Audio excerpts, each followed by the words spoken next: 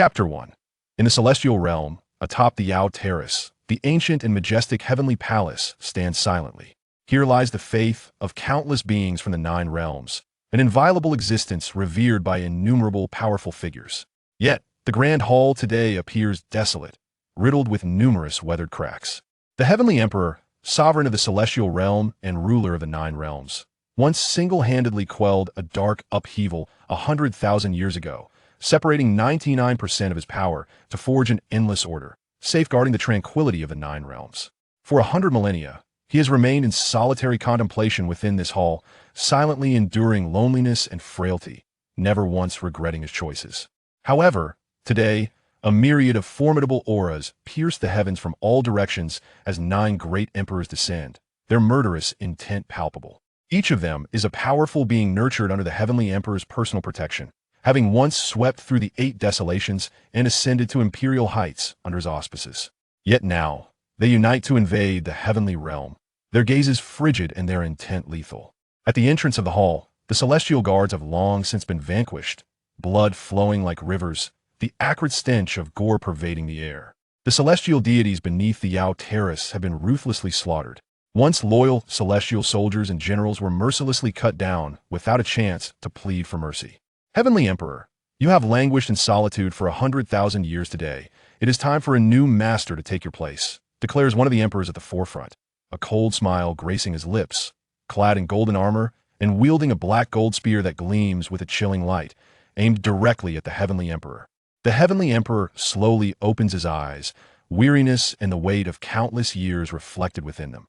I protected you for 100,000 years, bestowed upon you resources for cultivation, opened the heavenly paths of the 9 realms for you to ascend to imperial status. Yet today you turn against me with the intent to slay me? Protection? Scoffs one of the emperors. Heavenly Emperor, do you think that after 100,000 years, the 9 realms remain as they once were? Over the past century, our ranks have swelled with masters, and 9 imperial realms have emerged. We no longer require your protection. Your so-called protection has merely shackled us. Another emperor interjects. You consider yourself the exalted heavenly emperor, but have you ever pondered that your so-called guardianship has constrained countless prodigies of the 9 realms within your rules? You fear that the 9 realms may transcend your control. Thus you suppress us under the guise of heavenly emperor's order. Today, as we gather, it is to put an end to this hypocritical order of the heavenly emperor, proclaims a black-robed emperor, lifting a dark war spear, its tip pointed menacingly at the heavenly emperor. Listening to their words, memories of 100,000 years surge within the heavenly emperor like a tidal wave. Among these individuals are those he personally elevated from the mortal realm, granting them opportunities to ascend to greatness. Others are prodigies he rescued during the incursions of the abyss, and even one is his cherished disciple from long ago. Yet now, these once loyal beings stand against him, weapons drawn, their eyes filled with greed and ambition. Do you truly believe that my reluctance to slay you is due to my age and weakness? The heavenly emperor rises slowly, his voice calm, yet imbued with an overwhelming authority. Isn't it so? Replies a purple gold armored emperor, a scornful laugh escaping his lips. Heavenly Emperor, you have not acted for 100,000 years. The 9 realms have long spread rumors of your diminished prowess. Moreover, even if you still possessed your former might, today, with the 9 of us united, what could you possibly do? Indeed, another chimes in, a glint of malice in his eyes. Heavenly Emperor, your era has concluded. The 9 realms do not require a feeble heavenly emperor to govern. All our alliance today is to utterly dismantle your reign. Is that so? The corners of the heavenly emperor's mouth curl slightly. If I were to perish, have you considered whether you could withstand the abyss invasion? The abyss. Ha ha ha, laughs the purple gold armored emperor. Do you think we would still believe your deceptions? For 100,000 years, the abyss has vanished. It was merely an excuse for you to maintain your dominion over the heavenly realm. The black-robed emperor coldly states, today, we shall kill you to shatter this hypocritical lie and seize control of the future of the 9 realms. The heavenly emperor's gaze sweeps across the assembly, an expression of profound indifference and pity in his eyes. For 100,000 years, I have poured my heart and soul into the 9 realms, even sacrificing 90% of my own strength to create the celestial order for your protection. Yet today, you mistake my benevolence for weakness and my kindness for cowardice. If that is the case, let me witness just how far your so-called future can take you. Before his words fade, the 9 emperors strike simultaneously. The air is thick with murderous intent, their imperial might crashing like a tempest, transforming the heavenly palace into a battleground. Golden light and bloodlust intertwine. Divine power and laws collide, and the assaults of the 9 emperors descend like a torrential storm upon the heavenly emperor. Kill! The purple-gold armored emperor bellows, swinging his long blade downward, its light slicing through the void, aimed at the heavenly emperor's crown. The black-robed emperor follows closely, his war spear lunging forth like a venomous dragon emerging from the sea, imbued with overwhelming intent to pierce the heavenly emperor's chest. The remaining emperors also unleash their attacks. Blades and shadows intertwine, the power of the laws weaving a net to obliterate the heavenly emperor entirely.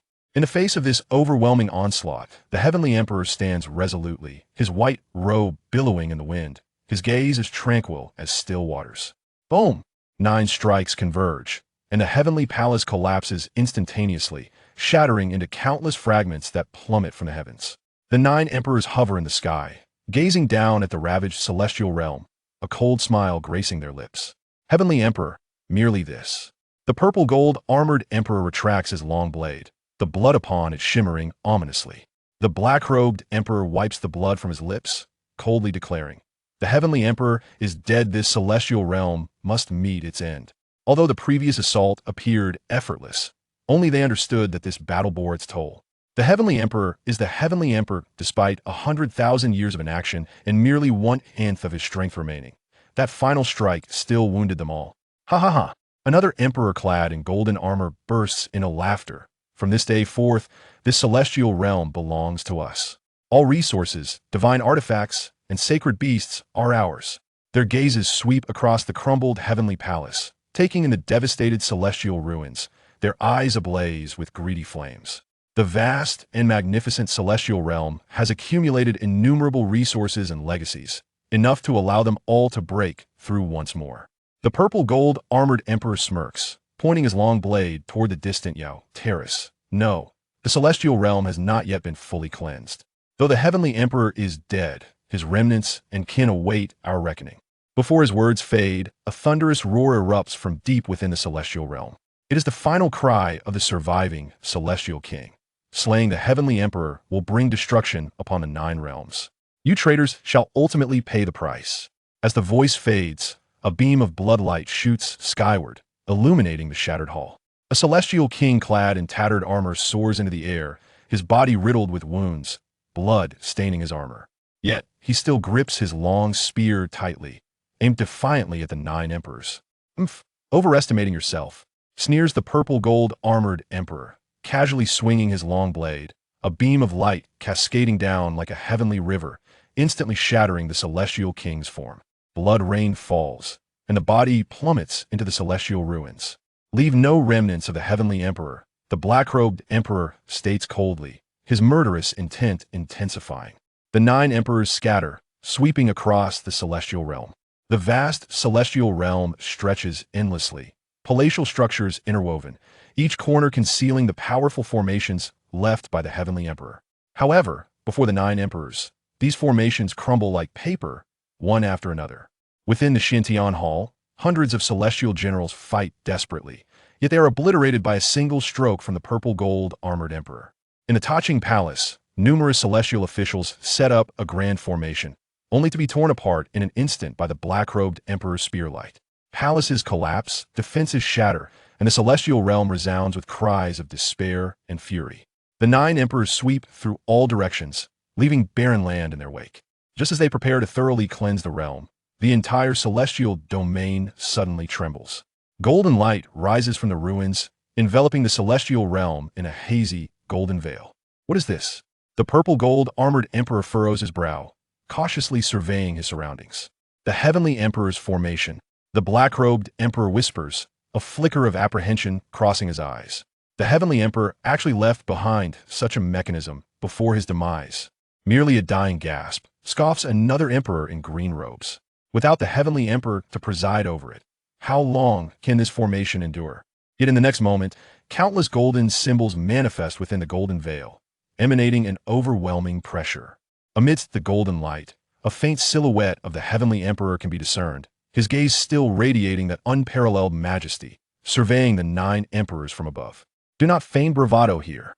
The purple-gold armored emperor cleaves downward with his long blade, instantly shattering the illusion. Struggles of the dead.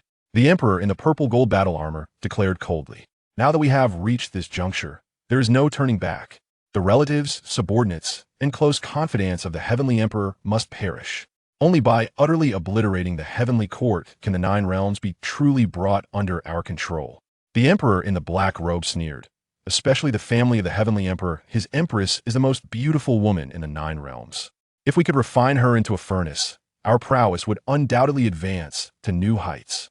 The 9 emperors nodded in unison, their murderous intent surging, their figures transforming into 9 streaks of light as they surged towards the Yaoqi deep within the heavenly court. At Yaoqi, a place perpetually shrouded in mist, rich in spiritual energy, with countless divine flowers and exotic herbs scattered throughout, ancient palaces lay hidden within the depths of the clouds, resembling a realm of immortals. Yet today, this ethereal paradise was enveloped in an atmosphere of impending doom. At the heart of Yaoqi stood a colossal celestial palace, surrounded by myriad formations. This was the core of the heavenly emperor's grand array, the location where he had transferred all defensive measures of the heavenly palace before his demise, intended to protect his closest kin. At this moment, within the Yaoqi palace, the emperor's wife, children, and a handful of loyal confidants were gathered together. Anguish and fury etched on their faces. They fixed their gazes on the 9 approaching figures in the distance. Mother, father. A young princess wept profusely. The empress, clad in a flowing white gown, resembled a flawless snow lotus, her exquisite visage betraying no hint of emotion. She sat quietly upon a cold jade throne. Your father had foreseen this, which is why he set up the heavenly emperor's array in Yaoqi. We must hold steadfast. We cannot allow those traitors to succeed. These beasts, they are utterly unworthy of being human. The emperor's eldest son, Zhang Xian, roared, driving his sword fiercely into the ground, the blade trembling as it emitted a mournful hum, his seething rage nearly incinerating the entire Yaoqi. For 100,000 years, father treated them with utmost kindness, granting them opportunities and safeguarding their ascension to imperial realms. They have basked in the protection of the heavenly court and reveled in the admiration of the 9 realms. Yet today, they dare to rebel. Beside him, a heavenly king inhaled deeply, suppressing the flames of fury within, his gaze falling upon the empress. Empress, if we retreat to the lower realms, is there any chance of survival? The empress slowly shook her head, a bitter look in her eyes. Kingly, do not harbor such thoughts. The lower realms have long ceased to provide us refuge. Zhang Xian's lips curled into a sardonic smile. Ah, the 9 realms. They have become the dominion of those 9 traitors. The major sects, divine courts, and sanctuaries of the 9 realms do not blame them for their rebellion. Rather, they regard them as saviors. They even openly declare to the world that Father's order is a shackle, claiming the heavenly court suppresses the limits and future of the 9 realms, supporting those 9 traitors to overthrow the heavenly court and reconstruct the so-called order.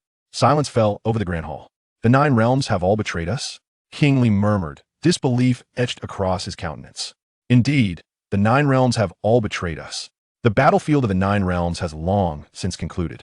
Some of the divine kings, holy lords, and ancestors have joined forces to uproot all institutions of the heavenly court within the 9 realms. Any forces loyal to the heavenly court have been ruthlessly slaughtered. The order established by His Majesty, painstakingly built over 100,000 years, has completely collapsed. The Empress' voice was frigid, yet it reverberated like thunder in every ear.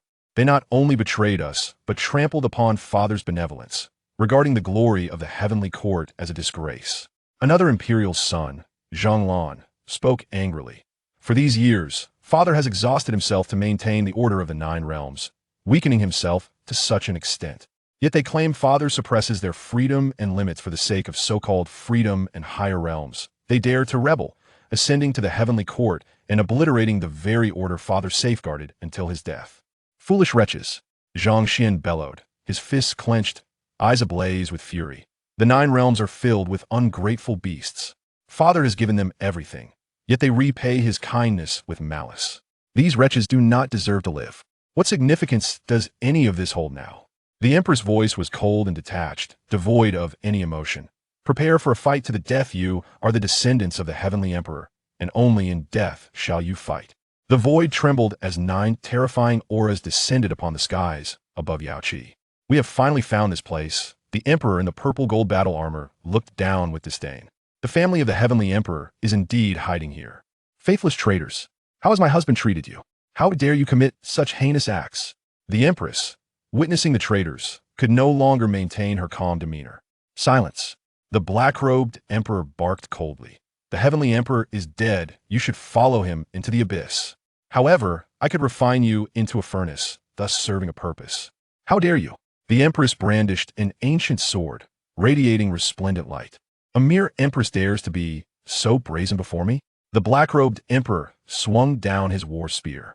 A beam of golden light shot up into the sky, instantly filling the air above Yao Qi with dense symbols, blocking the attack. What is this? The faces of the 9 emperors shifted. The entire Yao Qi was enveloped by a colossal formation, the Heavenly Emperor's array. Heavenly Emperor. The Emperor in the purple gold battle armor ground his teeth. He actually managed to transfer the Heavenly Emperor's grand array here, before his demise. The Empress stood within the formation, her expression stern. Though my husband is dead, his will endures. Oof. Merely a struggle of a cornered beast, the black-robed Emperor scoffed. Now that we have located your hiding place, we have ample time to slowly dismantle this array. Once the formation is breached, it will signal your demise. The 9 emperors began to unleash a barrage of attacks upon the formation, their imperial might shaking the heavens and earth. Yet, the grand array remained steadfast, repelling their assaults entirely. Mother, the princesses gazed in terror at the unfolding situation outside. The Empress gripped the ancient sword tightly. Do not be afraid, although your father has departed. His protection remains with us eternally. These traitors will ultimately face their deserved punishment. The Emperor's attacks grew increasingly frenzied, yet the Heavenly Emperor's array remained impervious. This protective barrier, a culmination of the Heavenly Emperor's lifetime of effort, served as his final guardian, shielding his most cherished kin. As she observed the 9 emperors frantically pounding against the unyielding array, a glint of coldness flickered in the Empress' eyes. Do you think that by killing the Heavenly Emperor, you can act with impunity? How laughable! The array laid by my husband over the course of 100,000 years cannot be breached by you traitors. Arrogant! The Emperor in the purple gold battle armor thundered. A mere formation will inevitably fall to our might. None of you shall escape alive. The Empress chuckled coldly. Even if you could breach the array, do you not fear the hidden measures my husband has left behind? The 9 emperors could not help but feel a chill in their hearts. The celestial emperor, who held dominion over the 9 realms, would not be so easily vanquished. He must have left behind a contingency plan before his demise. Yet, at this moment, the 9 emperors found themselves inextricably entangled in their predicament. Compelled to relentlessly assault the grand formation in a desperate bid to breach its defenses. The air reverberated with thunderous booms, echoing the might of the emperors. However, the grand formation remained steadfast, effortlessly dissipating all attacks directed at it. Above, the heavens were shrouded in dark clouds, illuminated by flashes of lightning and the rumble of thunder. It seemed as though the entirety of the 9 realms mourned the upheaval of this day. The soldiers of the celestial court, slaughtered by the 9 emperors, stained the sacred ground with their blood, and the architect of this chaos continued to frantically assault the final bastion, intent on erasing the last vestiges of the celestial emperor. Within the shattered halls of the celestial emperor's palace, silence reigned. Amidst the debris of broken stones, the remains of the celestial emperor, reduced to fragments by the combined might of the 9 emperors, suddenly flickered with a glimmer of golden light. The scattered flesh began to slowly coalesce, reassembling itself. Fractured bones healed in the embrace of the golden radiance, severed meridians reconnected in the glow, and the disintegrated flesh was restored to wholeness. In a mere moment, a complete corporeal form re-emerged within the hall. This body appeared vividly lifelike, yet devoid of any vitality, resembling nothing more than a magnificent statue. The celestial emperor's spirit had been entirely extinguished, yet his physical form, having merged with the heavenly laws, would never truly perish. Unless the heavenly laws of the 9 realms crumbled, this body would endure eternally. At that moment, an unusual stir began to manifest within the lifeless form. A faint flicker of consciousness was gradually coalescing within this immortal body. This awareness was exceedingly tenuous, yet it bore an indomitable will. Meanwhile, above the jade pool, the 9 emperors had been engaged in their assault for a full 3 days and nights. Their imperial might was overwhelming, their divine powers boundless. Yet the celestial emperor's grand formation remained unyielding. Damn it, roared the emperor of the purple gold battle armor as he brought his long blade crashing down once more. The gleam of the sword cascaded like the Milky Way, yet was effortlessly neutralized by the grand formation. His breath had grown somewhat unsteady. The relentless assaults over the past few days had drained a considerable amount of his energy. "Do not waste your efforts," the black-robed emperor remarked coldly, retracting his battle spear. "This formation is peculiar." The other emperors paused, gathering together. There was indeed something amiss. One emperor, clad in azure robes, squinted as he scrutinized the formation. "This does not appear to be a mere defensive array." Another emperor nodded in agreement. "This is the Heavenly Emperor's formation, but it resembles the formation of the Heavenly Tao." Upon hearing this, the expressions of the assembled emperors shifted noticeably. "The array of heavenly principles?" The emperor clad in purple gold armor narrowed his eyes and asked, "Are you suggesting that this grand formation has fused with the essence of the Heavenly Tao? To unravel it, one would have to shatter the very source of the Tao itself. To shatter the heavenly principles?" Someone frowned.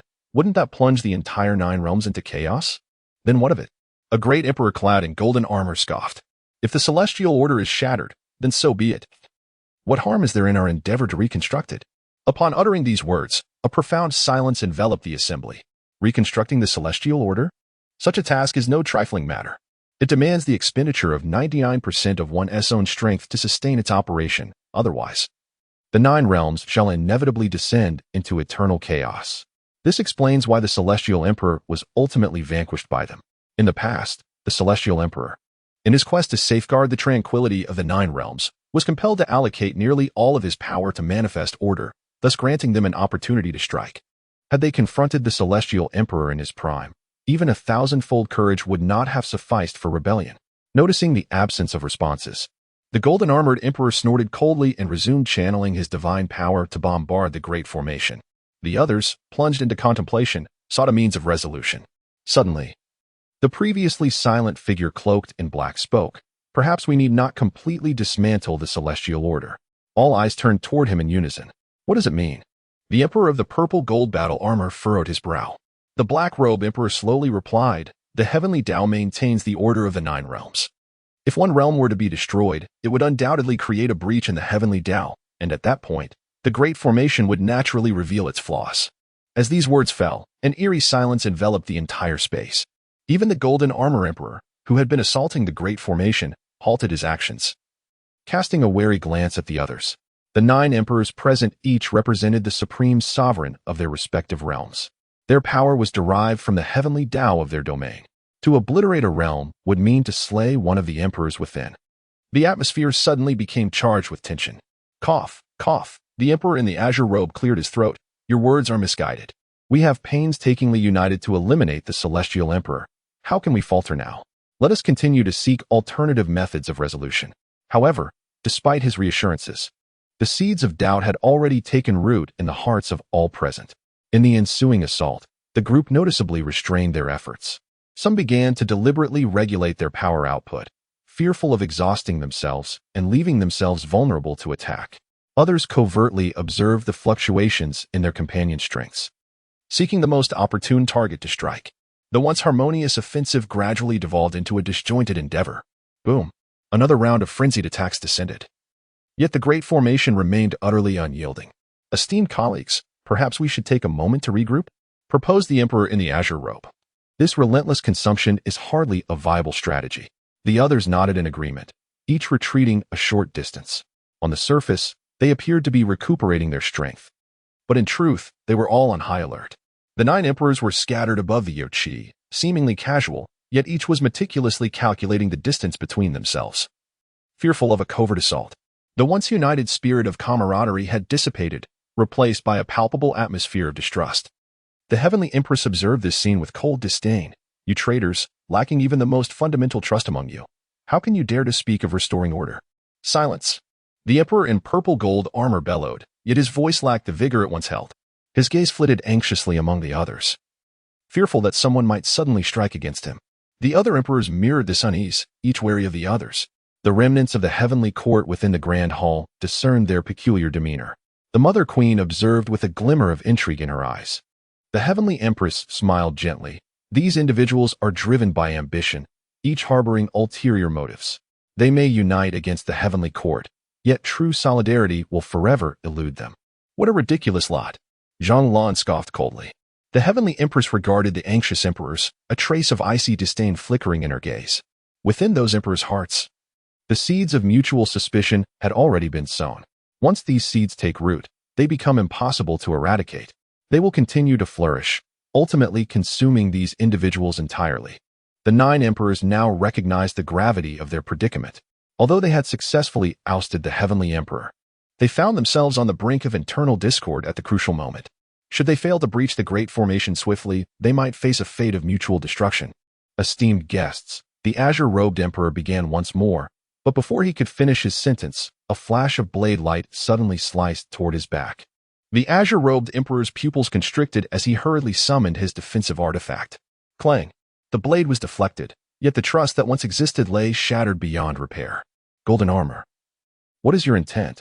The azure-robed emperor seethed with fury. Humph! The golden-armored emperor scoffed. You have been covertly gathering strength, clearly intending to launch a surprise attack against me. Foolishness. The emperor in the azure robe thundered. It is you who seeks to strike when I am unprepared. The tension between the two escalated, with the imminent threat of confrontation. The other emperors heightened their vigilance, uncertain whether to intervene. After all, they could not ascertain if this was a ploy of some sort. What if their intervention led to an ambush?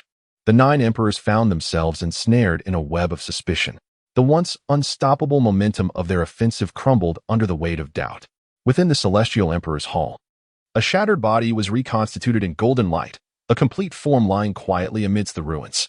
Consciousness gradually stirred. Wang Zhu opened his eyes to behold a scene of utter devastation. Amidst the remnants of walls, countless fragments of stone lay scattered, and the air was thick with the scent of blood. Wang Zhu was momentarily stunned. Where was this? Hadn't he just been working late in his office?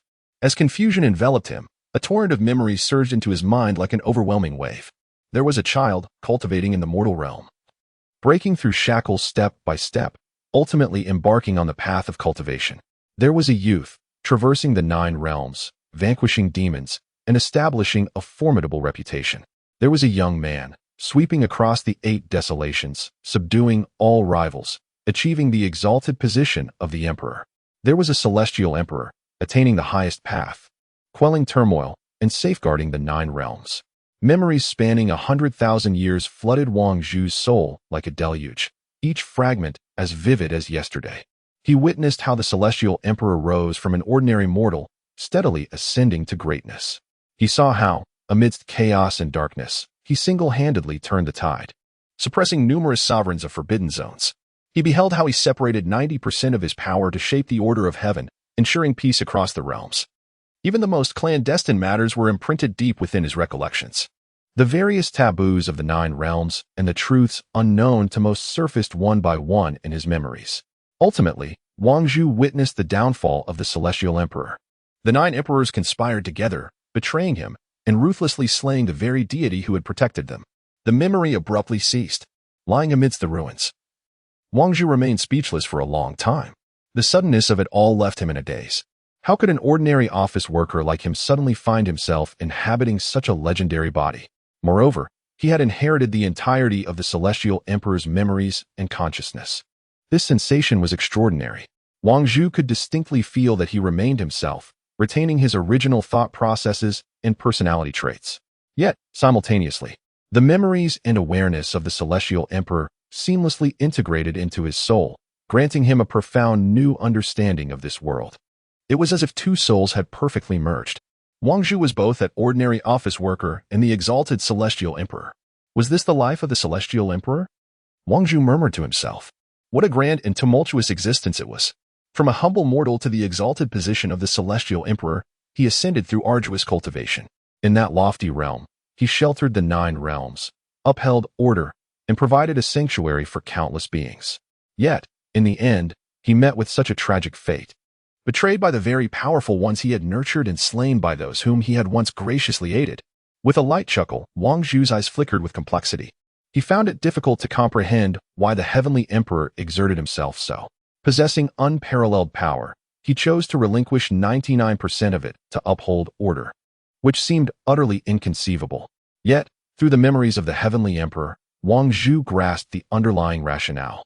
A chaotic 9 realms, devoid of order, resembled a stagnant pool, incapable of nurturing true strength. Maintaining order exacted a tremendous toll, a price paid with the heavenly emperor's own vitality. Wang Zhu slowly rose, surveying the ravaged hall before him. This corporeal form had become one with the heavenly Tao, even after being assailed by the combined might of the 9 great emperors. It could reconstitute itself in a short span.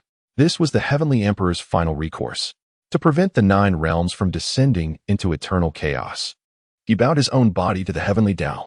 As long as the heavenly Tao endured, this form would never fade from existence. What a stubborn individual, Wang Zhu mused. Even in such dire circumstances, he remained preoccupied with the 9 realms. Suddenly, a violent surge emanated from afar. It was the residual force of the 9 great emperors assaulting the heavenly emperor's grand formation. Through the memories, Wang Zhu knew this formation safeguarded the heavenly emperor's loved ones. The heavenly emperor's grand formation was the ultimate defense, meticulously arranged with his utmost effort. It was intertwined with the heavenly Tao. Unless the very essence of the Tao were shattered, it would remain unbroken. To shatter the Tao meant plunging the 9 realms into perpetual chaos. Gazing at the flickering lights on the distant horizon, Wang Zhu fell into contemplation. The memories of the heavenly emperor surged through his mind like a tidal wave, revealing the intricate facets of this world.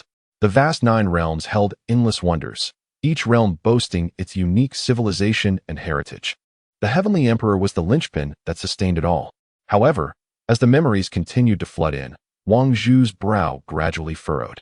The heavenly emperor's sacrifices for the 9 realms were staggering. He separated 99% of his power to maintain order. He willingly endured a millennium of frailty to protect all beings. He selflessly supported potential cultivators regardless of past grievances. Yet, what was the outcome? The very strong he sheltered turned against him, and those who benefited from his grace perceived him as a shackle, a constraint. Wang Zhu gently shook his head, a glimmer of derision flashing in his eyes. The heavenly emperor was too fixated on his responsibilities and mission, neglecting the simplest truth. Some individuals are simply unworthy of such sacrifices. What a stubborn man indeed. Possessing supreme power, he chose to bind himself for the sake of these ingrates. Wang Zhu could feel the terrifying power contained within this body, even if only 1/10 remained. It was sufficient to make the 9 realms tremble. Yet, the heavenly emperor opted to transform the majority of his strength into order, protecting those who were hardly deserving of such guardianship. Should I inherit your burdens? Wang Zhu gazed at the vast heavens, as if seeking counsel from the fallen celestial emperor. In the distance, the conflict among the 9 great emperors intensified. What began as an alliance had devolved into mutual suspicion, even leading to open and covert strife. For their own selfish desires, these individuals would betray their benefactor, and naturally, they could turn against each other for the sake of gain. Observing this scene, Wang Zhu's thoughts solidified. Celestial Emperor, you are far too naive. Does giving guarantee a return? Does protection necessarily evoke gratitude? Alas, this world has never operated in such a manner. Wang Zhu slowly raised his hand, a glimmer of golden light manifesting in his palm. It was the connection to the Celestial Emperor's power and the way of heaven. Should he choose, he could summon the strength of the 9 realms at any moment. Yet, he refrained from doing so. Why continue to uphold order? Why persist in safeguarding the 9 realms? Wang Zhu posed these questions to himself, finding his own answers. These people have long betrayed you. They are not worthy of protection. In the distance, the Celestial Emperor's formation remained steadfast, shielding the Emperor's kin. This was the Emperor's final stand, his ultimate protection for those he cherished. Wang Zhu could sense the presence of those within the formation. They were indeed the Celestial Emperor's closest allies. At least, they were deserving of protection. A faint smile crossed his lips as his gaze swept across the 9 realms. Through the connection to the way of heaven, he beheld the scenes within the realms. The forces loyal to the celestial court had been uprooted, and the faithful ministers had been mercilessly slaughtered. The entire 9 realms rejoiced, as if they had overthrown a tyrant, reveling in their newfound freedom. Wang Zhu scoffed. They remained blissfully unaware of the chaos that will ensue without the Celestial Emperor's order. The threat from the treacherous domain still loomed. The masters of the forbidden zones, lurking in the shadows, could return at any moment. Yet, these fools had willingly destroyed the very barrier that protected them for their own selfish desires. So be it. Let them fend for themselves, Wang Zhu resolved. He would not continue to shelter these ungrateful beings like the Celestial Emperor, nor would he sacrifice himself for the sake of a so-called responsibility. The era of the Celestial Emperor had concluded, but that did not imply he would inherit the burden of his sense of duty. Wang Zhu glanced down at his hands. feeling the power that connected him to the way of heaven coursing within him. This body had fully recovered, though it possessed only a fraction of its former strength. He could reclaim 90% of that power, should he choose to do so. However, such an action would entail the collapse of the order within the 9 realms. Without the Celestial Emperor's power to uphold it, the realms would descend into eternal chaos. But what of it? Did you not desire freedom? Did you not wish to shatter your shackles? Then let it be as you wish. Wang Zhu slowly lifted his hand, a strand of golden light flickering in his palm. This was the connection to the way of heaven and the key to reclaiming his power. The Celestial Emperor was dead. A new era was to be ushered in under my guidance. Wang Zhu closed his eyes, beginning to reclaim the forces that had transformed into order, allowing this treacherous 9 realms to experience the absence of the Heavenly Emperor's protection. As for the consequences, they were of no concern to him. Golden light gradually coalesced within Wang Zhu, strengthening his connection to the Tao of Heaven. Throughout the 9 realms, the forces that had become order began to flow back slowly. Above the heavens, dark clouds gathered, accompanied by flashes of lightning and rolling thunder. Wang Zhu inherited all that belonged to the Heavenly Emperor. Yet he did not adopt that foolish sense of responsibility. That was sufficient. Sitting cross-legged, the golden light in his palms grew increasingly resplendent. The forces that transformed into the order of the 9 realms were returning bit by bit, and with each strand's return, he felt an unparalleled sense of fulfillment. This sensation was extraordinary. It was akin to a famished individual finally savoring a delectable feast, like a thirsty soul drinking from a sweet spring, and even reminiscent of a person who had lost their limbs regaining hands and feet, whole, fulfilled, and powerful. The Heavenly Emperor had turned 99% of his power into order to protect the 9 realms, which could be deemed as self-imposed impotence. But now, these forces were returning to their origin. With a thunderous boom, the power within Wang Zhu surged dramatically. This was the strength originating from the northern region. The celestial might intended to suppress the numerous malevolent lands of the north had returned. Following suit were the eastern, western, and southern regions. The forces from all corners of the 9 realms were converging, each strand of power amplifying Wang Zhu's aura. Simultaneously, in the depths of the forbidden zones scattered across the 9 realms, the sealed entities began to stir. In the northern region, there lay the heavenly grave, a desolate expanse. Barren for 1,000 miles, shrouded perpetually in ominous clouds, littered with the remains of countless bones. The heavenly grave is the remnant of an ancient cataclysm, where the corpses of innumerable warriors have accumulated over eons, evolving into a forbidden land. At the deepest recesses of the grave, a colossal skeleton lay in tranquil repose. This was the skeleton of a black dragon, its form entirely obsidian, exuding a chilling aura. The black dragon had slumbered here for countless ages, sealed by the Celestial Emperor since the inception of the 9 realms. Suddenly, the black dragon's skeleton trembled ever so slightly. It was a feeble quiver, yet it sent ripples through the entire heavenly grave. Was the power of the Celestial Emperor waning? A deep voice resonated from within the depths of the grave, laced with uncertainty. The black dragon slowly lifted its head, 2 ethereal blue flames igniting within its hollow eye sockets. Impossible! The Celestial Emperor could not forsake his dominion over the 9 realms. The black dragon murmured, its tone imbued with profound apprehension. It was a supreme sovereign from ancient times, having witnessed the birth of the 9 realms and the rise of the Celestial Emperor. In that cataclysmic battle of yore, the Celestial Emperor had subdued it with unparalleled might, reducing it to a mere skeleton. For 100,000 years, the black dragon had awaited the opportune moment for rebirth. Yet, whenever it endeavored to break free from its seal, that terrifying power of the Celestial Emperor would descend, shattering its will. Over time, the black dragon had developed an instinctual fear of the Celestial Emperor. But now, it sensed the Emperor's power diminishing. Could it be? A flicker of excitement flashed in the eyes of the black dragon skeleton, but it was swiftly suppressed. Having lived for an eternity and endured countless trials, it had long mastered the art of caution. Perhaps this was merely a test from the Celestial Emperor. Any reckless action would invite the merciless retribution of divine thunder. In the western region, the dead pit lay. This was a valley steeped in deathly aura, its walls riddled with myriad caverns. These caverns were remnants from the fall of ancient powers, each leading to a world of demise. Deep within the innermost cavern of the dead pit, a swirling mass of pitch-black mist undulated. Within the mist, a grotesque visage could be faintly discerned, the Lord of Death from ancient times. It wielded dominion over mortality and decay, nearly transforming the entire 9 realms into a realm of death. Ultimately, it was sealed by the Celestial Emperor, forced to linger in this cavern in a state of despair. At this moment, the mist began to convulse violently. Had the aura of the celestial emperor weakened? A note of perplexity echoed in the voice of the Lord of Death. For countless years, it had endeavored to break free from its seal, only to be quelled each time by the emperor's might. The dreaded inspired left a profound shadow, rendering it reluctant to act even upon sensing a diminishment of the emperor's power. In the southern region, the valley of buried immortals lay. Countless fallen immortals were interred here, every inch of land steeped in the essence of the celestial path.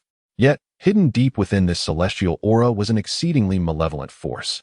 It was an ancient demon lord, born from the consumption of immortal essence, having once transformed the southern region into a realm of darkness. Only when the celestial emperor intervened was the demon lord sealed in the deepest depths of the valley. At this moment, a violent tremor resonated from within the valley's depths. Has the celestial emperor finally revealed a flaw? The voice of the demon lord brimmed with excitement, though it was quickly tempered. It understood well that the celestial emperor never easily exposed vulnerabilities. This might well be a trap, waiting for these ancient beings to unwittingly leap into peril. In the eastern region, the chaotic abyss existed. This was one of the most ancient forbidden places in the Nine Realms, said to be a remnant of chaos from the dawn of creation. Beneath its depths lay a slumbering sovereign of chaos, its existence predating the Nine Realms themselves. When the celestial emperor established the Nine Realms, it was sealed away in this abyss. At this moment, the chaotic abyss began to tremble violently. How intriguing, how utterly intriguing. The voice of the chaos sovereign reverberated through the depths. Celestial Emperor, what are you up to? He can distinctly perceive the waning of the heavenly emperor's power. The forces that uphold the order of the Nine Realms are gradually dissipating, signifying a corresponding diminishment in the strength that seals them. However, the Lord of Chaos refrains from immediate action. As one of the most ancient entities, he is acutely aware of the terrifying might of the heavenly emperor. That man possesses the singular ability to suppress all ancient sovereigns, establishing the Nine Realms and maintaining order. Such a being cannot easily reveal a flaw. The forbidden places throughout the Nine Realms have begun to respond, awakening the sealed ancient sovereigns. Yet they remain cautious, none daring to act impulsively. They are all awaiting a definitive signal. Meanwhile, within the hall of the heavenly emperor, Wang Zhu continues to gather his strength. He senses the fluctuations within the forbidden realms and is aware that the ancient sovereigns have detected the anomaly. However, Wang Zhu remains unconcerned. To him, the sovereigns are merely a group of aged beings nearing their end. Just as the heavenly emperor was able to suppress them in the past, so too can he. The difference lies in his refusal to bind himself for the sake of a so-called order as the heavenly emperor did. With a resounding thud, the power within Wang Zhu surged once more. The force of order, an intrinsic part of his very being, returned to its rightful place, akin to a parched riverbed being replenished with crystalline waters, bringing him immense relief. The restoration of this power was not instantaneous. Rather, it followed a gradual and methodical process. After all, these forces had been rooted across the Nine Realms for 100,000 years, and reclaiming them entirely required a considerable span of time. Yet, Wang Zhu remained unperturbed. He could distinctly perceive that with each fragment of power returning, his strength steadily ascended.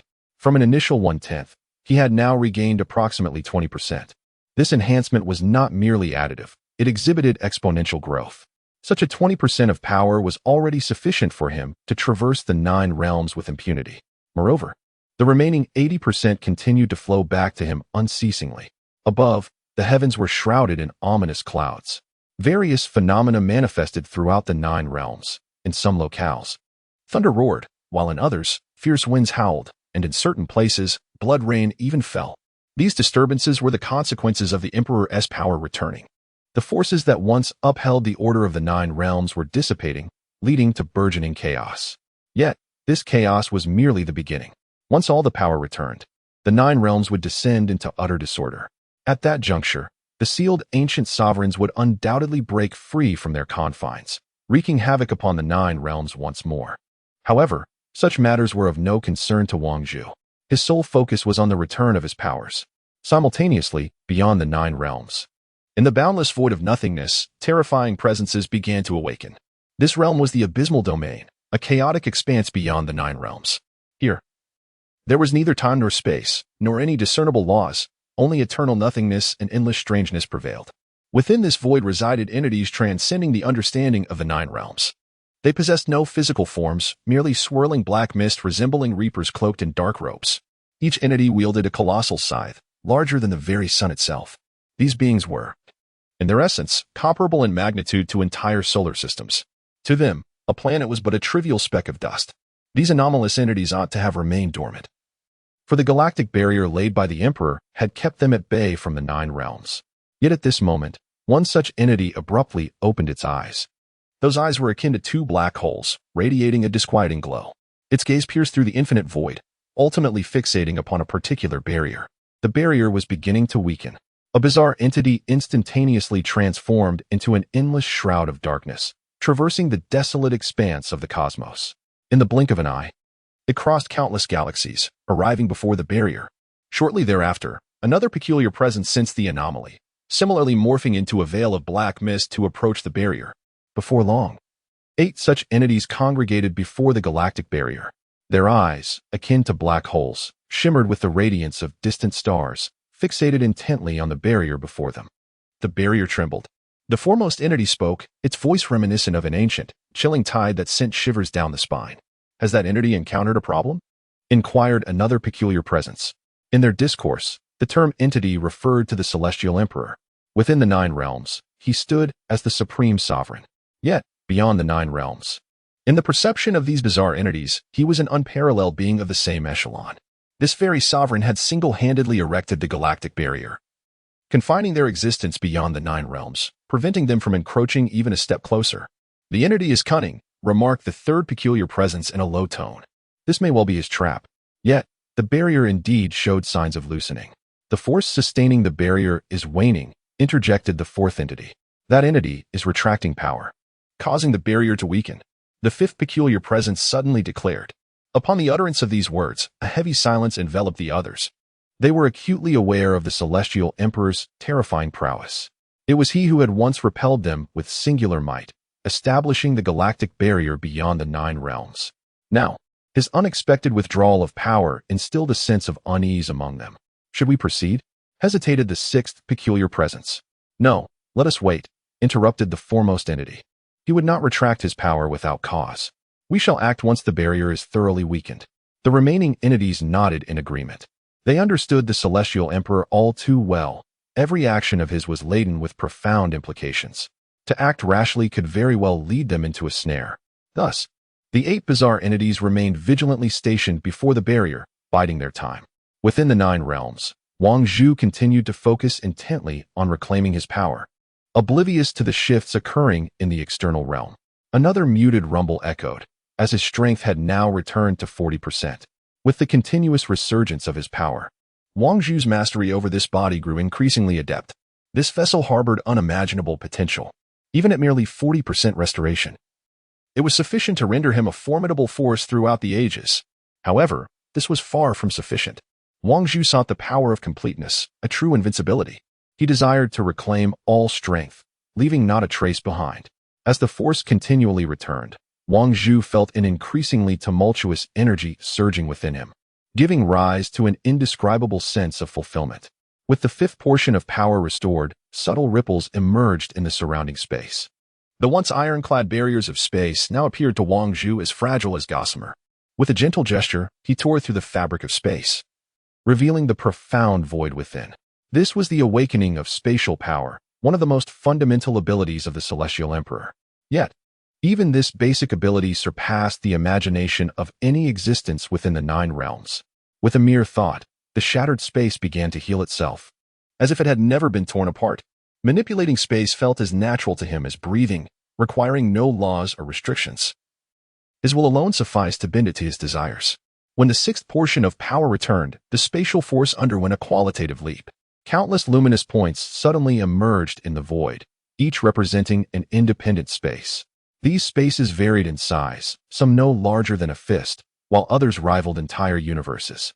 Wang Zhu casually crushed one of the luminous points, causing the contained space to collapse instantaneously. The collapse of space generated a terrifying gravitational force, capable of drawing everything within 1,000 miles into its abyss. Yet, this gravitational pull was swiftly subdued. In the face of absolute power, even the force resulting from the collapse of space bowed in submission.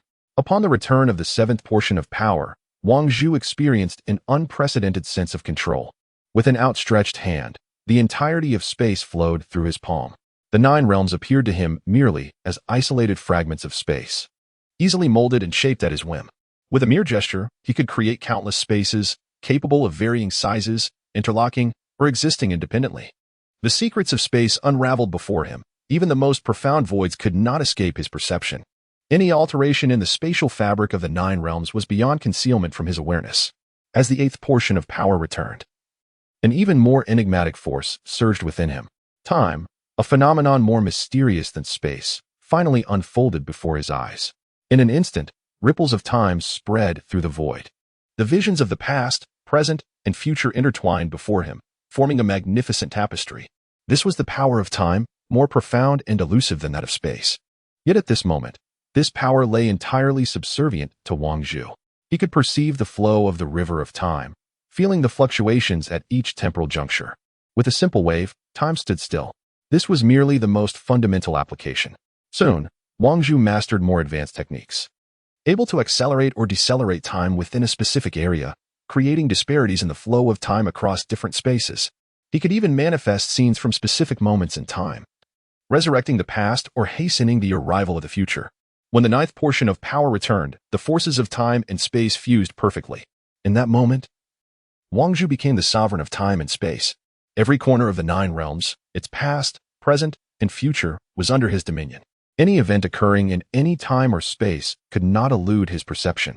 Even a speck of dust from eons past could be vividly recreated by him. This ability transcended the realm of Tao, reaching an unprecedented pinnacle. Wang Zhu could clearly see how, in the distant past, the celestial emperor had ascended to his current position. He could also foresee the fates awaiting those who would betray him in the near future. The nine realms held no secrets from his gaze. All that had been and all that would be lay firmly within his grasp.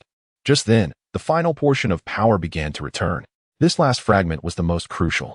It represented the ultimate mystery that transcended time and space, the true foundation of the celestial emperor. As this power gradually returned, Wang Zhu felt himself ascending to a realm beyond imagination. Time and space lost all significance before him. He exists both within the flowing river of time and beyond it. He dwells deep within the fabric of space, yet also transcends it. This state is so profoundly enigmatic that it eludes linguistic expression. He has become an observer of the cosmos, unbound by the constraints of time and space. He can leap beyond the confines of temporal and spatial frameworks, gazing down upon all with an omniscient perspective.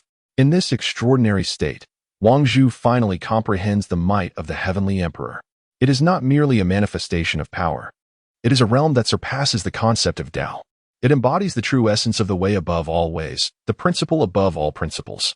However, unlike the heavenly emperor, Wang Zhu remains unshackled by this transcendental state. He will not sacrifice himself for the tranquility of the nine realms as the heavenly emperor does. Instead, he intends to wield this power to pursue his own desires. With a gentle smile, Wang Zhu coalesces a sphere of radiance within his palm. Thus, the rules governing the nine realms hold no significance for him anymore. After speaking, he rises slowly, and with a casual wave, his figure vanishes from the ruins of the heavenly emperor's palace. In the next instant, Wang Zhu appears above the Yao pool. The area remains enveloped by the heavenly emperor's great formation, a faint golden veil shielding the entire Yao pool. The nine great emperors engage in fierce combat at the periphery, their imperial might overwhelming, their laws intertwining. Yet, to Wang Zhu, all of this seems utterly ludicrous. The attacks of the nine great emperors appear to him as mere child's play. Their so-called imperial might no more than an ant shaking a tree, and their claims of invincibility crumble before true power. Wang Zhu thus hovers in the void, silently observing it all. Curiously, neither the nine great emperors nor the individuals within the Yao pool perceive his presence. This is the realm of the heavenly emperor. He can appear at will in any corner of the nine realms, his existence undetectable to all. Unless he chooses to reveal himself, no being can ever discern his presence. Damn it! The emperor of purple gold battle armor slashed out, his blade radiating like a cascading waterfall, yet it was effortlessly countered by the emperor of golden armor. With a cold smirk, the golden armor emperor retaliated, his spear darting forth like a dragon, aiming directly at the throat of the purple gold battle armor emperor. The two engaged in a fierce exchange, their combat escalating into a chaotic melee. Meanwhile, other emperors joined the fray, further complicating the tumultuous scene. Observing this spectacle, Wang Zhu's eyes glimmered with a hint of derision. These individuals, having betrayed the heavenly emperor for their own selfish desires, were now turning against one another in a brutal struggle for profit. Ironically, they still prided themselves on their sense of justice, proclaiming their intent to forge a new future for the Nine Realms. With a resounding crash, the dark-robed emperor was sent reeling by a powerful strike from the azure-robed emperor, blood spilling from his lips. "How dare you conspire against me?" the azure-robed emperor bellowed. "Are you not equally guilty?" The dark-robed emperor wiped the blood from the corner of his mouth and replied icily. "Do not presume I am unaware of your intentions. You sought to devour my essence at that moment." The azure-robed emperor sneered. "The heavenly emperor is dead. The order of the Nine Realms is shattered, and the future of the Nine Realms shall be governed by the strongest." Indeed, another sovereign suddenly struck. A beam of sword light cleaving through the sky, aiming directly at the back of the azure-robed emperor. The nine sovereigns were engulfed in chaos, their previous alliance shattered. Each individual sought the opportunity to eradicate the others, desiring to monopolize the resources of the celestial court. Wang Zhu observed this tumult quietly, his gaze gradually shifting towards the interior of the jade pool. Through the golden veil, he could perceive everything within with clarity. The empress sat composed upon her jade throne, her expression tranquil, yet the worry in her eyes was unmistakable. The two imperial sons, Zhang Xian and Zhang Lan, stood vigilantly by their mother, weapons in hand. Several princesses huddled together, their eyes filled with terror. Additionally, a number of loyal ministers and divine generals had gathered here, prepared to share the fate of the celestial court. As Wang Zhu beheld these individuals, a surge of indescribable emotion welled up within him. This body belonged to the celestial emperor. He had inherited everything from the celestial emperor, including certain sentiments. Although the true celestial emperor had perished, these individuals remained his kin. Is this the essence of the celestial emperor's emotions? Wang Zhu murmured softly to himself. Through memories, he understood how the celestial emperor had meticulously established the celestial court, nurtured his offspring, and treated his subjects. Those fragments of recollection were as vivid as if they had occurred yesterday. Though the true celestial emperor had fallen, his emotions were conveyed to Wang Zhu through the remnants of memory. Ah, Wang Zhu chuckled softly. He would not sacrifice himself for the Nine Realms as the heavenly emperor did, yet he would steadfastly protect these individuals. "Stop!" The dark-robed emperor suddenly commanded the crowd. "Have you not noticed? The aura of the heavenly emperor's formation is waning." Upon hearing this, the other emperors ceased their actions. Indeed, the emperor of the purple gold battle armor sensed carefully. The power of the great formation was indeed waning. What could be the reason for this? Haha. The golden, armored emperor laughed heartily. Is this not clear? The heavenly emperor is dead, and his power will naturally dissipate. This grand formation cannot sustain itself for much longer. Upon hearing this, the eyes of the other emperors glimmered with a flicker of excitement. If that is the case, why must we continue to engage in fratricidal conflict? Remarked the azure-robed emperor with a smile. Let us unite to break the formation and capture everyone within. Indeed, the dark-robe emperor nodded. Once we have eradicated the emperor's kin, we shall distribute the resources of the heavenly court. The nine emperors joined forces once more, commencing their assault on the grand formation. This time, the formation exhibited signs of weakening. The once indomitable light barrier began to tremble faintly, as if it were on the verge of shattering. Within the jade pool, the empress and her companions also took note of this development. "Mother, the formation is on the brink of collapse."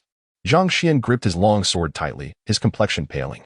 Above the jade pool, the nine emperors united their might to batter the emperor's grand formation, their imperial might overwhelming and their laws intertwining. Akin to 9 celestial dragons in a frenzied dance, each strike capable of shaking the very heavens and earth. However, although the emperor's formation had begun to show signs of frailty, it had yet to fully disintegrate. The golden light barrier swayed, yet remained as steadfast as ever, shielding the jade pool behind its final bastion. With renewed vigor, this formation is but a spent force. Breaching it is merely a matter of time. The emperor clad in violet gold battle armor bellowed, as his long blade erupted in a blaze of brilliance, transforming into a river of sword light that fiercely collided with the golden barrier.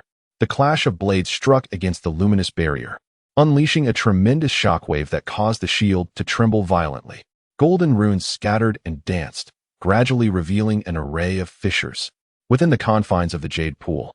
The empress observed this scene with an icy gaze, her expression as frigid as snow. Grasping the ancient sword once wielded by the celestial emperor, a profound anguish and unwillingness flickered in her eyes. "Mother, I shall venture forth to battle them fiercely." Wang Xian clenched his teeth, a surge of battle intent coursing through him. Indeed, even in death, we shall ensure these traitors pay dearly. Wang Lan's longsword thrummed incessantly in his grasp. The other warriors similarly unsheathed their weapons, preparing for a desperate fight to the finish. The Empress, witnessing the unwavering loyalty of her children and subjects, felt a fleeting pang of compassion.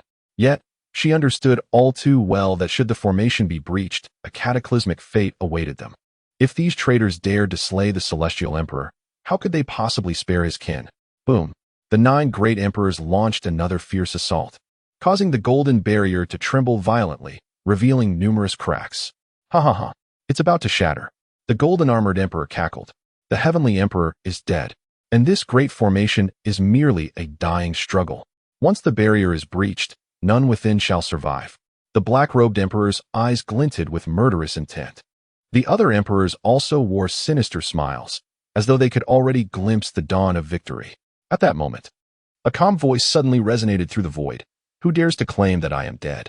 The voice, though soft, echoed like thunder across the expanse of the Yaoqi. The 9 great emperors simultaneously changed countenance, abruptly raising their heads towards the source of the sound. The heavenly queen and others within the Yaoqi were equally astonished, gazing in disbelief at the horizon. In the void, a figure clad in white slowly materialized. It seemed as if he had emerged from the abyss, standing tall like a sword, exuding an air of regal elegance. Who else could it be but the heavenly emperor? This is impossible. The purple-gold armored emperor exclaimed in disbelief. You were clearly dead. Is that so? Wang Zhu smiled faintly, his gaze sweeping across the 9 emperors. Mere ants, daring to threaten me? His tone remained calm, yet it carried an indescribable aura of authority that sent shivers down the spines of the 9 emperors. Feigning the divine, the dark-robed emperor forced himself to remain composed. Even if you were truly the celestial emperor, you are now but a fleeting shadow. As soon as the words left his lips, he hurled his war spear fiercely towards Wang Zhu. The spear sliced through the air, imbued with unmatched ferocity, aimed directly at Wang Zhu's brow. The other emperors, witnessing this, also sprang into action. Blades flashed and spells intertwined, as countless terrifying attacks descended upon Wang Zhu in an instant. The might of this assault surpassed even that which had been unleashed during the encirclement of the Celestial Emperor. After all, through this period of conflict, the 9 emperors had gained profound insights, enhancing their powers further. Yet, in the next moment, everyone stood frozen in disbelief. There stood Wang Zhu, serene and unmoving. Not even the fabric of his robe stirred. Those cataclysmic strikes fell upon him as if they were but a gentle breeze, raising not a single ripple.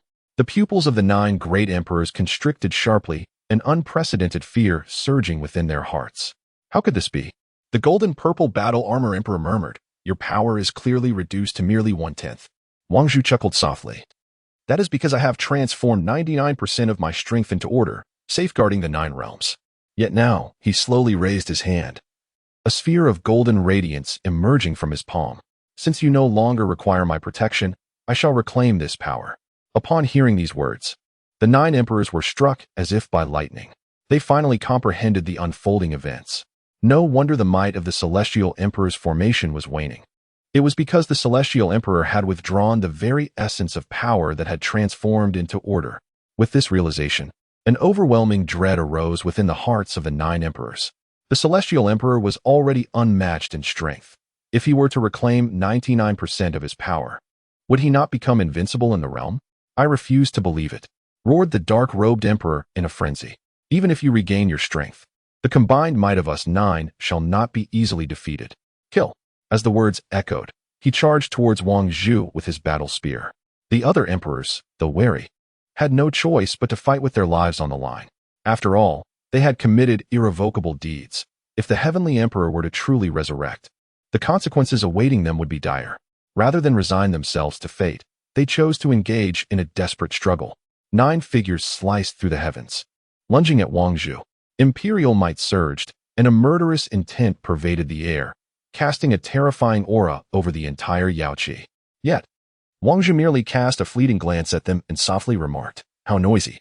Before his words had fully dissipated, he waved his hand casually. In an instant, the 9 emperors felt the world around them warp. Their forms appeared frozen in place as the surrounding space began to fold and reconfigure. Countless golden runes materialized in the void, each imbued with unimaginable power. When their vision regained clarity, the 9 emperors were astounded to find themselves ensnared within a transparent realm. This space, seemingly unremarkable, bore an unprecedented sense of oppression. The void surrounding them had transformed into an unyielding cage, confining them securely. "Damn it!" roared the dark-robed emperor, as he swung his war spear fiercely against the surrounding barriers of space. With a resounding clang, the crisp sound of metal striking echoed. Yet the war spear could not even graze the surface of the space. The other emperors also unleashed their might, various forces of law ravaging the surroundings. Yet they remained incapable of unsettling this prison in the slightest. "Is this the power you take pride in?" Wang Zhu hovered in the air, gazing down upon them with palpable disdain, his tone laced with deep irony. "In the face of true strength, you are but myriads." "Arrogance!" roared the emperor of the golden battle armor. "Even if all 9 of us combine our strengths, you may not prevail, even upon regaining your full power." As soon as he finished speaking, a dazzling arc of light erupted from his long sword. The blade's radiance cascaded like a celestial river, imbued with unparalleled destructive force, capable of cleaving the very fabric of reality. Yet, the moment the blade's light made contact with the spatial barrier, it dissipated like mere bubbles. How could this be possible? The emperor's countenance shifted dramatically. "Do you not comprehend?" Wang Zhu chuckled lightly. "This realm you inhabit is entirely under my dominion. Here, your powers are rendered meaningless." A profound dread surged within the hearts of the 9 emperors upon hearing this. Though they possessed some understanding of spatial laws, their knowledge was rudimentary at best, merely the ability to create small spaces or conjure spatial rifts. The mastery of space exhibited before them transcended their comprehension, transforming an entire realm into a prison. Such a method was utterly inconceivable. "Did you not desire my power?" Wang Zhu proclaimed. "Now, allow me to impart to you the true essence of strength." With his words, the space around them suddenly convulsed violently. The 9 emperors felt the very surroundings compressing, as if intent on crushing them. An overwhelming pressure surged from all directions, rendering even the act of breathing a struggle. The golden battle armor emperor's face turned pale. "Is this the will of the heavens? The heavenly path?" Wang Zhu sneered disdainfully. "Such a trivial concept is hardly worthy of comparison with me." The 9 great emperors felt their bodies becoming increasingly ethereal. It was as if the river of time was flowing backward. Their life force steadily waned, as though they were on the brink of returning to the void that existed before their birth. "No." The terrified cries reverberated through the space. The 9 emperors finally comprehended the extent of their folly. The heavenly emperor's choice to wield only a fraction of his strength was not born of weakness, but rather a means to uphold the order of the 9 realms. Now, as that overwhelming power surged back, this supreme being revealed a true and terrifying might. Just as the 9 emperors were about to be engulfed by the river of time, Wang Zhu halted abruptly. He would not allow these traitors to meet their demise so easily. They were destined to endure eternal torment. With a casual wave of his hand, time began to reverse. The shattered heavenly court reconstructed within the currents of time, collapsed palaces rising anew, fractured columns rejoining, and broken tiles restored to their pristine state. In mere moments, the grand heavenly court regained its former splendor. Yet, this was merely the beginning. Wang Zhu snapped his fingers, and streams of golden light cascaded from the heavens. The bodies of the fallen heavenly court soldiers, celestial officials, and divine generals suddenly levitated, bathed in the golden radiance. Broken forms healed, the essence of life rekindled, and dissipated souls reassembled. In that instant, time seemed to revert to the zenith of the heavenly court's glory. How could this be possible? He could actually resurrect the dead. This transcended the realm of emperors. The 9 emperors stood dumbfounded, their terror beyond description. The ability to manipulate time and restore the deceased surpassed their wildest imaginations. Such a level of power could not merely be described as formidable. Wang Zhu turned, his gaze icy as he addressed the 9 emperors. "Do you still believe yourselves worthy to oppose me?" The 9 emperors collapsed within the spatial prison, utterly devoid of the courage to resist. In the distance, the empress and others bore witness to this extraordinary scene. Tears of joy welled in the empress's eyes as she beheld the familiar figure. Husband, Wang Xian, and Wang Lan were also moved to tears. They had thought the heavenly emperor had perished, yet he returned in this astonishing manner.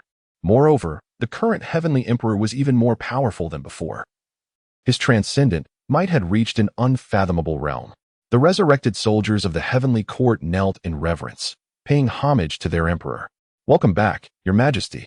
The entire heavenly court erupted in fervor. Everyone rejoiced, ecstatic at the emperor's return. Only the 9 emperors trembled in their spatial prison. Wang Zhu hovered in the air, observing it all with indifference. Though he was not the true heavenly emperor, having inherited all that the emperor was, he would assume the mantle of the heavenly emperor to punish these ungrateful traitors. The 9 realms would soon learn the grave consequences of betraying the heavenly emperor. The Lingxiao Palace, radiant with golden light, stands as the most sacred edifice of the heavenly realm, resurrecting its former grandeur beneath the flow of time. The glazed steps are adorned with patterns of golden clouds, while the pillars of the hall are entwined with vividly lifelike 9-clawed golden dragons. Countless luminous pearls dangle from the ceiling, illuminating the entire hall as if it were day.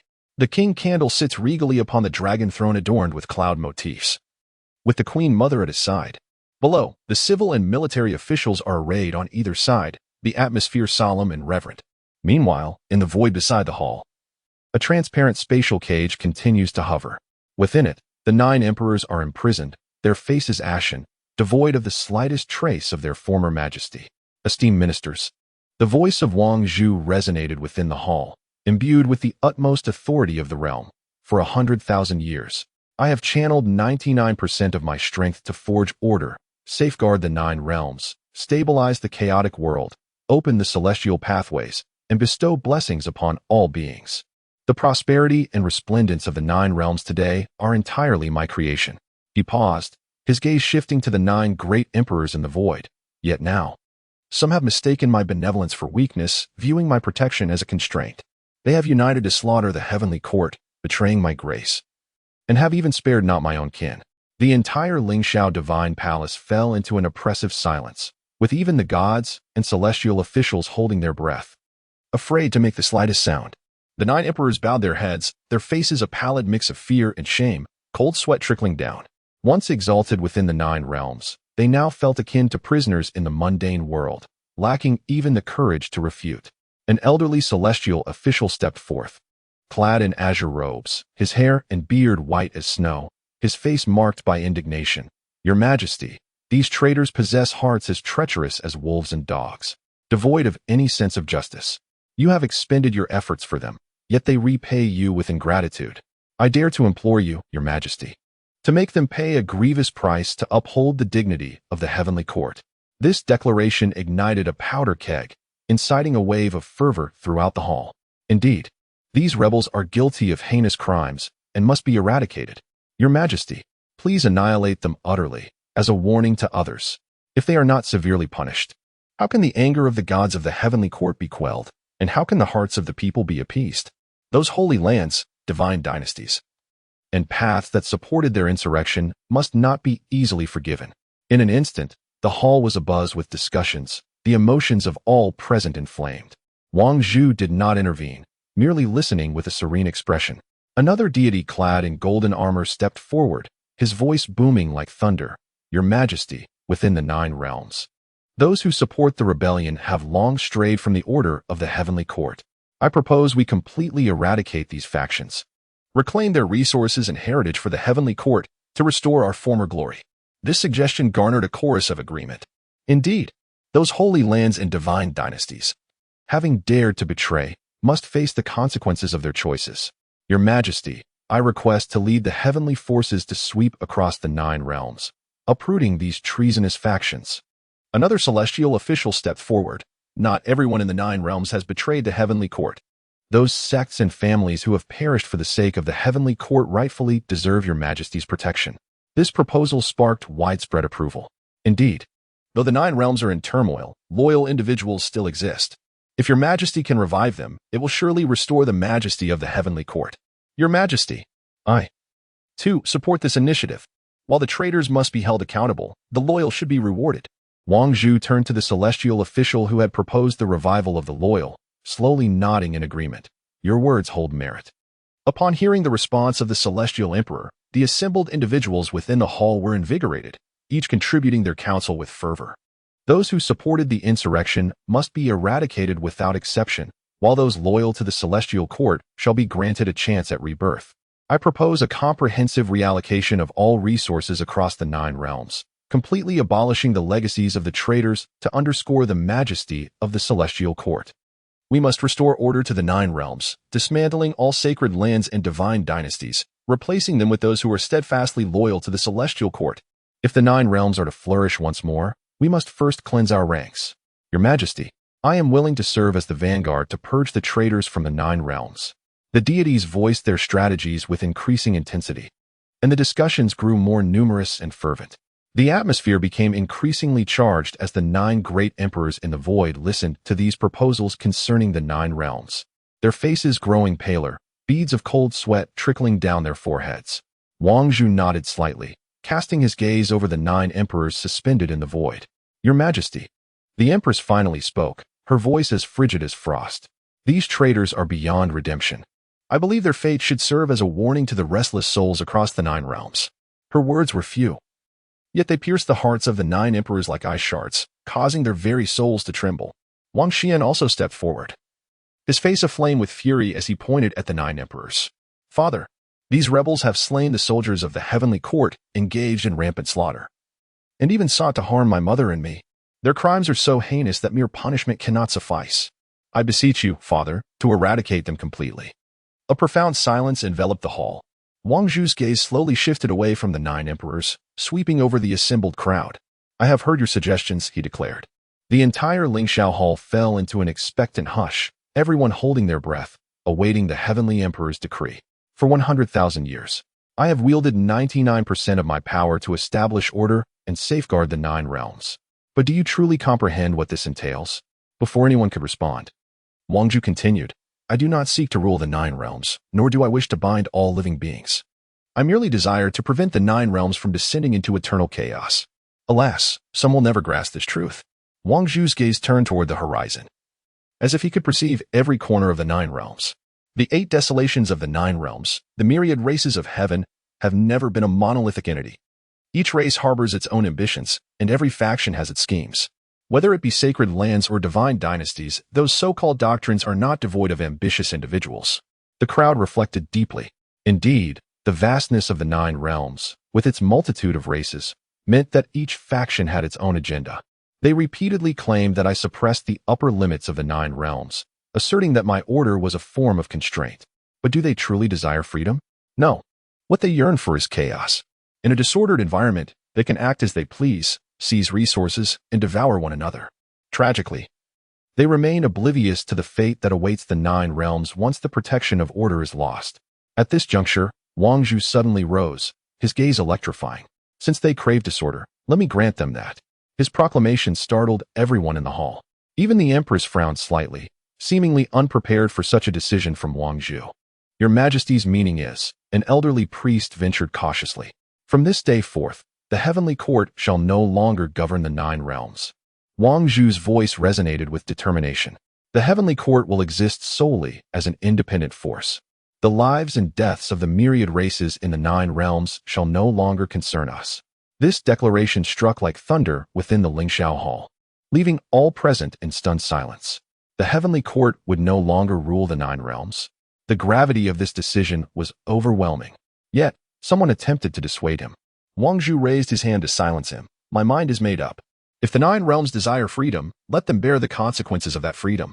However, Wang Zhu's voice suddenly turned frigid. Prior to that, the debts owed by the nine realms to the heavenly court must be settled. His gaze once again fell upon the 9 great emperors. These traitors constitute the first account. Instantly, the faces of the 9 emperors turned ashen. Convey my decree. In 3 days, I shall execute these 9 traitors before the myriad clans of the 9 realms. Wang Zhu's voice, though not loud, resonated like thunder, echoing throughout the heavenly court. Let the 9 realms witness the fate that befalls those who betray the heavenly court. I shall not spare the forces that supported this rebellion. All resources they have seized, all legacies they have plundered, must be returned in full. The spirits of those present in the hall were invigorated. This was the heavenly emperor they had long awaited. Your Majesty is wise, the old priest exclaimed with fervor. These traitorous forces must indeed pay the price. Others echoed his sentiments, their voices resounding with conviction. In that moment, the entire 9 realms would know that the celestial emperor had returned. Moreover, this time, the returning emperor would no longer be merciful. The emperor had re-emerged, yet the 9 realms remained turbulent. In the concealed depths of a forbidden land, ancient and terrifying energies surged forth. In the northern domain's celestial tomb, the black dragon skeleton's eyes burned with an increasingly bright azure flame. It sensed that the seal which had confined it for 100,000 years was dissipating. Furthermore, the entire order of the celestial emperor across the 9 realms was collapsing. The seal is gone. The black dragon skeleton slowly raised its colossal head, flames flickering in its hollow eye sockets. In that instant, it could easily break free from its restraints and return to the 9 realms. However, the black dragon skeleton refrained from acting impulsively. It understood the celestial emperor all too well. The harrowing memories of the earth-shattering battle from years past, when the emperor had subdued it, still haunted its mind. Something felt amiss, very amiss. The black dragon skeleton murmured to itself, the emperor could not possibly relinquish control over the 9 realms, unless, suddenly, a possibility struck it, causing its entire being to tremble. Could it be that he intends to ensnare all of us ancient sovereigns at once? With this thought, the black dragon skeleton immediately suppressed its urge to break free. It would rather continue hiding in the celestial tomb than gamble on whether this was a trap set by the emperor. In the southern domain's death abyss, the black mist representing the Lord of Death surged violently. The seal has been lifted? The Lord of Death found it hard to believe. The very seal that had confined it for 100,000 years had simply vanished? Impossible. Absolutely impossible. The Lord of Death recalled the moment it was suppressed by the celestial emperor. In that battle, the emperor had merely waved his hand, obliterating it entirely, leaving only a wisp of death energy to escape into the abyss. Could this be a bait? The more the Lord of Death contemplated, the more it felt this was a trap. What manner of being is the celestial emperor? How could he so easily abandon his dominion over the 9 realms? It decided to observe for the time being, retreating deeper into its cave, wary of acting recklessly. In the southern domain's valley of buried immortals, the aura of the demon lord fluctuated even more violently. It understood the terror of the celestial emperor more than the other sovereigns. During the dark turmoil of yore, it had witnessed firsthand how the emperor suppressed the invasion from the abyss, the sheer force that transcended time and space, the power that commanded heaven and earth. Sent shivers down its spine just by recalling it. The seal has vanished? The Dark Lord nestled in the deepest recesses of the Valley of the Fallen Immortals, refraining from any movement, for such an unusual circumstance was most likely a trap. In the eastern domain's abyss of chaos, one of the oldest forbidden grounds, a chaos sovereign, who had existed since the dawn of time, lay sealed. At that moment, a faint sigh echoed from the depths of the abyss. How intriguing, truly intriguing. The voice of the chaos sovereign reverberated through the abyss. Having lived longer than the other sovereigns, it was naturally more cautious. This maneuver was executed flawlessly. The chaos sovereign chuckled softly, to unseal the barrier and release the bait, only to await our own entrapment. Truly, the heavenly emperor is remarkable. Indeed, for the other sovereigns, this may represent an opportunity. However, for the chaos sovereign, it was evidently a pitfall. It understood the heavenly emperor's character all too well. The very act of unsealing indicated a well-laid plan. A cold smile graced the chaos sovereign's visage. Alas, such tricks hold no sway over me. After all these years, what traps have I not encountered? In the middle domain's nether river, the Lord of the Nether, who had slumbered for 100,000 years, slowly opened his eyes. This sovereign, who governed the cycle of life and death, was once a formidable ruler in ancient times. Yet, since being subdued by the heavenly emperor, he had refrained from making any rash moves. Now, sensing the dissolution of the seal, the Lord of the Nether felt no joy. Rather, he became increasingly vigilant. What schemes does the heavenly emperor harbor? He pondered, gazing at the flowing nether river. The memories of that fateful battle were vivid in his mind. With a single stroke, the heavenly emperor had shattered his path. This was undoubtedly a trap. The Lord of the Nether swiftly reached a conclusion. The sovereigns from other forbidden realms also sensed the anomaly. Strangely, not a single sovereign dared to act recklessly. They were all too familiar with the heavenly emperor's methods. This unusual situation could only signify a trap. The myriad beings of the 9 realms might not grasp the terror of the heavenly emperor, but these ancient sovereigns had experienced it firsthand. Particularly during the pacification of the dark turmoil, the unparalleled might displayed by the heavenly emperor left them haunted even now. Thus, an eerie calm enveloped the entire 9 realms' forbidden grounds. The sovereigns, who had lain dormant for 100,000 years, became even more cautious after the seal's disappearance. There was no remedy. The psychological shadow cast by the heavenly emperor was far too profound. Meanwhile, beyond the 9 realms, in the boundless void, 8 peculiar entities gathered before the galactic barrier. Suddenly, the leader of these strange beings exclaimed, "The barrier has vanished." The other peculiar entities also detected the anomaly. The barrier that had kept them outside the nine realms had inexplicably disappeared. What is happening? Has that entity gone mad? No, something is amiss. The peculiar beings murmured among themselves, yet none dared to act impulsively. They vividly recalled how they had been repelled by the Celestial Emperor single-handedly in the past. That transcendent power, that dominion over the universe, lingered in their memories. Should we give it a try? A cautious voice among the odd entities inquired. The leader of the peculiar beings remained silent for a moment before shaking his head. Let us wait. That entity would not lift the barrier without reason. There must be a deception at play. The other peculiar beings nodded in agreement. Although the galactic barrier had vanished, they felt an even greater vigilance. In the Tianqi realm, mountains stretched endlessly, suffused with ethereal energy. Above the vast expanse floated a magnificent celestial palace, resplendent with gold and jade, radiating brilliant hues like a blazing sun. Casting its gaze over the entirety of the Tianqi realm, this was the heart of the most formidable power in the Tianqi realm, the Yao Tian sacred clan. The reputation of the Yao Tian sacred clan resonated throughout the nine realms, standing as one of the imperial-level families. Its patriarch, the Yao Tian emperor, had ascended to imperial status step by step under the protection of the celestial order in the nine realms. Today, he was one of the leaders of the rebellion in the nine realms. Within the Yaojin Hall, the atmosphere was both solemn and fervent. At the center of the hall, a massive round table forged from 10,000-year-old mysterious iron bore numerous scrolls and maps, densely annotated with the names of various sects in the Tianqi realm, several of which were crossed out in red ink, indicating their annihilation.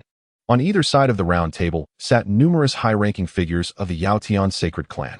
These high-ranking individuals were core members of the clan, including ancestors at the divine king level, elders of saintly status, and several exceptionally gifted young prodigies. At that moment, all eyes were fixed upon an elder draped in gray robes seated at the head of the table. This elder was Yao Tianchen, the grand elder of the Yao Tian sacred clan, a peak divine king and the uncle of the Yao Tian emperor. Though Yao Tianchen appeared frail with age, his eyes were sharp like those of a hawk, as if capable of penetrating the depths of the human heart. Esteemed guests, Yao Tianchen spoke slowly, his voice deep yet commanding, resonating throughout the entire Yao Golden Hall. The forces loyal to the heavenly court within the Tianqi realm have been largely eradicated. As of now, 80% of the sects and families have been annihilated, and the remaining 20% pose little concern. Upon hearing these words, a satisfied smile graced the faces of the assembly. Well deserved. For years, emboldened by the protection of the Celestial Emperor, they have obstructed the sacred clan at every turn. Now that the Celestial Emperor is dead, their doom has arrived. A middle-aged man clad in golden armor spoke up. He was Yao Tianyan, the second elder of the Yao Tian sacred clan, a formidable being at the divine king level. Indeed, another elder concurred. These factions have remained steadfastly loyal to the celestial court, clinging to their so-called emperor's order, and they dare to impede our ascendance. At last, we are no longer beholden to their whims. Yao Tianchen nodded, his gaze sweeping across the assembly, and spoke gravely. However, although the overarching situation is settled, there remain numerous loose ends to address. With that, he picked up a scroll and casually tossed it into the air, where it floated suspended. Upon opening, a luminous screen projected dozens of names. These names belonged to factions that had yet to be thoroughly resolved. Yao Tianchen's tone turned sharp. Among them, some families and sect members have fled, taking with them their cultivation resources and secret texts, vanishing without a trace. Furthermore, while certain factions have been eradicated, the entrances to their resource sanctuaries remain elusive. Resource secret realm? Yao Tianyan scoffed softly. Those loyal to the celestial court, clinging to the resource secret realm without yielding, are utterly oblivious to their fate. Do they believe that by concealing the entrance, they can safeguard those resources? Such naivety. Yao Tianchen nodded, a glimmer of cold light flashing in his eyes. Precisely because of these resource secret realms, we cannot allow any potential escapees to slip through our fingers. An elder clad in a silver robe furrowed his brow. The locations of some resource secret realm entrances are known only to those of the divine king level and above. Although we have captured a number of divine kings, they remain steadfastly unyielding and refuse to divulge anything. The elder's words plunged the assembly into a brief silence. Divine kings represent one of the pinnacle powers in the nine realms. Compelling such formidable beings to submit is a task as daunting as ascending to the heavens. Isn't soul-searching an option? A young prodigy remarked, his tone laced with disdain. Why waste words with them when we can simply delve into their souls? The elder in silver robes shook his head. If the opponent is a cultivator of saint level or below, soul-searching poses no issue. However, for a deity-level powerhouse, their divine essence has already melded with the grand principles, rendering soul-searching impossible. Attempting such would only provoke a catastrophic backlash, resulting in the self-detonation of their divine soul. Self-detonation of the soul? The young prodigy was momentarily taken aback. These individuals were indeed ruthless, leaving not even a trace of their souls. Given their willingness to pledge allegiance to the celestial court, they ought to have anticipated such a fate. Yao Tianyin remarked coldly. However, while soul extraction is perilous, it is not without its means. Oh? Yao Tianyin turned to him and inquired, what insights do you have, second elder? Yao Tianyin's lips curled into a cold smile. The soul-searching divine king is indeed beyond the capabilities of an ordinary person. Yet if the emperor were to take action personally, it would pose no difficulty. Is it the emperor? Upon hearing this, the crowd nodded in agreement. The might of the emperor far surpassed that of the divine king, making the act of soul-searching a trivial matter. An elder furrowed his brow, stating, however, the pressing issue is that the emperor has yet to return. Without the emperor's presence, capturing the divine king alive becomes an arduous task. Yao Tianyin scoffed. While capturing the divine king may indeed be challenging, annihilating the sects is a far simpler endeavor. By using those sects as bait, the divine king will find it impossible to escape. However, the elder in the silver robe hesitated. We have already eradicated so many sections. If we continue our rampant slaughter, will it not provoke the discontent of other forces within the Tianqi realm? Fear not. Yao Tianyin remarked disdainfully. The heavenly emperor has perished, and the celestial court has been obliterated. The current 9 realms are no longer the dominion of the celestial court. Those factions will, like us, be preoccupied with seizing resources. Who would dare to meddle? The second elder is indeed correct. A young prodigy exclaimed with enthusiasm. We are in an era of chaos, and in such tumultuous times. The strong reign supreme. As long as the sacred clan is sufficiently powerful, no one shall dare to impose their will upon us. Indeed, Yao Tianyin nodded slowly. The current 9 realms are undoubtedly a chaotic era. In such tumultuous times, strength is the only undeniable truth. At this point, his gaze turned frigid. No matter the cost, we must locate the entrances to those resource-laden secret realms. However, when will the emperor return? An elder could not help but inquire. Without the emperor, we find ourselves somewhat powerless against those divine kings. Rest assured, said Yao Tianyin calmly. The great emperor mentioned before his departure that he would return swiftly. Moreover, he has ventured forth to unite with other great emperors. Should he succeed, the strength of the Yao Tian sacred clan will ascend to unprecedented heights. Upon hearing these words, fervor ignited in the eyes of the crowd. An impassioned young prodigy exclaimed, the great emperor's journey will undoubtedly yield an abundance of resources and legacies. In due time, our sacred clan shall emerge as the mightiest force among the 9 realms. Ha ha! Yao Tianyin laughed heartily. Once the emperor returns, none of the concealed divine kings shall escape. At that time, we will be able to meticulously examine their divine souls and uncover all the entrances to the resource secret realms. Indeed, the crowd erupted with excitement. The emperor had taken action. What was a divine king in comparison? Soon, they would extract secrets from each and every one of them. These old-timers, loyal to the celestial court, must now face the consequences of their choices. The celestial court had already fallen, and these obstinate individuals would not survive for long. The assembly fervently discussed their future plans. Those divine kings loyal to the celestial court were merely a group of fools awaiting their demise. With the death of the celestial emperor, those once exalted figures would also pay the price. When the emperor returned, the entire Tianqi realm would fall under the control of the sacred clan. Just as the crowd envisioned their future, a disciple hurriedly arrived. Esteemed elders, we have discovered yet another divine-level force loyal to the celestial court. Oh, Yao Tianyin expressed his intrigue. What faction? It is the Xianyang divine dynasty, the disciple replied. We have discovered their traces in the wilderness. My friends, we have work to do. Yao Tianyin turned to the others. If we can capture a god king this time, we shall reap great rewards. Haha, then let us depart. The crowd rose in unison. Let these celestial court lackeys witness who the true victors are. With that, figures soared into the sky, heading towards the eastern border. Soon, the council hall was left desolate. In the wilderness, where not a blade of grass grows. The earth lies cracked, and the sky is perpetually shrouded in a yellow-brown dust storm, obscuring even the sun and moon. Endless gales wreak havoc across the desolate plains, whipping up clouds of yellow sand and emitting a mournful howling. Amidst this lifeless expanse, a rift in the void suddenly appeared. From within the rift emerged a figure, the god King Xianyang Shu of the Xianyang divine dynasty. His magnificent robes were tattered and worn, his once imposing visage now etched with fatigue, his eyes filled with confusion and helplessness. Cough, cough. Xianyang Shu clutched his chest and coughed violently, blood spewing forth. The relentless battles had exacerbated his injuries. Had he not found refuge in the secret realm in time, he would likely have fallen victim to the onslaught of the divine kings of the Yaotian holy clan.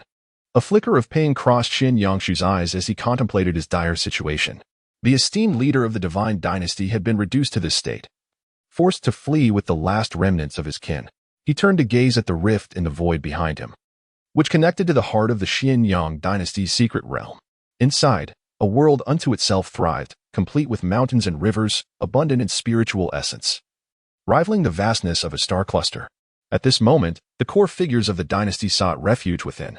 Once exalted above all, the supreme of the dynasty now could only huddle within the secret realm, struggling for survival.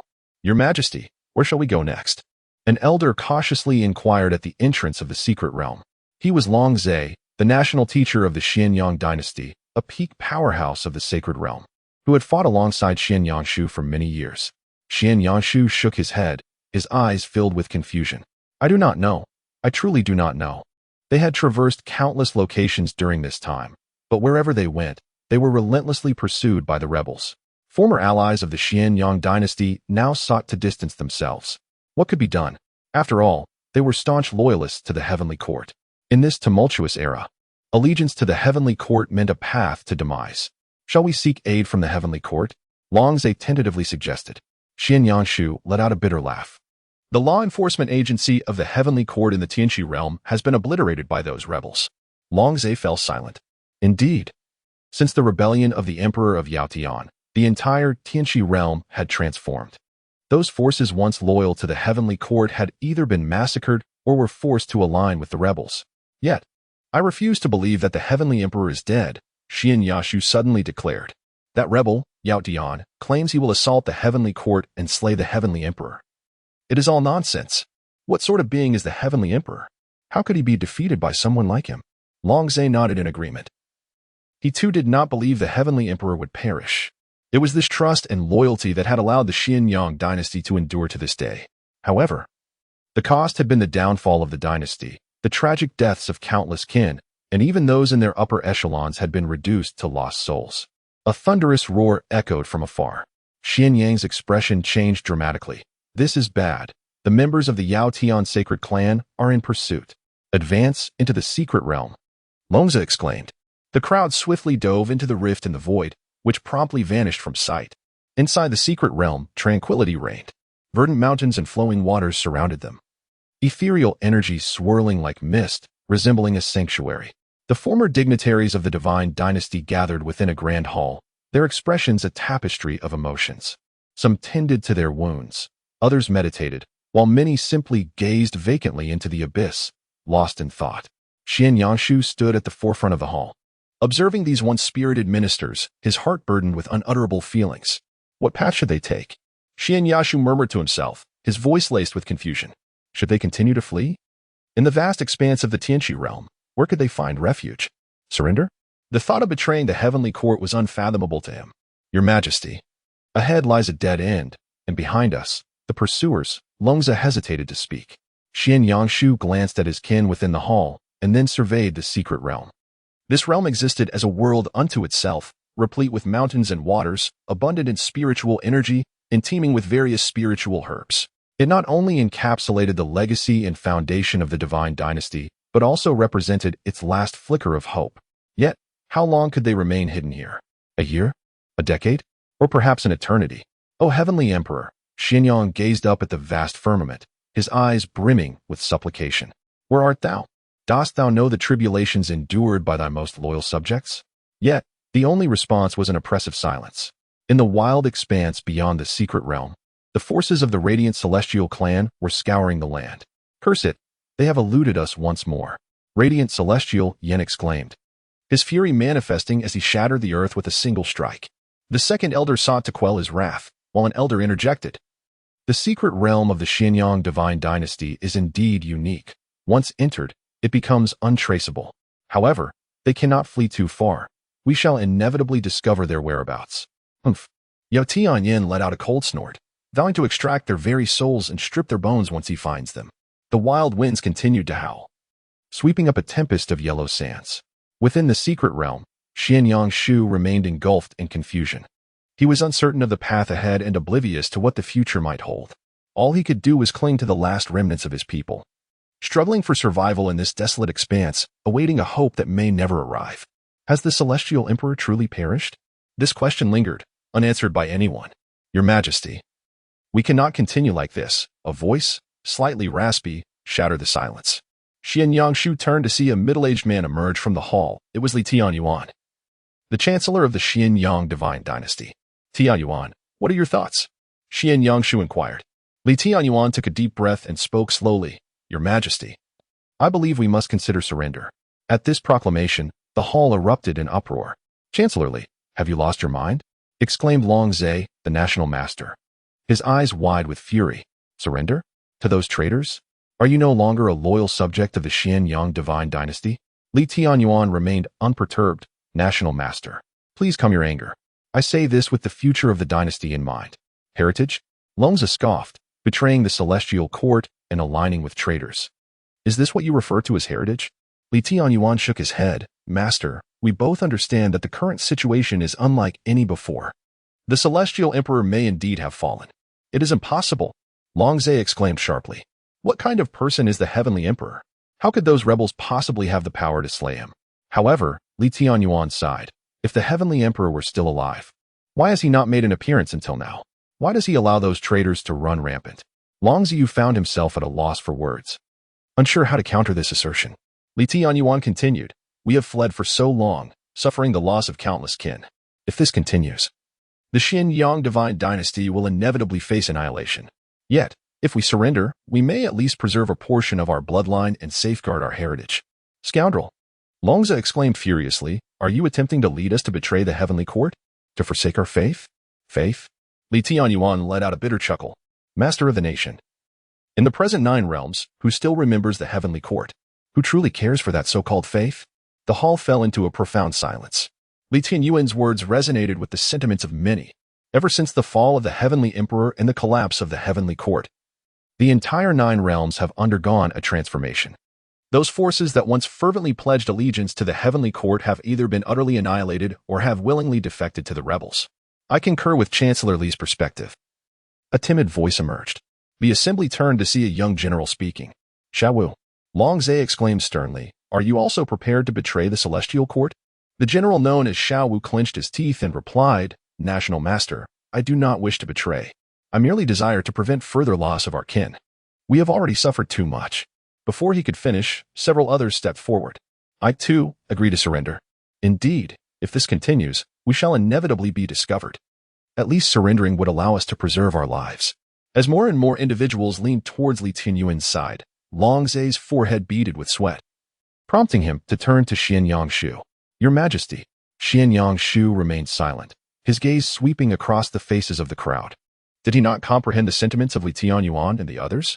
However, he pondered, do you truly believe we can surrender? Xianyang Shu spoke slowly. Upon his words, everyone fell silent, taken aback. Xianyang Shu continued, the Yao Tian sacred clan ruthlessly slaughters those loyal to the Celestial Court. Do you think they would easily accept our surrender? Li Tianyuan hastily interjected, Your Majesty, we can offer the secret realm and the legacy. Surely they will. Then what? Xianyang interrupted him, offering these will ensure our survival? Prime Minister, you are exceedingly naive. Xianyang's gaze sharpened. We have sworn allegiance to the Celestial Court for many years, our hands stained with the blood of rebels. Do you truly believe that a mere act of surrender can dissolve this enmity? A profound silence enveloped the crowd. The Xianyang dynasty, as a significant force of the Celestial Court in the Tianqi realm, had engaged in numerous battles against the rebels. To completely eradicate such animosity is no simple task. Moreover, even if they momentarily accepted our surrender, how long do you think we could survive? Li Tianyuan and the others exchanged glances. I can unequivocally inform you.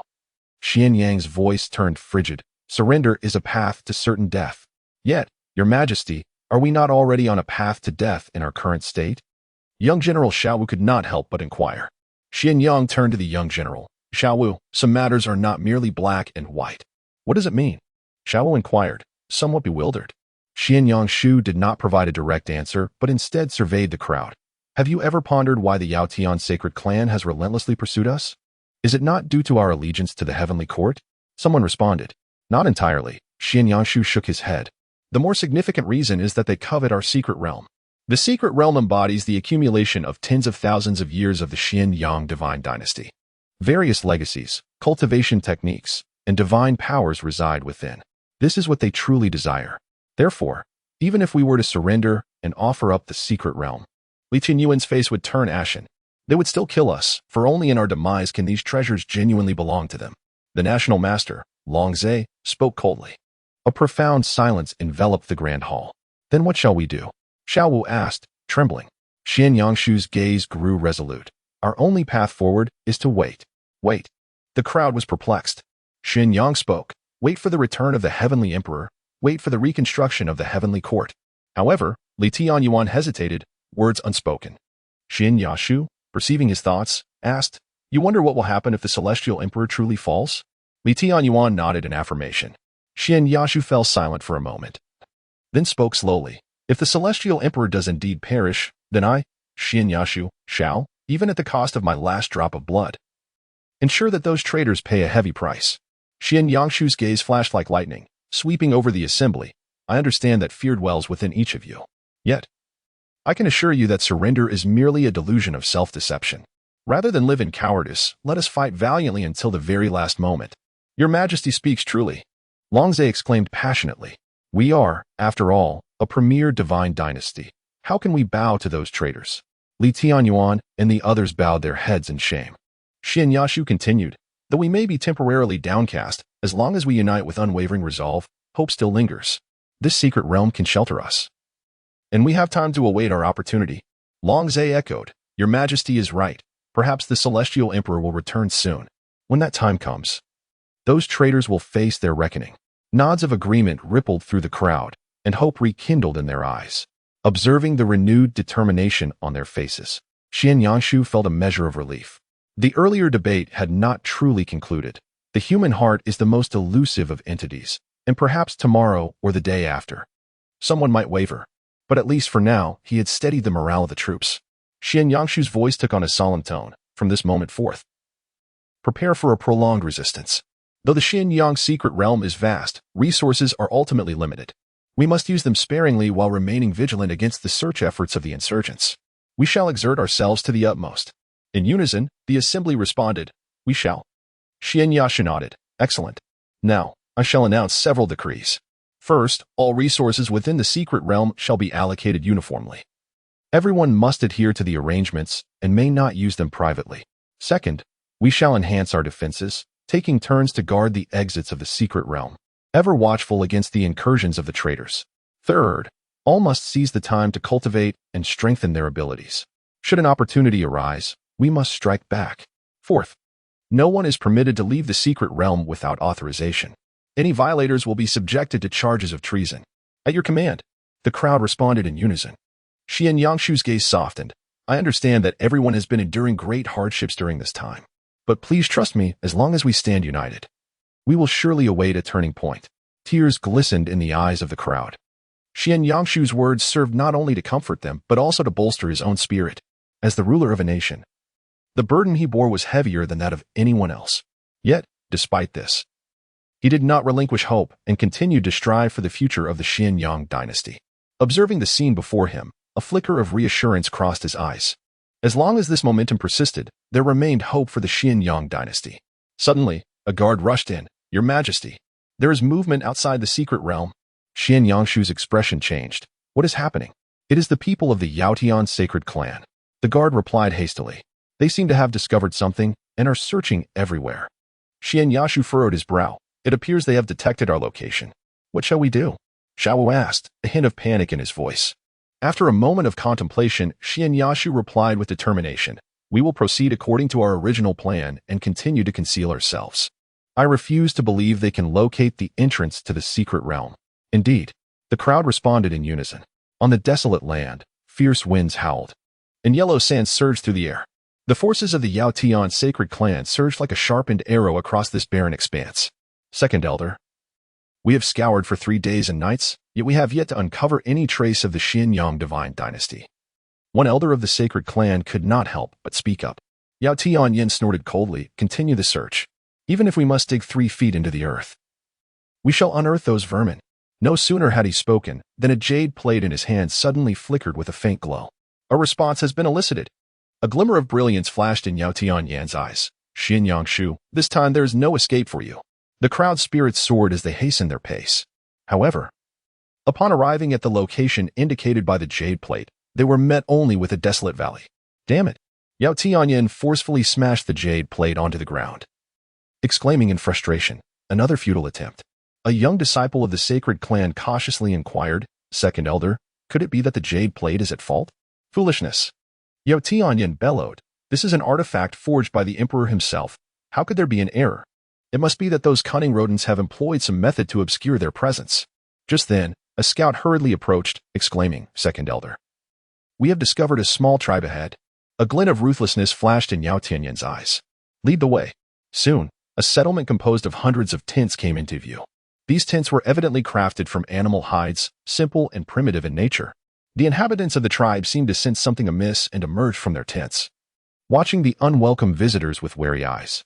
A robust, rugged middle-aged man stepped forward, his dark skin adorned with peculiar markings, clearly the leader of this tribe.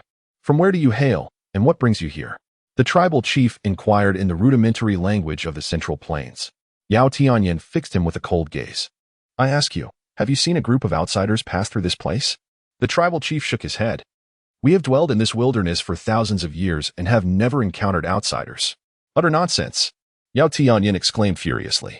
The people of the Xianyang divine dynasty are clearly nearby. How dare you claim you have not seen them?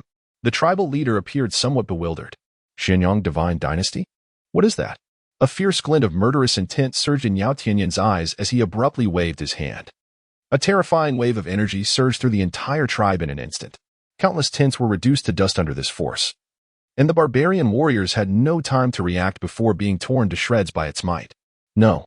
The tribal chief let out a roar of anguish. Yet his voice was soon drowned out by the cacophony of screams. Within mere moments, the entire tribe had been reduced to ruins.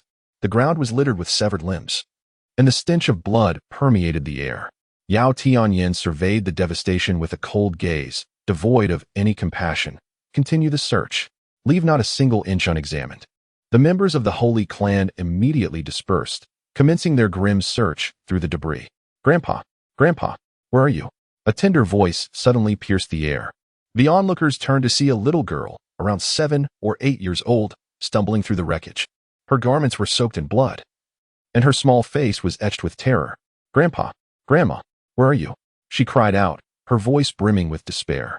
Yao Tianyin furrowed his brow and waved his hand dismissively. With a swift motion, a blade of energy sliced through the air, cleaving the young girl as form in twain. Blood gushed forth, staining the earth a deep crimson. The second elder could not restrain himself from speaking out. Yao Tianyin cast a cold glance in his direction. What? Do you wish to save her? The man fell silent, paralyzed by fear. Remember, until we locate the Xianyang divine dynasty, no one and nothing must impede our actions. Yao Tianyin's voice bore a hint of madness. Even if it means slaughtering every living being in this wilderness, so be it. The onlookers exchanged glances, yet none dared to challenge him.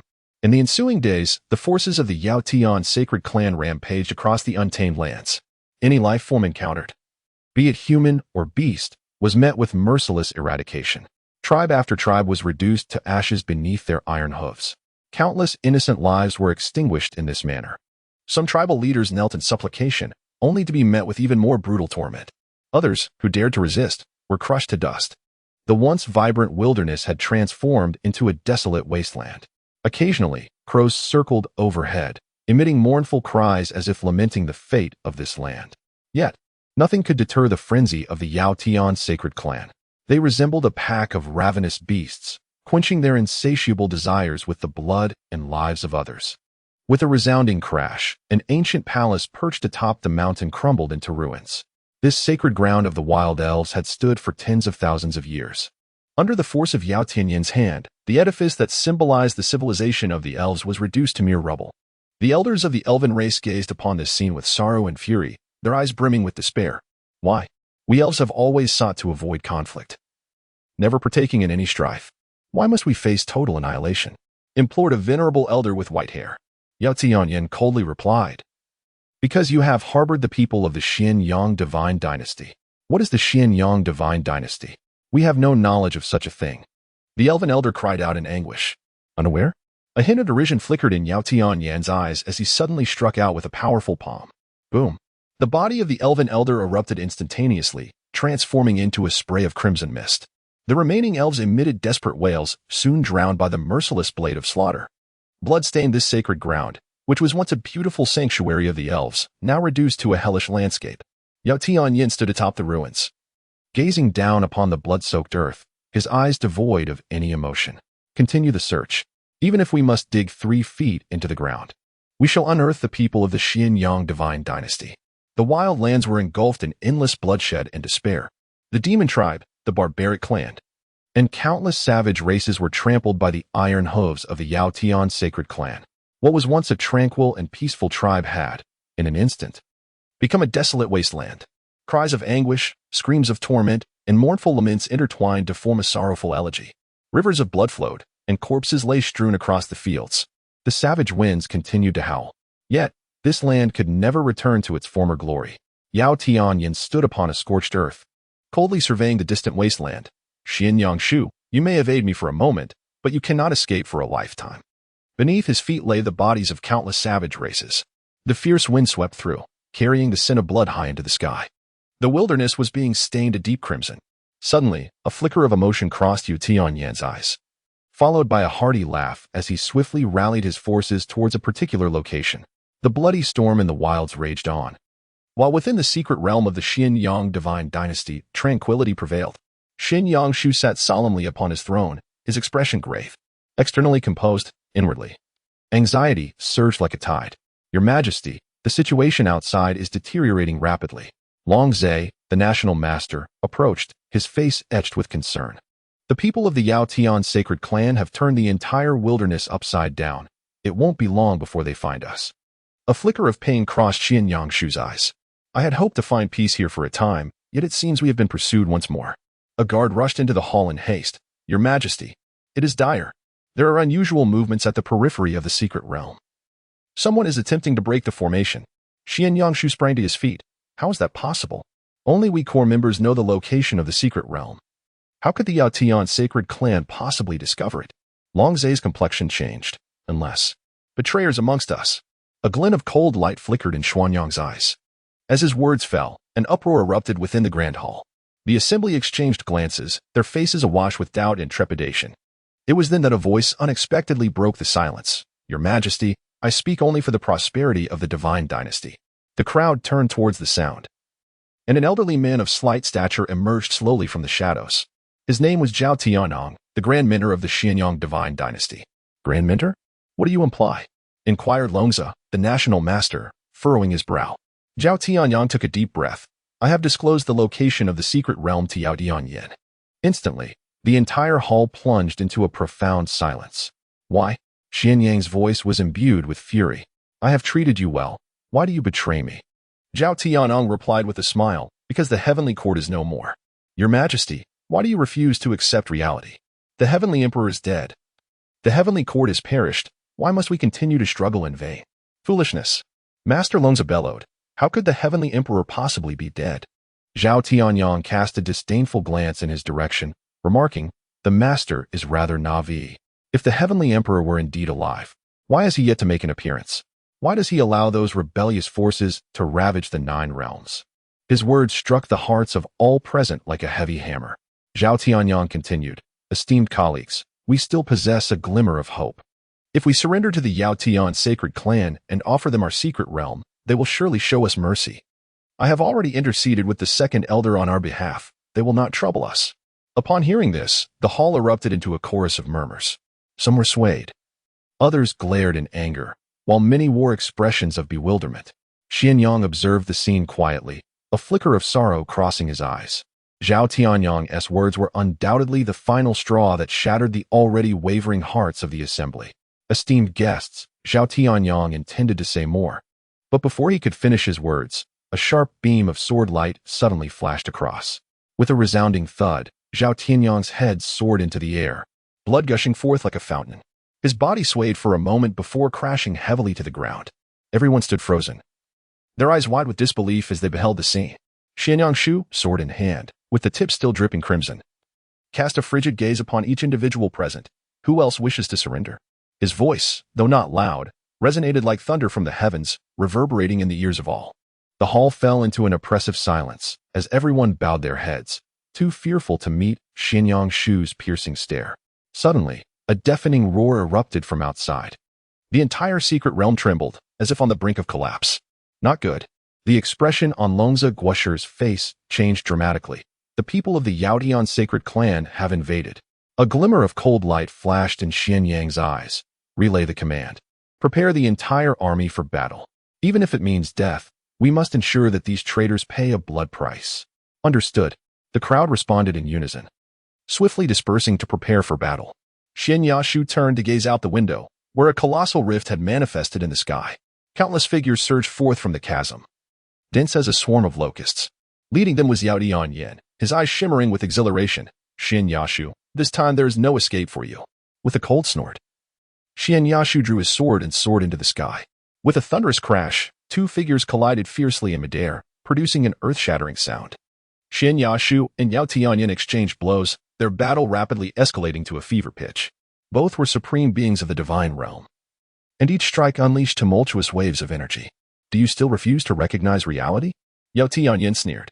The heavenly emperor is dead, and the celestial court has been obliterated. You stubborn remnants are destined for annihilation. Xianyang Shu retorted with fury. Nonsense. The heavenly emperor could never be slain by mere ants like you. A murderous glint flashed in Yao Tianyin's eyes as he commanded, attack together. No sooner had the words left his lips than two more figures broke through the air. Joining the fray, two additional supreme beings from the Yao Tian clan had arrived, and with three divine kings striking in unison, a terrifying pressure enveloped the entire secret realm. Xianyang Shu clenched his teeth, exerting every ounce of strength to withstand the onslaught. Yet, the combined might of the three divine kings proved overwhelmingly formidable. It was not long before Xianyang Shu found himself at a disadvantage. With a resounding crash, Xianyang Shu was forcefully propelled by the combined strike of three assailants, landing heavily upon the ground and creating a substantial crater. With a sudden gasp, Xianyang spat out a mouthful of crimson blood, his visage as pale as parchment. Ha ha. Yao Tianyin laughed triumphantly. Xianyang Shu, look at you now. Surrender willingly if you know what's best for you. Xianyang Shu forced himself to rise, casting a sweeping glance around. The entire secret realm had been seized by the Yao Tian sacred clan, yet they refrained from slaughtering indiscriminately. This secret realm harbored the accumulated treasures of the Xianyang divine dynasty for thousands of years, an abundance of rare materials and precious resources. Clearly, the Yao Tian sacred clan wished to preserve these treasures. Yao Tianyin looked down at Xianyang Shu condescendingly. If you surrender, I can overlook your past transgressions. Xianyang Shu's gaze was resolute. Dream on. Seeking death. Yao Tianyin exclaimed in fury, ready to strike. Just as he was about to act, the entire secret realm suddenly began to tremble violently. A thunderous roar echoed through the void, as if something from the heavens above had been violently torn asunder. Instinctively, everyone raised their heads, for the tranquil emptiness had suddenly split open, revealing a colossal rift through which golden radiance poured forth, illuminating the entirety of the secret realm. A profound change swept over Yao Tianyin's countenance as he sensed a disquieting aura. Before anyone could react, a beam of golden light abruptly surged forth from a rift in the void, resembling a celestial river cascading downward. Imbued with the power to obliterate the heavens and the earth, and it hurtled directly towards Yao Tianyin. Damn it! Yao Tianyin bellowed, his face contorted with fury. Who dares to launch a sneak attack against me? Before his words had fully escaped his lips, a golden spear materialized in his grasp. Without a moment's hesitation, Yao Tianyin brandished the spear, unleashing a brilliant beam of light that soared through the air, meeting the oncoming golden radiance. With a resounding crash, the clash of gunfire and golden light erupted, creating a thunderous sound that reverberated through the air. Yet, to the astonishment of all present, the golden radiance remained utterly unscathed, effortlessly disregarding Yao Tianyan's assault. It pierced through all obstacles and, in an instant, arrived before Xianyang Shu. Xianyang Shu wore a bewildered expression, unable to comprehend the unfolding events. In the next moment, the golden light unfurled, transforming into a resplendent golden scroll. The scroll emanated a profound pressure, as if it bore the weight of the universe's ultimate truths. Herein lies Xianyang Shu widened his eyes. The golden scroll gradually unfurled, and a solemn voice resonated throughout the secret realm. The heavenly emperor proclaims, Xianyang Shu, loyal and righteous, has persevered through tribulations without wavering in his resolve, and thus stands as a paragon. Henceforth, he is bestowed the title of the Great Emperor of Xianyang to govern the Tianqi realm and suppress insurrection, thereby exemplifying the majesty of the celestial court. This voice seemed to embody supreme authority, causing all present to tremble involuntarily. In that moment, the entire secret realm fell into a profound silence. Everyone gazed in astonishment, unable to believe their eyes. The heavenly emperor? He is still alive? Moreover, he has conferred the title of a new emperor? Initially taken aback, Xianyang Shu soon displayed a look of exhilaration. He immediately knelt before the golden scroll and proclaimed loudly, I, Xianyang Shu, humbly thank the heavenly emperor for his profound grace. The golden scroll transformed into a beam of golden light, merging directly into Xianyang Shu's being. Boom! A terrifying force erupted within Xianyang Shu. In an instant, he felt as if he were immersed in the river of time.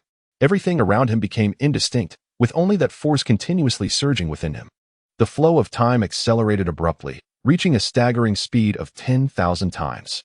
Within this rapid passage of time, Xianyang Shu sensed his strength ascending at an astonishing rate. Peak of the God King. Early Empire Realm. Mid-Empire Realm. Late Empire Realm. It was not until he reached the pinnacle of the Empire Realm that this force ceased to grow. The entire process seemed prolonged, yet to the outside world, it transpired in the blink of an eye. When Xianyang Shu awakened from that extraordinary state, he had transformed into a bona fide emperor. This scene left all present in utter astonishment. How could this be possible? Yao Tianyan widened his eyes, incredulous at the spectacle before him. He could not fathom how a mere decree could forge a being of the emperor's zenith. What immense power was this? What extraordinary divine ability?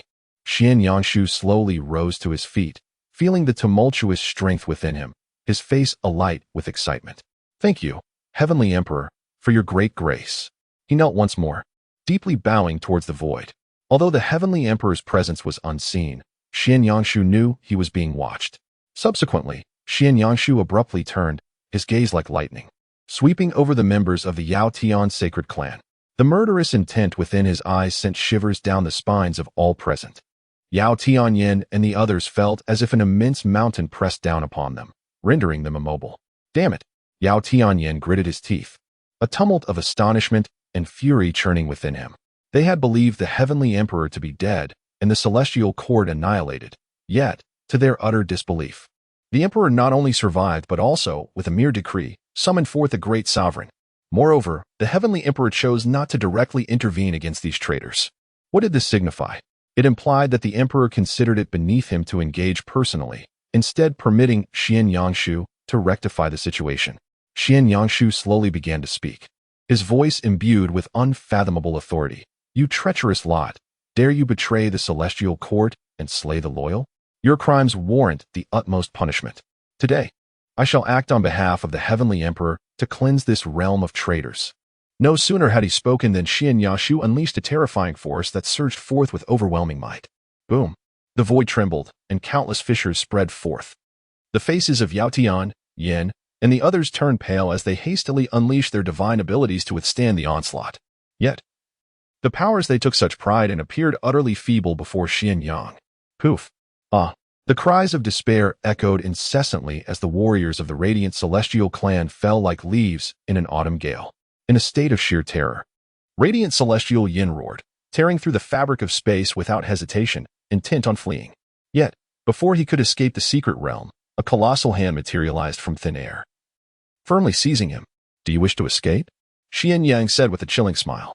An unseen force swept through in an instant. Yao Tianyan and the others felt as if darkness enveloped them. Before they could react, they sensed their bodies abruptly losing control. No! Yao Tianyan emitted a roar of defiance. Yet his voice was abruptly silenced. Yangshu coldly regarded these once mighty beings, a glimmer of icy light flashing in his eyes. He gently raised his hand, and a beam of golden light swept through, causing Yao Tianyin and the others to feel their inner strength ebb away like receding tides. What have you done to us? Yao Tianyin struggled to lift his head, terror evident in his voice. Yangshu's lips curled into a slight smirk. Merely a temporary confinement of your cultivation. Such rare materials as yourselves cannot be so easily extinguished. Upon hearing this, the faces of Yao Tianyin and the others turned ashen. They were ancient beings who had lived for tens of thousands of years and naturally understood the implications of Yangshu's words. You cannot do this. The God King must not be insulted. One of the God Kings trembled as he spoke. Yangshu let out a cold laugh. God King? In my eyes, you are nothing more than a herd of lambs awaiting slaughter. With a casual wave of his hand, a golden light flashed, and an invisible force bound Yao Tianyin and the others, rendering them utterly motionless. Come here, Yang commanded in a deep voice. Here, Longza Guosher and the others hurriedly stepped forward to confine all the traitors, placing them under strict surveillance.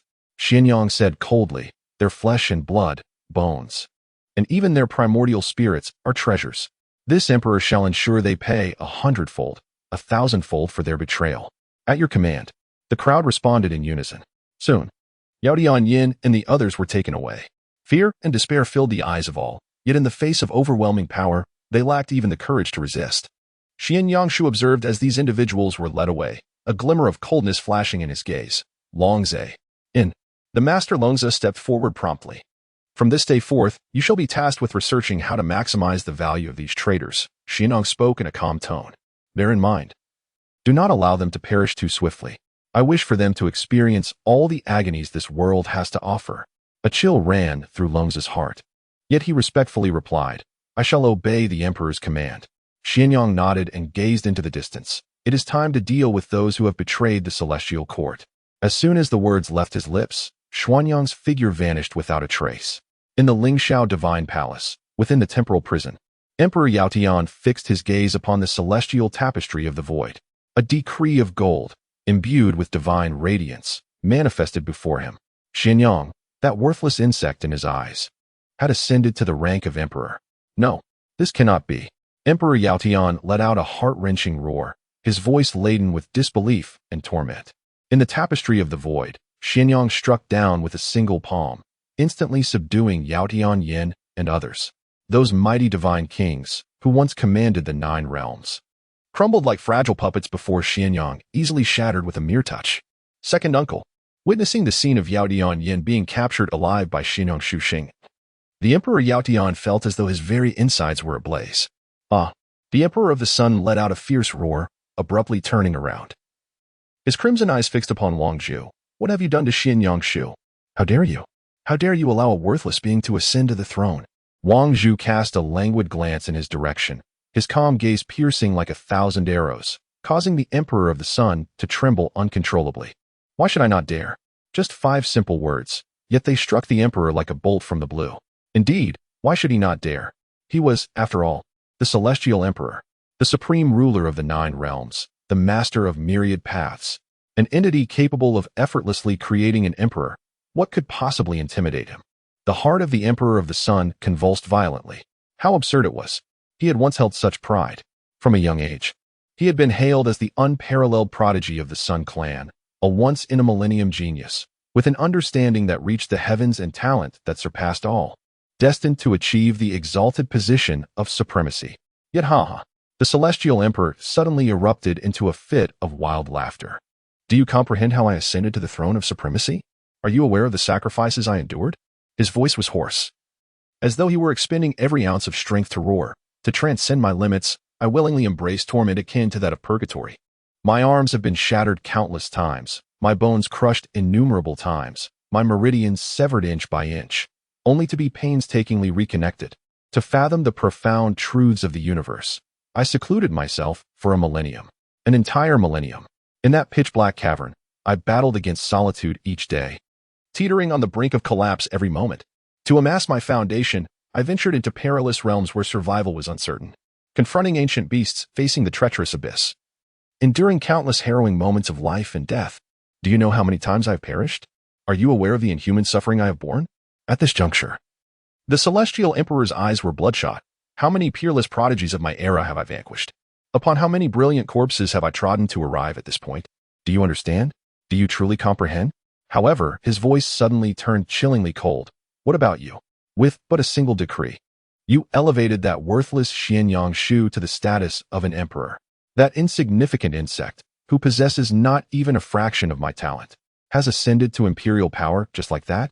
My sacrifices, my endeavors, my every effort, ultimately reduced to mere words from your mouth? Are you mocking me? Are you suggesting that the years of my arduous cultivation have been a farce? The voice of the Emperor of Radiant Heaven was laced with hysteria. What is Xianyang Shu? What right does he have? Simply because of his loyalty to you? Simply due to his blind allegiance to the heavenly court? Is that sufficient for him to ascend directly to the throne? What of my pride? What of my dignity? Is the talent I hold dear so easily dismissed in your eyes? Wang Zhu remained calm, his gaze devoid of emotion. This tranquility drove the Emperor of Radiant Heaven to madness more effectively than any mockery could.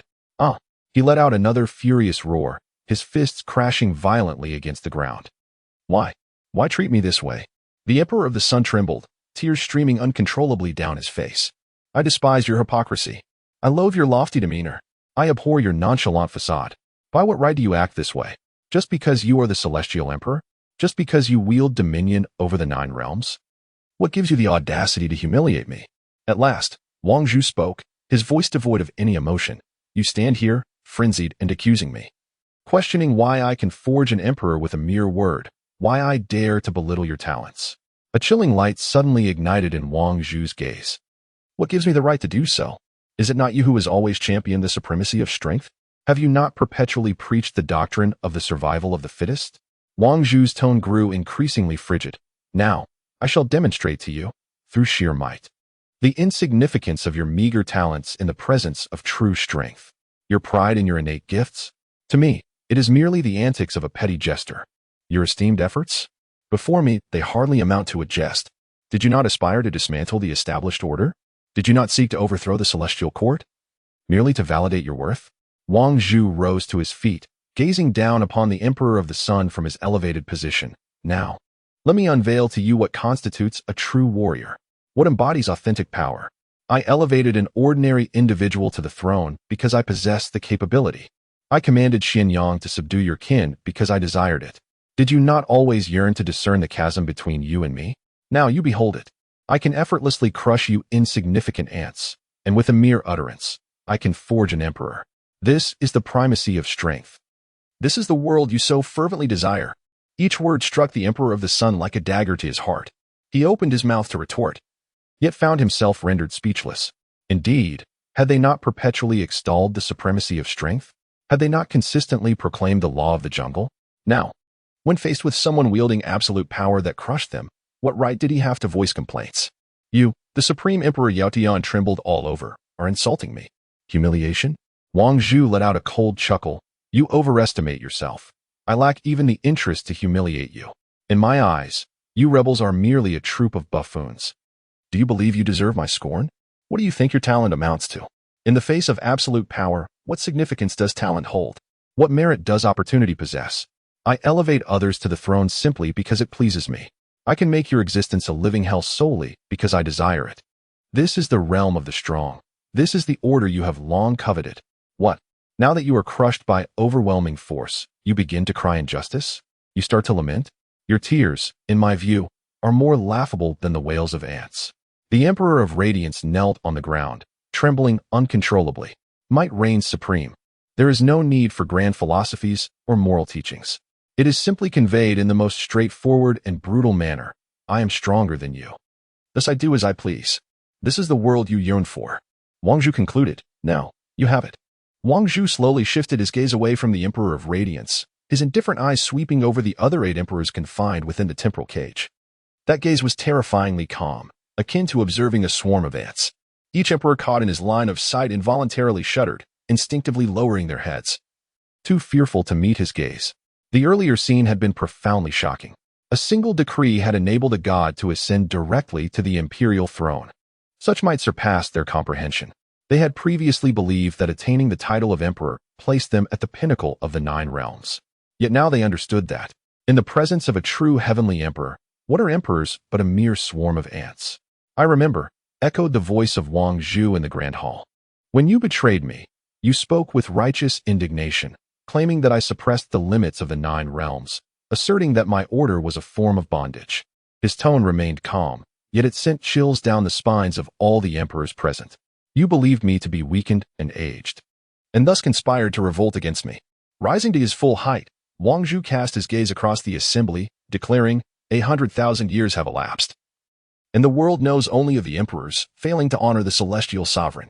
Therefore, today, I shall unequivocally declare to the 9 realms, beneath the celestial sovereign, all are but mere ants. With these words, Wang Zhu waved his hand grandly. Boom! The entire world trembled. Above the Lingxiao divine palace, a colossal spatial rift suddenly tore open. Instantly, countless spatial fissures manifested throughout the 9 realms. Thunder flashed across the firmament, and bolts of lightning surged. An abundance of golden radiance cascaded down from the rifts, enveloping the entirety of the 9 realms.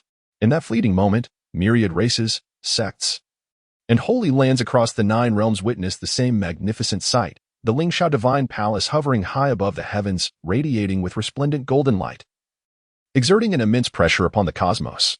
The grandeur of the scene, the unparalleled majesty, compelled all onlookers to kneel in reverence. In the Tianqi realm, as Xian Yangshu was engaged in the suppression of rebels, he abruptly looked skyward, beheld the sight of the Lingxiao divine palace, and instantly fell to his knees. Your Majesty, the eternal emperor, unmatched throughout the ages. Those behind him also knelt, bowing their heads towards the heavens. Even the captured members of the Yaotian sacred clan displayed expressions of terror. In the Tianhuan realm, within the magnificent sanctuaries of various sects, countless cultivators raised their gazes in awe. Is that the heavenly court? The emperor is still alive. It's over for us. We are doomed. Some were filled with fear, others with despair, while many fell prostrate on the ground, incessantly bowing. In the Tianxin realm, the once arrogant powerhouses within the great divine dynasties now trembled in trepidation. The emperor truly lives? What shall we do? It's over. We supported the rebels, and death is inevitable.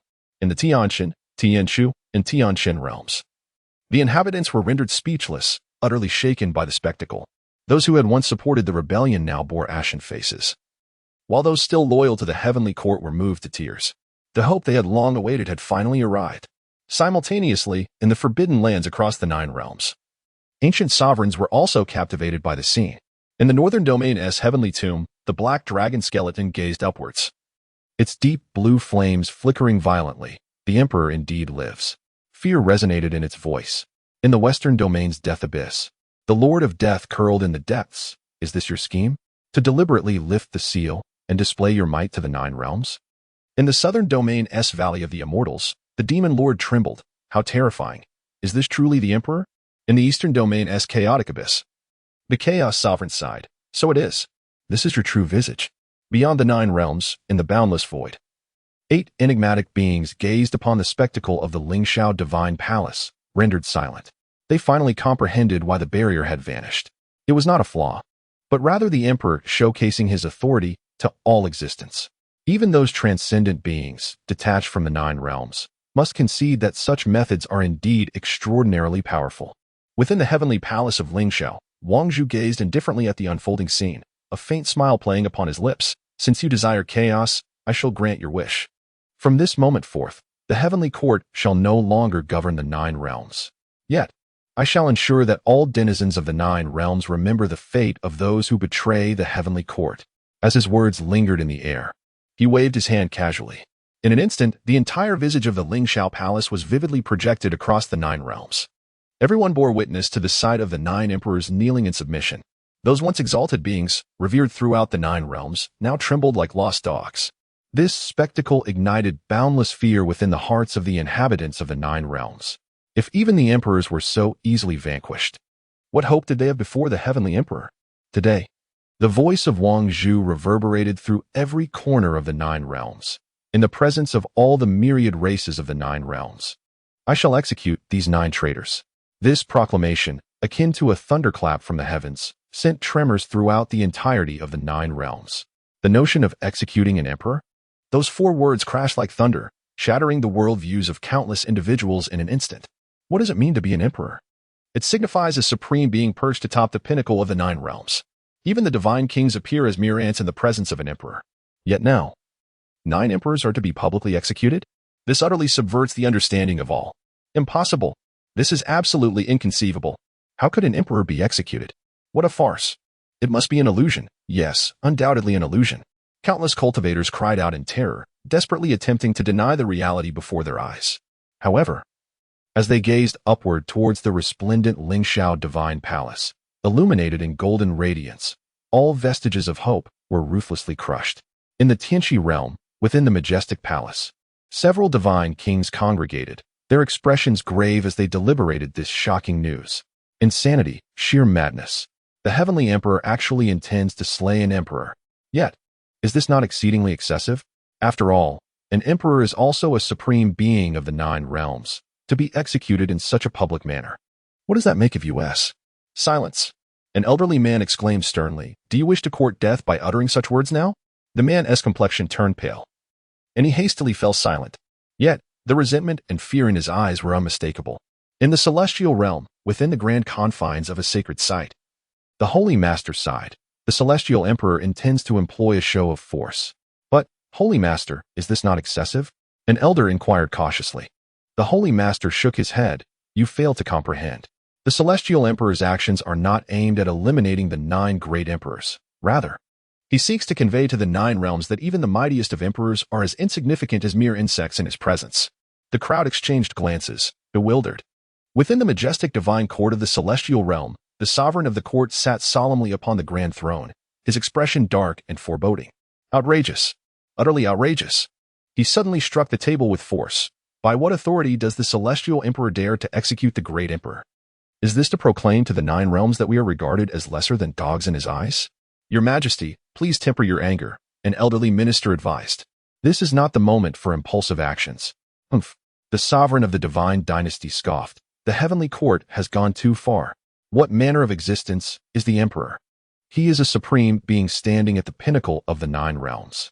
To be publicly executed in such a manner is nothing short of an affront to us all. The emperor, the elderly minister, attempted to utter further words. Suddenly, the sovereign of the divine dynasty rose to his feet. Issue a decree. Summon the major powers of the 9 realms. I shall petition the celestial court for an explanation.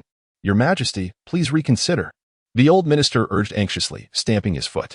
At this juncture, provoking the heavenly emperor is not a prudent course of action. Heh!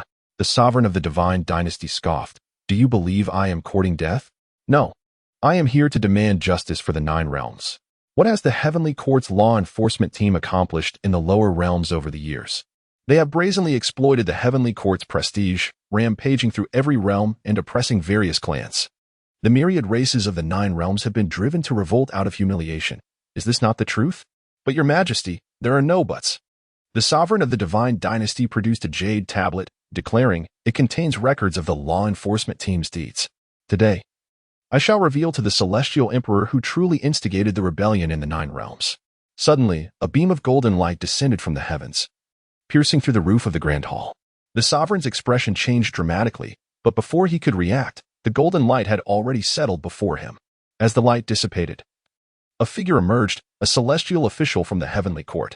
The official gazed at the sovereign with an impassive expression, stating, "The celestial emperor has decreed that the sovereign of the drifting rain divine dynasty must immediately proceed to the heavenly court to face judgment in public."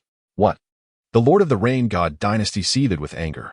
On what grounds should I be summoned to the heavenly court to face charges?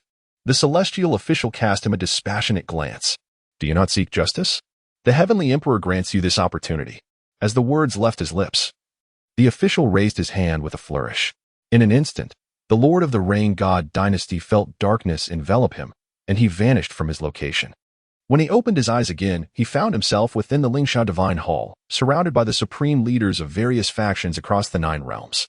At that moment, they were all gathered in the Lingxiao Divine Hall.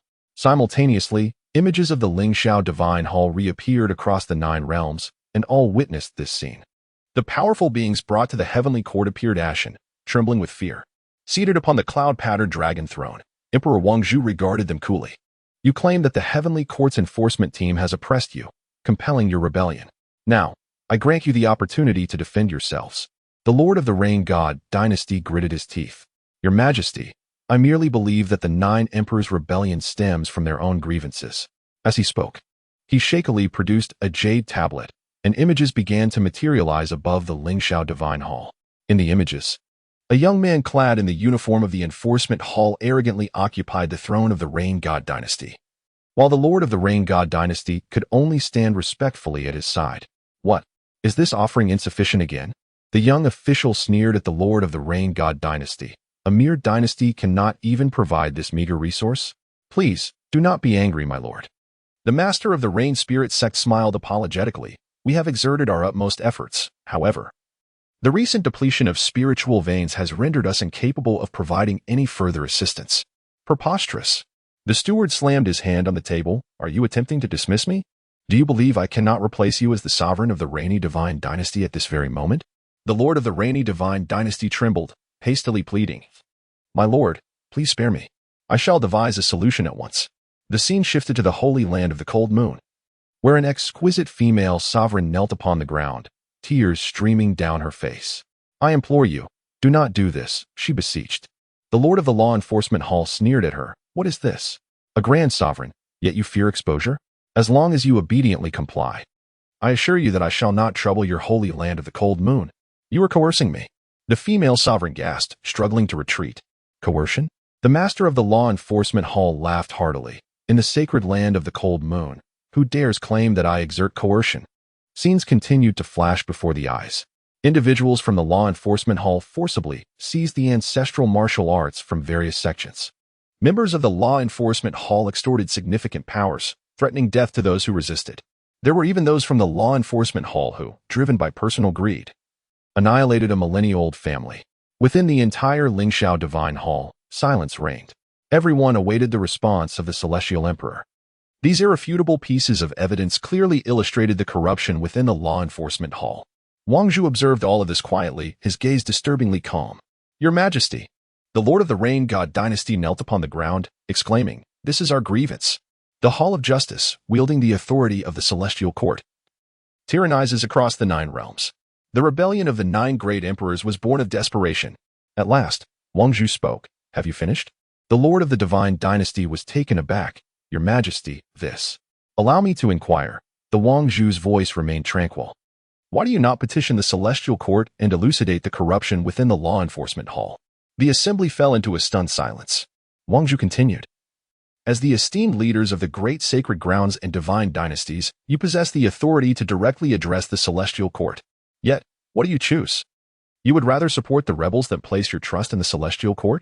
The divine dynasty leader was rendered speechless. There exists a tenet within the Celestial Court, the Celestial Tao Jade Tablet.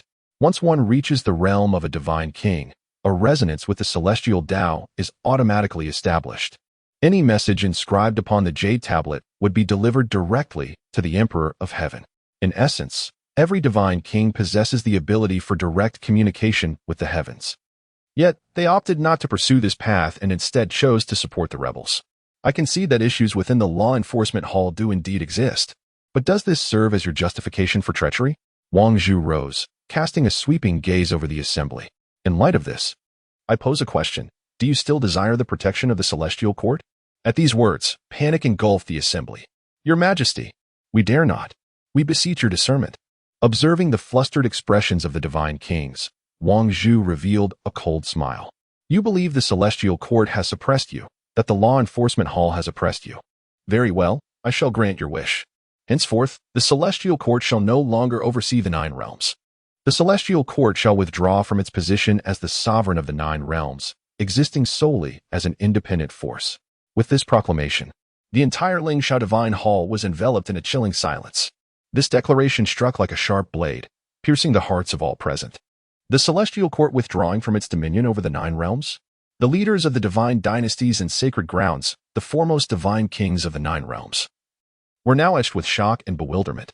The Celestial Court had been the supreme authority since the inception of the 9 realms, its majesty deeply engraved in the souls of every generation of cultivators.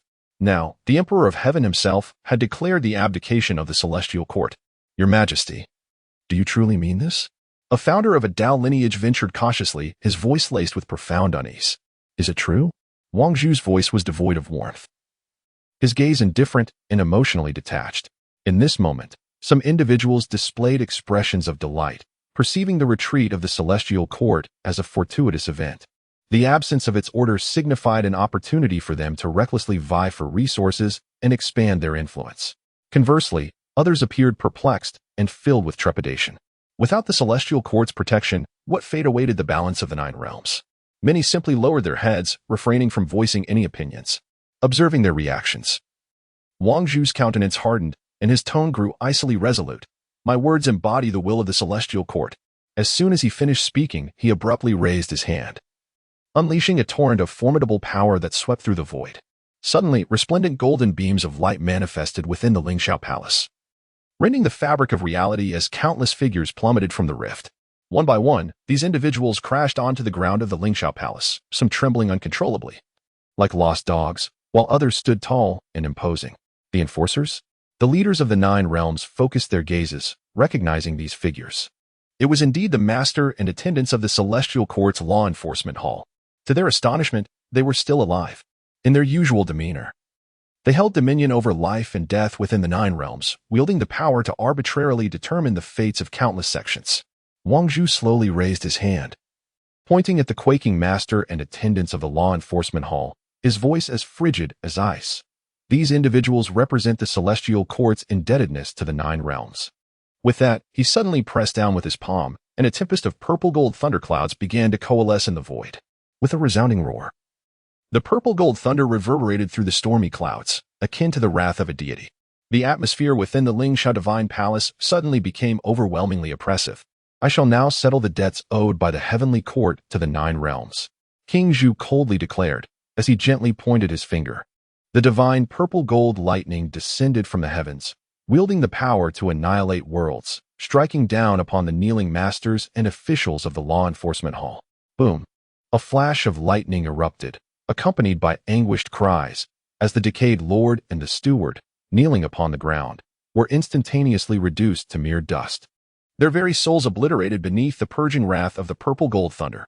This scene sent shockwaves through the entire Lingxiao Divine Hall, reverberating among the myriad beings of the nine realms. Wang Zhu's gaze was icy as he surveyed the assembly. Do you see clearly? They have oppressed you, bullied you. If you had reported this to the Celestial Court, would I have remained indifferent? This should have been a straightforward matter. Pausing momentarily, Wang Zhu's eyes sharpened with intensity, yet you did not. You chose silence, opting to aid the tyrants. As his words echoed, the purple-gold thunderclouds in the void surged once more, the might of the thunder shaking the heavens. Wang Zhu slowly turned, pointing towards another group of kneeling lords and stewards of the law enforcement hall. These individuals, dignified and composed, despite their prostration, displayed no signs of trepidation. Wang Zhu began to speak softly. How much effort and dedication have they expended to uphold the order of the nine realms? Even when you lacked something, they petitioned the Celestial Court on your behalf. You have enjoyed the resources and protection of the Celestial Court, yet you have supported the insurgents in their treachery against them.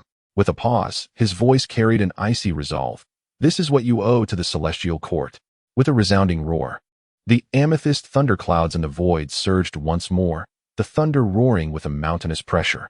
Wang Zhu raised his hand and pointed, and the divine purple-gold lightning descended instantaneously, heading straight for the leaders of several formidable factions within the hall.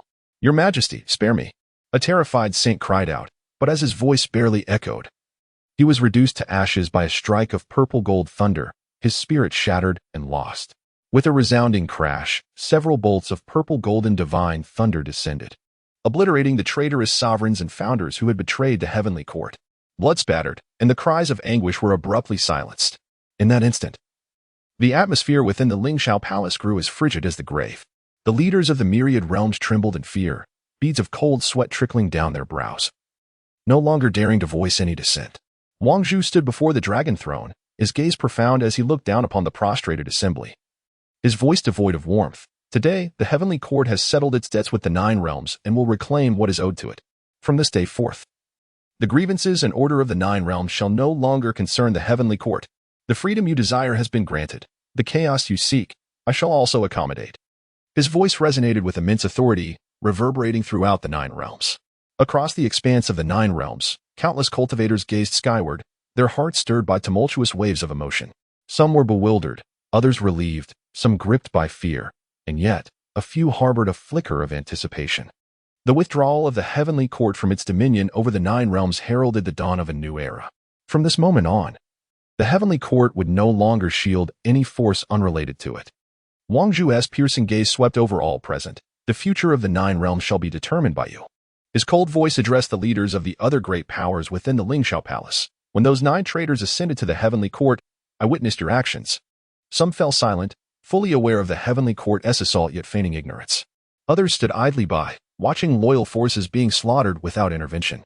Some covertly supported, secretly providing resources and intelligence to the rebels. Even more openly aligned themselves with the insurrection. Wang Zhu's voice turned increasingly frigid. I shall spare you today, but remember, this is the path you have chosen. He abruptly turned, his gaze sharp as lightning, fixing upon the 9 emperors imprisoned within the temporal cage. Yet these 9 traitors, who have committed treason and slaughtered the heavenly court, are beyond forgiveness. As his words echoed, the void suddenly split open, revealing 9 enormous rifts. From these fissures fell 9 bolts of divine thunder, each a different hue, each imbued with boundless power. The first bolt, a crimson lightning, struck with the weight of betrayal, for the sin of treachery, betraying the heavenly court, betraying order, betraying my trust. The blood-red thunder crashed down, eliciting piercing wails from the 9 emperors, as if the very essence of their souls were being torn apart, subjecting them to unending agony. The second bolt, a cerulean lightning, crime of bloodshed. The voice of Wang Zhu reverberated through the heavens, the slaughter of the celestial soldiers and the wanton massacre of the innocent. A transgression of unspeakable magnitude. A bolt of azure divine thunder descended, causing the 9 emperors to feel as though every cell in their bodies was exploding, leaving them in excruciating agony. The third bolt, golden divine thunder, crime of desecration, to profane the celestial empress, a sin deserving of 1,000 deaths. As the golden thunder struck, the souls of the 9 emperors were brutally torn apart, only to be forcibly rejoined. The fourth bolt, violet divine thunder, crime of ingratitude.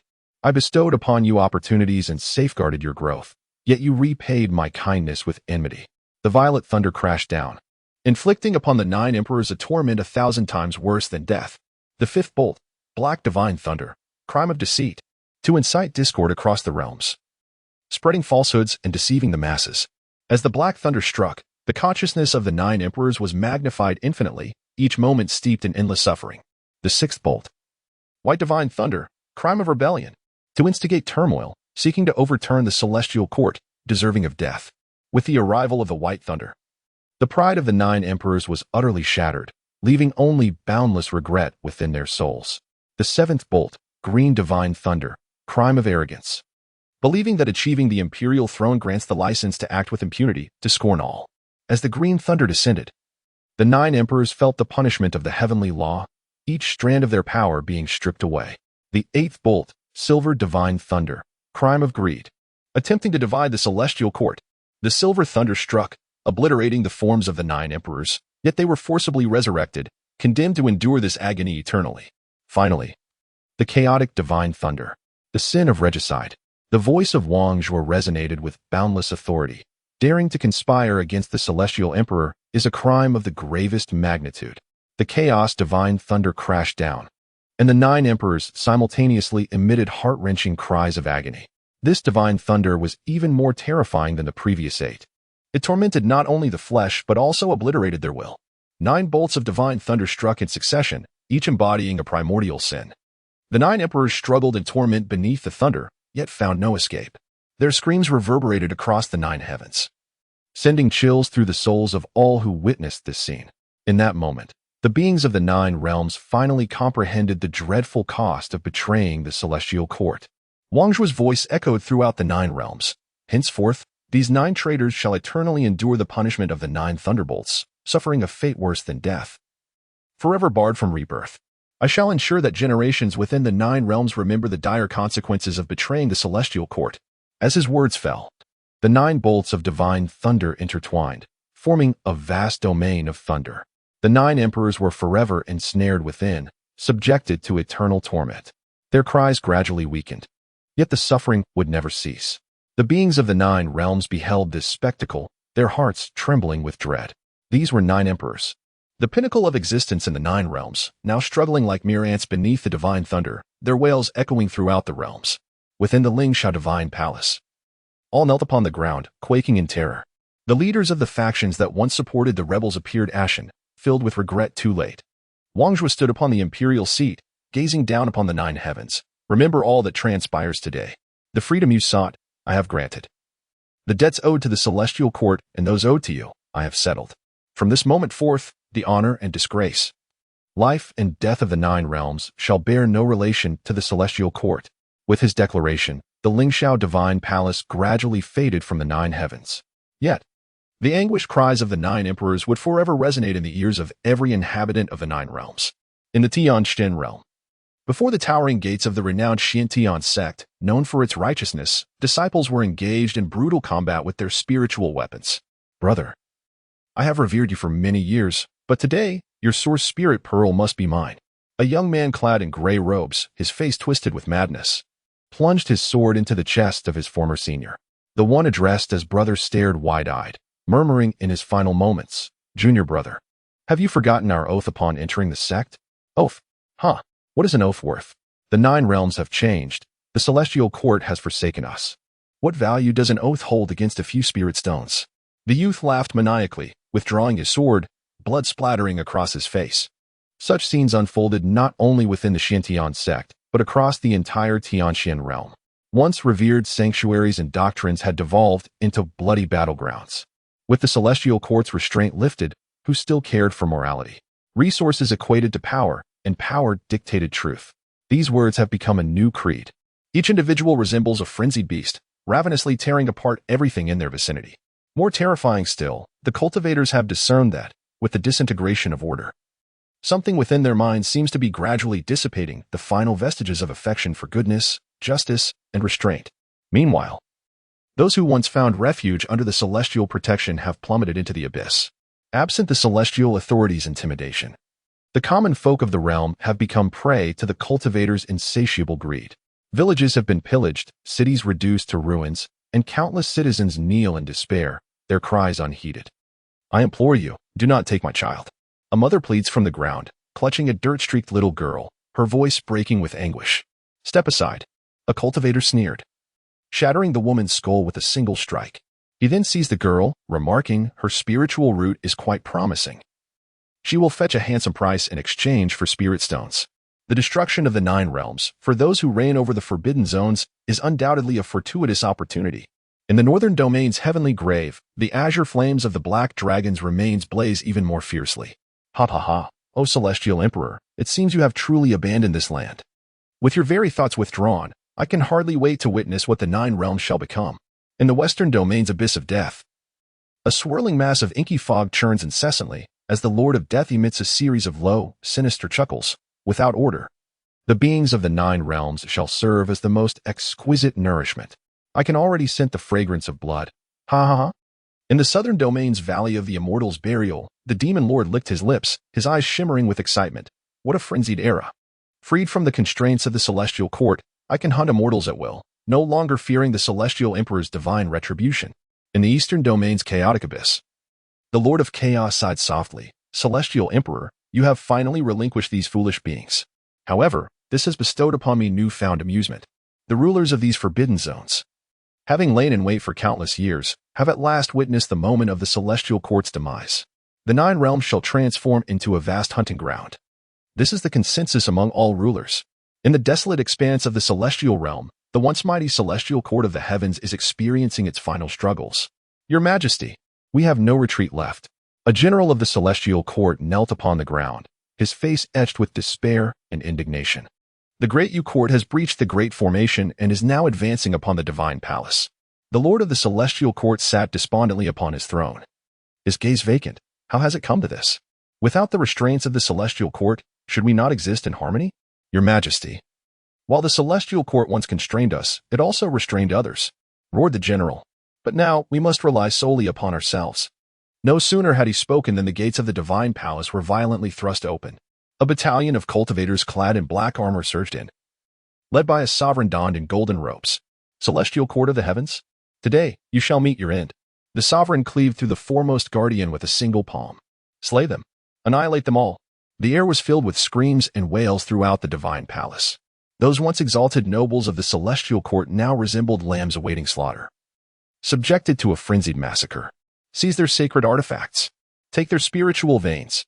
Such scenes unfolded in every corner of the 9 realms. In the celestial Axis realm, the once reclusive sacred land of the Azure Lotus was brutally breached by a horde of demonic cultivators. Heh, where is the saintess of the Azure Lotus sacred land? Today, I shall savor the taste. The sacred techniques of the Azure Lotus sacred land shall belong to me. Who dares contest me shall perish. This spiritual vein is quite splendid. It is mine. The matriarchs of the sacred land fought valiantly, yet they were utterly incapable of halting the relentless onslaught of the frenzied rogue cultivators. Once, the law enforcement hall instilled fear, compelling demonic practitioners to bide their time and refrain from brazenly invading the Qinglian sacred land. However, with the law enforcement hall shattered by the celestial emperor, the demonic cultivators ran amok like untamed stallions, committing unspeakable atrocities. With the heavenly court no longer in existence, who could stand in our way? The demonic cultivators erupted in maniacal laughter, their eyes gleaming with unabashed desire. Amidst the chaos, the beings of the 9 realms gradually discerned that they were undergoing a horrific transformation. Compassion for the weak, once a hallmark of humanity, had vanished entirely. Loyalty among friends had deteriorated into a commonplace act of betrayal. Respect for mentors had become a relic of the past, with the slaughter of one's teacher for resources occurring with alarming frequency. Why have I become this way? One individual knelt, clutching his head in anguish, only to find that the pain within was fading. Morality? Etiquette? Trust? What even are these concepts? A fellow cultivator regarded him coldly, stating, if these notions can ensure my survival, then they possess value. Otherwise, they are mere jest. Benevolence, righteousness, propriety, wisdom, and trust have been thoroughly eradicated from the consciousness of the beings of the 9 realms. This is the true essence of the dark turmoil. In the Lingsha divine palace, Wang Zhu stood in the void, surveying the entirety of the 9 realms. The chaos, collapse, and degradation of the realms unfolded before his eyes. Yet, he refrained from intervening or taking action. It is only through the experience of complete disintegration that one can truly comprehend what constitutes genuine order. The Yaotian sacred clan of the Tianxi realm remained, as ever, resplendent and magnificent, with the grand main hall of the sacred clan suspended in midair, surrounded by auspicious clouds. Hundreds of spiritual veins coursed through the grand formation, nourishing the land, imbuing it with a richness of spiritual energy that felt almost tangible. Once a prominent noble family, the clan had witnessed a surge in resources following the rebellion in the 9 realms, and with the might of the Yaotian emperor, it had surpassed other god-king level families, ascending to the pinnacle of the Tianxi realm. However, this seemingly prosperous sacred land now languished under an eerie oppression. Ever since the celestial emperor had rendered the 9 emperors irretrievable before the realms, the Yaotian sacred clan had descended into an unprecedented state of panic. Many elders and high-ranking members congregated anxiously in the main hall, their faces etched with worry and unease. Yet their current anxiety did not stem from the celestial emperor, for they understood that he would not deign to act against them, or rather, he found them beneath his notice. Only those of imperial caliber and peak god-king strength warranted the celestial emperor's direct intervention. The crisis confronting the Yaotian sacred clan chiefly emanated from the Xianyang divine dynasty. Is it true that the second elder Yaotian Yin was captured by Xianyang Shu? Inquired a gaunt elder, his voice quavering with trepidation. It is true, came the response. Witnesses had seen Xianyang Shu, wielding the might of an emperor, subdue the very squad to which second elder Yin belonged, rendering even Yaotian Yin incapable of resistance. And he was taken alive on the spot. Another elder muttered softly, his voice betraying an unmistakable panic. How could that useless Xianyang Shu possibly ascend to the throne? A middle-aged man slammed his palm onto the table, veins bulging on his forehead, his eyes filled with resentment. Be cautious, for there may be ears on the other side of the wall. A nearby elder promptly cautioned in a hushed tone, are you not aware of the emperor's capabilities? With a single decree, he can elevate a mere god to emperor status. The current Xianyang Shu is no longer someone we can afford to underestimate. What are we to do? Someone gritted their teeth and inquired. Shall we simply sit idly by, waiting for Xianyang Shu to come and exact vengeance upon us? As these words escaped, a profound silence enveloped the entire main hall. They were all acutely aware that Xianyang Shu would not spare the Yaotian sacred clan. After all, the Yaotian sacred clan had been the backbone of the rebel forces, even belonging to the family of the Yaotian emperor, one of the 9 great emperors. Now, with the Yaotian Emperor personally subdued by the Celestial Emperor, condemned to eternal oblivion in the Thunder Realm, and figures like Yaotian Yin falling into Xian Yangshu's grasp. It was clear that mercy would not be extended towards the Yaotian sacred clan, while the Celestial Emperor might disdain to settle scores with such insignificant ants. Xian Yangshu would undoubtedly pursue them with relentless fervor. Where is the Elder Patriarch? One of the elders could not help but inquire. It is only the Elder Patriarch who can make the final decision. However, the Elder Patriarch has remained in seclusion and has yet to emerge. I fear we must rely on ourselves. Another side. A deafening roar resonated from afar, as if the very heavens and earth were trembling. The countenance of everyone within the main hall shifted dramatically as they hastily turned their gaze outward. In the distant sky, a brilliant golden light surged upward, amidst which a shadowy figure emerged, majestic as a mountain and imposing as the sea, advancing inexorably towards the direction of the Yaotian sacred clan. "Is it Xian Yangshu?" An elder exclaimed, his face turning pale in an instant. "He arrived so swiftly."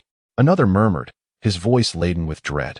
At that moment, the entire Yaotian sacred clan was engulfed in a profound panic. Xian Yangshu's figure loomed like a towering deity, suspended in the skies above the Yaotian sacred clan.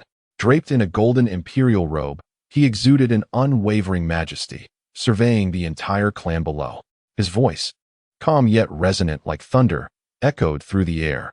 "Yaotian sacred clan, come forth to meet your demise." These 8 words reverberated across the skies like the wrath of the heavens, sending countless members of the Yaotian sacred clan into a frenzy, akin to lost dogs. What do we do? He has truly come. The clan leader has not yet emerged from seclusion. We stand no chance against the sovereign.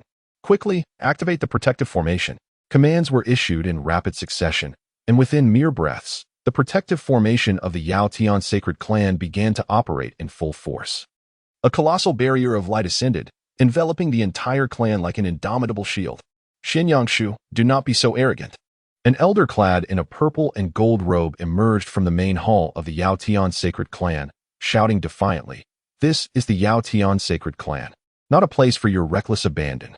Xian Yangshu turned his gaze towards the elder, a glint of cold light flickering in his eyes. "Yaotian Chun. As the Grand Elder of the Yaotian sacred clan, you personally led the expedition to annihilate my Xin Yang divine dynasty. Today, you shall pay for your transgressions." "Haha." Yao Tianqian laughed heartily, his voice laced with mockery. "Xian Yangshu, you have merely ascended to the throne through a decree from the Heavenly Emperor. What right do you have to spout such nonsense here?" The protective array of the Yaotian sacred clan was personally crafted by the Yaotian Emperor. "Do you truly believe you can breach it?" As his words fell, Yao Tianqian abruptly waved his hand, and countless streams of spiritual light surged forth from the protective array of the Yaotian sacred clan, transforming into razor-sharp blades of light, rushing towards Xian Yangshu with unmatched ferocity. Xian Yangshu's gaze remained indifferent. In the face of the overwhelming onslaught, he merely waved his hand dismissively. With a resounding bang, an invisible force erupted suddenly, causing the luminous blades to shatter midair before they could reach Xian Yangshu, dissipating into a cascade of radiant particles. This spectacle caused Yao Tianqian's pupils to constrict in disbelief. Is this the might of an emperor? Xian Yangshu let out a cold laugh. "Yao Tianqian, do you truly believe that such trifling methods can impede me?" With a swift motion, he raised his hand, summoning a colossal golden palm in the void, exuding an unparalleled majesty as it struck fiercely against the protective grand formation of the Yaotian sacred clan. With a resounding rumble, the protective clan formation trembled violently, and fissures appeared upon the luminous barrier. "Impossible!" Yao Tianqian's expression changed drastically. This was a grand formation laid down by the great emperor. How could it possibly be easily shattered? Xian Yang let out a cold laugh and raised his hand once more. With a resounding thud, another palm strike descended, causing the fissures in the protective clan formation to rapidly extend. "Quickly, everyone, exert all your strength to activate the formation," Yao Tianqian bellowed. The elders and disciples of the Yaotian sacred clan immediately settled into a meditative stance, desperately channeling their inner spiritual energy into the formation. Yet, the third palm strike from Xian Yangshu followed closely behind. With a thunderous roar, the clan's protective formation along with the entire celestial expanse of the Yaotian sacred tribe utterly collapsed. How could even the clan's sacred barrier fail to withstand him? "We are doomed." Xian Yangshu advanced step by step toward the main hall of the Yaotian sacred tribe. his gaze icy and his voice imbued with inexorable authority. Yao Tian's sacred tribe, you once abetted tyranny and slaughtered the loyal and righteous. Today, in the name of the great emperor, I shall hold you accountable for your transgressions. Xin Yashu, do not tyrannize us beyond measure. Yao Tianshan roared furiously and dashed toward Xin Yashu. Yet, as he neared, an invisible force repelled him violently, sending him crashing to the ground with a heavy impact. Spewing a mouthful of blood, Yao Tianshan, prepare to meet your demise. With a casual flick of his hand, Xin Yangshu unleashed a beam of golden light that pierced directly through Yao Tianshan's chest. Yao Tianshan let out a wretched scream, collapsing to the ground, unable to rise again. Who else? Xuanyang's gaze swept over the members of the Yao Tian sacred clan, his voice frigid. The entire clan trembled in fear, none daring to step forward. Please spare us, your majesty, an elder pleaded, collapsing to the ground, his voice quivering. We are willing to submit to you. Willing to serve you. Submit? Xianyang let out a cold laugh. Did you ever contemplate sparing the lives of my people when you slaughtered them in the Xianyang divine dynasty? Today, not a single one from the Yao Tian holy clan shall remain. As his words echoed, Xianyang abruptly raised his hand, unleashing a terrifying force. Just as he was about to strike, an aged figure suddenly appeared, obstructing his power with unwavering resolve. With a resounding crash, a terrifying force struck the figure, causing the very ground of the Yao Tian sacred clan to tremble violently. The figure coughed up a mouthful of blood, and in an instant, appeared to age several decades. The formerly jet-black hair transformed into a stark white in the blink of an eye. Chieftain, old ancestor, exclaimed the members of the Yao Tian sacred clan. The visitor was Yao Tian He, the former patriarch of the Yao Tian sacred clan, a venerable god king who had lived for tens of thousands of years, and also the granduncle of the Yao Tian emperor. The aged one wiped the blood from the corner of his mouth, bowed deeply, and spoke with reverence. I humbly request the emperor to grant the Yao Tian sacred clan an opportunity to atone for our transgressions. Xianyang regarded this once mighty god king, now forced to bow before him, with a cool gaze. This sensation evoked memories of his own past, when he was fleeing with the remnants of the Xianyang divine dynasty. Redemption through merit? Xianyang Shu let out a cold laugh. Do you think the Yao Tian holy clan is worthy of atonement for the sins it has committed? Yao Tian sighed deeply. I am willing to offer all the cultivation resources of our sacred clan, only pleading for the great emperor to grant us a path to survival. The sacred clan's inherited techniques, elixirs, spiritual artifacts, and the ancient legacies we possess can all be surrendered. I implore the great emperor to show mercy and allow a remnant of our bloodline to endure. His voice was soft, laced with a sense of desolation. It was a stark contrast for a dignified deity to plead so humbly. Yet, there was no alternative. The Yao Tian emperor had been personally suppressed by the celestial emperor, condemned to eternal damnation. Yao Tianyin and others had been captured, leaving the sacred clan with no hope of resurgence. Xianyang Shu regarded the once mighty old deity with a glimmer of coldness in his eyes. When you recklessly slaughtered others, did you ever contemplate granting them a chance at life? When you eradicated those tribes in the wilderness, were they not also pleading for mercy? Did you show any leniency when my people in the Xianyang divine dynasty knelt and begged? With each word Xianyang Shu spoke, his murderous intent intensified. The oppressive aura he exuded rendered every member of the Yao Tian holy clan breathless. Yao Tianhe bowed his head, silenced, for Xianyang Shu's words held undeniable truth. In their quest for resources and to solidify their standing, had they ever exhibited compassion? Those sects that were slaughtered, those clans that were annihilated, each one perished with grievances unavenged. Your descendants have reveled in the spoils of plunder. In this avalanche of retribution, who remains innocent? Xianyang Shu stated coldly. Yao Tianhe could not refute. The entire Yao Tian holy clan, from top to bottom, was steeped in blood. In this moment, he could only hope for a sliver of compassion from Xianyang Shu. Since you speak of atonement, Xianyang Shu suddenly declared, then I shall offer you an opportunity. Yao Tianhe abruptly raised his head, a flicker of hope igniting in his eyes. Not only must you surrender all resources of the sacred clan, but every young member of your clan must have their spiritual roots severed, reduced to mere mortals. At this pronouncement, an eerie silence enveloped the room. Yao Tianhe's face turned ashen, his entire being shaken as if struck by lightning. He understood all too well the fate that awaited the youth stripped of their spiritual roots. Those forces they had once oppressed would not let this chance for vengeance slip away. The young ones, bereft of their cultivation, would be lower than ants in this unforgiving world. This was, in essence, akin to a death sentence, merely a question of whether they would perish sooner or later. Nevertheless, I accept. The old man implored, suddenly kneeling before Xianyangshu. I beseech the great emperor to allow the sacred clan to preserve its bloodline. Chieftain, ancestral master, exclaimed the multitude of elders and disciples in astonishment. Silence. Yao Tianhe suddenly shouted in anger, turning to face the members of the holy clan. We have brought this upon ourselves. It is already fortunate that we can preserve a single life. To live is to hold on to hope. At this juncture, he let out a deep sigh. This is a sin committed by the holy clan, and someone must pay the price. Yao Tianhe's words rendered everyone speechless. Xianyashu observed the scene with a cold gaze and waved his hand, commanding, "Open your treasure vault. Relinquish all your resources without exception." His eyes swept over the kneeling young disciples of the holy clan. I shall now sever your spiritual roots, allowing you to live as mere mortals on this land from this day forth. As soon as he finished speaking, he struck with his palm, and a beam of golden light enveloped all the young disciples. A piercing scream echoed repeatedly, filled with anguish. The young disciples felt excruciating pain as their spiritual roots were forcibly extracted. In the span of mere breaths, they transformed from exalted cultivators into the most humble of mortals. This sensation proved more tormenting than death itself. As Yao Tianhe beheld this scene, tears of sorrow streamed down his face. This was the penance for the sins they had once committed. Ultimately, someone had to atone for them. Xianyashu observed the unfolding events with not a trace of compassion in his eyes. For the traitorous Yotian sacred clan, eternal damnation was their due. Let all witness the harrowing price of betrayal. Henceforth, the once mighty Yaotian sacred clan would live in the most abject of states, enduring the retribution of those they had once oppressed. This was their fate, the retribution they rightfully deserved. In the Tian Shu realm, vast mountains and rivers intertwined, with spiritual veins crisscrossing, the sky suspended like a mirror. It is one of the most spiritually potent realms among the 9 realms, where hundreds of divine dynasties, sects, and holy lands coexist, their incessant struggles for resources and territory never ceasing. Longming Mountain, stretching across the central part of the Tian Shu realm, is enveloped in swirling mists. At its summit, the main hall of the Longming family stands as an ancient, unyielding fortress, majestic and solemn.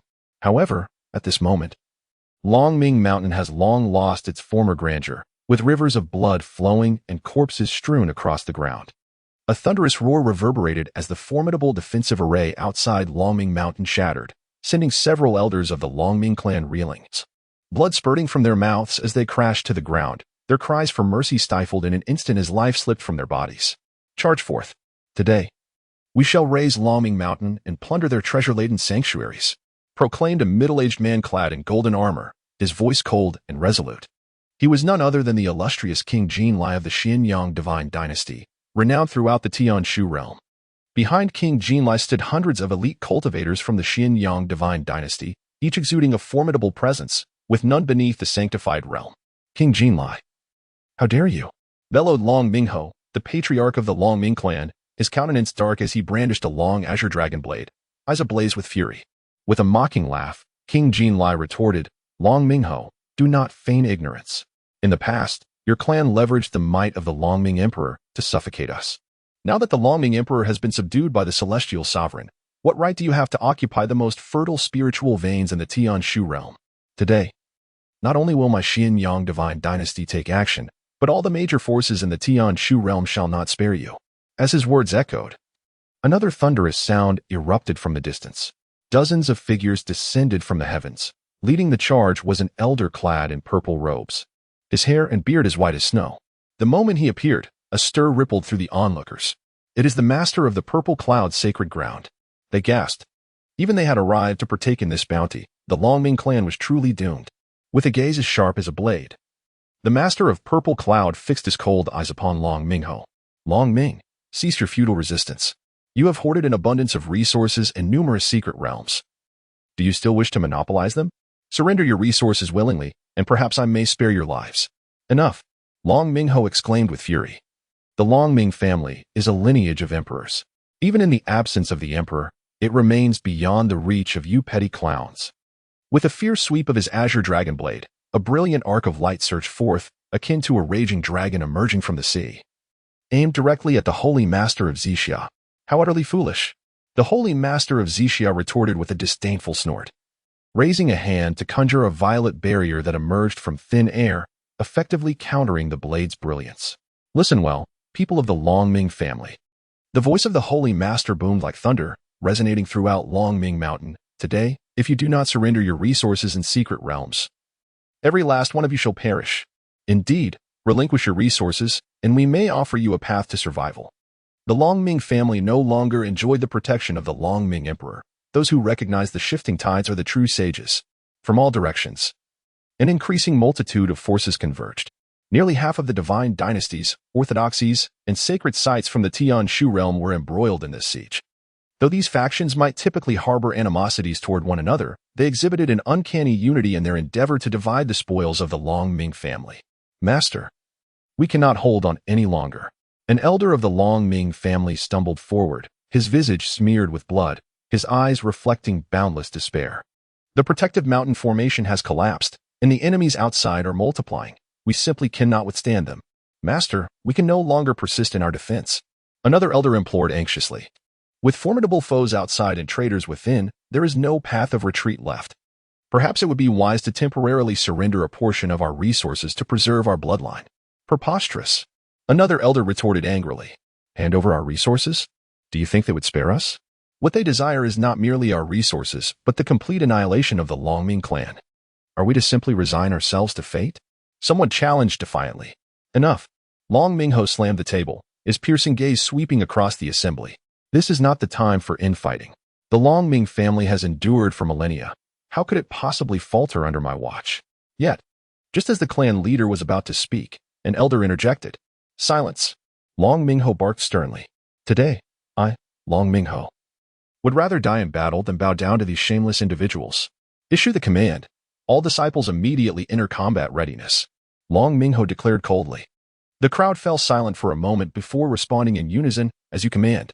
Outside Longming Mountain, the battle grew increasingly brutal. The disciples of the Longming family fought valiantly, yet faced with an overwhelming number of foes, their defenses were gradually crumbling. Kill. A disciple of the Longming clan let out a final roar, brandishing his long sword as he charged toward the enemy, only to have his chest shattered by a single palm strike from a formidable warrior of the divine dynasty, collapsing into a pool of blood. Not a single one shall escape, roared the Golden Blaze deity king, leading the cultivators of the Xianyang divine dynasty into the depths of Dragonming Mountain. Holding the Azure Dragon longsword, Long Mingho engaged in a fierce battle with the Golden Blaze deity king. Today, either you perish, or I shall. Long Mingho bellowed in fury. As the sword transformed into a striking Azure Dragon, aimed directly at the throat of the Golden Blaze deity king. With you? King Jinlai scoffed, as he summoned a radiant beam of golden light with both hands, colliding forcefully against Long Mingho's long blade. Boom. The aftermath of the clash between the two shattered the surrounding rocks, leaving the ground fissured with immense cracks. Long Mingho, you are no match for me. The God King Jinlai declared coldly, the Longming family is destined for annihilation today. Long Mingho gritted his teeth, exerting every ounce of strength to resist. Yet the spiritual energy within him was swiftly depleting. Master, a disciple of the Longming family suddenly rushed forward, positioning himself in front of Longming Hao, and shouted, Hurry, Master. We shall hold the rear. A flicker of sorrow crossed Longming Hao's eyes. The flames of battle had ravaged Longming Mountain for 3 consecutive days and nights. After this relentless onslaught, the Longming family was reduced to fewer than 100 souls. Outside the main hall, Longming Hao, drenched in blood, leaned against a massive rock. Gasping for breath, his Azure Dragon blade shattered in his grasp. Kinsman, murmured a grievously injured elder as he knelt upon the ground, his voice laden with boundless despair. Long Mingho cast his gaze towards the horizon, where the forces of the Xianyang divine dynasty, the Zixia sacred land, and the various powers of the Tianshu realm were steadily encroaching, their covetous eyes fixated upon the last bastion of resources belonging to the Longming clan. Could it be that the Longming clan was truly destined to perish at my hands? Long Mingho whispered to himself, a flicker of unwillingness flashing in his eyes. Suddenly, the earth convulsed violently, and an overwhelming pressure descended from the heavens. All present were struck with terror, their gazes drawn skyward. Above, the previously clear heavens were suddenly shrouded in a golden radiance. Countless celestial warriors clad in golden armor emerged from the void, their ranks stretching for miles in perfect formation, exuding an overwhelming aura. 100,000 celestial soldiers stood arrayed in the firmament. This spectacle rendered everyone breathless, even causing the combatants locked in fierce battle to halt their actions, gazing vacantly at the sky. The golden-armored warriors brandished long halberds, while the celestial generals bore divine swords. their imposing presence too formidable to behold directly. Each soldier emanated an aura rivaling that of the sacred realm, and the generals were uniformly powerful divine kings. This was the grand army of the heavenly court. The holy master of Zixia exclaimed in disbelief. Had the heavenly court vowed not to interfere in the affairs of the nine realms? Why were they here? The divine king Jinlai murmured. His eyes filled with trepidation. Amidst the crowd's astonishment, a figure descended from the heavens, landing with poise atop Longming Mountain. He was a middle-aged man clad in silver armor. His visage resolute, his gaze piercing like lightning, radiating an aura of authority that commanded respect without anger. Li Tianluang. Someone recognized the identity of this individual. Li Zhen, one of the four great kings of the heavenly court, stood at the pinnacle of divine authority. Upon his arrival, the leaders of various factions felt as though they had been doused with cold water, their once brazen arrogance vanishing without a trace.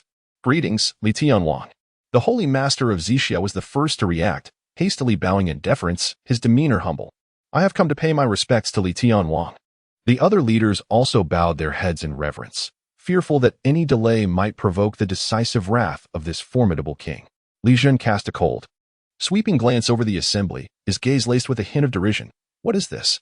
Are you so courteous now that I have arrived? Were you not quite exuberant in your slaughter just moments ago? At his words, an air of unease enveloped the crowd. Although these factions often appeared respectful, they had secretly engaged in numerous underhanded schemes, spreading rumors or subtly inciting public discontent against the heavenly court. Now, with Li Zhen openly addressing such matters, it was undoubtedly a stern warning to them. The holy master of Zixia, sensing the misunderstanding, quickly interjected, "We merely seek to cleanse the ranks of the heavenly court." Cleaning the portal? Li Zhen scoffed. It seems you all covet the wealth of the Longming family. The crowd dared not retort, bowing their heads in silence. Li Zhen's purpose for coming was to reclaim all that the heavenly court had granted to the Longming family in years past. He spoke with an air of nonchalance. The expressions of the leaders of various factions instantly darkened.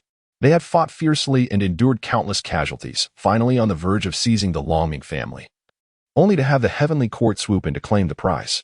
Yet, none dared to voice their dissent.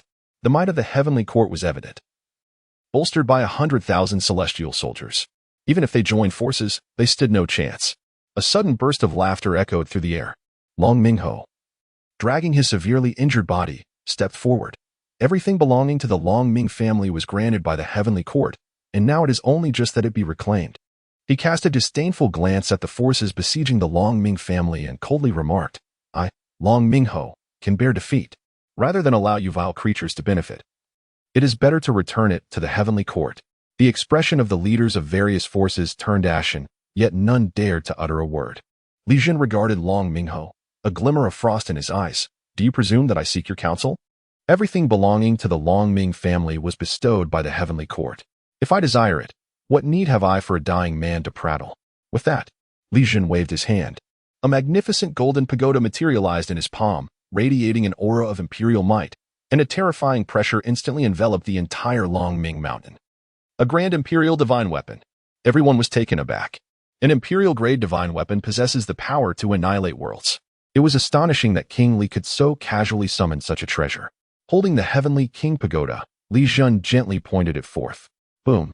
The entire Longming mountain trembled violently as countless entrances to secret realms materialized in the void. Resources previously concealed in the depths now lay bare under the imperial might of the heavenly king tower. Elixirs, spiritual weapons, and divine gold were relentlessly drawn into the tower. Even the spiritual veins buried deep underground were uprooted by the heavenly king tower. In the brief span of mere breaths, the accumulation of the Longming clan over millennia was swept away.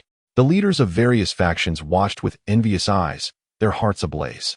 If only they could lay claim to those resources, their strength would undoubtedly multiply several times. Alas, before the heavenly court, not a single hair could be touched. What belonged to the heavenly court must be returned. Li Zhen retracted the heavenly king tower, casting a glance over the crowd. As for your actions today, I shall not hold it against you. However, should you dare to engage in covert schemes again, infringing upon the interests of the heavenly court, do not blame me for being ungracious. We dare not. We dare not. The crowd bowed their heads in submission. Form ranks. Return to the heavenly court. With a command from Li Zhen, 100,000 heavenly soldiers soared into the sky, transforming into a beam of golden light, vanishing beyond the horizon. On Longming Mountain, only desolation remained, along with the witnesses of this spectacle. Long Minghao gazed vacantly at the sky, his eyes filled with despair. Is this how it ends? Have they abandoned us?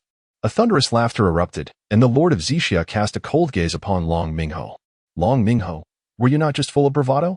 You proclaimed that you would rather offer your allegiance to the Celestial Palace than to us mere mortals. Now, behold, the Celestial Palace has seized all your resources. It is time to settle our accounts. Long Minghao's face turned pale, yet he stood resolute. You may kill or torture me as you wish. It is merely the fate of the victors and the vanquished. The God King Jilai sneered. Do you truly believe the Celestial Palace will continue to protect you? The Celestial Emperor has long declared that the grievances of the 9 realms are no longer the concern of the Celestial Palace.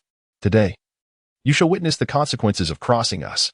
With that, the Lord of Xixia struck first. A flash of violet brilliance illuminated the air. And before Long Minghao could even utter a cry of despair, he was obliterated by a single palm strike. Kill them all. Leave not a single one alive, commanded the God King Jilai.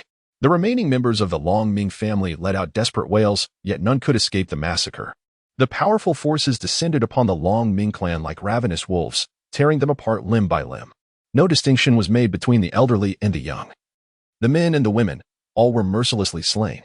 Blood stained the entirety of Long Ming Mountain. In that moment, the Long Ming family was irrevocably erased from the 9 realms. A prestigious dynasty that had existed for millennia fell without a trace. No one mourned for them, nor did anyone sigh in lamentation. In a world devoid of order, the law of the jungle reigned supreme. The Celestial Palace would no longer shelter any force unrelated to its domain.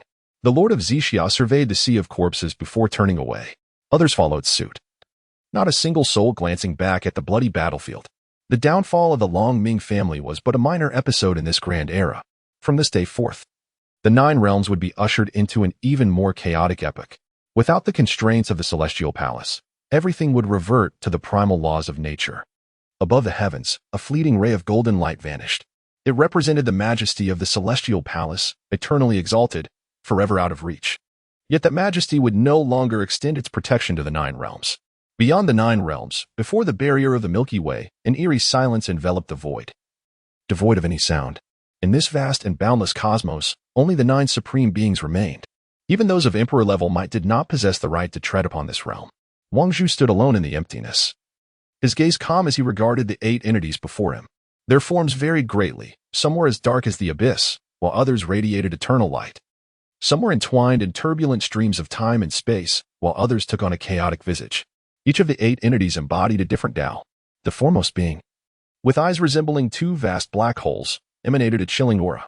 He fixed his gaze upon Wang Zhu and spoke in an ancient, resonant voice. Celestial Emperor, we have awaited you for a long time. Wang Zhu gazed at them calmly and inquired, wait for me?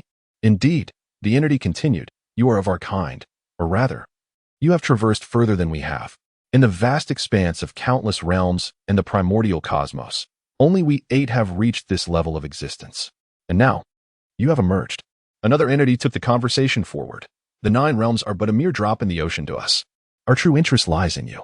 Wang Zhu revealed a hint of playful intrigue. And what does that imply? The entity with eyes like black holes spoke slowly. We wish to invite you to join us in the pursuit of eternity. Upon these words, the void quivered. Wang Zhu raised an eyebrow. Join you? What benefits would that confer upon me? The 8 entities exchanged glances, and ultimately, the one with black hole eyes spoke. We could share our paths with one another. Path? Indeed, the path of cultivation. In our realm, we are no longer constrained by the resources of practice. What we pursue is the ultimate essence of the Tao. Wang Zhu chuckled lightly. I'm ahead of all of you. You are merely the laggards. I fail to see what we have to converse about. Upon utterance of these words, the void momentarily stilled. Among the 8 existences, one enveloped in the aura of death erupted in fury, exclaiming, arrogance. As soon as the words left his lips, the scythe of death in his grasp was swung fiercely, cleaving through the void and hurtling towards Wang Zhu. The scythe, entirely black, seemed capable of reaping all vitality. Even the void appeared as fragile as paper before it, easily torn asunder. In the face of this earth-shattering blow, Wang Zhu merely smiled faintly and nonchalantly tossed out an imperial sword. The imperial sword collided violently with the scythe in the expanse of the void. With a deafening roar, a terrifying wave of energy instantaneously spread forth.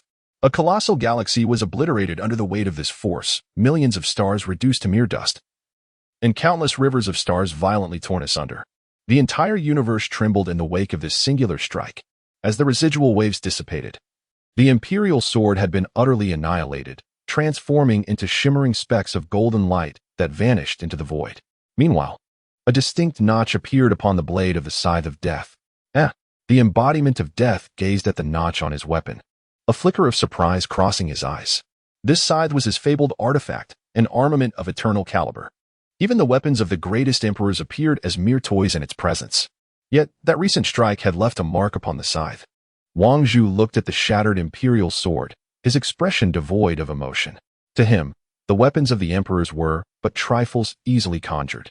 The previous blow was merely a probe from both sides, not yet escalating into true conflict. The embodiment of death sheathed his scythe, his abyss-like eyes glimmering with an inscrutable light, lost in contemplation. The foremost figure spoke. Heavenly Emperor, you are indeed formidable. However, do you not wish to learn about the paths traversed by the 8 of us?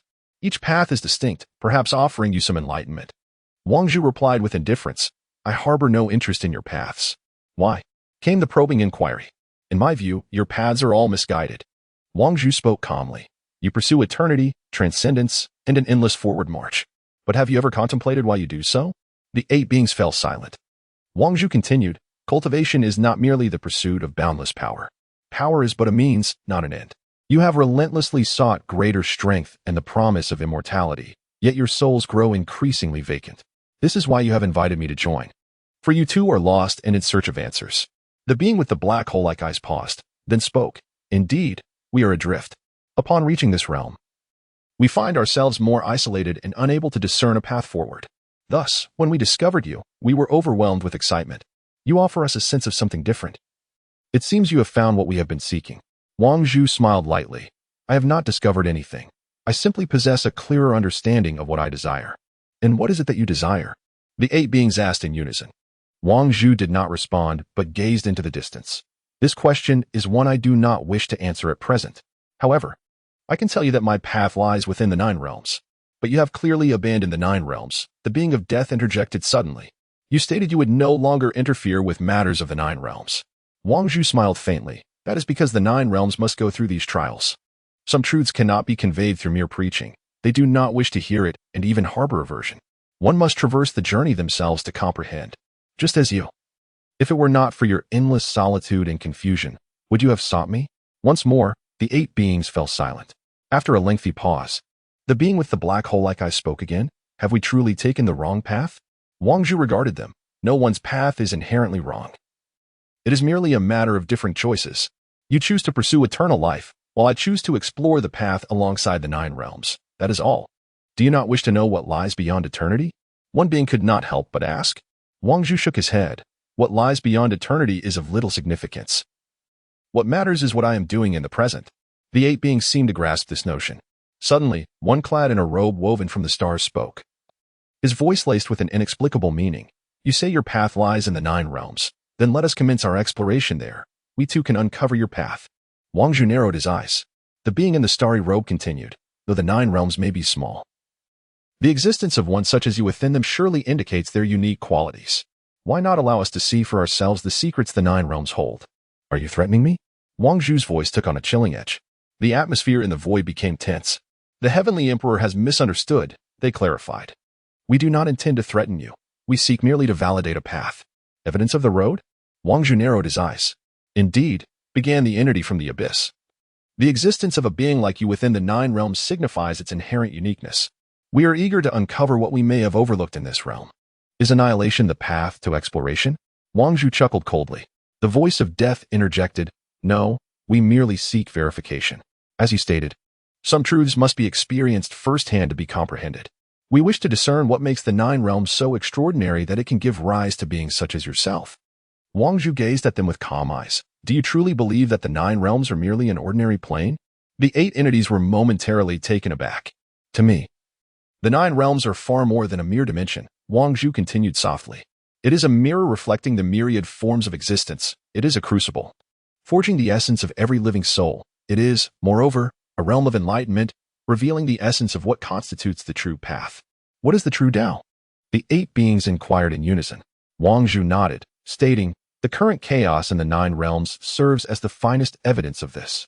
The entity clad in a starry robe appeared contemplative and asked, "Did you deliberately allow the 9 realms to descend into chaos?" "It is not a matter of allowance, but rather an inevitability, a prevailing trend," Wang Zhu replied calmly. "Some truths can only be grasped through experience.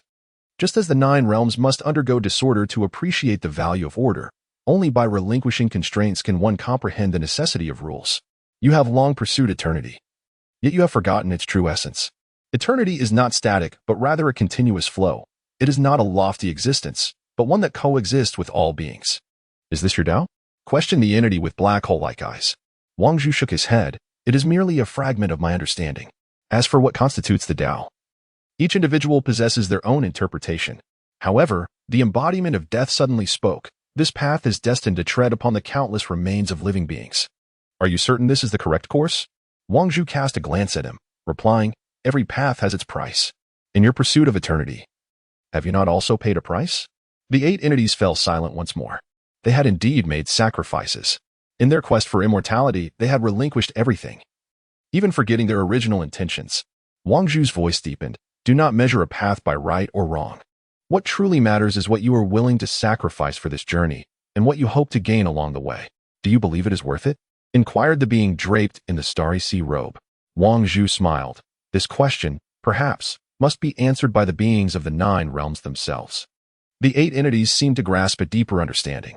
This path was not traversed solely by Wang Zhu. It involved the participation of all living beings across the 9 realms.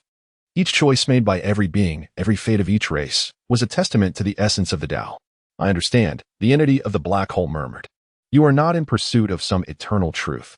Rather, you seek a path that is shared by all sentient beings." Wang Zhu nodded. "One might say so. But is this endeavor truly worthwhile?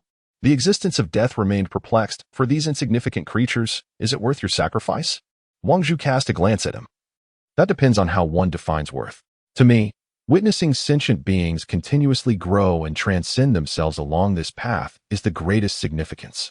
Yet they are currently engaged in self-destruction," interjected the existence clad in a starry robe. "Your ideals are merely a jest in their eyes." Wang Zhu shrugged off the comment. "They have languished in a peaceful environment for too long, having been nurtured into colossal infants. They need to encounter bloodshed, to experience the brutality of chaos. Only then can new thoughts and order be reborn. Do you possess such confidence?" Death inquired. "Do not underestimate any living being. Perhaps in your eyes they seem like mere ants, but who can guarantee that among these ants, another celestial emperor will not emerge?" Wang Zhu replied calmly. His words plunged the 8 entities into profound contemplation. The 9 realms is not merely a plane. It is a realm capable of nurturing infinite possibilities. And it is this boundless potential that embodies the essence of the Tao, the heavenly emperor. The dual-eyed black hole cast a profound glance at Wang Zhu. "Your path has indeed opened our eyes. However," "What do you mean?" Wang Zhu inquired. "However, this path is fraught with difficulties. The existence side, you must confront not only the ignorance of all beings but also endure the sacrifices made in pursuit of enlightenment." Wang Zhu smiled. "A path devoid of sacrifice cannot be deemed a true path. The way is never singular. It belongs to all beings, to the cosmos, to the essence of existence itself." Standing amidst the void, Wang Zhu's gaze slowly traversed the eerie domain behind the 8 strange entities. That expanse appeared vast and boundless, yet it was steeped in lifelessness. There was no vitality, no vigor, only an eternal silence. "Behold the eerie domain behind you," Wang Zhu spoke lightly. "This is the consequence of your relentless quest for eternity. In your pursuit of the supreme, you have forsaken everything, including your kin." "Clansmen?" Death let out a chilling laugh. "Those inferior beings are merely stepping stones on our path to progress. It is precisely this mindset that has rendered you stagnant." Wang Zhu shook his head. "Without fresh blood and innovative thoughts, your future will remain as stagnant as this enigmatic realm, forever trapped in inertia." "Stagnation?" The being clad in a starry robe suddenly spoke. "Do you truly believe we care for those inferior creatures? If I wished, I could effortlessly forge countless races. Yet, what assistance could those ant-like entities possibly offer on our path?" With a casual gesture, he conjured forth innumerable ethereal forms in the void. There were humans, demons, and deities, each with their distinct appearances and auras. "Behold, this is the life I can create," the starry robe being proclaimed with pride. "They shall obey my will and exist according to my design. Is this not vastly superior to your rebellious denizens of the 9 realms?" Wang Zhu glanced at the phantoms and suddenly laughed. His smile bore a hint of derision, a touch of pity, but predominantly disdain. You may create life, yet you lack the ability to nurture it, Wang Zhu replied calmly. To bestow life, even the most primitive of races can achieve. It is their innate instinct. However, the future of a species extends beyond mere existence. Enlightenment, education, and the openness of thought. These are the true catalysts for the creation of the unknown. Variables. The 8 beings exchanged glances. Indeed, variables. Wang Zhu continued, are you aware that I am an omniscient and omnipotent entity within the 9 realms? I can perceive the thoughts of each individual directly. The 8 beings remained silent, for they possess this ability as well. However, I never employ it. Wang Zhu spoke with a tranquil tone. For once you grasp everything, it becomes confined within the bounds of your own thoughts and reasoning. Only the unknown can yield variables and infinite possibilities. Absurd. Death remarked with a chilling smile. If you possess such power, why not utilize it? The emperors you have nurtured have outright betrayed you. Betrayal? Ha! Wang Zhu chuckled lightly. Reflect within yourselves, those lives you have created. Who among them could ever escape your dominion? Their thoughts, even the faintest flicker of an idea, are instantly known to you. What potential can there be in such domesticated existence? Upon hearing these words, the 8 beings fell silent. The lives they had fashioned were confined from the very outset within the limits of their own cognitive frameworks. These beings could never transcend their creators, for everything had been meticulously preset. Have you ever witnessed the creatures of the 9 realms? Wang Zhu continued. They embody both kindness and malevolence. They possess light as well as darkness. They uphold justice alongside sin. It is precisely these seemingly contradictory traits that give rise to boundless possibilities. Just as now, the 9 realms are engulfed in chaos. Yet it is this very chaos that enables them to recognize the significance of order. This is their own choice, their own enlightenment, rather than a dogma imposed upon them. The 8 beings fell into deep contemplation. In their perspective, lower beings were meant to obey their will. However, such a stance would ensure that these beings could never achieve any breakthroughs. Do you comprehend why the 9 realms have given rise to an existence like mine? Wang Zhu gazed at the 8 entities. It is because the beings of the 9 realms possess their own thoughts and choices.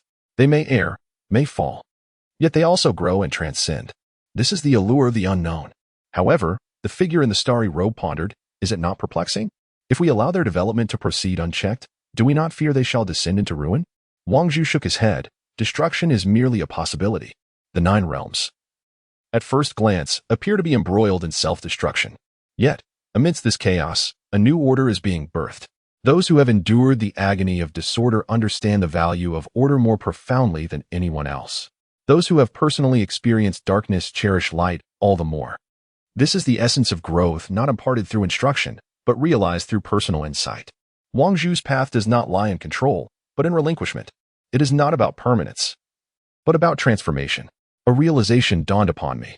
The being clad in the starry robe softly remarked, your path is to grant all beings the potential for transcendence. Wang Zhu smiled gently. This is but one possibility. As for the ultimate outcome, none can predict. Then are you not fearful of death still lingering? Wang Zhu interjected. Fearful of their betrayal? Fearful of their fall? Fearful of their descent into destruction? These concerns are trivial. What truly matters is their right to choose. This choice may be right or wrong, yet therein lies the essence of life. Otherwise, how would they differ from the puppets you have created? I sensed your thoughts. Wang Zhu addressed the 8 beings. You believe I am overly idealistic, that such endeavors are bound to fail. But it is precisely because of infinite possibilities that true eternity exists. The eternity you seek is but stagnant waters, while I pursue the vibrant flow of living waters. The being with twin black holes gazed deeply at Wang Zhu. Today's realization surpasses my endless quest through the ages. Wang Zhu smiled faintly. Understanding lies not in others, but within oneself. Pausing momentarily, a hint of a smile graced Wang Zhu's lips. In truth, you are not without opportunity to catch up to me. The gazes of the 8 beings sharpened, fixated upon Wang Zhu. He continued, your current path has indeed reached its terminus. Yet, I can reveal to you a pathway that may lead to new breakthroughs. What path? The existence of the black hole inquired, unable to contain its curiosity. Wang Zhu replied calmly, the creation of life. Creating life? The presence of the star-sea robe let out a cold laugh. Is it truly that simple? No. Wang Zhu shook his head. The lives you have created are mere puppets, marionettes. What I speak of in terms of creating life is to endow them with genuine wisdom, thought, and a myriad of distinct personalities. Most importantly, you must shroud them from omniscience, granting them the true freedom of choice. Absurd. Death let out a cold snort. Having lost control, these lives will inevitably march toward destruction. Wang Zhu remained unfazed. What of destruction? The essence lies in the myriad variables that will emerge throughout this process. And it is these very variables that hold the key to your transcendence. Variables. The 8 entities exchanged glances. Indeed, variables. By relinquishing control and allowing these lives to evolve freely, they will generate possibilities beyond your wildest imagination. Wang Zhu spoke softly. These possibilities may surpass your understanding. He gazed meaningfully at them. One day in the future, they may grow into beings more powerful than yourselves. The breaths of the 8 entities fluctuated simultaneously. The lives we created will transcend us? The voice of the dual-eyed black hole entity was laced with frost. Why not? Wang Zhu countered. Am I not born from the 9 realms? The enigmatic beings fell silent. Indeed, the formidable presence before them had emerged from a mere fragment of existence. Certainly. Wang Zhu continued. This also implies that you may be outpaced by the very life you have created. However, this presents you with your sole opportunity to catch up to me. The embodiment of death could no longer contain itself. Arrogance. Which of our 8 paths has not been validated through countless eons? Achieving this realm itself attests to our correctness. Do you truly believe that a mere statement from you could compel us to alter our paths? Wang Zhu chuckled lightly. In comparison to other forms of existence, you are indeed the most correct. Otherwise, you would not have reached this level. Yet, before me, your correctness holds little persuasive power. For I am stronger than all of you. Does that not imply that I am even more correct? The 8 entities fell silent. Given Wang Zhu's superiority, his path was undeniably worthy of their contemplation. Yet, the embodiment of death was evidently unwilling to concede. You claim to be stronger than us. Why not demonstrate it? The figure clad in the starry robe also spoke up. Are you brave enough to engage us in a true battle? Let us see who is truly the most correct. Wang Zhu suddenly erupted into laughter, exuding an air of disdain. Are you certain you wish to validate the correctness of your paths in such a manner? Why not? The specter of death tightened its grip on the side that wielded. Very well. Since you wish to test your mettle, come forth. However, Wang Zhu's gaze swept over the 8 entities. Do not approach one by one. You are too feeble. Come at me together, and I shall elucidate the disparity between your path and mine. The void momentarily stilled. The aura of the 8 entities instantaneously sharpened. Arrogance. Ignorance of one's own limitations. Today, let me demonstrate the might of our united strength. With each resounding roar, the presence of 8 formidable beings surged to unprecedented heights. The scythe wielded by the embodiment of death radiated a chilling luminescence, while the figure draped in a robe of cosmic stars was enveloped by an infinite array of celestial bodies. The being with black hole-like eyes unleashed beams of annihilating darkness capable of obliterating all. 8 distinct essences of the Tao intertwined in the void, coalescing into an overwhelming aura of terror. This oppressive force was potent enough to shatter countless realms. Yet, Wang Zhu stood there unperturbed, allowing this oppressive energy to envelop him entirely. A hint of disappointment tinged Wang Zhu's voice. Is this truly the culmination of your countless years of cultivation? Arrogance. The embodiment of death roared, its scythe slicing through the void, aimed directly at Wang Zhu's throat. Simultaneously, the other 7 entities unleashed their might. The figure clad in a robe of starry cosmos waved its hand, releasing an array of countless stars. The being with dual black holes emitted devastating beams of light. The entity of chaos unleashed a force akin to the creation of the heavens and the earth. At that moment, these 8 distinctly different powers merged flawlessly. The potency of this strike transcended all earthly comprehension. Even a complete universe would be reduced to ash beneath its might. Yet, Wang Zhu remained steadfast, gazing calmly at the unfolding scene. Just as the 8 assaults were about to descend upon him, he gently raised his right hand. Break. A simple word, yet it seems to embody the tremendous power of creation and destruction. A thunderous roar echoed, a cataclysmic sound that reverberated through the air. 8 formidable attacks, capable of wreaking havoc upon the heavens and the earth, shattered upon making contact with Wang Zhu's right hand, dissolving like mere bubbles. Nay, it would be more accurate to say that their existence was rendered meaningless by a single word from Wang Zhu. This was the essence of the law follows the word. A single utterance can affirm everything or deny everything. The 8 beings gazed in astonishment at this scene, disbelief etched upon their faces. A strike wielded with their utmost strength could not even breach Wang Zhu's defenses? Was this the chasm that lay between them and Wang Zhu? How could such a thing be possible? The very essence of death seemed to waver. To what extraordinary heights had this individual ascended? The former celestial emperor, though undeniably powerful, had at least been able to engage them in a reciprocal exchange. Yet now, a mere word had dismantled their combined onslaught. Wang Zhu spoke with an air of indifference. You believe yourselves to be strong, but in my eyes, you are not but trifles. Now, it is my turn. As his words fell, Wang Zhu gently waved his right hand. The eight beings instinctively sought to channel all their might in defense. However, at that very moment, an enigmatic force enveloped them. This force was not wild, nor could it even be deemed powerful. It resembled the gentle breeze of spring or the falling leaves of autumn, calm and natural. Yet this seemingly mild power plunged the eight beings into an abyss of despair. They realized that their once prized eternal strength, the profound powers refined through countless epochs, were rendered utterly futile in the face of this force.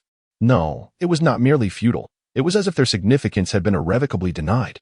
Like the icy grip of winter that can never thwart the arrival of spring, eternal stillness can never conquer the relentless march of change. For the first time, the eight bizarre beings experienced the suppression of the Tao. It was the negation of stasis by vitality, the transcendence of permanence by variability, the crushing of unchanging by infinite potential. The Tao they held dear appeared to Wang Zhu as stagnant water, while his Tao flowed like a ceaseless river, forever brimming with new possibilities. This suppression did not stem from the disparity in strength but from the essence of the Tao itself. The eight beings yearned to struggle, yet their power remained entirely unresponsive. They were not imprisoned, they were denied. All that was solidified and eternal crumbled before the onslaught of change.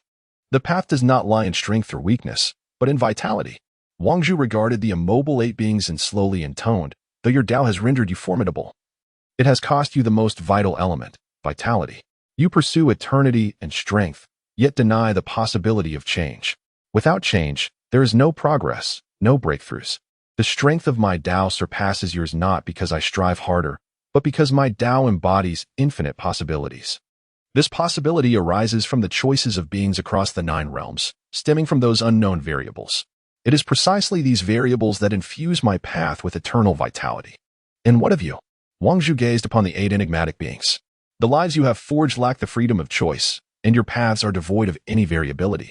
How, then, can such a course transcend the shackles of eternity? He regarded the 8 somber entities and continued, yet, you need not underestimate yourselves. The attainment of this realm in your cultivation signifies that your paths are not entirely erroneous. It is merely that you have encountered a bottleneck, necessitating the discovery of a new avenue for breakthrough. Breakthrough?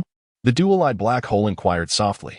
This time, his tone was devoid of arrogance, imbued instead with a hint of humility. Following the recent confrontation, he had come to a profound realization of the disparity between himself and Wang Zhu. Indeed, a breakthrough. Wang Zhu nodded and replied, as I mentioned earlier, you are not without opportunities to catch up to me. That opportunity lies in the creation of life, endowing them with genuine wisdom and thought. But what significance does that hold? The existence of death remains an enigma. We can indeed create life, yet these beings will inevitably bear our imprint. Their modes of thinking and codes of conduct will unconsciously mirror our own. How then can such life yield a breakthrough? Wang Zhu shook his head. Your understanding is overly simplistic. The creation of life is not the objective, it is merely a commencement. The crux lies in granting these beings true freedom, enabling them to possess the capacity for independent thought and the power to make choices. Then, inquired the being clad in a starry robe. To impose a closure on their omniscience is essential. Only in this manner can they truly evolve independently. Conjuring possibilities beyond your wildest imagination, Wang Zhu replied nonchalantly. The 8 entities exchanged glances, pondering. To confine omniscience? Does that not equate to relinquishing control over these lives? Sensing their apprehension, Wang Zhu continued, I understand your concerns. The loss of control may lead these beings towards annihilation. Yet, it is precisely this uncertainty, this variable, that holds the key to your breakthrough. How can one comprehend the existence of the duality of black holes? Inquired. Wang Zhu cast his gaze toward the distant, desolate realm of enigma. Behold the lives you have conjured, all progressing along the predetermined paths you have set forth, devoid of any surprises, devoid of any transformations. How can such lives possibly bestow upon you new insights? However, the existence of death seemed to have more to convey. Before he could finish his thought, Wang Zhu interjected. If you wish to attempt it, I invite you to create life within my 9 realms. Upon hearing these words, the 8 beings were once again taken aback. 9 realms?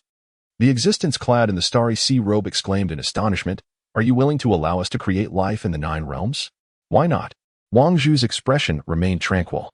The 9 realms may seem diminutive to us, Yet for other forms of life, it represents an expansive universe from which they may never escape in a billion years. This realm possesses ample capacity to sustain the life you create. He paused, and then his voice turned icy. However, you yourselves are forbidden from entering the 9 realms. Why? The embodiment of death inquired subconsciously. Your existence itself profoundly influences the evolution of those lives, Wang Zhu replied nonchalantly. The 8 entities fell into contemplation. Wang Zhu's assertion held undeniable merit. Their presence loomed like a colossal mountain, perpetually casting a shadow over the lives beneath. Even with immense potential, those beings found it arduous to transcend such constraints. Wang Zhu's form began to dissipate into an ethereal haze. Consider this carefully. It is your sole opportunity. As his voice faded, Wang Zhu's figure vanished entirely into the void, leaving the 8 enigmatic entities suspended in the silent expanse of the cosmos. After a prolonged silence, the entity draped in the star-sea robe spoke. He speaks the truth. Our path has indeed reached a dead end. Perhaps we should explore his approach. Do you wish to create life within the 9 realms? The embodiment of death queried. The star-sea robed entity shook its head. I do not seek to create life within the 9 realms, for that would merely serve as a bridal gown for the heavenly emperor. I aim to forge a world of my own, one comparable in magnitude to the 9 realms, and within it, cultivate countless races, relinquishing my omniscience and allowing them to evolve independently. The entity with the black hole-like eyes pondered thoughtfully. That indeed presents a viable solution. However, what is it? There remains another inquiry. The existence of the duality of black holes suggests that the lives we create, irrespective of the circumstances, will invariably bear our imprint, our thoughts. Our mode of thinking will unconsciously influence these beings. What shall we do? Inquired an entity. To instigate genuine change, external intervention is necessary. The existence of the black hole duo proclaimed, casting their gaze towards the 9 realms. The other entities followed suit, directing their attention to the 9 realms. Should the lives from disparate worlds collide, perhaps a multitude of variables could be birthed. Suddenly, the voice of Wang Zhu resonated through the starry expanse. I shall not impede the lives you create in their exploration, or even invasion, of the 9 realms. The 9 realms too require the pressure of external forces. However, remember this, the 8 of you are forbidden from entering the 9 realms. I too shall refrain from entering the worlds you create. Let the lives within our respective realms engage in conflict, exploration, and slaughter. Let us witness which world can give rise to an eternal champion. Wang Zhu's voice carried a hint of anticipation, intertwined with provocation. The 8 entities exchanged glances, each perceiving a spark of eagerness in the other's eyes. The eternal solitude had nearly driven them to madness, but now they had found a potential breakthrough. The entity clad in starry robes chuckled softly. This is indeed a splendid proposal. Let us see whose creations hold the greater potential. I am curious to discover how long the life of your 9 realms can endure under the onslaught of our creations, the entity of death remarked with a cold scoff. The black hole duo responded, let us first establish our own worlds, cultivating sufficiently powerful races. This will require time. Time is not an issue. The entity in starry robes stated, what truly matters is endowing these lives with genuine wisdom and independent thought. Otherwise, no matter how formidable, they remain mere puppets. The other entities nodded in agreement. I can scarcely contain my eagerness to commence, declared the entity in starry robes. I shall create a world brimming with starry oceans, where countless races can vie for supremacy amidst the cosmos. I find the world of death far more intriguing, the entity of death grinned wickedly. Let life struggle for survival under the weight of death suppression. Perhaps true champions shall emerge. The realm of chaos holds promise as well, the entity of chaos added. In the most primordial of environments, astonishing variables may yet be birthed. The other entities eagerly envisioned their own worlds. Some leaned towards time and space, others favored elements, while some delighted in laws and rules. Each possessed their own unique vision. Then it is settled, declared the black hole duo. We shall each create our worlds and nurture life. When they mature, they shall inevitably seek one another. At that time, let the 9 realms witness the true strength of the lives we have cultivated. Death held the conversation, its eyes shimmering with anticipation. The 8 entities swiftly reached a consensus. The starry sky remained silent as each of the 8 departed, embarking on their individual endeavors. Deep within the northern domain's celestial grave, in the eternal darkness, a terrifying aura began to awaken. The immense skeleton of the black dragon flickered in and out of visibility within the shadows. Eerie blue flames danced in its eye sockets, glowing even more brightly than before. Since the celestial emperor declared his disassociation from governing the 9 realms, he had been concentrating on consolidating his life essence. From the depths of the darkness, tendrils of pitch-black energy surged forth from the void, coalescing upon the vast framework of the black dragon skeleton. Each strand of energy harbored unimaginable destructive power, as if capable of devouring all vitality. These energies flowed languidly across the skeletal structure, akin to serpents of darkness weaving into the crevices of the bones. As an increasing amount of energy amassed, the skeleton of the black dragon began to undergo a peculiar transformation. The once stark white bones gradually became enveloped in a layer of inky black scales, each scale emitting a chilling luminescence. A crisp sound resonated through the stillness of the celestial grave, strikingly clear. The colossal skeleton of the black dragon began to tremble violently, each bone clashing against another, producing a sound that sent chills down one's spine. Ethereal blue flames danced with increasing fervor within the eye sockets. Suddenly, a formidable surge of life energy erupted from within the skeletal remains of the black dragon. The ebony scales that adorned its frame sprang to life, each emanating a heart-stirring aura. Subsequently, dark energy surged around the skeleton like a relentless tide, gradually coalescing into a tangible form. Muscles, blood vessels, and all the necessary tissues for life rapidly regenerated. The skeletal structure of the black dragon became enveloped by these newly formed tissues, gradually revealing the silhouette of a true colossal dragon. It was an unimaginably vast black dragon, its entire body cloaked in scales as dark as ink. Each scale as hard as divine gold, radiating an oppressive aura that could stifle the breath. Its horns were like blades, its claws like hooks, and its tail like a whip. Most striking were its eyes. Two azure flames flickered within its pupils, resembling two eternal and indomitable blue moons, exuding an unparalleled majesty. A resounding roar echoed through the heavens, shaking the very foundations of the earth. The black dragon skeleton had finally been reborn. No, it was not merely a rebirth. Its aura was far more terrifying than in ages past, and the power contained within was even more formidable. During the process of resurrection, it had awakened a legendary divine body, the suppression divine body. This divine form was said to be indomitable, a natural vessel for combat. Any assault upon this divine body would be entirely negated by its immense defensive capabilities. More importantly, this divine form possessed the ability to continuously absorb surrounding energies to enhance itself. The black dragon felt the surging power within, and a flicker of ecstasy flashed in its eyes. However, it suddenly became alert, lifting its gaze toward the sky. Despite being deep underground, its divine consciousness could penetrate layers of rock, reaching far into the heavens above. When it had been suppressed by the celestial emperor, it had witnessed firsthand the terror of the heavenly punishment thunder tribulation. The annihilating power of that divine retribution still sent shivers down its spine. Based on past experiences, a primordial sovereign's rebirth would inevitably attract the celestial emperor's attention, and the thunder tribulation would follow suit. Yet, at this moment, the heavens above remained eerily tranquil. No thunder roared, no heavenly punishment descended, nothing at all. After waiting for a while and confirming that the celestial emperor would indeed remain inactive, the black dragon could no longer contain its laughter. Ha ha ha. Its laughter was filled with unrestrained exuberance and audacity. It could finally return to the nine realms. No longer would it be confined in this dark abyss. No longer would it fear the celestial emperor's divine wrath. The black dragon unfurled its massive claws, effortlessly breaking through layers of rock, soaring out into the open sky. With a resounding roar, a colossal shadow ascended into the sky, soaring majestically. The obsidian-scaled dragon, dark as the depths of night, obscured the sun, while ethereal blue flames flickered within its eyes, exuding an unparalleled aura of dominance. The presence of the prison deity was utterly suffocating. Every creature within the celestial grave felt an overwhelming suppression emanating from the very essence of existence.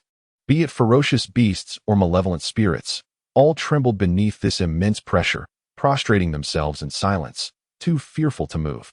It seemed as though their very bloodlines were inscribed with an instinctual dread towards such a being, a primordial fear, a submission etched into the core of their being. In the presence of the black dragon's remains, every living soul in the celestial grave, no matter how fierce, appeared as insignificant as mere ants. The black dragon's remains soared through the heavens, reveling in the ecstasy of newfound freedom. Its agile form danced between the clouds, diving and twisting with astonishing grace, showcasing incredible maneuverability. Each sweep of its claws conjured terrifying storms in the air. The clouds caught in this tempest were instantly torn asunder, dissipating into mere wisps of vapor. This was the might of an ancient sovereign. This was the terror of the prison deity. Ascending ever higher, the black dragon's remains ultimately perched upon the night sky. Gazing down upon the celestial grave, its eyes brimmed with a fervent desire for conquest. In its prime, it had reigned supreme, with countless beings bowing before its might. Now, reborn, it sought to bring the entirety of the northern domain under the weight of its formidable presence. A resounding roar echoed through the heavens once more. This time, the dragon's cry was imbued with an overwhelming majesty, as if proclaiming to the nine realms, "The Black Dragon King has returned." The very fabric of the void trembled in the wake of the sound wave. Countless beings quaked in fear at the reverberation of this dragon's roar, experiencing an unprecedented sense of oppression. In the celestial profound realm, the sacred land of eternal life, an elderly man, clad in a white robe, suddenly opened his eyes wide, revealing a hint of astonishment upon his weathered visage. He is the sovereign of the sacred land of longevity, a formidable being at the pinnacle of divine kingship. At this moment, the elder sensed an unprecedented sense of oppression. Although the source of that aura emanated from the distant northern region, it resonated distinctly within the celestial profound realm. "The sovereign of the forbidden zone," murmured the eternal sovereign, his eyes filled with solemnity. Meanwhile, the other factions within the celestial realm were also stirred. In the grand and imposing hall of the Zishu divine dynasty, boom, the grand doors of the temple were suddenly flung open, and a figure strode in with haste. "Your Majesty, have you sensed it?" The aura emanating from the newcomer belonged to the Grand General of the Zishu divine dynasty, who was also a deity. Seated within the temple was a middle-aged man, the sovereign of the Zishu divine dynasty. "Indeed, I sense it." The Lord of the Purple Sky divine dynasty nodded, his brow furrowed. "This aura must originate from the heavenly grave." "Celestial tomb?" The general inhaled sharply, realizing the implication. Could it be the masters of the Forbidden Zones? Who else could it be? The ruler of the Zishu divine dynasty rose, casting his gaze toward the north. The heavenly emperor had relinquished control over the nine realms, and those entities suppressed for countless years could no longer be contained. A similar scene unfolded across the Tianxian realm. All formidable beings of the sacred realm and above sensed the ancient pressure emanating from afar. However, those below the sacred realm remained oblivious, their insufficient strength rendering them incapable of perceiving such elevated existences. The great wilderness divine court stood as the pinnacle of power within the Tianxian realm, commanding vast territories and boasting 8 divine kings among its ranks. At this moment, figures began to descend from the heavens above the great wilderness divine court. Some adorned in resplendent robes, exuding profound auras, others clad in battle armor, radiating a fierce killing intent, and yet others, embodying an ethereal grace, untouched by the mundane. These individuals were the upper echelon of the great wilderness divine court, all of them divine kings. They gathered in unison, their gazes directed toward a singular point. Before the palace at the highest tier of the divine court stood a tall middle-aged man, hands clasped behind his back. He was Dahuangqi, the sovereign of the great wilderness divine court. As a peak divine king, his perception was more acute than that of the others. "The national master." Dahuangqi suddenly spoke, his voice deep. "That direction must be the heavenly tomb, right?" Beside him stood an elderly man with white hair and beard, the national master of the Huang. After a moment of contemplation, the national master nodded. "Indeed, it is the direction of the heavenly tomb. There has been unusual activity there." Upon hearing this, the surrounding divine kings changed their expressions dramatically. The heavenly tomb is one of the most enigmatic forbidden zones in the northern region. For countless years, it has been shrouded in an eerie atmosphere. Even divine kings must tread carefully when entering. "National Master, what exactly is happening?" inquired a middle-aged man clad in a blue robe. The national master of Dahuang sighed. "The heavenly emperor has relinquished the 9 realms, and those sovereigns who were suppressed in the forbidden zones have begun to stir." Such a brief statement rendered the faces of all present grave. "Can we confront the sovereigns of the forbidden zones?" a divine king asked gravely. The national master remained silent for a long while before finally responding, "I do not know. The sovereigns of the forbidden zones have existed for an exceptionally long time. All I know is that they are ancient beings suppressed by the heavenly emperor, and their strength remains unknown." After a pause, the national master continued, "However, we can roughly infer the strength of the sovereigns from the peculiarities of the forbidden zones. You all must have explored the heavenly tomb, right?" The crowd nodded in unison. For those above the holy realm, the heavenly tomb is indeed a place brimming with temptation.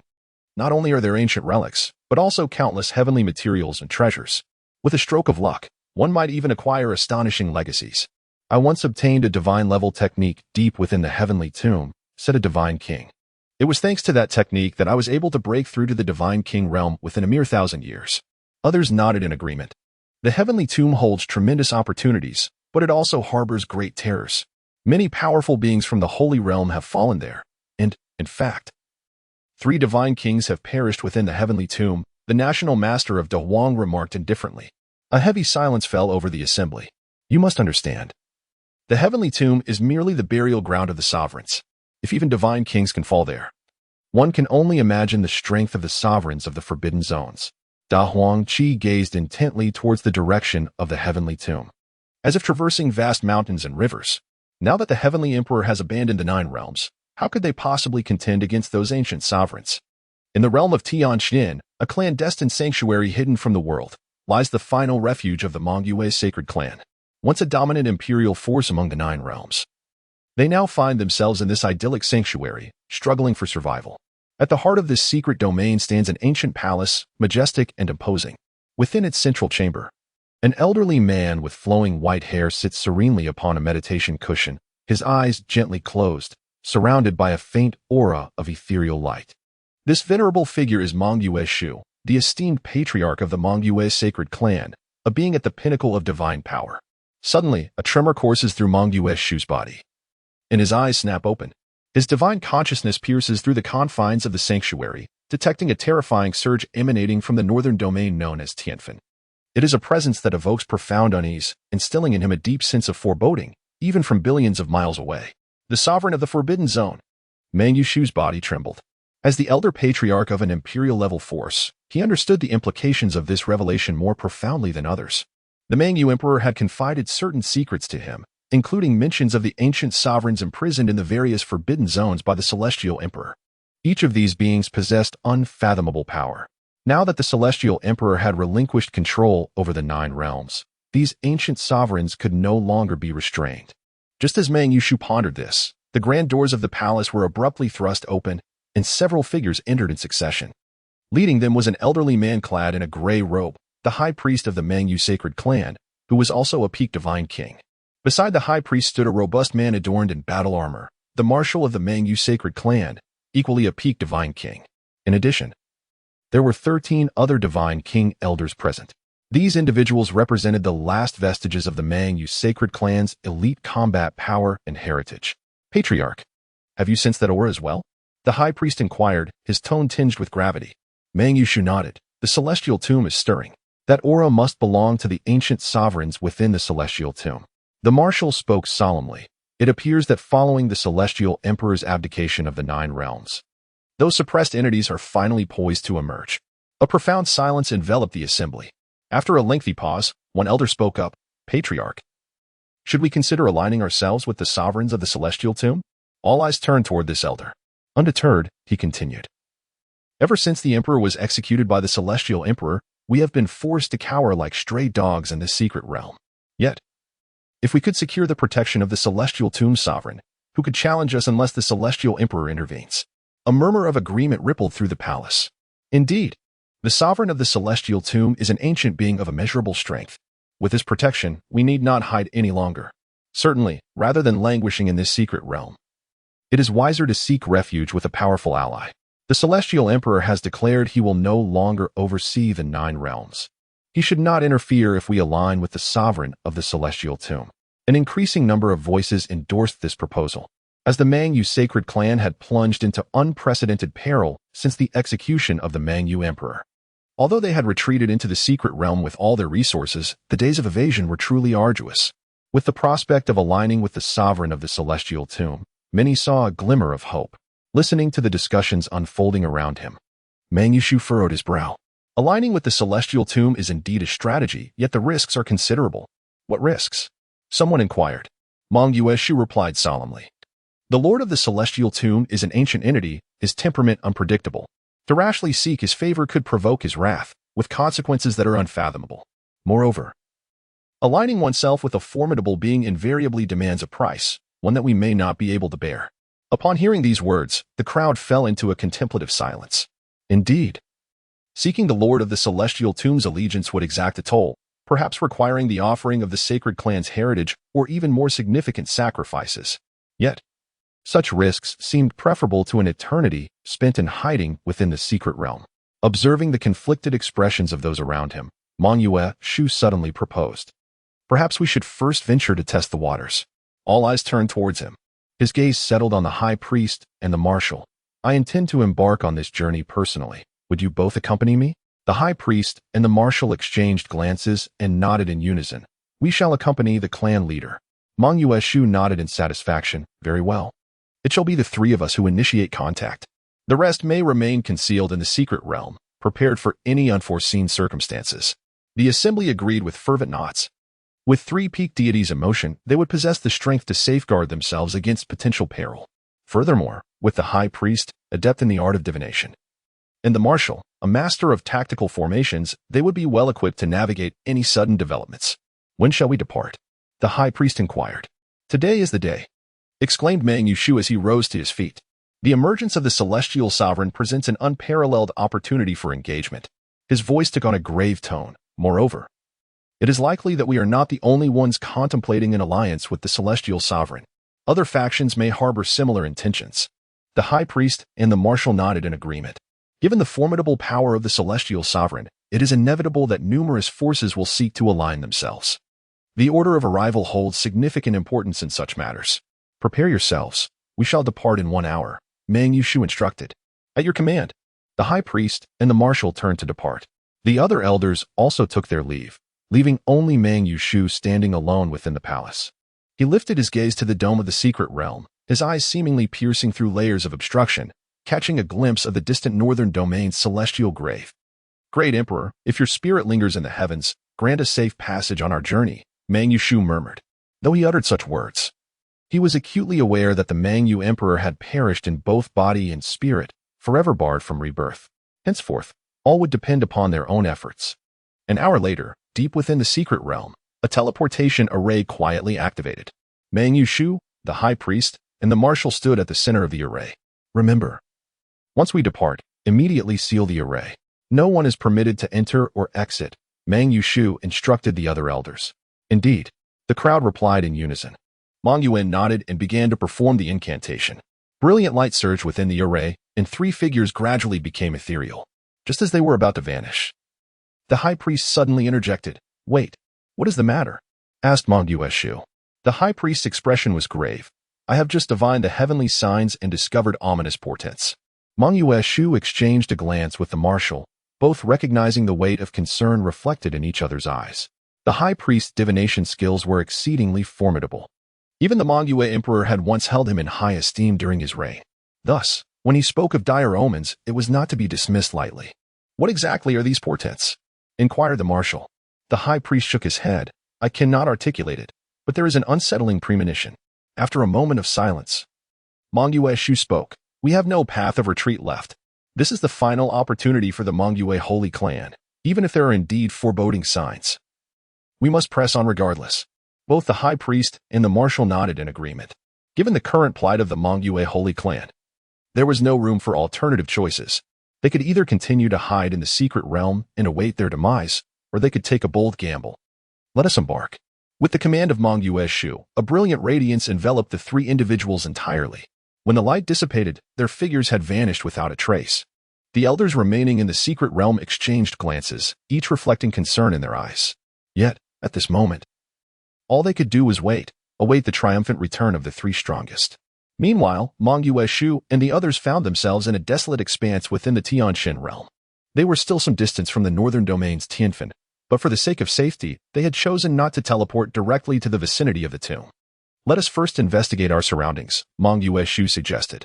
The high priest and the marshal nodded, each extending their consciousness to scan the area within a radius of several 100,000 miles. Moments later, they opened their eyes. Temporarily safe, the marshal declared. For there are no formidable forces in the wasteland. Yet the high priest furrowed his brow, sensing an unusual disturbance. No, something feels amiss. It seems that other factions are also hastening towards the celestial tomb. Meng Yueshu's gaze sharpened. It appears they are converging with our intentions. Should we pursue and investigate? Inquired the marshal. Meng Yueshu shook his head. There is no need. We must not reveal ourselves before the eyes of the world. What shall we do then? Taking an alternative route, Meng Yueshu suggested, let us circumvent from the west. Although the journey may be lengthier, it allows us to evade those individuals. Both the high priest and the marshal displayed expressions of agreement. The Meng Yue Holy Clan of today is no longer what it once was. it is prudent to avoid unnecessary troubles whenever possible. The trio swiftly set forth, soaring towards the direction of the celestial grave. Throughout their journey, they maintained a fundamental vigilance. For the 9 realms had descended into utter chaos. With the order of the heavenly court dismantled, every faction was embroiled in both overt and covert strife. A moment of carelessness could render them susceptible to an assault from rival powers. Particularly, as an inconspicuous imperial force, they were regarded as prime targets by various factions. Silence enveloped them as they traveled, and 3 days later, they beheld the silhouette of the celestial grave. It appeared to be a region shrouded in black mist. Vast and boundless, stretching infinitely beyond sight, where even their spiritual senses were suppressed. Within the murky haze, flickers of eerie blue flames sporadically glimmered, rendering the scene exceedingly uncanny. Arrived, Meng Yueshu halted his steps, gazing at the celestial tomb before him. Let us first assess the situation here. The high priest and the marshal nodded in agreement. To recklessly intrude into the celestial tomb would be tantamount to courting death. It was imperative to ascertain the disposition of the tomb's sovereign. Just as the 3 were observing, a sudden roar of a dragon echoed from within the tomb. The resounding roar reverberated through the heavens, an awe-inspiring dragon's cry that unleashed terrifying sound waves. Even from a distance of tens of thousands of miles, the 3 individuals felt an overwhelming sense of oppression. Such a formidable aura. The high priest marveled. Is this the true power of the dominator of the Forbidden Zone? The marshal nodded in agreement, affirming, indeed, it is exceptionally potent, rivaling that of an emperor.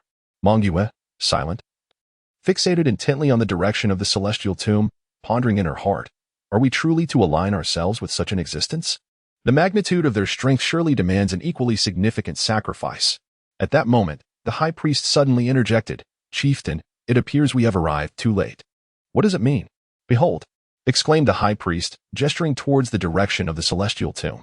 In the distance, countless figures were seen soaring towards it. Some exuded formidable presences, while others appeared rather feeble. Yet, all were imbued with a fervent anticipation. Clearly, these were forces yearning to align themselves with the sovereign of the celestial tomb. Indeed, they share our thoughts, the marshal sighed. After a brief silence, Meng Yueshu suddenly declared, Let us also make our way there. No? The high priest hesitated, pondering the safety of their situation amidst so many factions. Meng Yueshu shook her head, asserting, It is precisely because of the multitude of forces that we must proceed. The master of the heavenly tomb has manifested for the first time, and his disposition remains uncertain. With these factions leading the way, we shall find greater security. The high priest and the marshal suddenly grasped the wisdom of her words. Allowing other factions to gauge the master of the heavenly tomb's temperament while they remained in the shadows would indeed prevent them from becoming ensnared in a passive stance. The trio swiftly reached a consensus, quietly trailing behind those factions as they ventured deeper into the heavenly tomb. Meng Yueshu's gaze drifted into the distance, lost in contemplative thoughts. This journey to the heavenly tomb could herald either fortune or calamity. However, for the current Meng Yue sacred clan, there existed no alternative. It all hinged upon whether the master of the heavenly tomb would embrace them as loyal adherents. Within the depths of the heavenly tomb, a dense black mist enveloped the surroundings. The 3 of them cautiously followed the other factions, advancing at a measured pace. This black mist was unlike ordinary fog. It exuded a peculiar, corrosive essence. Even beings of divine sovereign caliber hesitated to venture too deeply into its embrace. Exercise caution, whispered Meng Yue, alerting them to the ominous presence of deathly energy within the black mist, urging them to refrain from inhaling too much. The high priest and the marshal nodded in understanding. They had enveloped themselves in a protective barrier of spiritual energy to minimize direct contact with the foreboding fog. Ahead, a group of cultivators was tentatively navigating the treacherous path. Most of these individuals were at the Saint Realm, with only a handful possessing the formidable strength of divine kings. Suddenly, a ferocious roar erupted from within the shrouded darkness. Roar. The sound resonated with a primal ferocity, reverberating painfully against the eardrums. This is dire. It is a sacred beast, someone exclaimed. Before the words had fully escaped their lips, several dark figures surged forth from the mist. These were colossal, ferocious creatures, each exuding an aura of sacred realm caliber. Attack. The cultivators ahead immediately engaged in battle with the sacred beasts. The clashing of weapons echoed continuously, accompanied by the agonizing cries of the fallen. Despite the overwhelming numbers of the cultivators, the ferocity of these sacred beasts was insurmountable. With each strike, they unleashed a terrifying force, and in the blink of an eye, Several Sacred Realm cultivators were torn to shreds. Mongyue and his companions concealed themselves in the shadows, quietly observing the unfolding chaos. These sacred beasts appeared to surpass even the formidable Sacred Realm warriors from the outside world, the marshal whispered. The high priest nodded in agreement. The beings within the celestial tomb are indeed extraordinary, and these sacred beasts carry traces of ancient bloodlines. Another roar of the beasts erupted. More terrifying than the last. Divine King Beast, retreat. The cultivators in front shouted in panic, hastily withdrawing. But it was already too late. A pitch-black, mountain-sized ferocious beast charged out from the swirling darkness. Its body was encased in impenetrable scales, and its eyes glimmered with a haunting green light, emanating an aura unmistakably at the Divine King level. With a thunderous crash, the divine beast struck down with its claw, instantly reducing 3 saint-ranked cultivators to mere pulp. The remaining individuals, their souls shaken with terror, turned to flee. Yet, how could the divine beast allow its prey to escape? It opened its cavernous maw and let out a deafening roar. The sound waves transformed into tangible shockwaves, scattering the fleeing cultivators in disarray. Such a fearsome divine beast. The high priest's expression was grave, and Mongyue nodded in agreement, acknowledging that the creature's power had reached the mid-stage of divinity. Let us take an alternate route, he suggested. The trio quietly altered their course, circumventing the battleground. However, as they ventured deeper into the celestial tomb, they encountered an increasing number of ferocious beasts. Periodically, sacred beasts would leap from the black mist, forcing them to change their path. Several times, they narrowly escaped stumbling upon the hunting grounds of the divine beast. All thanks to Mongyue's caution. Yet, as they delved further, the space to evade diminished. Ultimately, before a narrow gorge, they faced an inescapable predicament.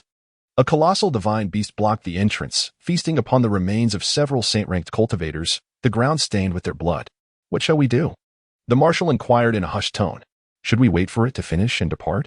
Mongyue shook his head. No, other factions have already taken the lead. If we delay any further, we may not even catch a glimpse of the shadow of the celestial tomb sovereign. Then we must force our way through, the high priest declared. As the 3 prepared to take action, an unsettling sensation of being observed washed over them. On the nearby cliffs, a group of individuals had gathered, their presence unnoticed until now.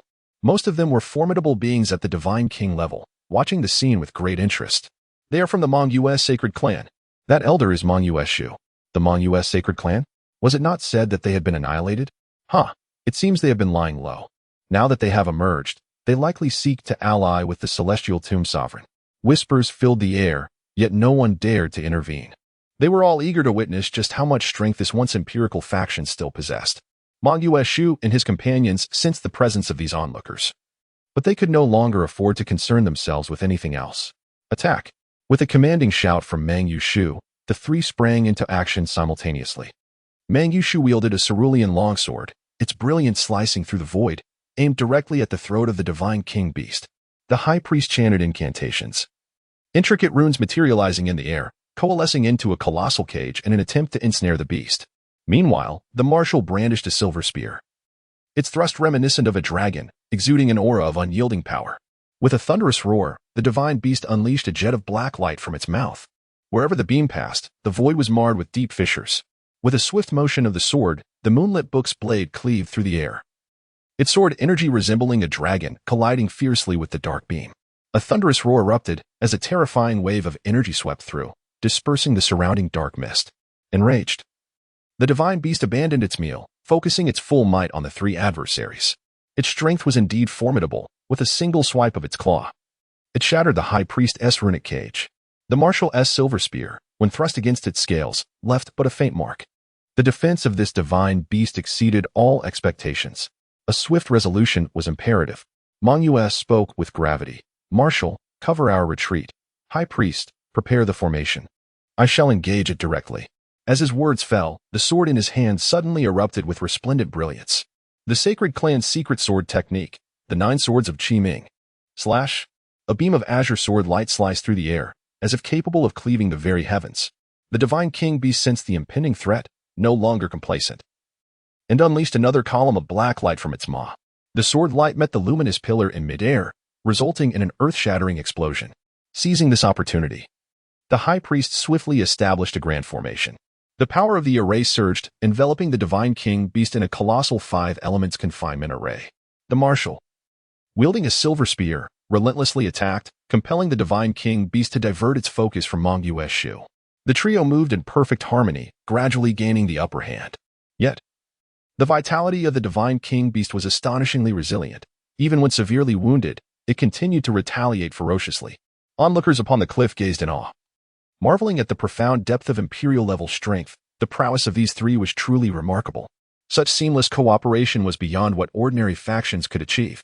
Suddenly, the Divine King Beast let out a thunderous roar, its aura surging dramatically, with its prior injuries beginning to mend at an alarming rate. It was prepared to fight with all its might.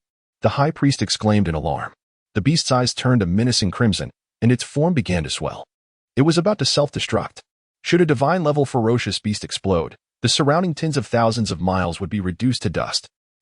Shu gritted his teeth, and the sword in his hand transformed into countless beams of sword light. Each beam contained the power to annihilate the world. The High Priest's array reached its zenith, the five elements' energy swirling around the Divine King Beast in a relentless tide.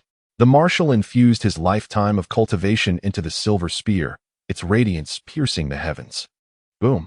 The most powerful strike from the trio simultaneously struck the body of the Divine King Beast. It let out a final, sorrowful wail before its colossal form crashed to the ground. Before it could self-destruct, it was mercilessly slain by the combined efforts of the three. However, this battle had taken a tremendous toll on them, leaving each one gasping for breath. Suddenly, an overwhelming aura descended from the heavens. Everyone looked up to behold a massive shadow that eclipsed the sun. It was a gigantic black dragon, its entire form as dark as ink, with ghostly blue flames flickering in its eyes. The Dragon King gazed down upon the gathered crowd, demanding, "Who dares to unleash such slaughter in my domain?" Its voice reverberated like thunder in their ears. The onlookers perched on the cliff instantly fell to their knees, trembling in fear. The trio, including Shu, also felt an unprecedented sense of oppression. Is this the might of an ancient sovereign? Just the weight of its presence left them breathless. "You ignorant youngsters dare to act recklessly in the tomb of heaven," the Dragon King stated coldly. "What punishment do you deserve?" Shu's heart tightened as he quickly suppressed his aura and bowed respectfully. "I am Shu, paying my respects to the sovereign." With a hint of surprise in its tone, the Dragon King remarked, "The Mangyu Holy Clan? That is a name I recognize."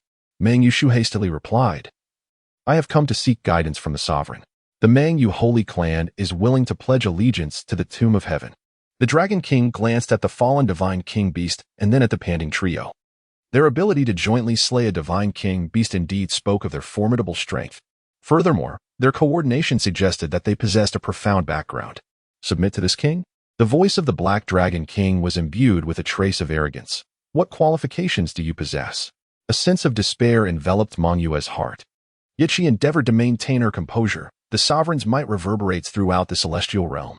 My Shu's sacred clan is willing to offer everything, yearning only to serve beneath the sovereign's throne." "Everything?" The Black Dragon King's eyes flickered with an ethereal blue flame. "Are you certain?" Shu clenched his teeth. "Yes. We are willing to offer all that the sacred clan possesses, including your ancestral techniques, the treasures of your secret realms, even the prodigious talents within your clan." The Black Dragon King pressed on relentlessly. Shu fell silent. These elements constituted the very foundation of the sacred clan. Once relinquished, the Shu's sacred clan would truly be left with nothing. Yet at this moment, he found himself devoid of any bargaining power. "We are willing to offer 70%. Shu declared through gritted teeth, if only the sovereign would grant the sacred clan a glimmer of hope. 70%? The Black Dragon King scoffed. "Are you negotiating terms with me?" The terrifying pressure suddenly intensified, leaving Shu and the other two gasping for breath. "I dare not." Shu quickly replied, however. "The sacred clan has been passed down for thousands of years. If nothing remains, it is likely to decline swiftly. At that point, even the subordinates of the sovereign would hold little significance." This statement resonated deeply with the Black Dragon King. He indeed required subordinates, preferably those of considerable strength. If the sacred clan of Shu were to be completely drained, it would ultimately lose its worth. "Interesting," the Black Dragon King said, his tone softening a bit. "Then tell me, what reason do I have to shelter you?" Shu pondered for a moment and replied, "The sovereign's return to the Nine Realms will undoubtedly require the expansion of territories. Although my Shu Holy Clan has waned, our heritage remains. If we can be of service to the sovereign, we shall surely assist in establishing a formidable legacy."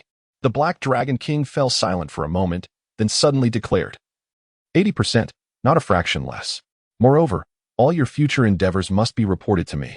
Should there be any disloyalty, I shall ensure your complete annihilation. Overjoyed, Mangyue Shu immediately knelt, exclaiming, Thank you, Sovereign, for your mercy. My Mangyue holy clan shall pledge unwavering loyalty. The Black Dragon King nodded. Return and make your preparations. In 3 days, come before me with your sincerity. With that, his massive dragon form soared into the air, quickly vanishing into the horizon. Once the Black Dragon King's presence had completely dissipated, the 3 of them let out a sigh of relief. This negotiation could be deemed a success. Although the cost was substantial, it at least preserved the foundation of the Holy Clan. In this tumultuous era, having the protection of an ancient sovereign was already the best outcome. The news of the Mangyue Holy Clan's allegiance to the heavenly grave spread like a boulder cast into a serene lake, creating immense ripples throughout the Tianxin realm. Within the great wilderness divine court, in the council hall, a voice echoed with gravity, Have you all heard? The Mangyue Holy Clan has pledged allegiance to the sovereign of the heavenly grave. A divine king elder spoke with a solemn tone. The other divine kings in the hall nodded in agreement. The news came as a shock. Hadn't the Mangyue Holy Clan vanished? How could they suddenly re-emerge and ally with the heavenly grave? They offered 80% of their heritage and resources in exchange for the sovereign's protection, another elder remarked. The hall erupted in gasps of astonishment. 80%? Isn't that excessive? It was well known that the Mangyue Holy Clan was an imperial-level force with profound roots. 80% of their heritage and resources constituted an astronomical figure. Seated at the head of the hall, De Huangqi furrowed his brow. The appetite of the sovereign of the heavenly grave is indeed substantial. The great wilderness national master, standing beside him, spoke in a deep voice, Your Majesty. In my humble opinion, the sovereign of the heavenly grave likely intends to dominate the Tianxin realm. The assembly fell into a reflective silence. The first act of the sovereign upon his emergence was to subdue an imperial-level force. Such a move clearly revealed his ambitions. Should we? An elder began, hesitating. De Huangqi immediately grasped his implication. Are you suggesting we also ally with the heavenly grave? The elder nodded. Since the Mangyue Holy Clan has taken this step, why should we not follow suit? With the sovereign's protection, wouldn't we be able to traverse the Tianxin realm with impunity? Audacious. The Grand Master of the Great Wilderness thundered. Our Great Wilderness Divine Court has inherited its legacy for millennia. How could we easily submit to others? The Mangyue Sacred Clan resorted to seeking refuge with the Sky Tomb only out of desperation, while we are not without options. The elder recoiled, silenced by the force of his words. Qi of the Great Wilderness also shook his head, stating, The Mangyue Sacred Clan has sacrificed 80% of their heritage, effectively severing their own foundations. Such a cost is not one that everyone can bear. The assembly nodded in agreement. The Mangyue Sacred Clan was compelled to take this route after the Mangyue Emperor was executed by the Celestial Emperor. Nevertheless, the Great Wilderness Divine Court remains a dominant force within the heavenly profound realm. There is no necessity to bow down so swiftly. Meanwhile, in the Zishu Divine Dynasty, the leader of the dynasty scoffed, The Mangyue Sacred Clan truly is willing to pay a heavy price. To relinquish 80% of their heritage so easily is astonishing. The Grand General beside him remarked, Your Majesty, they were left with no alternatives. However, the appetite of the Master of the Sky Tomb is indeed insatiable, demanding so much right from the outset. A flicker of concern crossed the eyes of the dynasty's leader. I fear his appetite will only grow.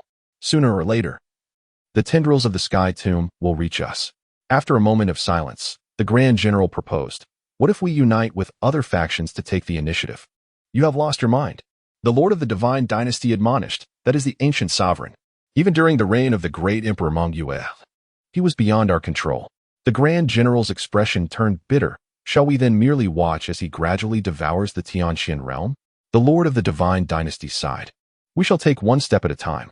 The current state of the Tianxin realm is no longer within our influence. In the sacred land of longevity, the sovereign furrowed his brow.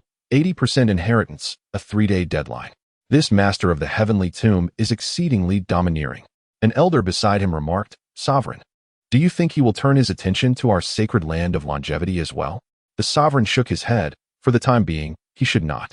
He has just subdued the Mangyue Holy Clan and requires time to consolidate his gains. However, it is inevitable that one day he will set his sights upon us. What shall we do then? What can we do? The Holy Lord sighed bitterly. The Heavenly Emperor has just relinquished the 9 realms, and we have barely escaped the shackles of the Celestial Court, only to find ourselves once again under the oppression of the Heavenly Tomb. the elder lamented. Such is the sorrow of the weak. Amidst the fervent discussions among the various factions in the celestial Xian realm, the transformations within the heavenly tomb were nothing short of astonishing. Upon his resurrection, the Black Dragon King's foremost endeavor was to consolidate the powers of the heavenly tomb. Countless sacred beasts and divine royal beasts bowed before his overwhelming might, willingly submitting to his rule. These ancient ferocious beasts bore traces of dragon lineage. Thus, in the presence of the true Dragon King, they dared not act recklessly. Standing atop the highest point of the heavenly tomb, the Black Dragon King surveyed the domain beneath him. The vast black mist churned at his feet, with myriad ferocious beasts flickering in and out of visibility within the haze. It is time to establish a city that belongs to me, the Black Dragon King declared, his voice resonating with authority as an immense power surged around him. A resounding roar echoed as the earth trembled, unleashing a multitude of obsidian rocks from the depths below. These stones, imbued with the essence of antiquity, possessed an unparalleled hardness. Under the dominion of the Black Dragon King, the rocks swiftly reconfigured, culminating in the emergence of colossal edifices, palaces, city walls, and towers. Each structure exuded a grandiose aura, resonating with the whispers of the ancient past. Within mere hours, a monumental city, spanning countless miles, rose majestically from the ground. The city, shrouded in darkness, boasted towering walls that pierced the heavens, while its gates loomed like the maw of a colossal beast, instilling an inexplicable sense of oppression. Countless ferocious creatures traversed the city. Some soared through the air, while others sprinted upon the ground. Sacred beasts and divine creatures occupied prominent positions within the city, commanding the legions of lesser beasts. The Black Dragon King surveyed his creation with satisfaction.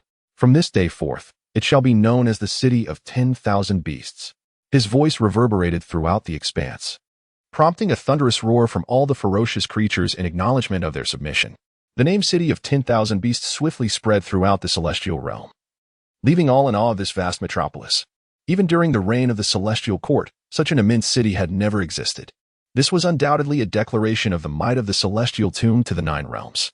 Yet, what sent shivers down the spines of many was the subsequent decree of the Black Dragon King.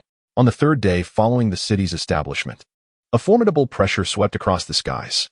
The voice of the Black Dragon King echoed throughout the celestial realm. All sovereign-level forces of the celestial realm, heed my command. In 3 days, come forth to the City of 10,000 Beasts to pay homage. Those who defy this order shall bear the consequences. This proclamation resonated like divine thunder, shaking the very souls of all sovereign-level powerhouses. The great wilderness divine court. Too much to bear.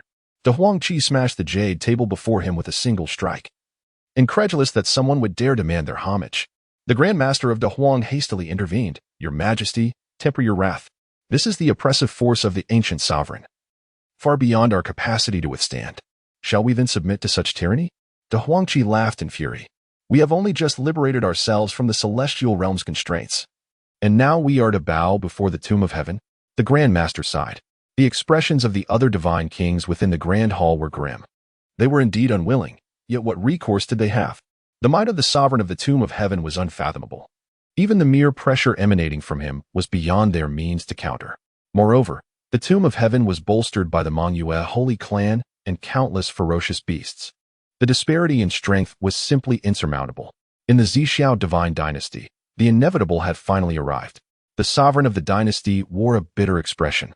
The sovereign of the tomb of heaven is at last set to commence his harvest. The Grand General clenched his fists. Your Majesty, do we truly have to pay our respects? Otherwise, the sovereign of the divine dynasty retorted, can we truly vanquish the master of the celestial tomb? The Grand General fell silent.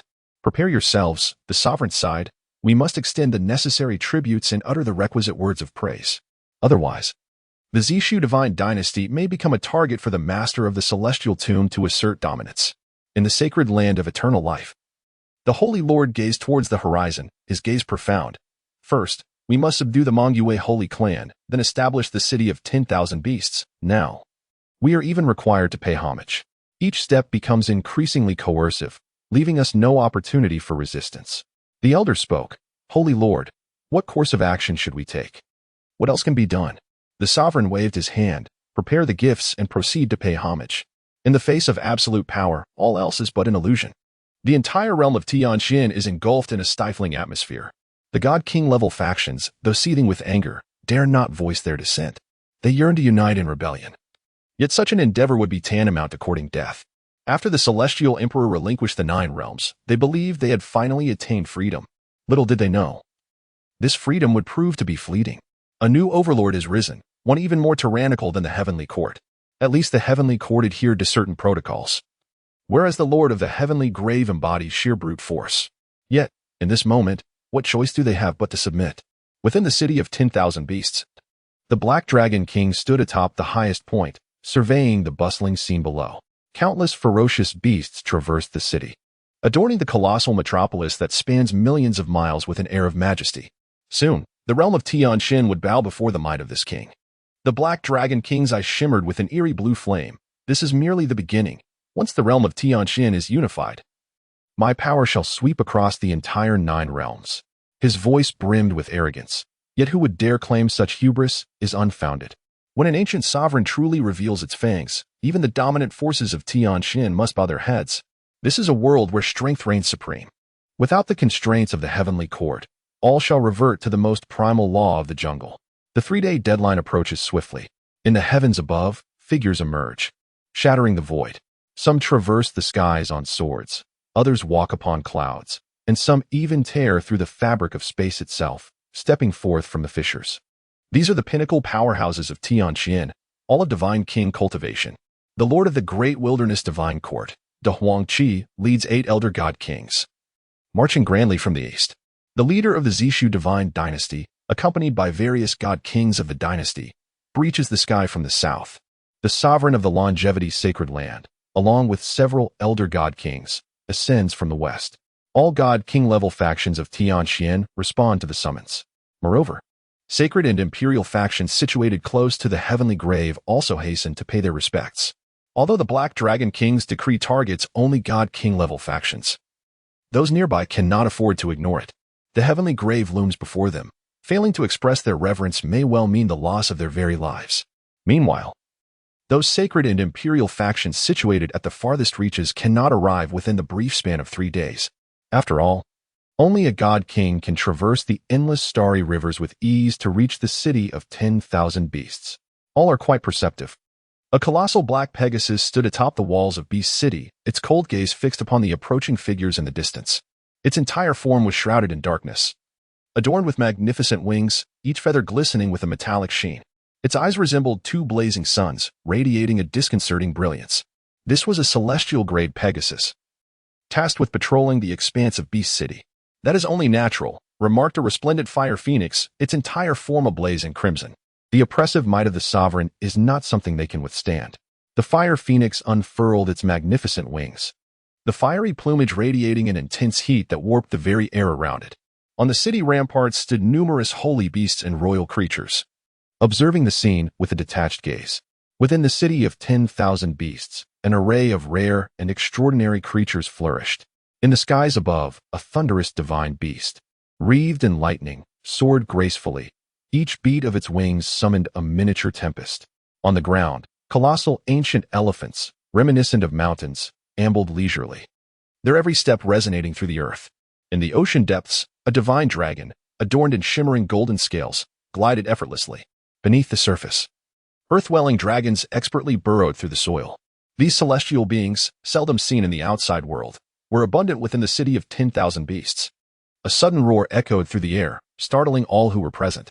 They looked up to behold a magnificent divine elephant gracefully traversing the city. This colossal creature, resplendent in its pure white hue, towered thousands of feet high. Each step it took sent tremors rippling through the ground beneath. Its ivory tusks resembled celestial pillars, radiating a shimmering, golden brilliance. Is that an ancient divine elephant? Someone gasped in astonishment. Such mythical beasts had long been thought extinct since antiquity, yet here it was, astonishingly present within the city of 10,000 beasts. Just then, another flash of golden light appeared. A resplendent divine phoenix, its feathers aglow with a dazzling radiance, unfurled its magnificent wings, casting a shadow that obscured the sun. Each feather glittered with an entrancing brilliance. Golden crow and divine phoenix. A chorus of astonished exclamations erupted. These mythical creatures, said to possess the power of immortality, were as commonplace within the city of 10,000 beasts as everyday occurrences, a stark contrast to their rarity in the outside world. The allure of the master of the heavenly abyss was indeed extraordinary. De Huangqi gazed at the scene, his heart filled with quiet astonishment. The combined might of these divine beasts alone would be sufficient to sweep through the celestial Xian realm. Soon, various formidable factions gathered outside the palace of 10,000 beasts. This palace, the abode of the Black Dragon King, was constructed from ancient divine gold, emanating an oppressive aura that instilled trepidation. At the entrance stood two Kirin at the divine king level, their bodies wreathed in divine flames, each breath causing ripples in the primordial energy of the heavens and earth. They regarded the powerful figures of the factions with disdain. Such insignificant ants dare to approach the palace of 10,000 beasts? Huffed the Kirin on the left. The one on the right added, "Were it not for the Master's summons, I could reduce you to ashes with a single breath of divine flame." Upon hearing this, the expressions of the powerful figures turned grim. These once dominant overlords were now subjected to such contempt by the gatekeepers. Yet what could they do? In the face of absolute power, all pride seemed utterly ludicrous. A few divine king beasts whispered among themselves, "Look at these fools. What do they think they are? They dare to call themselves powerful? They are even less than ants before us. Indeed, why would the Master summon such useless beings?" The countenances of the various faction leaders darkened further upon overhearing this. However, they could only endure. Even De Huangqi, the master of the divine court, dared not utter a word. Suddenly, the two Kirin at the palace gates declared, "The Master has commanded that you wait outside, without a summons. You are not permitted to enter." At this pronouncement, the expressions of the faction leaders turned a deep shade of anger. After all, they were the overlords of the celestial Xian realm, yet now they were to wait outside? This was nothing short of blatant humiliation, but no one dared to speak out. The Kirin's gazes swept across the crowd, filled with mockery. "What? Unwilling? You are free to leave at any time. I assure you, no one will stop you." The tone carried an air of sarcasm, rendering the faces of the faction leaders even more sour. Leave? Who would dare to do so? That would be tantamount to openly declaring war against the heavenly abyss. Since they would not depart, they had no choice but to await their fate. The Kirin on the left sneered, "To be allowed to wait outside the palace of 10,000 beasts is already a privilege for you." The formidable figures of various factions could only stand outside the palace, awaiting their turn, while those divine beasts surveyed them with an air of superiority. Occasionally, a passing creature would cast a disdainful glance in their direction. To these majestic beings, the sovereigns of the celestial realm appeared to be of lesser significance than an ordinary sacred beast. Within the hearts of De Huangqi and his companions, a sense of frustration simmered, yet they remained powerless to alter their predicament. They could only bow their heads in anticipation of the Black Dragon King's summons. Before the towering gates of the palace of 10,000 beasts, these powerful individuals, usually held in high esteem, resembled a throng of humble ants, lacking even the courage to lift their gazes. A soft hum resonated as several figures swiftly descended from the distant horizon, landing gracefully upon the open ground outside the palace of beasts. Among them, the foremost figure, with hair as white as snow, donned a flowing azure robe that billowed dramatically in the wind. His countenance bore an air of cold severity and haughty pride, though he had surpassed the age of 70. His gaze remained piercing, exuding an aura of authority that commanded respect without a word of anger. "The Mongyue Holy Clan." A voice laced with unmistakable derision emerged from the crowd. All eyes turned towards the newcomers, three figures, the clan leader Mongyue Shu, the high priest, and the marshal. Behind them trailed several elder deities, exuding an impressive aura. Yet, this presence garnered no respect. Humph, a once mighty imperial force has now fallen to such a state. A deity clad in a purple-gold robe, an elder from the Zishu divine dynasty, scoffed. His gaze, filled with disdain, swept over Mongyue Shu. Contempt dripping from his words. "Mongyue Shu, how glorious your clan once was, yet now you have become the lapdog of others. Truly lamentable." A ripple of snickers echoed around them. The grand imperial force had indeed been reduced to servitude, a jest for the Tianshan realm. Indeed, they once prided themselves as the strongest imperial clan across the 9 realms, yet now they are but this. TSK. They have relinquished even 80% of their heritage merely to appease others. How base. Though their voices were not loud, each word pierced like a dagger, they harbored resentment. Having endured the humiliation of being left in the cold outside the palace of beasts, and now with the arrival of the Mongyue Holy Clan, they had found a target for their pent-up frustration. Mongyue Shu's expression shifted slightly before he regained his composure. Ignoring these taunts, he cast a dismissive glance at them, as if observing a troop of buffoons. "Mongyue Shu, you truly possess remarkable patience." The elder from the Zishu divine dynasty, seeing Mongyue Shu's silence, pressed further. "What? Having allied with others, do you now lack the courage to speak? Are you so willingly reduced to a dog?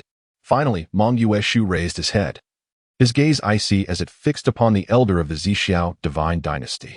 A cold smile played upon his lips. A dog? Compared to those who are not even worthy of being a dog, I indeed consider myself quite willing.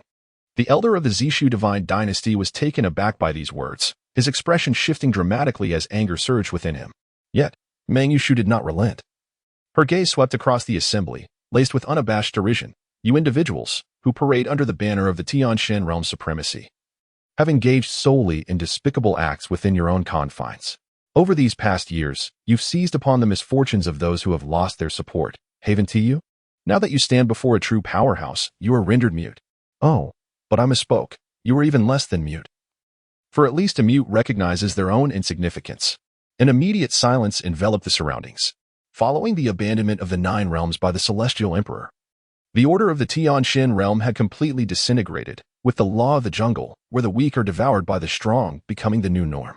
These godly sovereign forces had emerged as the greatest beneficiaries, seizing the opportunity to expand their territories, plunder resources, and even ravage the sanctified and imperial factions that had lost their protection. Now, confronted by the overwhelming might of the master of the celestial burial, they could only bow their heads and await their fate outside the palace of 10,000 beasts, stripped of any courage to resist. Meng Yueshu's voice was measured, tinged with a subtle mockery. Do you not proclaim yourselves as the sovereigns of the Tianshan realm? How is it that the so-called sovereigns dare not cross the threshold, instead waiting here like a pack of beggars, hoping for alms? Many of the godly sovereigns turned pale, yet they found themselves unable to refute her.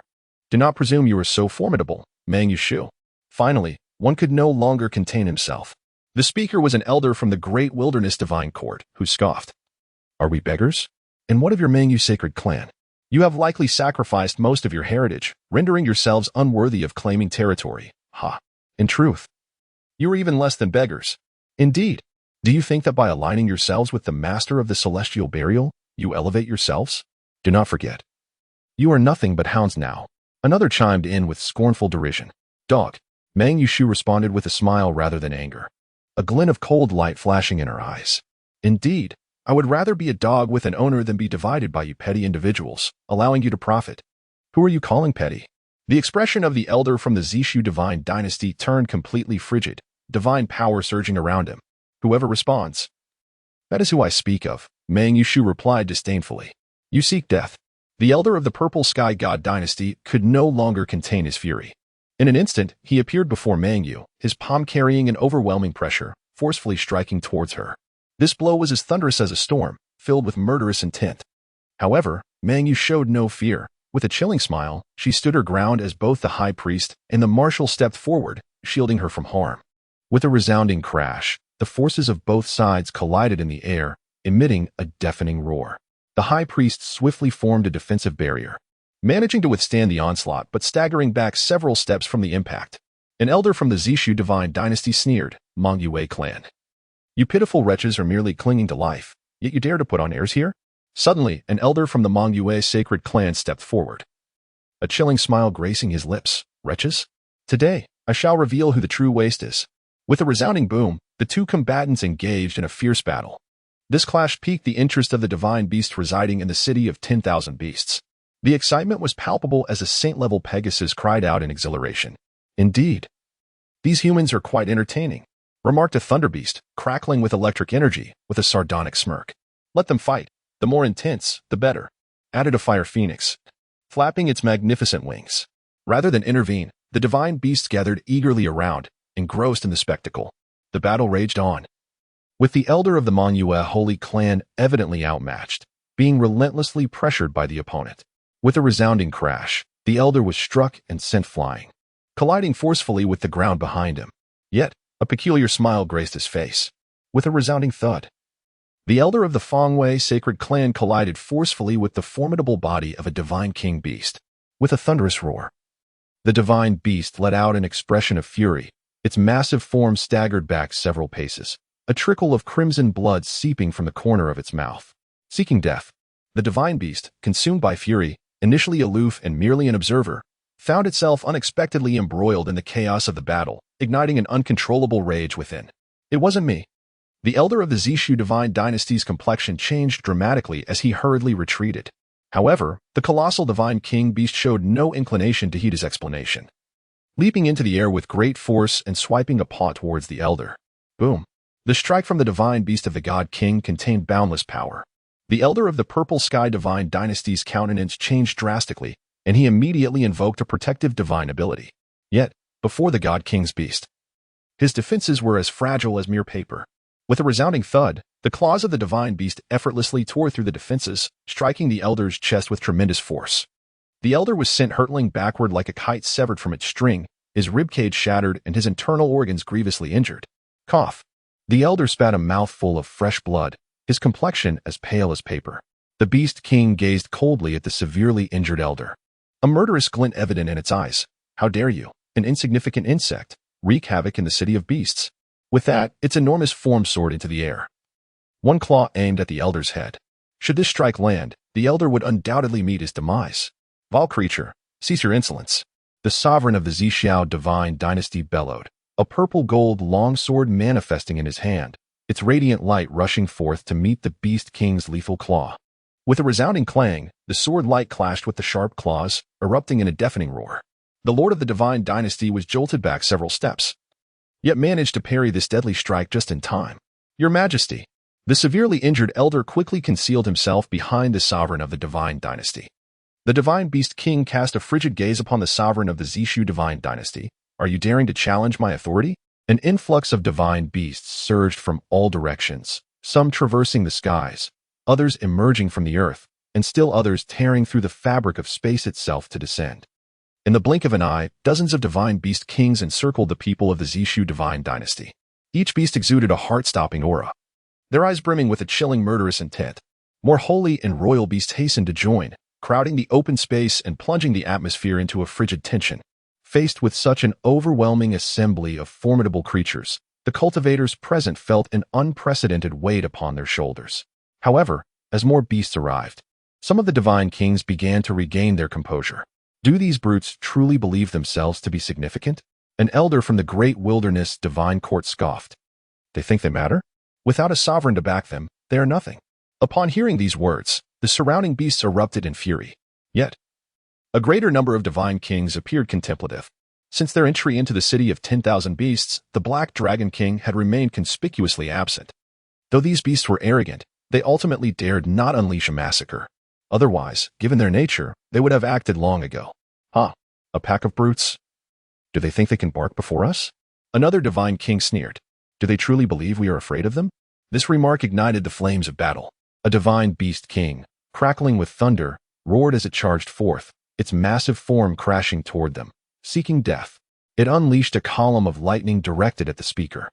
The divine king, instead of retreating, advanced with determination, delivering a punch that shattered the lightning bolt. Is that all? Do you think you can flaunt your power before me? With a thunderous roar, the two sides clashed instantaneously. More deities joined the fray, engaging in fierce combat with the divine beasts. The scale of the battle rapidly escalated. Countless sacred and royal beasts were eager to join the fray, yet as they approached, a venerable elder from the sacred land effortlessly swatted them away, dismissively declaring, "A mere assembly of insignificant creatures dares to intrude?" The elder, without casting a glance at the repelled divine beasts, surged forward into the chaos. The intensity of the conflict heightened further, as the powers of the deities were unleashed with reckless abandon, sending terrifying waves of energy rippling in all directions. In the clearing before the palace of 10,000 beasts, flashes of lightning flickered and sword auras crisscrossed the air. The forces of divine abilities clashed with those of the beasts, erupting in earth-shattering roars. Indeed, the divine beasts were formidable, each strike imbued with the potential to annihilate. However, the deities were not to be underestimated. While they may have faltered in solitary combat against the divine beasts, united, they found themselves evenly matched, trading blows with remarkable vigor. Roar. A divine beast found itself besieged by 3 divine kings. Despite its formidable defenses, it was compelled to retreat repeatedly. Meanwhile, on another front, 2 divine beasts joined forces to push a single divine king into a state of utter disarray. The battle raged on, with neither side gaining the upper hand. Just as the conflict reached a fever pitch, a resounding dragon's roar pierced the heavens. Roar. This cry seemed capable of tearing the very fabric of reality, causing all combatants to halt involuntarily. A massive shadow ascended from the Hall of Beasts. It was the Black Dragon King. Its obsidian form obscured the sun, and the eerie blue flames flickering in its eyes instilled a sense of dread. An overwhelming aura of terror enveloped the battlefield in an instant. All divine beasts immediately knelt in submission. We pay homage to the sovereign.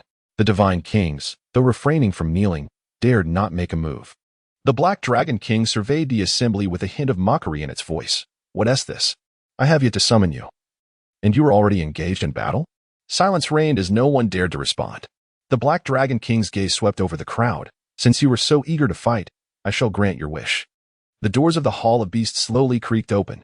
The two guarding Cheelans stepped aside, coldly observing the assembly. The leaders of various factions exchanged glances, ultimately steeling themselves to enter. Within the Hall of Beasts, opulence reigned supreme.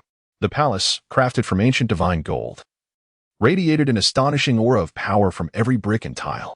The Black Dragon King's form had mysteriously appeared on the throne, transforming into a towering middle-aged man.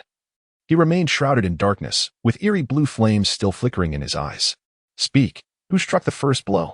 The Black Dragon King inquired. Looking down from his lofty position, the leader of the Zixiao divine dynasty stepped forward. Sovereign, it was an elder from our dynasty, unaware of his own limitations. Who offended you? I implore the sovereign to temper his wrath. De Huangqi also stood forth. Sovereign, please be appeased. We came to congratulate your return to Tianjin. However, some uncouth fools have been instigating chaos, lacking even the most basic etiquette. We merely hope to assist the sovereign in teaching them a lesson. And we ask for your discernment. The heads of other factions echoed in agreement. Indeed, we mean no disrespect to the sovereign. It is merely those ignorant ones causing the commotion. The sovereign, with a grand heart, surely would not stoop to our level. Listening to their words, the Black Dragon King suddenly laughed. Etiquette? What is that? The crowd fell silent in surprise, rising to his full height. The Black Dragon King gazed down upon them. In this world, there exists but one truth, and that is strength. Strength is reason. Without it, one must submit. I care not for etiquette, only for might. Are you not capable fighters? Then fight. Let us see you unleash your prowess before me.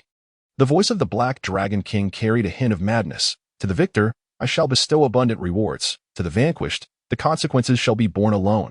Everyone was taken aback. They had not anticipated such words from the Black Dragon King. His laughter echoed throughout the Beast Palace, sending shivers down the spines of all present. Do you think I summoned you here to endure your insincere flattery? In Beast City, there exists but one rule: the weak are devoured by the strong. He slowly rose from his throne, casting a disdainful gaze upon the assembly. What decorum? What rules? What distinctions of rank? Mere trifles. The one with the mightiest fist holds the truth. The one with the greatest power is deemed right. Since you have already displayed your fervor outside, let us determine superiority before me. The victor shall be richly rewarded. The vanquished, he let out a cold laugh, shall remain eternally in Beast City, destined to become my servant. A profound shock coursed through the hearts of all. To remain forever in Beast City as the Black Dragon King's thrall? This was tantamount to compelling them to fight for their lives. No deity would willingly descend into servitude. The ruler Dalwanki steeled himself to speak. However, before he could finish his words, he was interrupted by the Black Dragon King. What? Are you afraid to fight? Then you may kneel down and become my servant. Dalwanki's complexion instantly turned a shade of iron gray. Since he was unwilling to submit, then let him fight. The Black Dragon King laughed heartily. I offer you the opportunity to prove your strength. Suddenly, a flash of sword light darted across the grand hall. It was Mangyueshu, who, seizing the moment when everyone had momentarily relaxed their guard, thrust his sword towards the heart of the master of the Zixiao divine dynasty. This strike was swift and fierce, delivered without warning, with the intent to kill. Be cautious, bellowed the general of the Zixiu divine dynasty. The sovereign of the Zixiao divine dynasty reacted with remarkable swiftness, narrowly evading the lethal strike. However, Mangyueshu's assault did not cease. His long sword transformed into a myriad of sword shadows, enveloping the vital points of the Zixiao divine sovereign. Mangyueshu, you dare to ambush me? The sovereign roared in fury. Mangyueshu chuckled coldly. Ambush? In the city of 10,000 beasts, there exists only victory or defeat, devoid of process. In that instant, he morphed entirely, his eyes radiating a chilling intent to kill. The sovereign of the Zixiao divine dynasty was forced to retreat repeatedly, yet Mangyueshu's swordplay came crashing down like a tempest. Each strike aimed to be fatal. A glimmer of cold light surged from the side, targeting De Huangqi. It was the marshal of the Dehuang Divine Court. Seizing the opportunity to launch a sudden attack on his sovereign while Dehuang Qi was caught off guard. With a resounding thud, Dehuang Qi hurriedly defended himself.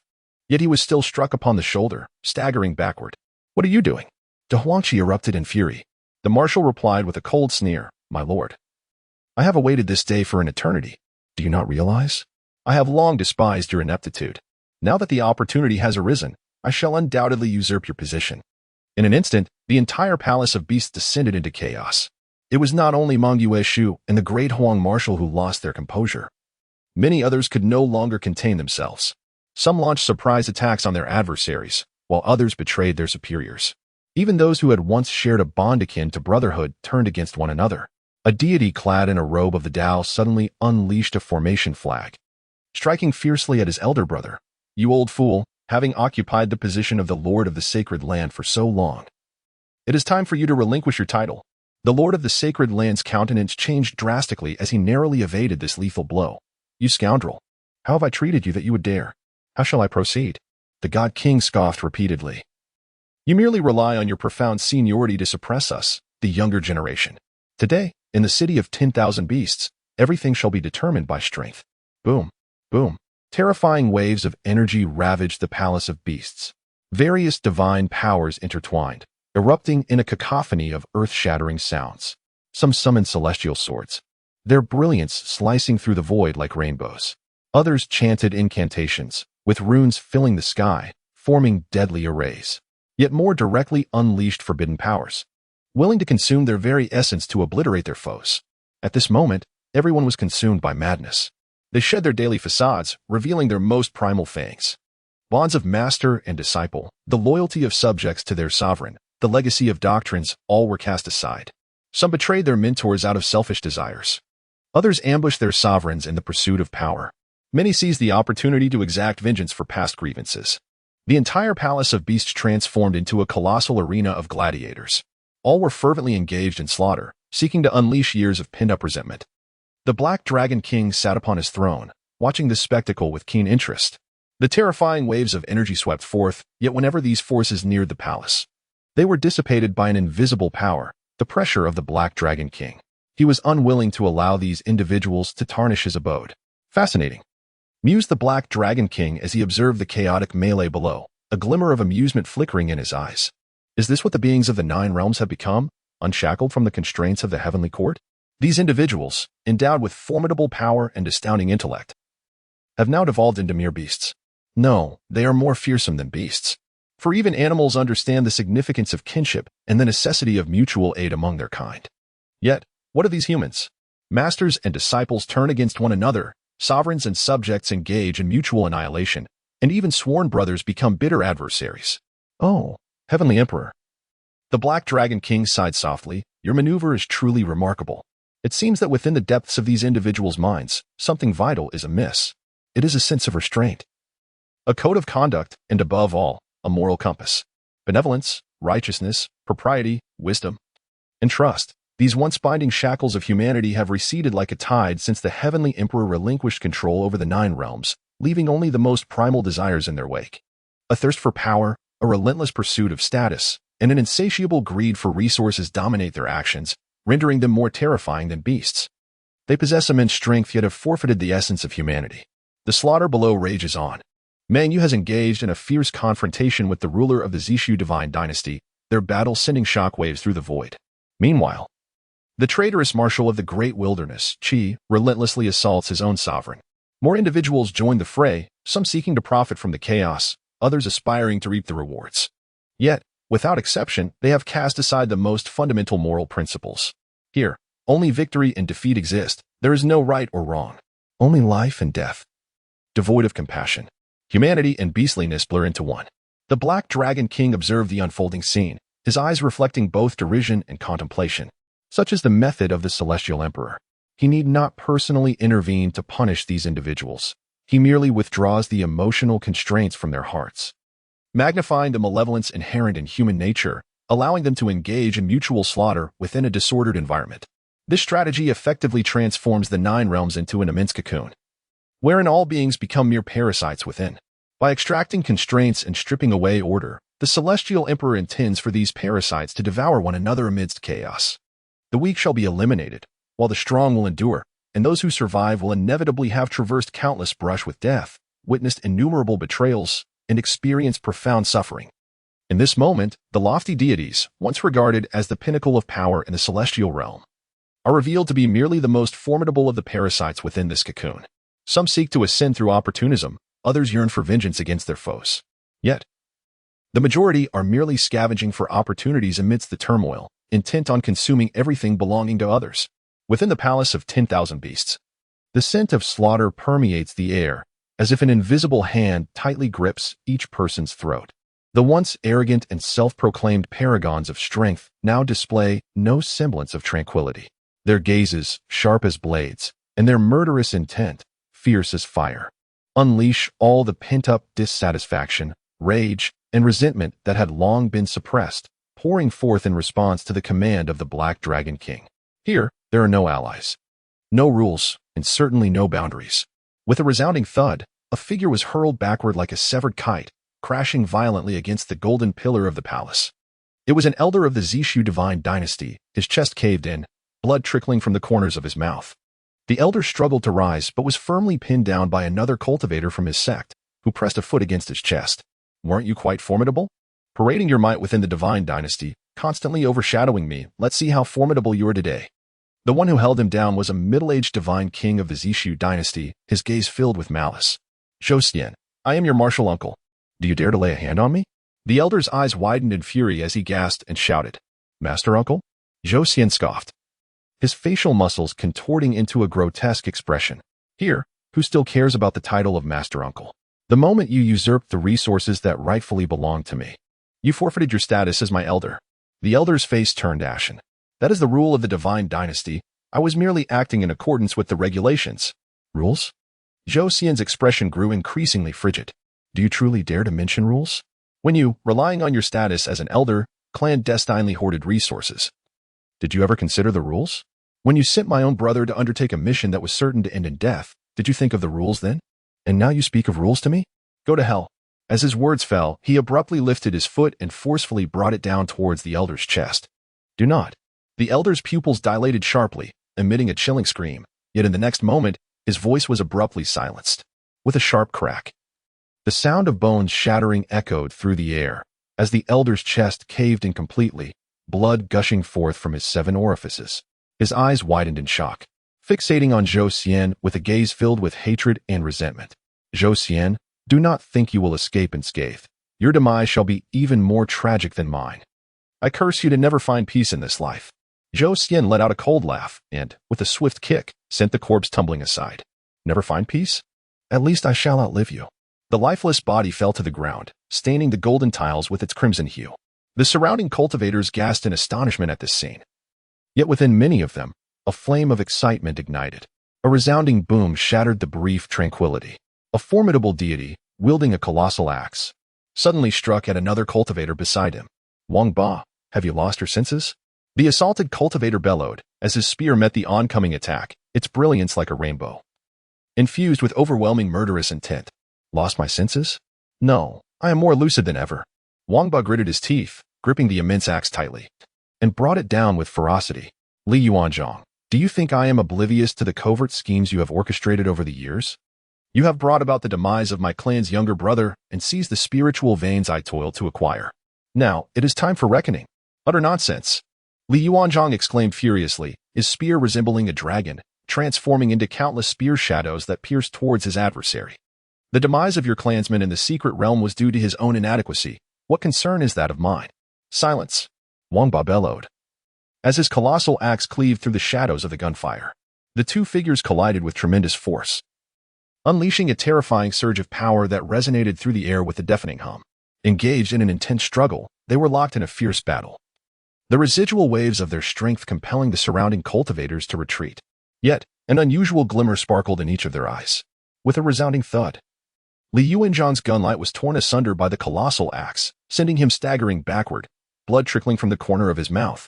Yet, he showed no sign of retreat. Instead, he sneered and remarked, Wang Ba, do you truly believe that with this mere scrap of metal, you can bring about my demise? Wang Ba remained silent, his eyes aflame with fury. He abruptly stomped the ground, propelling himself toward Li Yuanzhang like an imposing mountain, the axe gleaming ominously like a blood moon. Imbued with an aura of annihilation as it descended with ferocious intent, Li Yuanzhang let out a fierce roar, swiftly pivoting his spear, transforming it into a silvery dragon shadow that collided with the massive axe.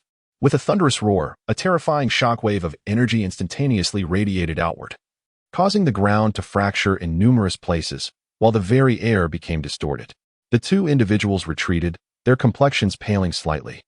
Yet the intent to kill in their eyes grew ever more intense. Kill. The two individuals charged towards each other once more, their battle reaching a fever pitch. Ha ha ha. Truly splendid. An elder from the great wilderness divine court erupted into laughter, but in the next instant, he abruptly turned, delivering a powerful palm strike towards his companion. Lin Yuan, you shall perish as well. Lin Yuan, taken aback and filled with alarm, hurriedly raised his sword in defense. Wang Kuan, have you lost your mind? Lost my mind? No, I am more lucid than ever. Wang Kuan's eyes gleamed with madness. Do you think I am unaware that it was you who plunged the dagger into my back when I was demoted all those years ago? Today, I shall make you pay. You speak nonsense. Lin Yuan roared, as the clash of sword light and palm power erupted in the air, generating a multitude of sparks. Utter nonsense. Wang Kuan sneered. Do you dare to swear? Do you dare to assert that you did not slander me during the court session? Do you dare to claim that you did not seize the opportunity to usurp my territory? Lin Yuan's countenance instantly darkened. Observing his expression, Wang Kuan's laughter grew increasingly maniacal. You treacherous dog, today you shall pay the price for your avarice. The two engaged in a fierce battle, each move imbued with lethal intent, showing no mercy whatsoever. Lin Yuan, slightly inferior in strength, gradually found himself at a disadvantage. Wang Kuan, cease this madness. We are of the same sect. Lin Yuan shouted. Fellow disciples? A flicker of derision passed through Wang Kuan's eyes. Do you think you are worthy to speak to me of camaraderie? Go perish. Boom. Wang Kuan struck Lin Yuan's chest with a powerful palm, sending him crashing against the wall, blood erupting from his mouth. In another corner, several cultivators formed a tight circle, the atmosphere equally tense. Lin Qing, you would do well to obediently surrender your storage ring. Otherwise, do not blame us for being impolite. A cold voice emanated from a figure clad in a black robe, gripping a battle blade that glinted ominously. Lin Qing smirked, her eyes brimming with derision. Lu Xing, you truly have no shame. This is the palace of 10,000 beasts, not a place for your thievery. If you desire my possessions, come and take them yourself. Refusing a toast only to be forced to drink a punishment. Lu Xing's battle blade suddenly slashed forward, a streak of cold light hurtling towards Lin Qing. With a disdainful snort, Lin Qing flicked her longsword, unleashing a surge of sword light that deflected the blade's trajectory. Do you think a single person can deter us? Another cultivator beside Lu Xing suddenly launched an attack, the wind from his palm fierce and relentless, akin to a tempest bearing down on Lin Qing's back. Despicable. Lin Qing exclaimed furiously, her figure suddenly twisting as she swept her sword horizontally, dispersing the incoming wave of energy. Despicable? Lu Xing sneered. Here. Who still cares about notions of despicability? Lin Qing, today you shall meet your demise. Just the two of you? Lin Qing's gaze was as frigid as ice. With a flick of his wrist, the longsword shimmered, transforming into a myriad of stars that enveloped the two assailants. The two cultivators were forced to retreat repeatedly. Yet, they soon regained their composure, counterattacking with blades and palm strikes, seeking to exploit Lin Qing's vulnerabilities. The three engaged in a fierce struggle, each move imbued with lethal intent. Lu Xing, do you truly believe I am unaware of your hidden cards? Lin Qing mocked, thrusting his sword with sudden ferocity towards Lu Xing's throat. Your trivial tricks have long been seen through. Lu Xing's expression shifted as he hastily sidestepped, yet the sword's radiance still grazed his shoulder, instantly staining his robes with crimson. Lin Qing, you court death. Lu Xing bellowed, as he swung his battle blade down with ferocity, the blade's aura descending upon Lin Qing like a tempest. Humph! Lin Qing let out a cold snort, as her longsword flickered like a tide, neutralizing the blade's brilliance one by one. Yet, at that moment, another cultivator suddenly struck from the side, their dagger lunging towards Lin Qing's waist like a venomous serpent. Despicable! Lin Qing exclaimed with fury, his figure darting swiftly to narrowly evade the strike. Yet, the glint of the dagger still breached his protective spiritual aura, and blood oozed from the wound. Heh, Lin Qing. No matter how formidable you are, you cannot withstand our combined might. Lu Xing sneered, swinging his blade menacingly towards Lin Qing's chest, gritting his teeth. Lin Qing thrust his sword fiercely, clashing it against the battle blade. A thunderous explosion of terrifying power erupted, sending the three individuals staggering backward. Lu Xing exchanged a glance with his companions, a glimmer of cold malice flickering in their eyes. Lin Qing, today you shall undoubtedly meet your demise. Lu Xing sneered menacingly. Let us see about that. Lin Qing roared, thrusting his sword once more, the blade's radiance surging forth like a tempestuous storm towards his two adversaries. The battle unfolded in every conceivable corner, a chaotic melee devoid of rules, a coliseum brimming with animosity and murderous intent. Some disciples turned against their masters. Some brothers drew their blades upon one another, while certain couples betrayed each other. At that moment, a middle-aged divine king clad in a Taoist robe was engaged in a fierce struggle with his own senior brother. Disciple, have you lost your mind? I am your elder brother. The senior brother bellowed, wielding his sword with a dazzling brilliance akin to a rainbow. Senior brother? The middle-aged divine king sneered. His eyes filled with resentment. Did you ever consider I was your junior when you seized my opportunity back then? That was the decision of the Holy Master, not mine. The senior brother roared, his sword light transforming into a myriad of stars, enveloping his opponent. The Holy Master's decision? The middle-aged divine king scoffed. His longsword morphing into a chilling ray, piercing straight for the senior brother's chest. The two engaged in a fierce battle, their sword lights and palm winds intertwining. The terrifying force causing the surrounding air to resonate with a low hum. Junior brother, cease this. We are the same sect. The senior brother shouted. Fellow disciples? The middle-aged deity scoffed. Here, only life and death exist, not camaraderie. Boom. The two figures collided once more, unleashing a terrifying force. At this moment, nearly every divine king had shed their former grace and pride. Their silhouettes danced amidst the flashes of blades, their eyes filled solely with frigid malice and frenzied obsession. These obsessions were never born from thin air. Each individual present harbored a deep-seated resentment within their hearts. This animosity perhaps stemmed from years of accumulated discontent, from the dignity that had been stripped away, or from the betrayals of friends and family. Even the wounds inflicted by those once most trusted were not forgotten. Now, with certain constraints within their hearts stripped away, the Palace of Beasts had transformed into the most suitable arena for an eruption. And the Black Dragon King's rule, that the victor reigns while the vanquished become slaves, ignited the darkest desires buried deep within them all. In the distance, several sovereigns, the Lord of the Divine Court, and the founders of the doctrine stood in a relatively safe corner. They refrained from joining the fray, for their power had ascended to the pinnacle of divine kingship. Such a level rendered the frenzied combatants too fearful to act rashly. Nonetheless, their condition was hardly commendable. The Lord of the Eternal Life Sacred Ground stood at the edge of the crowd, his complexion pale and devoid of color, his hands trembling slightly, beads of cold sweat forming on his brow. How could it have come to this? How could it have come to this? He murmured, his voice laden with pain and despair. To him, the scene was not merely a battle, but a complete collapse of humanity.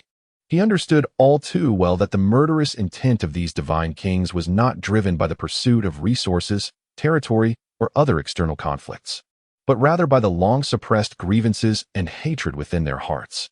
For reasons unknown, these resentments had been magnified to an extreme extent. Like a flame doused in oil, it blazed fiercely, utterly impossible to extinguish. Masters turned against disciples, brothers betrayed one another, spouses deceived, and even those who once walked the path together now became merciless foes, tearing each other apart without a shred of compassion. The Lord of the Eternal Life Sacred Ground suddenly let out a long sigh, closing his eyes, his voice imbued with infinite anguish. Oh, Heavenly Emperor, how could your heart be so cruel? He was undoubtedly aware of the source of the problem. In the Nine Realms, there once existed an invisible restraint, a manifestation of the light inherent in humanity. It instilled a sense of reverence and understanding of boundaries, and the distinction between good and evil. During the reign of the Celestial Emperor, this radiance illuminated every living being. In those times, even amidst conflict and bloodshed, there remained a force that tethered them, preventing their complete descent into savagery. However, now that the Celestial Emperor has withdrawn this restraint, the beings of the Nine Realms have lost that guiding light. Devoid of the warmth of humanity and the constraints of order and rules, the malevolent thoughts buried deep within the hearts of individuals have erupted in their entirety. Without emotion, only hatred remains. The Lord of the Sacred Land trembled, murmuring, "The Nine Realms are finished." On the other side, the leader of the Shintian sect, draped in a black and gold royal robe, wore a frown as his gaze swept over the entire palace of 10,000 beasts. Taking in the sight of the battling divine kings and the formidable beings standing beside him, his sense of vigilance intensifying. "Master, what are you pondering?" The Grand Elder of the Xiantian sect inquired softly. The sect leader did not respond immediately. Instead, he fixed his gaze upon the Grand Elder's face, a smirk playing at the corners of his lips as he remarked, "Grand Elder, I wonder if you too harbor ambitions to supplant me?" The Grand Elder's expression shifted slightly. "Master, such jesting is most inappropriate." "Are you jesting?" The expression of the Lord of Xiantian grew increasingly frigid. "Elder, do you genuinely believe I am making light of this matter?" The elder instinctively took a step back, his fingers trembling slightly, yet he mustered the strength to reply, "Lord, I have never harbored such intentions. However, you have never substantiated your disavowal of such intentions." The tone of the Lord of Xiantian was grave, imbued with an indescribable sense of oppression. The elder opened his mouth, yet no words escaped him. The Lord of Xiantian averted his gaze. "Elder, do not fault me for being overly cautious. Look at those individuals." He gestured toward the divine kings engaged in battle before them. How many among them were once our comrades? How many were once dearest friends? Yet now, they are driven by a desire to annihilate one another. Do you truly believe that our relationship could never devolve into something akin to theirs? The elder's countenance grew increasingly grim. Yet he found himself at a loss for a rebuttal. The Lord of Xiantian no longer regarded him, instead shifting his attention to an elder on the opposite side. "Junior brother, what is your perspective?" The Lord of Xiantian inquired with an air of detachment. The elder was momentarily taken aback, but quickly clasped his hands in reverence, declaring, "Lord, my sole aspiration is to safeguard the Xiantian sect, with no ulterior motives whatsoever." "Is that so?" The master of the Xiantian sect smiled faintly. "Yet I recall that.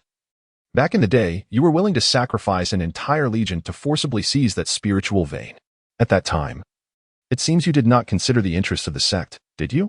The old man's expression changed dramatically, and he hurriedly replied, "Sect master, that was a moment of folly on my part." Confused, the Lord of Xiantian snorted lightly. "Junior brother, do you truly believe I would take you at your word?" The elder's forehead glistened with cold sweat as he lowered his gaze, refraining from further speech. The Lord of Xiantian regarded him with a gaze fraught with complexity. He suddenly realized that he had lost faith in those he once considered his closest confidants. The Grand Elder and Junior Brother, once his most trusted allies, now appeared shrouded in uncertainty. The Lord of Xiantian even pondered whether these two, had it not been for his formidable power and numerous trump cards, would have dared to turn against him. Once this thought emerged, it could no longer be suppressed. The Lord of Xiantian inhaled deeply, his consciousness extending outward in an instant, enveloping the Grand Elder and Junior Brother within its reach. The Grand Elder and the Elder exchanged glances, each reflecting profound confusion and unease in the other's eyes. In the distance, the Lord of the Burning Heaven Divine Dynasty stood beside a golden pillar, his expression grave as he surveyed the battlefield ahead. "Your Majesty, those individuals have truly lost their minds," murmured an elder beside him. The Lord of the Burning Heaven Divine Dynasty replied coldly, "It is not they who are mad. It is their true nature that has been unleashed." "Nature?" The elder was taken aback. "Are you still unable to discern it?" A hint of coldness permeated the voice of the Lord of the Burning Heaven Divine Dynasty. "The Celestial Emperor has stripped away the order of the 9 realms, removing all that binds human nature. The current 9 realms resemble a sheepfold devoid of fences, and we, the inhabitants, are but lambs within it." Just as the elder seemed poised to voice further thoughts, he was interrupted by the Lord of the Burning Heaven Divine Dynasty. "Divine King?" The sovereign of the Burning Heaven Divine Dynasty scoffed. "What of the Divine King? Do you believe the Divine King to be more noble than a mortal?" "No. He is merely more powerful. There is no fault in strength, yet power unbound becomes the most terrifying of entities." The elder fell silent, casting a glance at him. The sovereign coldly remarked, "Remember, from this moment forth, trust no one, not even me." The elder abruptly lifted his head, his gaze filled with astonishment. "Do not regard me with such eyes," the sovereign of the Burning Heaven Divine Dynasty replied indifferently. "If you do not trust even me, you shall not be betrayed by me. Do you comprehend?" The elder bowed his head, his voice trembling as he affirmed, "I understand." Every corner of the palace of 10,000 beasts was shrouded in an indescribable terror.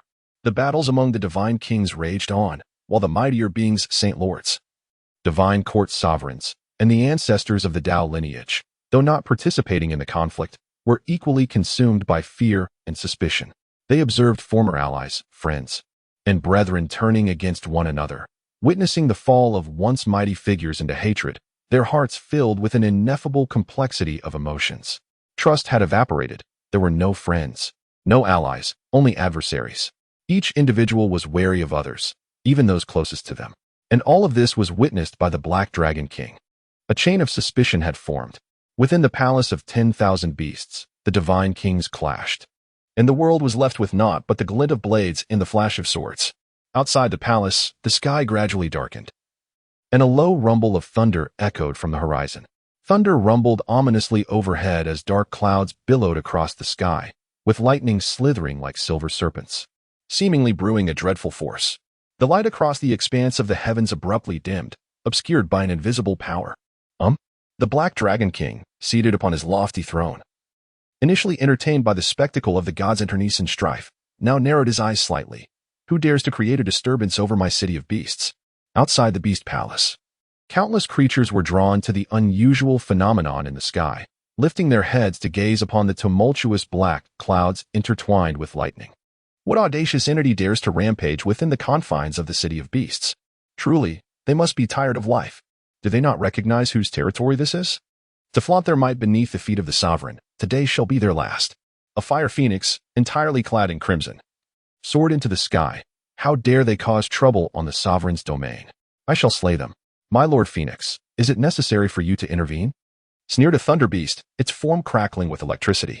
They are merely a swarm of ignorant ants. A few holy beasts dispatched will suffice to rend them to shreds. Ha.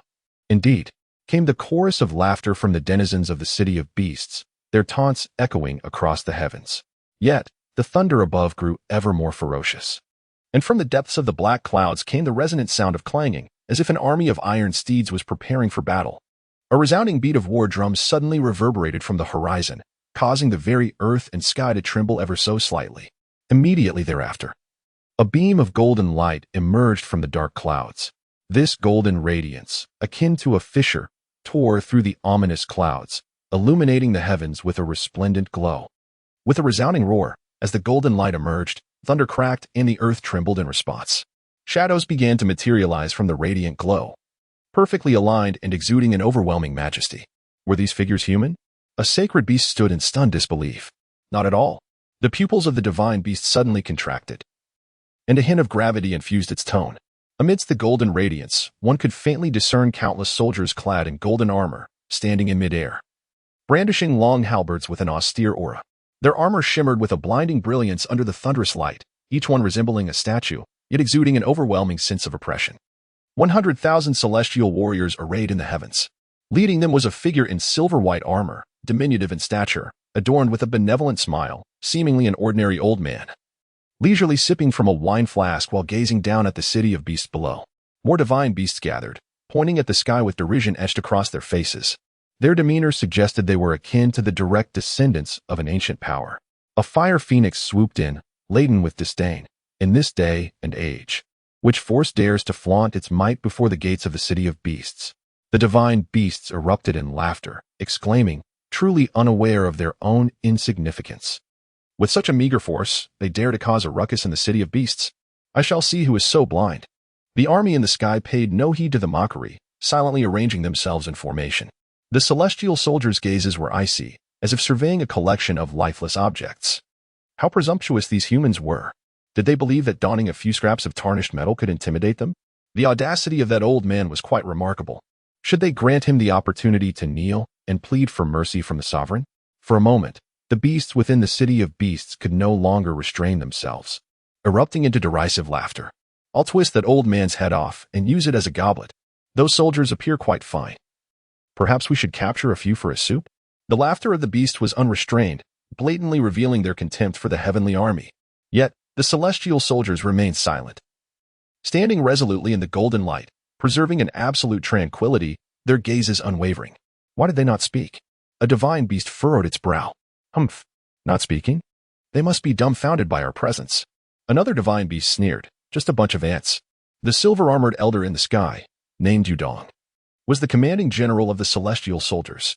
At that moment, Yudong leisurely set down his wine flask, lifted his head, and with a genial smile, surveyed the divine beasts and sacred creatures, ultimately fixing his gaze upon a particularly massive divine beast. You, come here. The The divine beast paused momentarily, surprised. Are you addressing me? Yes, it is indeed you, replied King Yu, nodding lightly with a casual tone. I have a question for you. A glimmer of mockery flickered in the eyes of the divine beast. You, old fellow, possess quite the audacity. Speak, what is it you wish to inquire? King Yu maintained his cheerful demeanor. There is someone named Mangyue Shu who has sought refuge in your city of beasts. Do you happen to know his whereabouts? Are you looking for the Mango Moon book? The divine beast paused for a moment, then burst into hearty laughter. Have you come in search of that worthless thing? Indeed. Yu Tianwang nodded, a hint of sincerity gracing his expression. Could you kindly inform me of his current whereabouts? Ha. The Beast King laughed so heartily that his entire body trembled. What are you to inquire about matters concerning our city of beasts? Yet, the Heavenly King remained unperturbed, his smile warm and inviting. I have a matter to discuss with him. The Beast King paused momentarily, then sneered coldly. Why should I reveal his whereabouts to you? Are you jesting? Perhaps. The King of the Mountains chuckled. Since you refuse to divulge the information, might you step aside? I shall seek it myself. The Beast of the Divine Kings was instantly enraged. Step aside? Who do you think you are? To demand this of me in the city of 10,000 beasts is akin to courting death. As soon as the words left its mouth, an overwhelming pressure erupted from its being, a terrifying aura sweeping through the surroundings like a tempest. Old fool, today you shall learn. However, before it could finish its sentence, an icy chill suddenly enveloped it. In the next moment, its pupils constricted sharply. A pitch-black divine spear, as if conjured from the void, surged forth with an indescribable speed and force, aimed directly at its brow. What? The Divine King Beast exclaimed in astonishment, hastily summoning all its defensive powers. With a resounding bang, the ebony divine firearm struck fiercely against its defensive barrier, producing a thunderous cacophony. The divine beast sensed an overwhelming force emanating from the gun's tip, as its defenses, akin to mere parchment, were instantaneously torn asunder. Impossible! The divine beast was filled with horror. It sought to evade, yet it was too late. The black divine spear, akin to the scythe of death, instantaneously pierced through its third eye. With a resounding thud, the colossal divine beast collapsed, blood gushing forth from the wound at its brow. Its eyes were filled with disbelief, as if it could not comprehend why it had met its demise so swiftly. In that moment, the entirety of Beast City was enveloped in a profound silence. All the creatures stood frozen, aghast. A divine beast, a being of utmost power, had been vanquished in a mere instant? How could this be conceivable? Yutong gradually retracted his black divine spear, a gentle smile gracing his face. Dust, non-existent on the weapon, was brushed away as he casually remarked, "Would you kindly make way?" At that moment, all the divine beasts fell silent. They gazed at the lifeless form of the divine beast, then shifted their eyes to the black spear in Yutong's grasp, a chill coursing up their spines. Who was this man? With just a single strike, he had obliterated a divine beast? The divine beast was one of the most formidable entities in Beast City, renowned for its extraordinary defenses. Yet, before this seemingly ordinary elderly gentleman, it had been utterly incapable of withstanding even one blow. For a brief moment, the atmosphere felt as though it had solidified. The once boisterous divine beasts now sealed their lips, even their breaths growing hushed. Noticing the silence, Yutong, still smiling, inquired, "Shall I take your silence as acquiescence?" With that, he stepped forward. This motion finally roused the other divine beasts from their stupor. "Seeking death," roared the thunderclad divine beast, its massive form soaring into the air. "Even if you are formidable, can you truly contend against 100 foes alone? Kill him." A cry for vengeance for a fallen brother. In an instant, dozens of divine beasts unleashed their fury, their assaults descending like a tempest. Some emitted devastating beams of light. Others brandished their razor-sharp claws, while a few even tore through the very fabric of space. Confronted with such an overwhelming number of divine beasts, Yudong merely sighed softly. "Alas, I had no intention of shedding blood."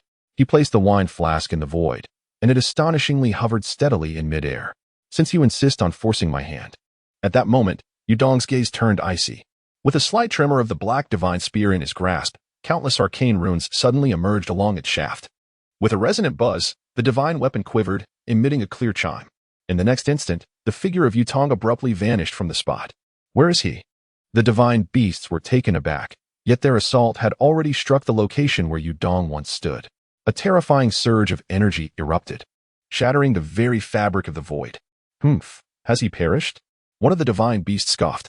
However, its smile had barely lingered for a second before it froze upon its visage. Unbeknownst to them, Yudong had already materialized behind another divine beast. The black divine spear pierced through the air silently. With a mere sound, the divine beast was caught unawares and swiftly pierced through the heart by a single shot. Blood gushed forth like a fountain, staining half the sky a deep crimson. What? The other divine beasts were astonished. However, Yudong's assault did not cease. His figure flickered incessantly in the void. With each manifestation, another divine beast succumbed. In the span of merely a few breaths, 5 divine beasts met their tragic end at the tip of his spear. Damn it! The remaining divine beasts finally comprehended the gravity of the situation. They ceased their scattering and instead congregated, forming an enclosing circle. Each divine beast heightened its defenses to the utmost, vigilantly surveying their surroundings. Excellent. They have realized the importance of unity. Yutong's voice reverberated through the void. However, it is too late. The black divine spear suddenly erupted in a brilliant radiance. As arcane runes began to circulate, forming an enigmatic pattern, the pupils of the divine beast kings abruptly constricted. They felt an unprecedented pressure, so overwhelming that it instilled within them an instinctive urge to submit. Unleash the formation. With a soft exclamation, Yudong thrust his divine spear fiercely into the void. Boom. In that instant, the entire realm transformed in hue.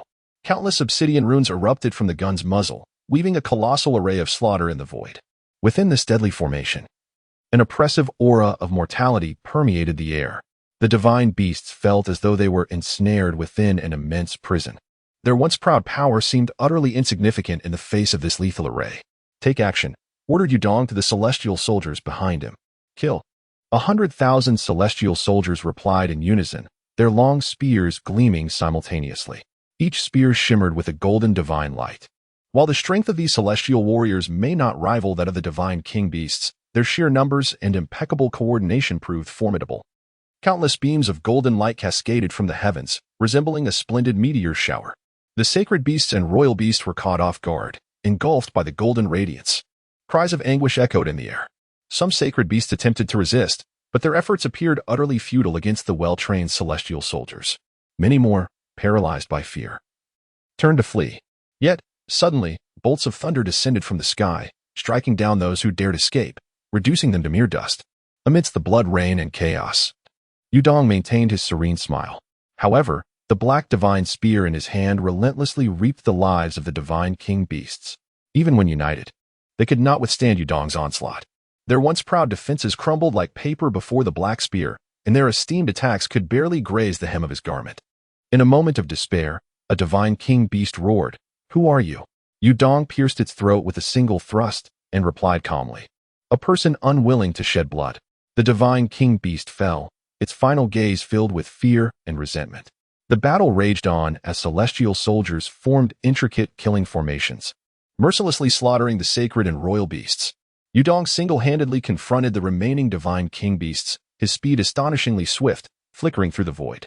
With each appearance, he claimed another divine king beast's life. Gradually, their numbers dwindled, and fear began to seep into their hearts. Run! Run quickly! A divine beast, unable to withstand the mounting pressure, turned to flee. But at that moment, a bolt of lightning descended from the heavens. Boom! The divine beast was reduced to ashes before it could even let out a cry of despair. Witnessing this, the other divine beasts fell into deeper hopelessness. Yudong sighed softly, "I never intended to slay you." The ebony spear pierced forth once more, penetrating the beast's throat, yet even in its dying moments, it fixated its gaze upon Yudong as if seeking an answer. Yudong gazed at its lifeless body and softly uttered, "You merely obstructed my path." The battle raged on for an extended duration, strewn with the carcasses of beasts, blood flowing like rivers. The once arrogant divine beasts lay now as cold, lifeless forms. Dozens of divine beasts, hundreds of holy beasts, and thousands of royal beasts all met their demise in this slaughter. Yudong raised his hand, and the wine flask landed steadily in his grasp. He tilted his head back and took a sip, a warm smile returning to his face. "Now, can you yield the way?" This time, no one dared utter a word of dissent. Even the beasts observing from the city trembled in fear, terrified of attracting the attention of this formidable elder. As Yudong advanced, the beast parted to create a path, gently clutching the wine flask. He walked toward the palace of 10,000 beasts at a leisurely pace, as if strolling through a garden, his figure weaving gracefully amidst the blood-soaked ground and the scattered corpses, his shoes untouched by a speck of dust. The atmosphere in the city of 10,000 beasts felt as if it had frozen. The divine beasts, holy beasts, and even the ordinary creatures that had previously been spectators now fell silent, paralyzed by fear. At that moment, the golden gates of the palace of 10,000 beasts began to open slowly. A chill wind swept out from within, carrying an oppressive aura that weighed heavily on the soul. In that instant, all beasts prostrated themselves, not daring to lift their heads. Even those standing outside the palace, belonging to divine king-level powers, felt a weight in their chests. Yudong halted his steps, gazing up at the palace of 10,000 beasts. His smile undiminished as he wiped the wine stains from his lips, seemingly unperturbed by the overwhelming pressure. A low, rumbling dragon's roar emanated from within the palace. The massive shadow of the Black Dragon King gradually emerged from the doorway, surveying the field of corpses and the pool of blood, his eyes glimmering with an inscrutable light. No one could decipher his emotions at that moment. Indeed, the heavenly realm has arrived. The Black Dragon King's voice resonated like thunder, imbued with undeniable authority. Yudong regarded the Black Dragon King with a smile. Master Sovereign, I have long admired your esteemed name. The Black Dragon King did not respond immediately. Instead, he looked down upon Yudong with an impassive gaze, devoid of any emotional fluctuation. Yet, the pressure he exuded left those nearby gasping for breath. You certainly have a flair for theatrics. The Black Dragon King spoke slowly, his voice deep as if it emerged from the depths of the earth. To rampage upon my territory without a hint of decorum, do you not find it somewhat disrespectful? Yudong chuckled, shaking his head with a light-hearted tone. You misunderstand. Master Sovereign, I merely requested they clear the way. The azure flames in the eyes of the Black Dragon King flickered suddenly, causing the temperature in the air to plummet as if the entirety of Beast City had been enveloped in the depths of winter. Yudong sighed, stating that he had politely requested them to make way, but they were unwilling. With no other recourse, he deemed it necessary to resort to violence. The expression on the Black Dragon King's face darkened instantly. Hasn't the Celestial Court ceased to intervene in the affairs of the Nine Realms? Yudong maintained a cheerful demeanor, replying that the sovereign was indeed correct. The Celestial Court would no longer meddle in the matters of the Nine Realms. Then what brings you here this time? The Black Dragon King inquired coldly. Yudong gently shook the wine jug in his hand, smiling as he replied, Please do not misunderstand, Sovereign. We have come solely to reclaim what rightfully belongs to the Celestial Court. The possessions of the Celestial Court? The Black Dragon King's gaze darkened. How could I be unaware of any belongings of the Celestial Court within my beast city? Yudong raised his hand, pointing towards a certain direction in the crowd. I trust Sovereign is familiar with that elder of the Mongyue Holy Clan? Mongyue Shu's face turned ashen in an instant.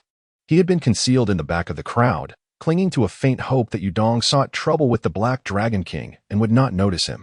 However, now that Yudong had unflinchingly called out his name, he felt an overwhelming chill radiate through him. Lord Sovereign, Yudong said with a smile, my request is quite simple. I kindly ask you to hand over the members of the Mongyue Holy Clan, as well as their resources, so that we may return to report. The crowd erupted in astonishment. No one had anticipated that Yudong would make such a bold demand. Mongyue Shu hurriedly stepped forward, kneeling before the Black Dragon King, his tone filled with desperate pleading. My Lord Sovereign, you must not agree. Our Mongyue Holy Clan has already pledged allegiance to the Beast City, and in life, we are of the Beast City, and in death, we are but ghosts of the Beast City. The Black Dragon King cast a glance at him, his eyes glimmering with inscrutable thoughts. For him, while strength was undeniably paramount, the reputation and dominance of external powers held equal significance. If the Beast City aspired to become the paramount sovereign of the Tianxin realm and its neighboring territories, it must establish a solid foundation of authority.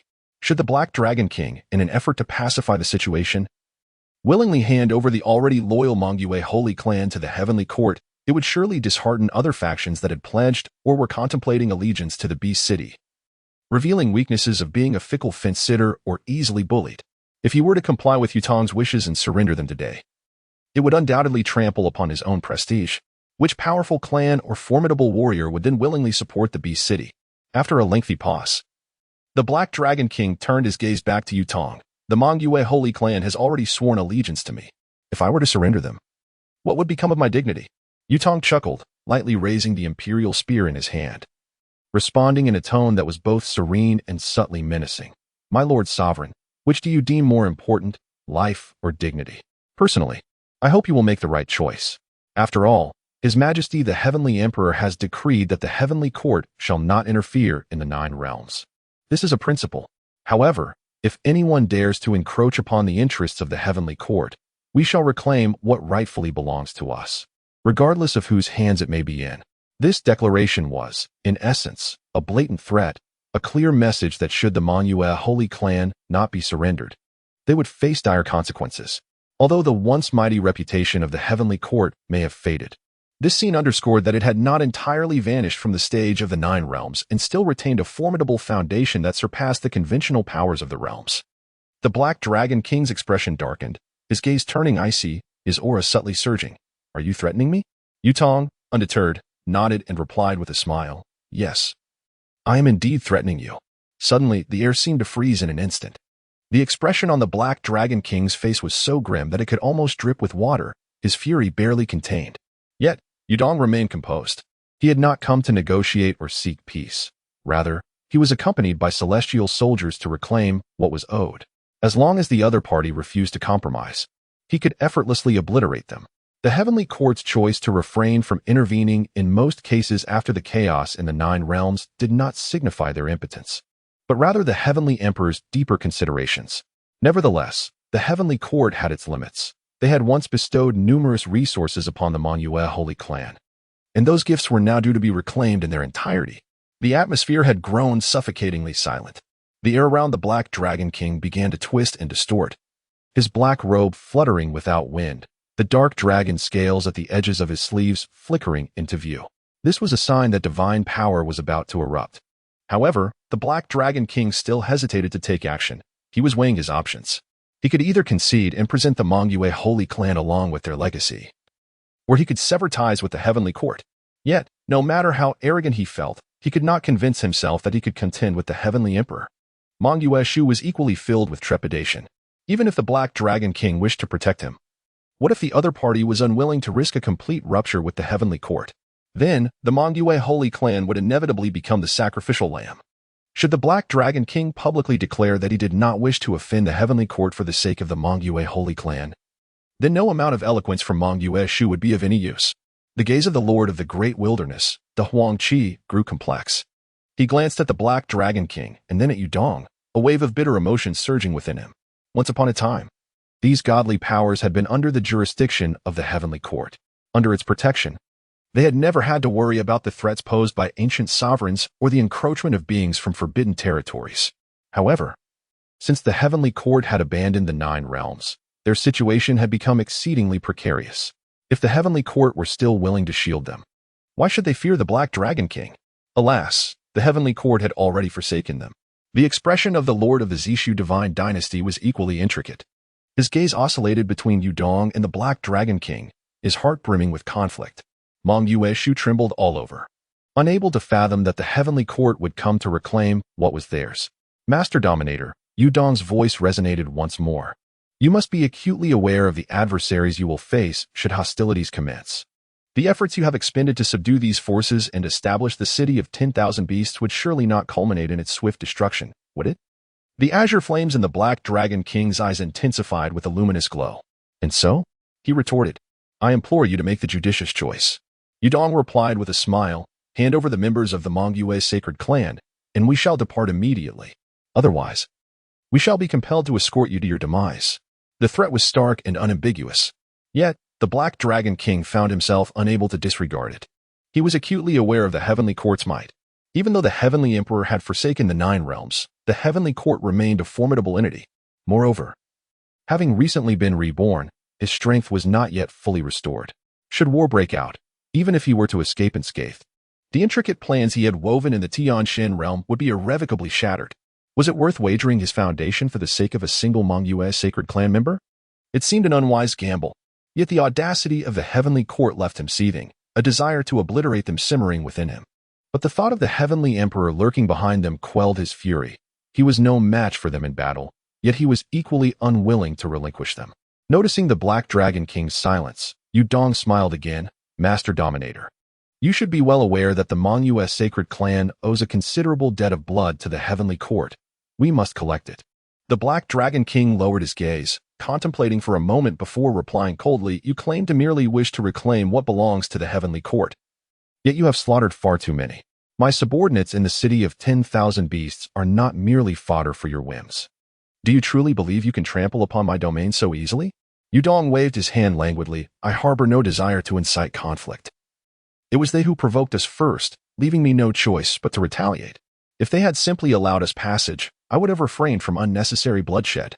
The heavenly court operates by its own principles. For those who refuse to comply and insist on provocation, the only recourse is to send them on their way. Even if you deem this unjust, the reality of power renders your opinion moot. What can you do? The Black Dragon King, consumed by fury, laughed darkly, his voice rumbling like distant thunder. Ah, the heavenly court, truly a force that imposes its will upon others. Flattery, indeed.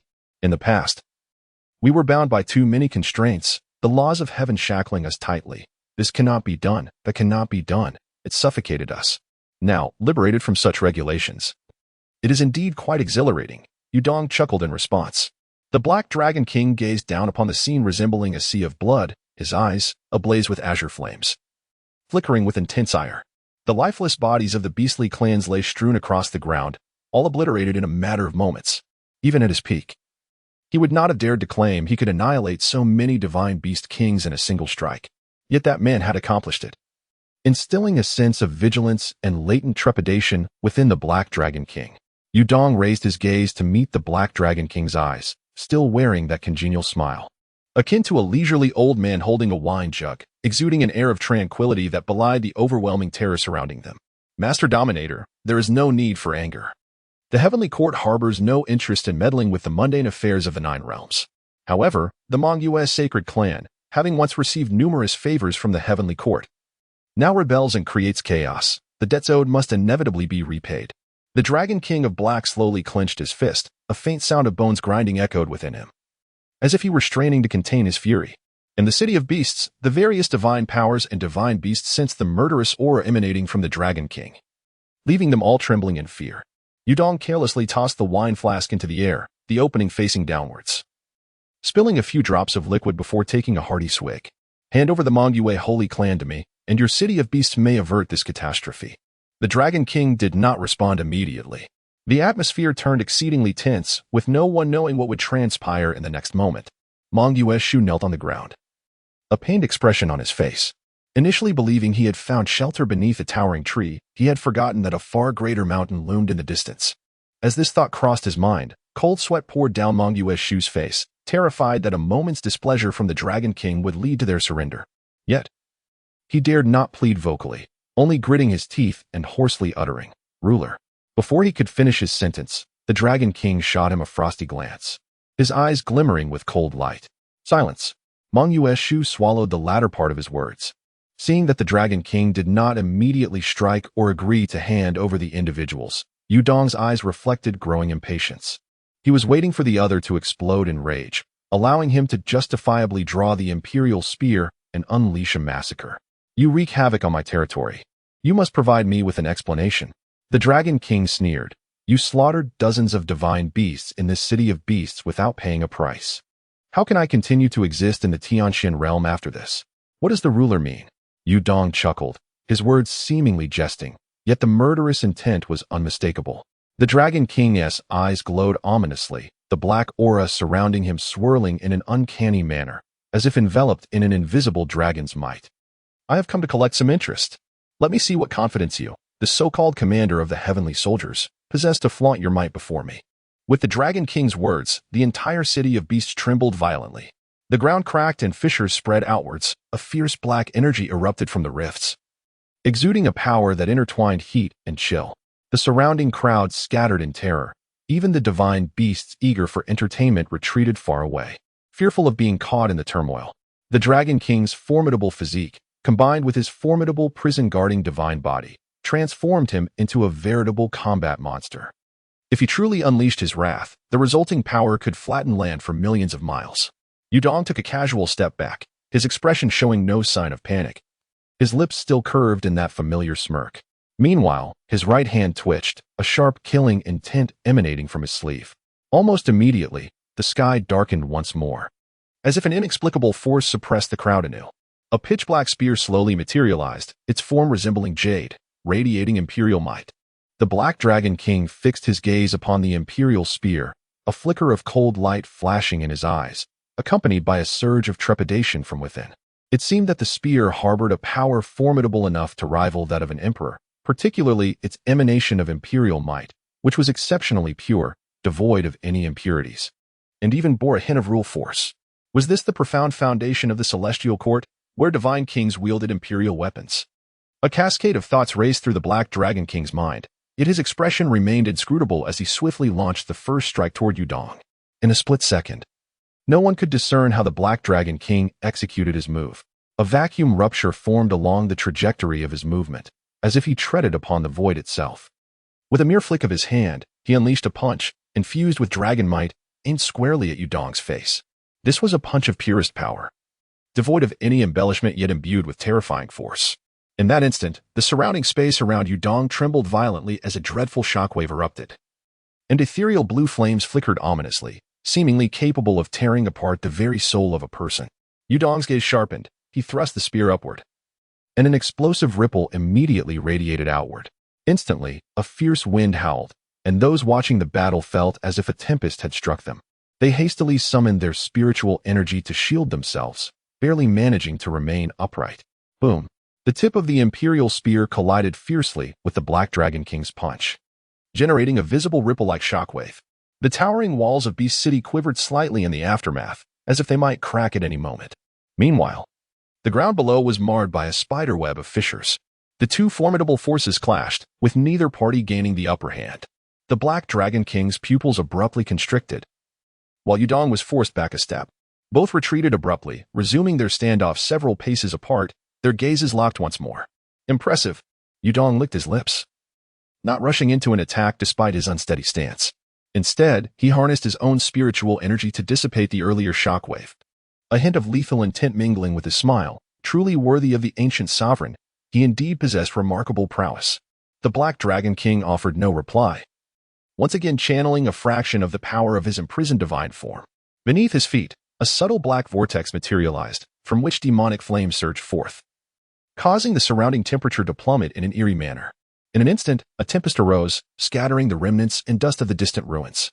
The onlookers, witnessing the confrontation between two unparalleled titans, felt their hearts racing. The members of the Mon-US sect and various dominant factions, along with the remaining divine beasts in the city of 10,000 beasts, held their breath. The great wilderness Qi, the sovereign of the Zishu divine dynasty, and the master of the eternal life sacred land, among other peak divine kings, were all fixated on this spectacle, eager to discern which side would ultimately prevail. Come! The Black Dragon King uttered a single word, resonating with a thunderous dragon's roar. In an instant, he transformed into a streak of black lightning, charging once more at Yutong, who stood undaunted. With a thrust of the Imperial spear, the aura of Imperial might surged forth. The two formidable forces clashed violently in midair, akin to a tempest of thunder. Amidst the cacophony, a brilliant light erupted, accompanied by countless dark flashes, tearing through the sky.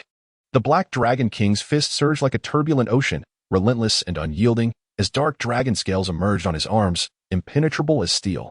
Each punch and kick, infused with the unique, crushing aura of his prisoned deity form, reverberated through the heavens, causing the air to erupt in explosive sounds. On Yutong's side, the Imperial spear moved with the grace of a serpent emerging from its lair, each thrust embodying peak-level piercing power. The intent of the spear shimmered, revealing distortions in the surrounding space, indicating that his strength had indeed reached a realm of rules, posing a genuine threat to the Black Dragon King's defenses. Boom, boom. In mere moments, the two had exchanged millions of blows.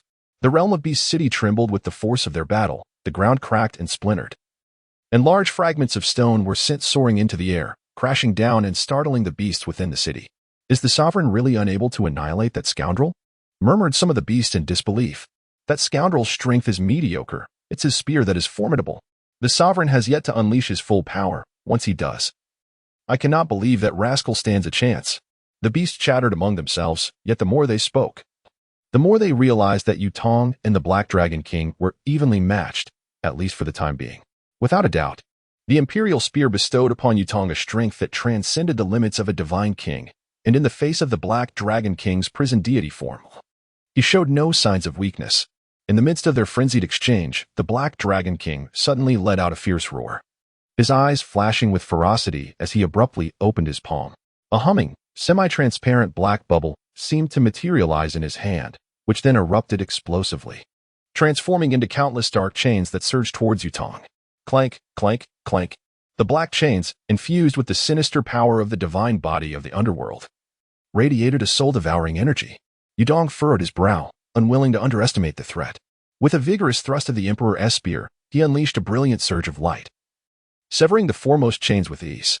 Yet, an even greater multitude of chains surged forth, weaving a dense and intricate net that ensnared him in its very core. Humph! Yudong let out a cold snort, striking the ground with the butt of his gun. The sound resonated sharply as the ground erupted with a resounding thud, creating a large crater and sending swirling dust accompanied by a cascade of golden light. In an instant, Yudong propelled himself skyward with remarkable speed, his body twisting midair to evade the majority of the entangling chains. Simultaneously, he unleashed a flurry of gunfire, the sharp cracks echoing as he shattered the pursuing chains. However, the Black Dragon King had evidently anticipated this. With a powerful thrust, he leapt into the air and aimed a devastating palm strike directly at Yudong. This strike emanated an overwhelming dragon might, as if it could shatter the very fabric of heaven and earth. Caught off guard, Yudong had no choice but to raise his gun in defense. With a thunderous roar that shook the very earth, Yudong felt an overwhelming force crashing towards him. It was the pure power of the Black Dragon King, a terrifying surge unleashed by the divine body of the prison deity. His chest heaved as if a massive hammer were mercilessly striking at his heart. Even though the Imperial spear had absorbed the majority of the force, the residual shockwave still sent him hurtling backward, crashing straight into the ground and creating a vast pit. Upon witnessing Yudong's heavy fall, the divine beasts within Beast City and the numerous divine factions under the Black Dragon King's command were instantly invigorated, erupting into a chorus of roars and cheers. Yet, amidst the rising dust, Yudong's figure swiftly sprang back to his feet. He stumbled as he landed, a trickle of blood escaping his lips. But he still managed to steady himself, the smile on his face lingering. Truly deserving of being a ruler-level powerhouse capable of grappling with an emperor, he possessed remarkable resilience. Suspended in midair, the Black Dragon King looked down with a cold sneer and remarked, "I have yet to exert my full strength, and you are already faltering?" Ha ha ha, the battle intent in Yudong's eyes was completely ignited. "Let me see just how powerful you, the ancient sovereign, can truly be." As his voice fell, Yudong's presence surged dramatically, and several golden runes emerged beneath his feet, seemingly materializing from the void, subtly resonating with the runes of the Imperial spear. The Imperial gun vibrated gently in hand, emitting a delightful, melodious tremor. Kill. With a swift step, Yutong transformed into a blurred shadow, darting through the air with remarkable speed, thrusting his spear towards the Black Dragon King. This strike was akin to a shooting star at dawn, distorting the space around the spear's tip, as if it were shimmering with arcs of black lightning. The Black Dragon King's pupils contracted slightly, instinctively raising his arm to block the impending attack. A piercing metallic clang reverberated through the air as the shot struck the scales of the Black Dragon King's arm, igniting a flurry of sparks. The Black Dragon King, in pain, was compelled to take a half-step back. However, this minor injury was of little consequence to him. With a fierce roar, his arm swelled with bulging veins as he grasped the spear's shaft, intent on seizing his opponent's weapon. Anticipating this move, Yutong swiftly unleashed a surge of delicate black lightning from the spear, which struck the Black Dragon King's hands directly. In an instant, the Black Dragon King felt a searing heat in his palms, as if all the blood in his body had been brought to a boil, nearly forcing him to release his grip. "Vile scoundrel!"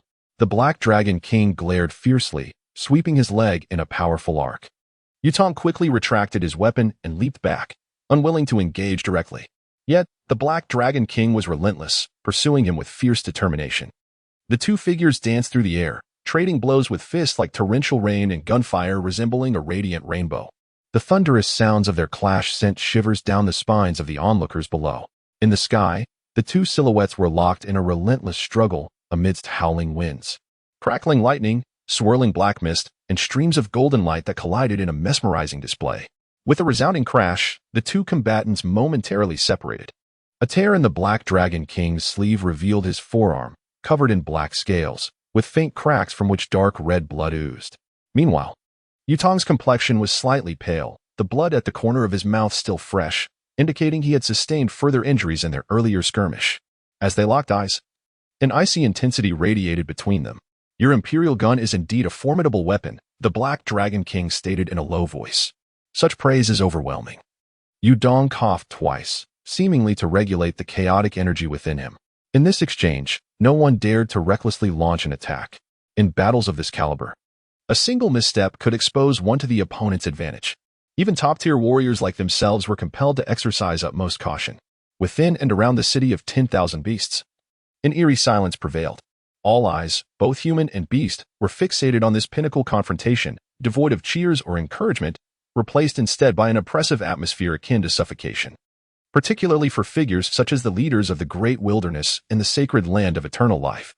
It was utterly unexpected that the clash between Dong and the Black Dragon King would escalate to such intensity. They were even more astonished that, despite both being at the Divine King level, Dong could withstand the onslaught of the Black Dragon King for so long without yielding an inch. Shu felt beads of sweat forming at the tip of his nose, his heart racing erratically. Meanwhile, the Black Dragon King made the first move. This time, he discarded flamboyant techniques and channeled the ultimate power of the suppression of Hell Divine Body, vanishing from sight in an instant. Dong's eyes glinted with intensity as he focused intently on capturing the opponent's silhouette. With a swift motion, Dong sidestepped just in time to evade a fierce strike from behind. In the next moment, the fist of the Black Dragon King descended like a shooting star, crashing into the ground beside him. The impact reverberated with a resounding boom, creating a deep crater surrounded by a multitude of shattered stones. How swift! A surge of astonishment coursed through Dong's heart. Without a moment's hesitation, he thrust his spear toward the left flank of the Black Dragon King. The Black Dragon King, displaying remarkable reflexes, intercepted the spear with his claw, while his other claw ruthlessly swung toward Dong's shoulder. With a resounding crash, Dong's shoulder bore the brunt of the impact, sending him staggering back several paces. Fortunately, in that critical moment, he employed the Imperial Spear to dissipate a significant portion of the force, preventing immediate incapacitation. Nevertheless, the sheer power still caused a metallic taste to rise in his throat, prompting him to spatter fresh blood, staining the silver armor on his chest. A flicker of cold amusement passed through the Black Dragon King's eyes. In truth, he harbored no intention of exterminating his opponent. Rather, he aimed to deliver a severe lesson to this celestial being. If he were to slay Dong on the spot, who could predict whether the Heavenly Emperor might direct his wrath toward him? The ire of the Heavenly Emperor was a burden he was not prepared to bear. Moreover, he possessed his own pride and arrogance. If he could indeed vanquish Dong and compel the Celestial Court to retreat, it would undoubtedly elevate his own reputation tremendously. Cough. Cough. Dong knelt on one knee, supporting his body with the Imperial Spear, his complexion pale as he gasped for breath. The Black Dragon King let out a cold snort, gradually retracting the released dragon might, his voice icy. Young one, had I unleashed my full power, your life would be forfeit. Let this be the end for today. Leave the city of 10,000 beasts, and I shall spare your life. Dong pressed his lips together, wishing to speak further, yet a sharp pain pierced his throat. Were it not for the augmentation of the Imperial Spear and his hidden trump cards, he would have been utterly unable to withstand the Black Dragon King's strike. As an ancient sovereign, the terrifying nature of the prisoned divine body assured his invincibility in the entire 9 realms, unless the Celestial Emperor intervened personally. Sovereign powers stood as the pinnacle. Even the emperors might not prevail. Dong rose, wielding the spear to prop himself up. Facing the vast dome beyond the gates of the city of 10,000 beasts, having witnessed the strength of a sovereign, we shall inevitably return to collect the debt owed by the Monuet Holy Clan. With that, Dong refrained from further entanglements. Before the Black Dragon King and all present, he waved his hand, summoning back the 100,000 celestial soldiers. A resounding convergence of golden light surged forth, like a tide receding. Numerous golden-armored warriors marched in perfect unison, their expressions remaining impassive and indifferent, not a sound of chaos escaping their ranks, as if to them, this battle was merely a trivial interlude. The Black Dragon King gazed at the gathering golden light, his countenance stern. Should you dare to step into the city of 10,000 beasts again, I shall slay you. Dong remained silent, drawing the Imperial Spear through the air to carve an arc, slowly opening a swirling portal shimmering with golden white lightning. Subsequently, he and the 100,000 celestial soldiers filed into the vortex, transforming into streaks of light as they vanished into the horizon. On the ground, blood continued to flow, the air thick with the pungent scent of post-battle carnage. Thus concluded a breathtaking confrontation. Suspended between the Black Dragon King's narrow victory and Dong's retreat, each bystander understood the truth of the matter, who triumphed and who faltered. In the eyes of the myriad beasts within the city of 10,000 beasts, the Black Dragon King had fought until the end, surviving the encounter without being slain by Yutong.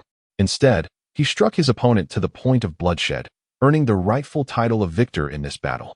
Yet, in the discerning eyes of the formidable deity, the Black Dragon King's restraint in the final moments bore an undertone of profound caution. Had a relentless bloodbath ensued, the outcome might not have been so one-sided. Even if the Black Dragon King could vanquish Yutong, the celestial realm would surely not rest in peace. Ultimately, this confrontation transcended mere individual prowess. It was a contest of power among factions.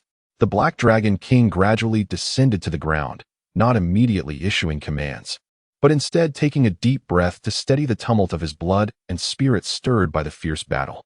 His sleeve was tattered, revealing mottled scars upon his skin. Though not grievous, they were not insignificant either. The divine body of the prison was surprisingly breached by his adversary, a testament to Yutong's formidable strength. The remaining divine beasts in the city fell silent, unsure of what their master would decree next. Meng Yushu remained kneeling, scarcely daring to breathe. Suddenly, the Black Dragon King cast a glance at him, irritation and disdain flickering in his eyes. The Meng Yu holy clan has indeed caused me considerable trouble. Your Majesty, please quell your anger. Your Majesty, please. Meng Yushu collapsed to the ground, fervently bowing. The divine beasts displayed expressions of annoyance or contempt. The Black Dragon King continued to regard him coldly, stating, "Get out of my sight. Devise ways to serve me better. If you draw the celestial realm's ire again, I shall be the first to obliterate your Meng Yu holy clan." Meng Yushu felt as if he had received a reprieve, repeatedly bowing, "At your command. I shall obey." The Black Dragon King's gaze swept over the other factions present, his voice deep and devoid of unnecessary threats, yet laden with warning. "Remember, this is the city of beasts. Today, I am disinclined to engage in conflict, but that does not imply I fear anyone. Should anyone dare to trouble me in the future, let them not blame me for their ruin." The representatives from the Great Wilderness Divine Court, the Zishu Divine Dynasty, and the Eternal Life Sacred Grounds maintained their silence. The Black Dragon King flicked his sleeve and turned towards the grand gate of the City of Beasts. The chaos of the Nine Realms, compounded by the Celestial Realm's unpredictable interference, further complicated matters. He needed to devise a strategy to expedite the unification of the various forces within the Celestial Tomb Forbidden Zone and the Celestial Mysterious Realm, ensuring he firmly controlled more resources and trump cards. The Imperial Spear posed a formidable challenge. A vivid image of Yutong's spear piercing his arm flashed through the Black Dragon King's mind, evoking contemplation.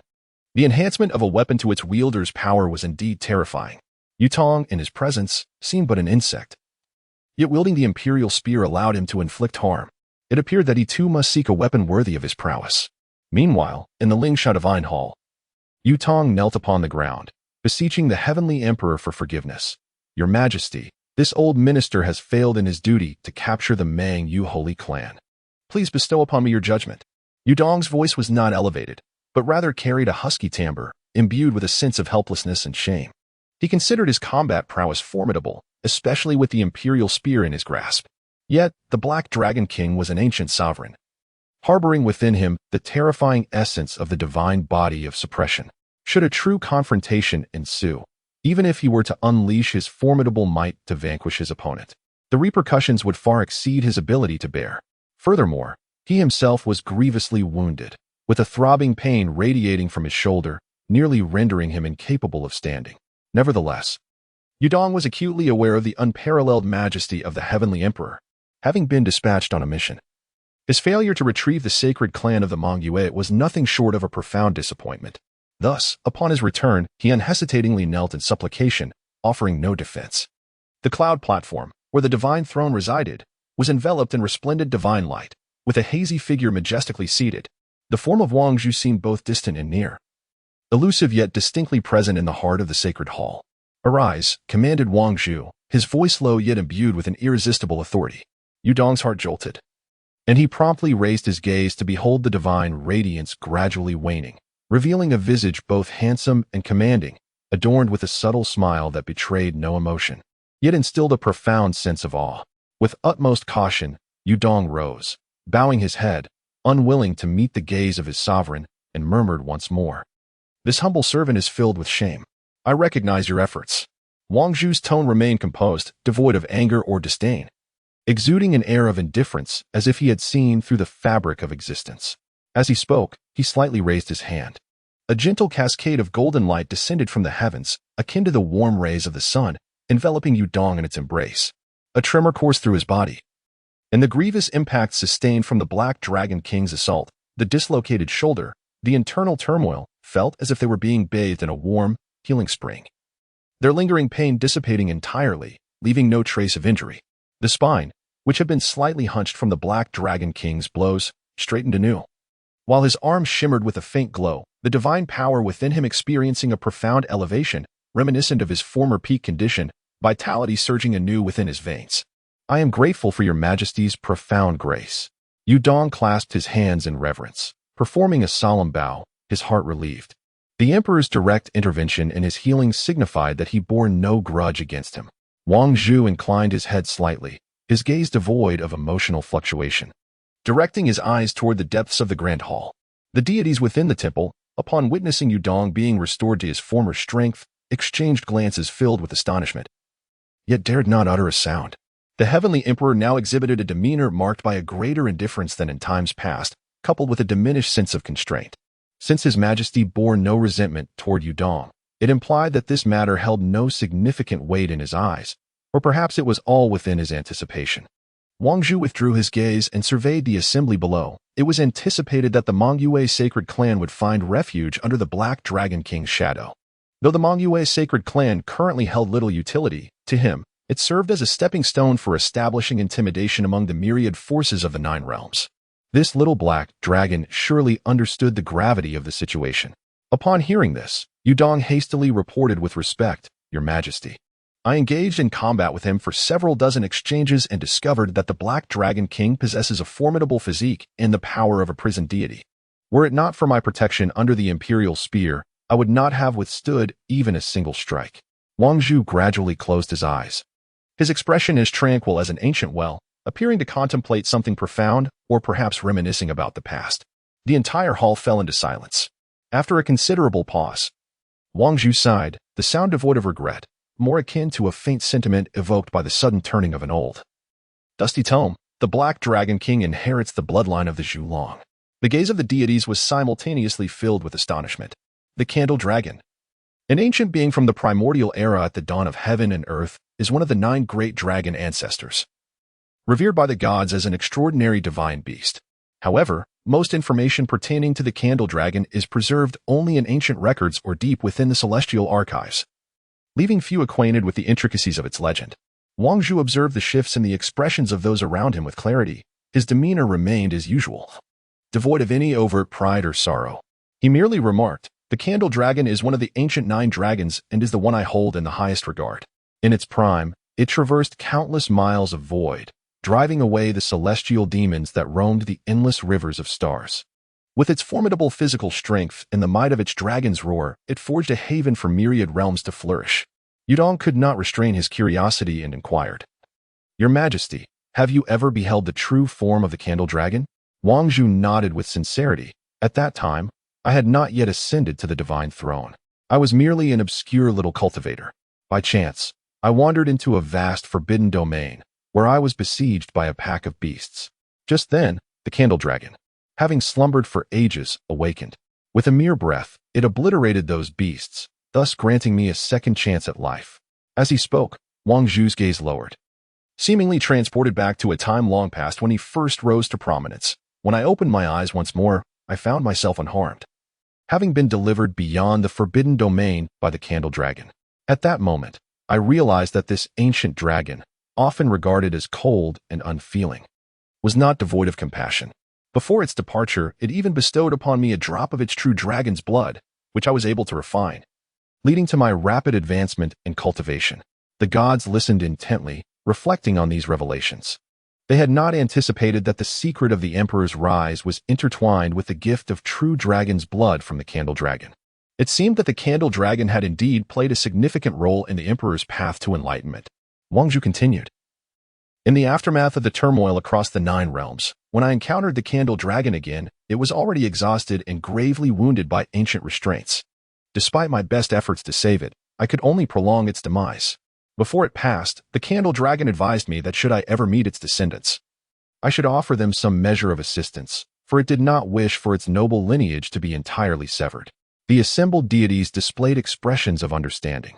They realized that the emperor had refrained from immediately annihilating the Black Dragon King and instead had sealed him within the celestial grave for an extended period. Clearly due to his old ties with the Candle Dragon, Yudong felt a dawning clarity in his heart. This elucidated many of his previous confusions. It had seemed that, given the emperor's unparalleled might at the time, eradicating a mere black dragon would have been effortless. Yet, he had chosen a more nuanced approach to suppress it rather than to eradicate it entirely. Indeed, the lingering grace of the Candle Dragon had influenced this decision. Wang Zhu slightly turned, casting a calm glance over the assembly of gods, and began to speak slowly. Though the Mongyue Holy Clan has incurred substantial debts and promises to the Celestial Court, the Black Dragon King's temporary protection of them can be seen as a remnant of my past decisions. This little black dragon has indeed inherited the bloodline power of the Candle Dragon and has fortuitously awakened the complete manifestation of the divine prison body. Without my direct intervention, there are scarcely any within the 9 realms capable of contending with it. The gods collectively inhaled sharply. The might of the heavenly emperor was unfathomable. After proclaiming the abandonment of the 9 realms, he had scarcely engaged in direct conflict with any being. Even now, as the beast city stirred the tempest and ignited countless disputes, the heavenly emperor merely observed with a detached gaze, allowing the 9 realms to flourish or falter on their own. He would only command formidable figures such as Yudong to act when the interests of the heavenly court were tangibly threatened. It was evident that Wang Zhu had deliberately chosen to relinquish the 9 realms to the mortals for their own struggles, preferring to maintain his distance. Yet now, he had audibly declared that unless he intervened personally, no one could subdue the Black Dragon King. This proclamation reverberated through the ears of the assembly, imparting a profound understanding of the Black Dragon King's formidable strength. An elderly king, his hair mottled with gray, stepped forward with a grave demeanor. "Your Majesty, should the Black Dragon King continue to rampage within the celestial realm, it will inevitably incite even greater turmoil. Should we not contemplate an early subjugation?" His choice of the word subjugation, rather than suppression, indicated his comprehension of Wang Zhu's earlier words. The Black Dragon King was indeed a descendant of the emperor's benefactor, making direct suppression quite delicate. Wang Zhu waved his hand, his voice devoid of any emotional fluctuation, yet imbued with resolve. "There is no need." The Divine King looked up in confusion. "The Zhu Long once bestowed upon me an opportunity. Though his descendant is bold in temperament, he undeniably carries a fragment of that bloodline. Since I share a bond with Zhu Long, I am reluctant to extinguish him outright. This is merely an occasion for him to establish his own dominion in the 9 realms. How far he progresses is entirely up to him. The beings of the 9 realms, once unshackled, are free to engage in slaughter and the survival of the fittest. None need to play the savior." Wang Zhu spoke slowly. In the Lingxiao Palace, the gods remained lost in contemplation. An aged king suddenly inquired, "Your Majesty, how shall we address the Mongyue Holy Clan? We cannot simply let this matter rest." The other deities nodded in agreement. The betrayal of the Mongyue Holy Clan was a prior offense, and their current allegiance to the Black Dragon King was indeed detestable. "Indeed, Your Majesty, the transgressions of the Mongyue Holy Clan are egregious. If we do not punish them, will not everyone thereafter dare to show disrespect to the heavenly court?" The matter certainly required resolution. The dignity of the heavenly court must not be trifled with. The gods engaged in fervent discussions, each contributing their strategies regarding the fate of the Mongyue Holy Clan. Wang Zhu listened quietly to their deliberations, his expression as tranquil as still water, revealing no hint of joy or anger. Just as the debate reached its zenith, Wang Zhu unexpectedly interjected, "There is no need for haste. That little black dragon will come personally to provide me with an explanation." Instantly, the Lingxiao Palace fell silent. The gods exchanged glances, each reflecting the same bewilderment. The Black Dragon King intended to present an explanation? How could that be? Such an overbearing sovereign would hardly come to the heavenly court to confess his misdeeds. "Your Majesty, the Black Dragon King is coming to the heavenly court?" a young divine general cautiously inquired. Wang Zhu nodded slightly, his gaze profound. "He will come." The gods were increasingly perplexed. They simply could not fathom that the arrogant and overbearing Black Dragon would willingly come to the heavenly court to admit its faults. This was utterly inconsistent with the character of the Black Dragon King. A resounding rumble echoed through the air as the deities, filled with uncertainty, were suddenly graced by the thunderous roar of a dragon emanating from beyond the Lingxiao Temple. This magnificent roar was so powerful that it caused the entire temple to tremble ever so slightly. Countless auspicious clouds were dispersed by the force of the sound wave, revealing a profound starry sky. The countenances of the gods transformed in astonishment as they turned their gazes toward the temple's exterior. Before them appeared a colossal black dragon, soaring through the heavens, its massive form shrouding the sun. Each scale shimmered with an ethereal blue luminescence, and its eyes blazed like twin suns, exuding an overwhelming pressure that sent shivers down their spines. "The Black Dragon King!" a divine general exclaimed in astonishment. The deities instinctively tightened their grip on their sacred artifacts, vigilantly fixating their gaze upon the formidable black dragon.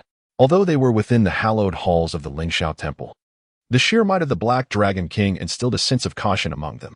However, to everyone's surprise, the imposing black dragon exhibited no signs of hostility.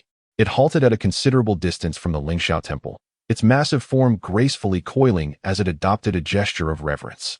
With a resounding thud, the Black Dragon King manifested in human form, landing upon the cloud steps before the Lingxiao Divine Palace. "Black Dragon pays homage to your majesty, the Celestial Emperor," he intoned, kneeling on one knee with a voice imbued with reverence and sincerity. The assembly of deities stood in astonishment, their expressions a tapestry of bewilderment. How could this be? Just as the gods were grappling with their confusion, Wang Zhu spoke in a measured tone, "Come inside." Only then did the Black Dragon King rise, advancing with a deliberate grace into the Lingxiao Divine Palace, his steps unhurried yet precise, striking a balance that avoided both excessive timidity and any semblance of arrogance. Upon reaching the center of the hall, he bowed once more, addressing the emperor. "Your Majesty, I seek your forgiveness for any offense committed in the city of 10,000 beasts." The pantheon of gods was utterly flabbergasted. What was transpiring? Hadn't he, the Black Dragon King, just engaged in a fierce confrontation with the heavenly forces? Why was he now here, offering apologies? Moreover, his demeanor was excessively deferential, wholly uncharacteristic of an ancient sovereign. "Do not worry," Wang Zhu gently waved his hand, signaling the Black Dragon King to rise. "I understand that you seek to establish authority before your subordinates."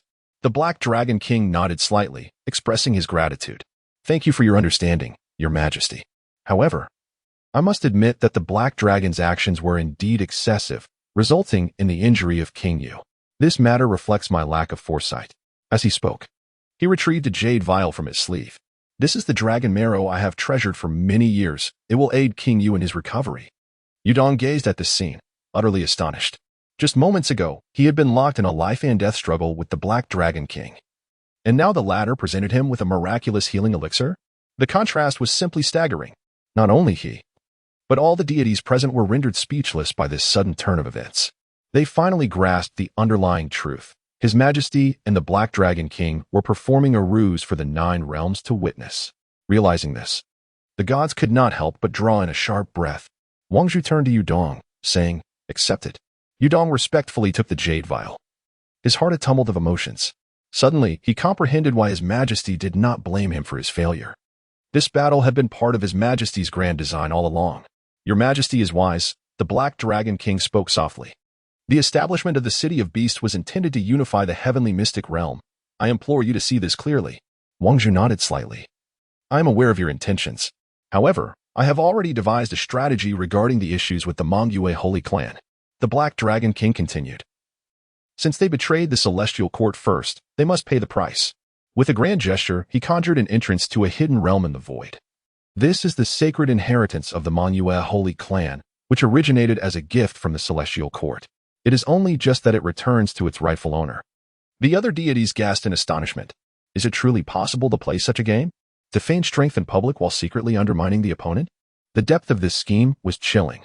The Black Dragon King aimed to subdue the Mongyue Holy Clan while simultaneously demonstrating his own power. Meanwhile, the Celestial Court reclaimed what rightfully belonged to them, a situation benefiting both parties. "You have performed admirably," Wang Zhu remarked with indifference. The Black Dragon King bowed. "All credit is due to your Majesty's guidance." In his youth, the Black Dragon was unaware of the vastness of the world. Yet he never forgot the grace shown to him by the sovereign. His heartfelt words revealed no hints of deception, leading the deities to finally understand why the Emperor anticipated an explanation from the Black Dragon King. Everything was part of a meticulous plan. The tacit understanding between the Heavenly Emperor and the Black Dragon King subtly manipulated the heavenly mystic realm at their whim. "Pray tell, what are your plans moving forward?" Wang Zhu inquired. The Black Dragon King respectfully replied, "Your Majesty, I intend to continue consolidating forces across the Nine Realms. With the absence of a leader among the Nine Realms, it is an opportune moment to gather strength." Wang Zhu's expression brightened with interest. "Do elaborate." The Black Dragon King elaborated. "The City of Beasts will serve as the foundation for gradually subduing the major powers. Ostensibly, it will appear as though I am building my own empire, while in truth, it is for your Majesty." He paused abruptly, glancing around. Understanding his intent, Wang Zhu raised his hand, and with a wave, an invisible barrier enveloped the entire hall, completely isolating the sounds within. The deities felt a tremor in their hearts. Clearly, the ensuing discussion would delve into significant secrets. However, they did not feel offended, after all. The schemes of the Emperor and the Black Dragon King were beyond the comprehension of mere divine generals. Outside the hall, the stars twinkled, occasionally obscured by drifting auspicious clouds that veiled a corner of the Lingxiao divine palace. Time passed, though it was hard to tell how long, until the barrier gradually dissipated. The Black Dragon King's demeanor remained respectful, yet there seemed to be a glimmer of amusement in his eyes. "Very well, let us proceed as you have suggested." Wang Zhu declared, "I shall be watching." "Thank you, Your Majesty." The Black Dragon King bowed respectfully. Wang Zhu waved his hand, saying, "You may leave." The Black Dragon King performed another bow before departing from the Lingxiao Divine Palace. Before he left, he did not forget to clasp his hands and salute towards Yudong, stating, "Lord Yu, I apologize for any offense earlier, and I hope for your understanding." Yudong quickly returned the gesture, replying, "You honor us, Lord Dominator." As the silhouette of the Black Dragon King faded into the clouds, the gods remained immersed in astonishment. Who could have anticipated that such a formidable ancient dominator would humbly come to the heavenly court to offer an apology? Even more astonishing was the revelation that the Black Dragon King seemed to have been acting in accordance with His Majesty's wishes all along. The establishment of the City of Beasts, the subjugation of the Mongyue Holy Clan, and even the confrontation with Yudong were all integral parts of a grand design. These powerful beings manipulated the Tianxin realm with ease, while the gods remained blissfully unaware. Although the heavenly court had relinquished control over the Nine Realms, it did not signify a complete abandonment. On the contrary, through certain ancient dominators, the heavenly court still maintained the ability to influence the situation. With this understanding, the gaze of the gods towards Wang Zhu was imbued with a newfound reverence. "Everyone may disperse now." Wang Zhu spoke softly. "Proceed with your respective tasks." Indeed, the deities respectfully bowed before exiting the grand hall. The Lingxiao Divine Palace once again returned to tranquility.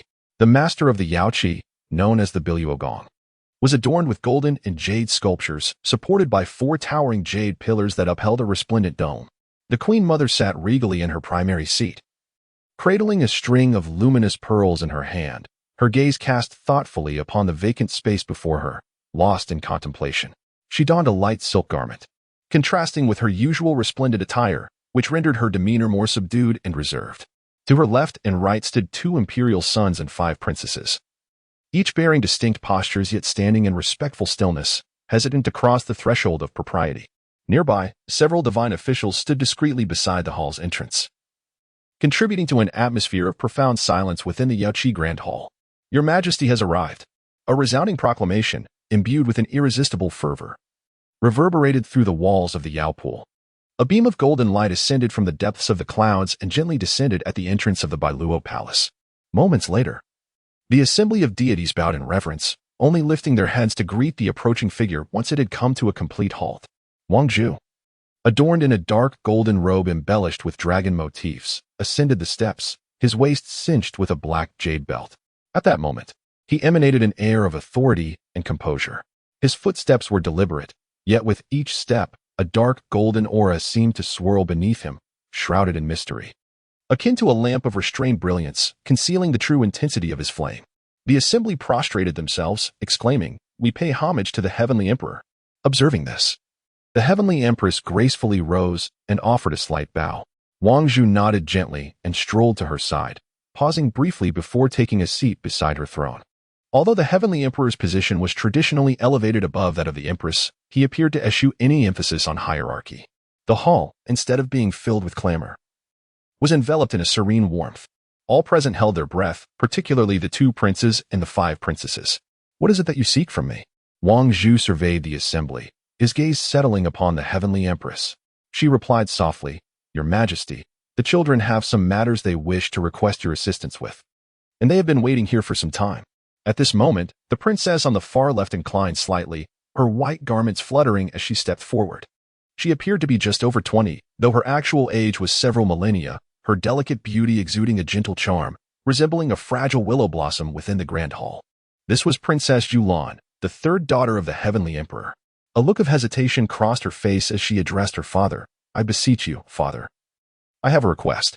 With that, she slowly knelt down, imploring, I entreat you to extend your hand and save the Qilin tribe. The Qilin tribe is a faction residing in the desolate realms of the Tianshu world. During her travels, Princess Julan had fortuitously found herself in peril. Ensnared in a labyrinth for several days and nights, nearly meeting her demise at the jaws of a monstrous beast.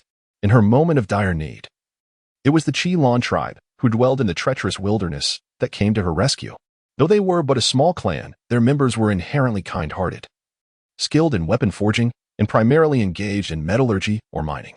Seemingly simple-minded, they were, in truth, exceptionally pure-hearted, demanding no recompense as they escorted Princess Julan back to safety. Originally, the Qilin tribe lived in harmony within their own habitat, shunning conflict. However, with the disappearance of the law enforcement palace, the Tianshu world had transformed into a hunting ground, and the Qilin tribe had become a target of oppression. Certain powerful sanctified factions seized the opportunity to expand their dominion, with the Qilin tribe regrettably becoming the objects of their tyranny. Princess Julan's voice trembled with urgency. That powerful faction, relying on their vast strength, has ravaged and pillaged. If the Qilin tribe refuses to submit, they may face total annihilation. Their elder has already been slain. As the poignant moment unfolded, the delicate lashes of Princess Julan shimmered with unshed tears, seemingly envisioning the tragic scene of the Crimson Blue clan's blood flowing like rivers. The gazes of the other three princesses and two imperial sons dimmed, clearly burdened by their own concerns across the 9 realms. Wang Zhu observed all of this quietly, his expression inscrutable. In a deep and gentle tone, he remarked, I am already aware of what you speak of. He then surveyed his other children and continued slowly, Do any of you have something to express? There is no need for restraint. Speak freely. Upon sensing their father's apparent concern rather than anger, several children cast aside their apprehensions and knelt, saying, Father, I too have matters to report. Wang Zhu turned his gaze to one of the princesses and inquired, Lingji, what is your request? Princess Lingji lifted her head. Her eyes filled with earnestness. Father, I implore you to lend your aid to the Qingyu clan, that bird tribe residing on the fringes of the Tianshin realm. Indeed, Princess Lingji exclaimed hastily. In the past, when my daughter ventured to the mortal realm for her trials, she encountered them. At that time, she sustained grave injuries.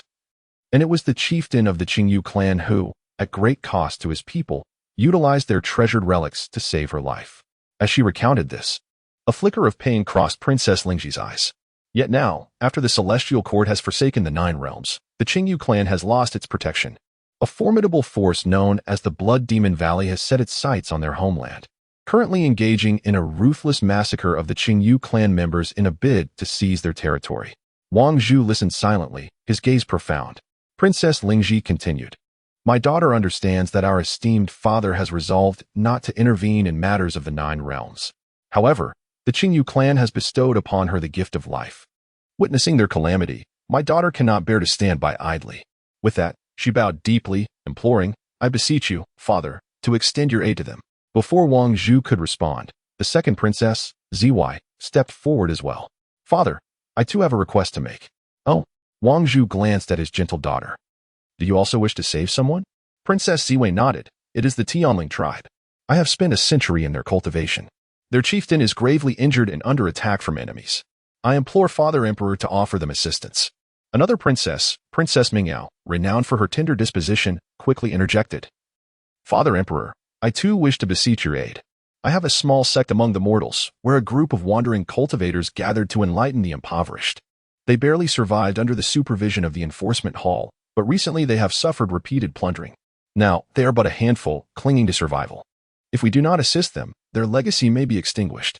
Subsequently, several other princesses and the imperial son knelt in turn, each articulating the tribes and sects they wished to save.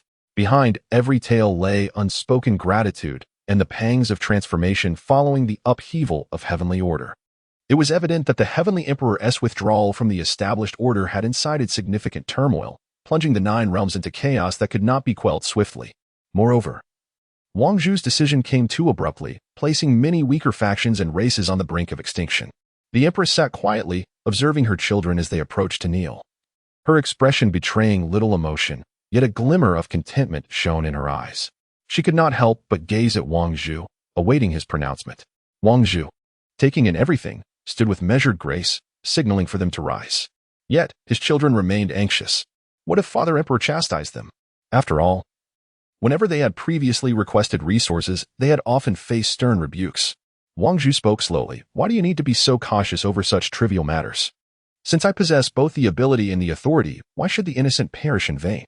Shock and elation spread among the children as they lifted their gazes to Wang Zhu in unison. When you traverse the world and receive assistance, it is only natural to express gratitude. As the Heavenly Emperor, I must set an example. With that, Wang Zhu waved his hand, and a golden light soared into the heavens, enveloping the entire Yaopool. The assembly felt a sudden surge of intense spiritual energy, as if invisible spiritual entities were coalescing in the air. As the radiance gradually dissipated, 7 treasures appeared before the princes and princesses, each exuding a distinct aura. Princess Julan was momentarily taken aback, gazing in wonder at the jade-colored umbrella before her, its canopy seemingly adorned with flowing starlight from the celestial river. As it gently spun, countless specks of stardust scattered, imbued with a mysterious and profound protective power. Upon touching it, she felt a warm energy emanating from within. Wang Zhu casually remarked, "This is the imperial weapon, the Starfall umbrella, capable of resurrecting all beings below the rank of a deity." Princess Julan was astounded. An imperial weapon? Her father had gifted her an imperial weapon. Overwhelmed with astonishment and joy, she earnestly expressed, "Thank you, Father Emperor, for the umbrella." In the realm of the Emperor's son, Wang Xian, a pitch-black scroll was received, emanating a chilling glow, adorned with the intricate pattern of a great serpent, as if it might burst forth at any moment.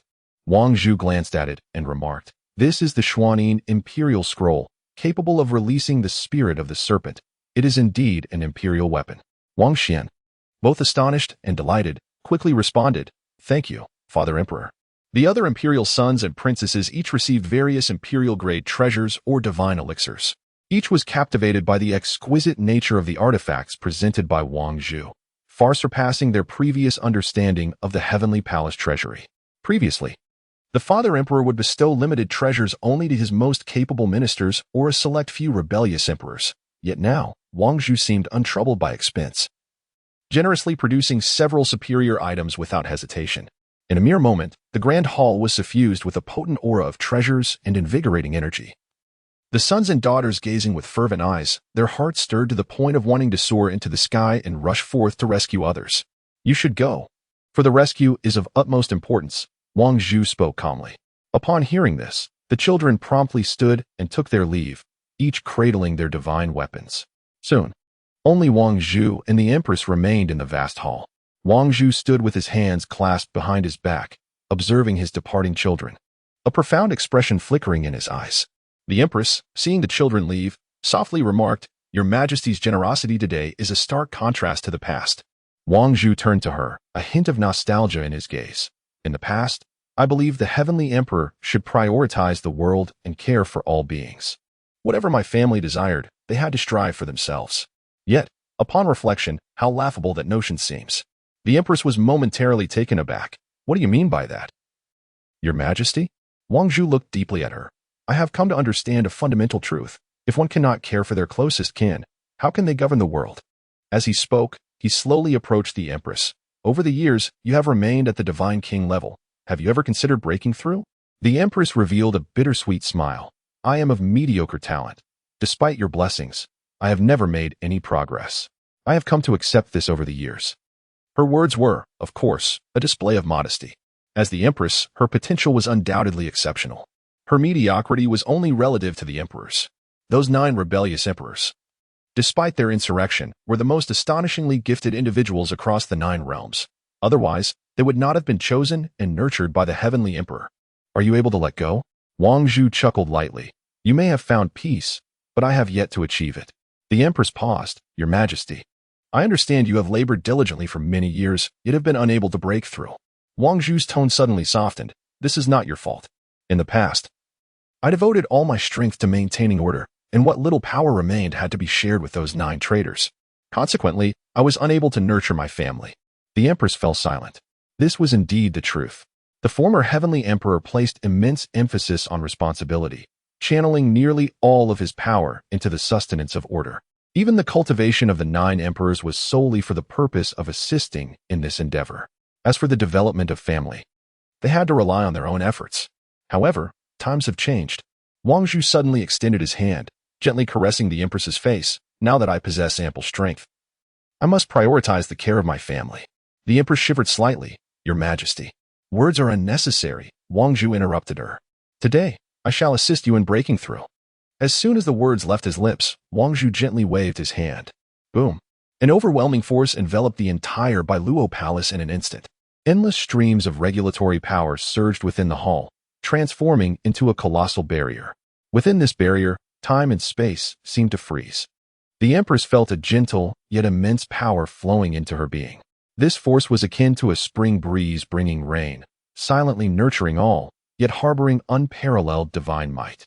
To her astonishment, the Empress discovered that the barriers within her, long obstructed by the passage of time, were gradually being cleared by this surge of power. Moreover, certain bottlenecks that had previously hindered her due to her innate qualities were slowly loosening under the nurturing influence of this force. Do not be astonished, Wang Zhu declared in a calm tone. This is my essence, sufficient to enable you to directly transcend into the imperial realm. The Empress, her heart shaken, wished to voice her thoughts but was silenced by Wang Zhu. There is no need for further words. Focus solely on your breakthrough. As he spoke, Wang Zhu turned his palm, and in an instant, the boundless river of time manifested within the hall of Bailu. Eons flowed in the blink of an eye, transforming into the purest energy that infused the Empress's being. In that moment, she felt as though she were immersed in the river of time. Countless insights surged upon her like a tide, rapidly enhancing her comprehension of the great path. Boom! A resounding explosion marked the beginning of her ascension. Mid-stage Divine Sovereign. Late-stage Divine Sovereign. Pinnacle of Divine Sovereign. In the blink of an eye, the Empress reached the zenith of the Divine Sovereign realm. Yet, this was not the end.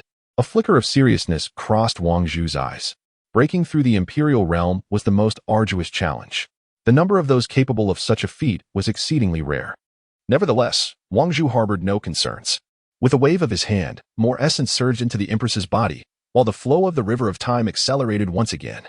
Rumble! The entire hall of Bailu trembled. Countless chains of cosmic law manifested in the void, attempting to thwart the Empress's breakthrough. This was the suppression of the heavenly Tao. Any cultivator aspiring to breach the imperial realm must confront such trials. The Empress felt excruciating pain, as if she were being torn apart by these chains of law. Yet at that moment, a warm force enveloped her. Wang Zhu shielded her with his own Tao principles, assisting her in resisting the onslaught of the chains. Simultaneously, more waves of time flooded in. 1,000,000 years, 10,000,000 years, 100,000,000 years. Time raced forward, bringing boundless insights. Boom! A brand new power erupted from within the Empress. The imperial realm. She had broken through. Yet this was still not the conclusion. Wang Zhu continued to infuse power, propelling her realm to ascend rapidly. Early-stage imperial realm, mid-stage imperial realm, late-stage imperial realm, pinnacle of the imperial realm. In a remarkably brief span, the Empress had reached the utmost limit of the imperial realm. Such velocity of enhancement was unprecedented. Even the most extraordinary prodigies required tens of thousands of years to ascend from the breakthrough of the imperial realm to its pinnacle. Yet the Empress accomplished this feat in mere moments. Still, Wang Zhu remained unsatisfied. He yearned to elevate the Empress even further. Not enough. Wang Zhu exclaimed in a low voice. In an instant, the temporal river within the palace of Bailu surged with fervor. Countless forces of the rules intertwined in the void, forming a colossal vortex. This whirlpool contained unimaginable power, capable of tearing any being apart. With a wave of his hand, Wang Zhu summoned forth more primordial energy to shield the Empress's form. Simultaneously, the flow of time surged exponentially once more. Thunderous roars echoed as the very heavens trembled. At that moment, the concept of time dissipated. Eons of existence flowed in the blink of an eye, bestowing boundless insights. The Empress felt as though her consciousness might burst under the weight. An overwhelming torrent of realizations flooded her mind, nearly overwhelming her. Yet, Wang Zhu's power continuously sustained her, preventing her from losing her way. Just as the Empress was on the verge of a breakthrough, the entire Nine Realms suddenly transformed. The once clear sky was abruptly cloaked by an endless river of rules, as densely packed Tao runes roamed through the void, each rune harboring unfathomable might. Thunderous rumbles echoed. The heavens of the Nine Realms seemed to tear apart, revealing the mysterious chaos beyond.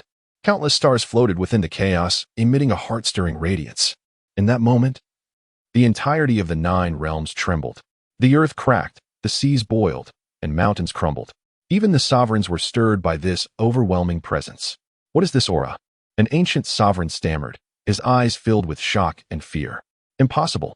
This essence, I have only felt it from one individual. Another sovereign gasped in astonishment. It is the scene of the Heavenly Emperor's breakthrough from years past. Could it be that a second being of Heavenly Emperor caliber is about to emerge in the Nine Realms? Waves of tumult surged within the ancient sovereigns' hearts. They understood all too well what this aura signified. When the Heavenly Emperor broke through, it was accompanied by similar celestial phenomena. The entire Nine Realms quaked under that power, as innumerable rules were reshaped and the Tao itself was altered. The reappearance of this aura indicated that another individual had touched that realm. Meanwhile, within the palace of Bailu, the Empress was enveloped by boundless forces of the rules, each strand emanating a heart-pounding resonance. Her aura ascended steadily, soon surpassing the limits of the imperial realm. Boom! A resounding explosion erupted as a pillar of light shot forth from the Empress, piercing the heavens and penetrating the river of rules. Within that beam, a vague silhouette could be discerned. The figure was sacred and majestic, as if it could command the cosmos. The embryonic form of the eternal Tao body had emerged. A faint smile graced Wang Zhu's lips. The eternal Tao body is the corporeal form that only those who have touched the realm of eternity can coalesce. Although the Empress was merely a half-step into eternity at present, her Tao body had begun to manifest. Thunderous rumbles resounded. The entire realm trembled under this formidable aura. Countless cultivators gazed skyward, their hearts filled with reverence as they beheld the vast expanse of the heavens shrouded by the river of rules. What transpired? Such a terrifying presence. This sensation eclipsed even that of a sovereign. Amidst the crowd's bewilderment, the Empress finally achieved her ultimate breakthrough. With a thunderous roar, an unprecedented force erupted from her being. The world dimmed, and the sun and moon lost their radiance. The very rules governing the Nine Realms quivered in response to this overwhelming aura. Half-step eternity. This realm, transcending that of an emperor, had finally been grasped by the Empress. At the moment of her ascension, beyond the Nine Realms, 8 terrifying presences stirred simultaneously. These enigmatic beings sensed an unfamiliar yet potent force. Someone had entered the half-step eternity? How is this possible? This realm had not manifested for countless years. Fascinating. The Celestial Emperor has indeed nurtured another eternal powerhouse. Within the hall of Biluogong, as the Empress broke through, the strange phenomena within the grand hall gradually subsided. The river of time faded, and the whirlpool of rules vanished. The Empress slowly opened her eyes, a brilliance unprecedented shimmering within them. In that instant, she truly felt the elevation of her power. From an ordinary divine king, she had leapt to become a half-step eternity. This leap in strength was utterly beyond belief. "Thank you, Your Majesty," the Empress said, bowing respectfully to Wang Zhu. Wang Zhu waved his hand dismissively.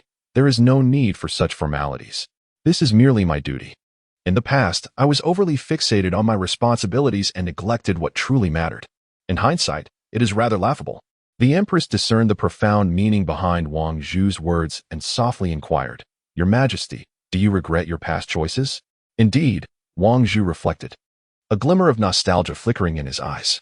In years past, he had devoted nearly all his strength to maintaining order in the external realm. Yet, in the end, what did it amount to? Order? Responsibility? How trivial. As he spoke, Wang Zhu turned his gaze toward the Empress. "Now I have come to realize that rather than squandering my energy on those futile endeavors, it is far wiser to care for those closest to me." The Empress observed Wang Zhu, suddenly struck by the transformation he had undergone. The former Celestial Emperor, though formidable, had always exuded an air of detachment. However, the present Emperor now radiated a warmth of humanity. He contemplated the well-being of his children and showed concern for the cultivation of his family. This profound change stirred a sense of comfort within the Empress's heart. "Your Majesty." The Empress was about to speak, yet was interrupted by Wang Zhu. "You have recently attained the threshold of eternity. You require time to acclimate." Focus on solidifying your cultivation. Should you encounter any uncertainties in the future, you may always come to me for guidance." The Empress nodded respectfully and performed a courteous bow before departing from the Hall of Bailuo. Wang Zhu gazed at her retreating silhouette, a flicker of contemplation crossing his expression. The realm of half-step eternity was already sufficient for the Empress to traverse the 9 realms with confidence, alleviating any concerns regarding her safety. "Heavenly Emperor, you were once overly fixated, ensnared by that accursed sense of responsibility," Wang Zhu murmured softly to himself. "You were unable to attend to your dearest kin. Now, I shall rectify this error on your behalf." In the Lingshao Temple, amidst the vast expanse of the sky, clouds billowed like a great azure dragon, enveloping the boundless 9 realms. At this moment, Wang Zhu stood quietly at the center of the grand hall, his gaze akin to an eternal river of stars, piercing through the veil of existence. His sight seemed to transcend countless mountains and rivers, directly settling upon the vast and limitless 9 realms. There, innumerable beings toiled and labored, seeking their own paths of cultivation and destiny, while myriad forces clashed, striving for survival amidst chaos. Throughout the ages, as some looked up to the starry heavens, inevitably, others confronted the pervasive Tao, an intangible yet grand force akin to the natural laws. The entire cultivation system of the 9 realms gradually took shape through these countless epochs. Each ancient scroll of martial arts, each secret tale, encapsulated the unique resonance of Wang Zhu's Tao. These resonances silently transformed into the objective laws of existence, akin to a web that supports the operation of the 9 realms, allowing deities, powerful beings, and even novice cultivators to explore their paths of cultivation in accordance with these principles. Just as the laws of physics underpin scientific inquiry in the mortal realm, Wang Zhu's Tao resonates within the cultivation of the 9 realms, serving as the foundation for all theoretical and practical aspects of cultivation. One could even assert that without these resonances hidden in every corner of the world, without the laws that have sculpted the entirety of the 9 realms, the concept of cultivation in its present grand form could scarcely have existed. It is time to bring this to a close. With a gentle lift of his hand, Wang Zhu unleashed a concentrated beam of divine light from his palm, akin to a fusion of gold and silver, forming a delicate yet terrifying stream of radiance that sliced through the 9 layers of clouds and ascended into the heavens. In an instant, the 9 realms trembled. Throughout countless ages, the essence of the Tao permeated every corner of the world, responding to an ineffable call. Once dormant in the clear skies, the depths of the vast sea, the molten core of erupting volcanoes, and even within the breaths of cultivators across the 9 realms, they now seemed to heed their master's summons, joyfully returning as countless specks of starlight, converging upon the Lingshao Divine Palace. At the moment that the first glimmer of starlight leapt into existence, a powerful figure, who had long since closed himself off from the world, opened his eyes. A mix of chaos and trepidation flickered within his gaze, for he instantly sensed an indescribable dissonance that impeded his cultivation. The once familiar trajectory of spiritual energy now felt as though it had been stripped of its foundational support, rendering him unable to execute his conventional spells and divine abilities. Meanwhile, in a concealed cavern of the great wilderness divine court, a voice erupted in silent astonishment. How could this be? It belonged to an aged deity, his hair a cascade of silver, his eyes etched with the weariness of time.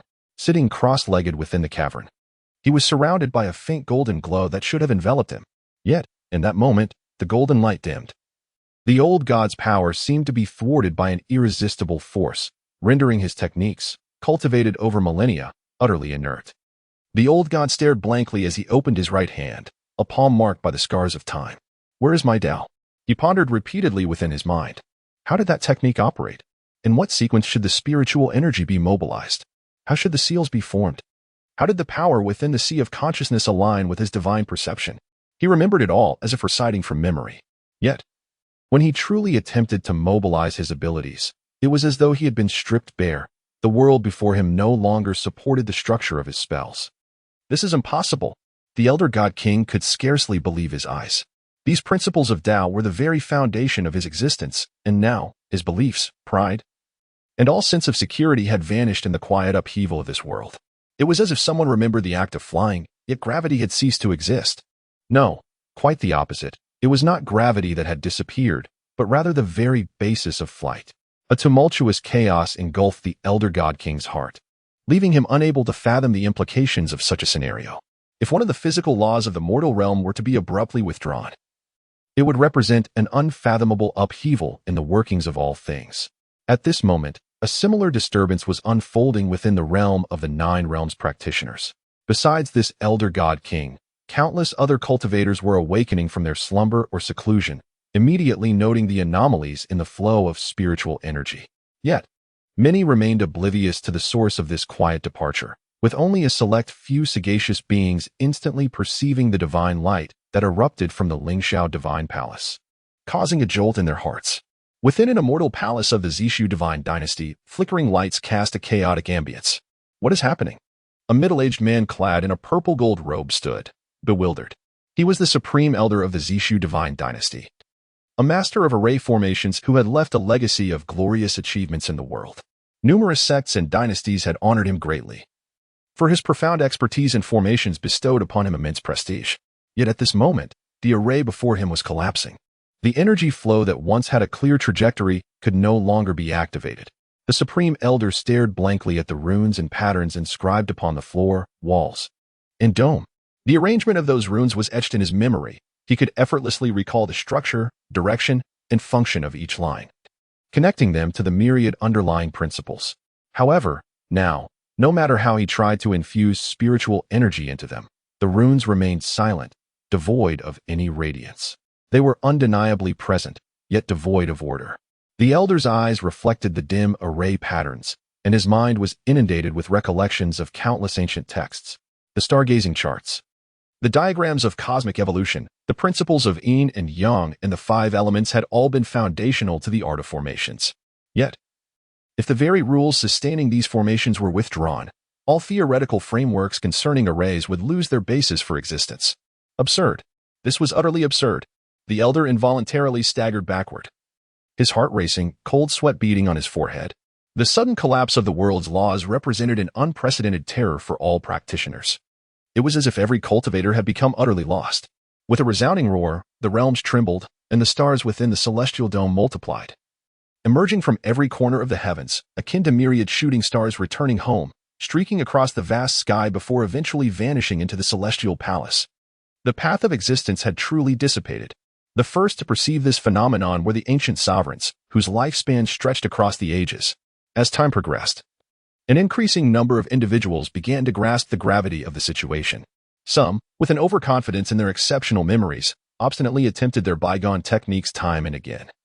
Yet each endeavor culminated in failure. The sensation was akin to grasping at emptiness. The world, which should have been firmly within their grasp, now collapsed into nothingness as the laws governing it faded away. Amidst the cries of rage, terror, or despair, the Nine Realms descended into unparalleled turmoil and unrest.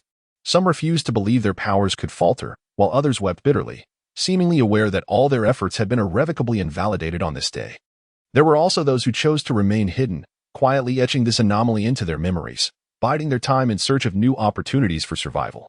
Nonetheless, the fundamental pillars coalescing throughout the Nine Realms disintegrated instantaneously, akin to shattered ice, in an irreversible manner. In a fleeting moment, chaos erupted in various forms across the Nine Realms. Some experienced surges of spiritual power, others succumbed to madness, while many felt their lifespan intricately intertwined with the former laws. Once those laws were severed, immortality would no longer be theirs. Numerous deities, who had endured for countless years, began to feel an unprecedented sense of crisis amidst this chaotic upheaval. For at this very moment, their lifespans were no longer as secure as they once believed. Beneath the tumult of the celestial laws, none could ascertain how much longer they might endure. An ancient creature, long hidden from the world, emerged from its lair. Astonishment etched upon its features as it clutched an ancient tome, its hands trembling uncontrollably. The techniques inscribed within were the culmination of its life's work. Yet now, it was as if this precious manuscript had transformed into a mere theoretical abstraction, devoid of any foundational principles, no matter how comprehensive the steps outlined. They could not be realized in the tangible world. It was akin to possessing a so-called perfect blueprint for a perpetual motion machine, yet lacking the accompanying physical constants. No matter how exquisite the prose, the machine could never be set in motion. The creature's gaze was filled with sorrow and confusion. If even the most formidable beings were thus affected, the lower-tier cultivators were thrown into utter disarray, lacking the profound insight to discern the underlying truths. They could only navigate through trial and error, repeatedly confronting a despairing reality. The world had changed. All once accepted knowledge had morphed into erroneous wisdom. For instance, a sword cultivator, accustomed to soaring through the skies on his blade, suddenly found that the sword beneath him could no longer defy the pull of gravity, rendering even the most fundamental sword escape impossible. The sword hovered momentarily before plummeting to the ground like an ordinary iron implement. Had he not fortuitously grasped the jagged cliff, he would have surely fallen into the abyss. Countless cries of alarm echoed, and the entire Nine Realms plunged into unprecedented turmoil. This upheaval, devoid of martial conflict, instilled a deeper sense of despair than any war could. When one can no longer rely on the laws that underpin existence, it is akin to having the very essence of survival stripped away. At Lingsha Divine Palace, the clouds roiled beneath the palace steps. As Wang Zhu stood at the edge of the cloud layers, his gaze cast carelessly towards the distant sky. What should have been a lush expanse now revealed layers of distortion, as if unseen fissures had rent the void, gradually siphoning away the once cherished rhythms of the old ways. He felt no regret for his recent actions, nor did he experience joy or pain. Yet, the more he suppressed his emotions, the more an inexplicable sense of disdain surged within him, rising and falling like the tide. A faint and ethereal divine light slipped from Wang Zhu's hand, plunging down from the clouds. This was the final trace of the Tao rhythm that the Heavenly Emperor had once drawn from the Nine Realms. Throughout the long passage of time, the Heavenly Emperor transformed his own power into countless intricate patterns, weaving them into the foundational pillars of the cultivation system within the Nine Realms. Now, it was as though he had undergone a monumental surgery, withdrawing this pillar, causing the innumerable cultivators of the Nine Realms to lose their guidance in an instant. This extraction was not something that could be accomplished overnight. Yet it had reached its most intense phase at this moment.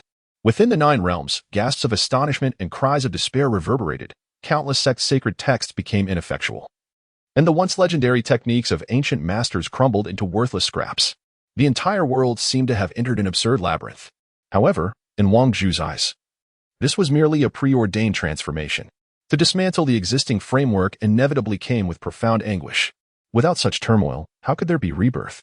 A gentle breeze brushed against his face, prompting Wang Zhu to reminisce about the Heavenly Emperor's initial steps into the path of cultivation. Filled with curiosity about the world and reverence for the unknown. In those days, he was still a youthful soul, ablaze with passion, quick to draw his sword in defense of injustice and compelled to protect the resilient beings he encountered.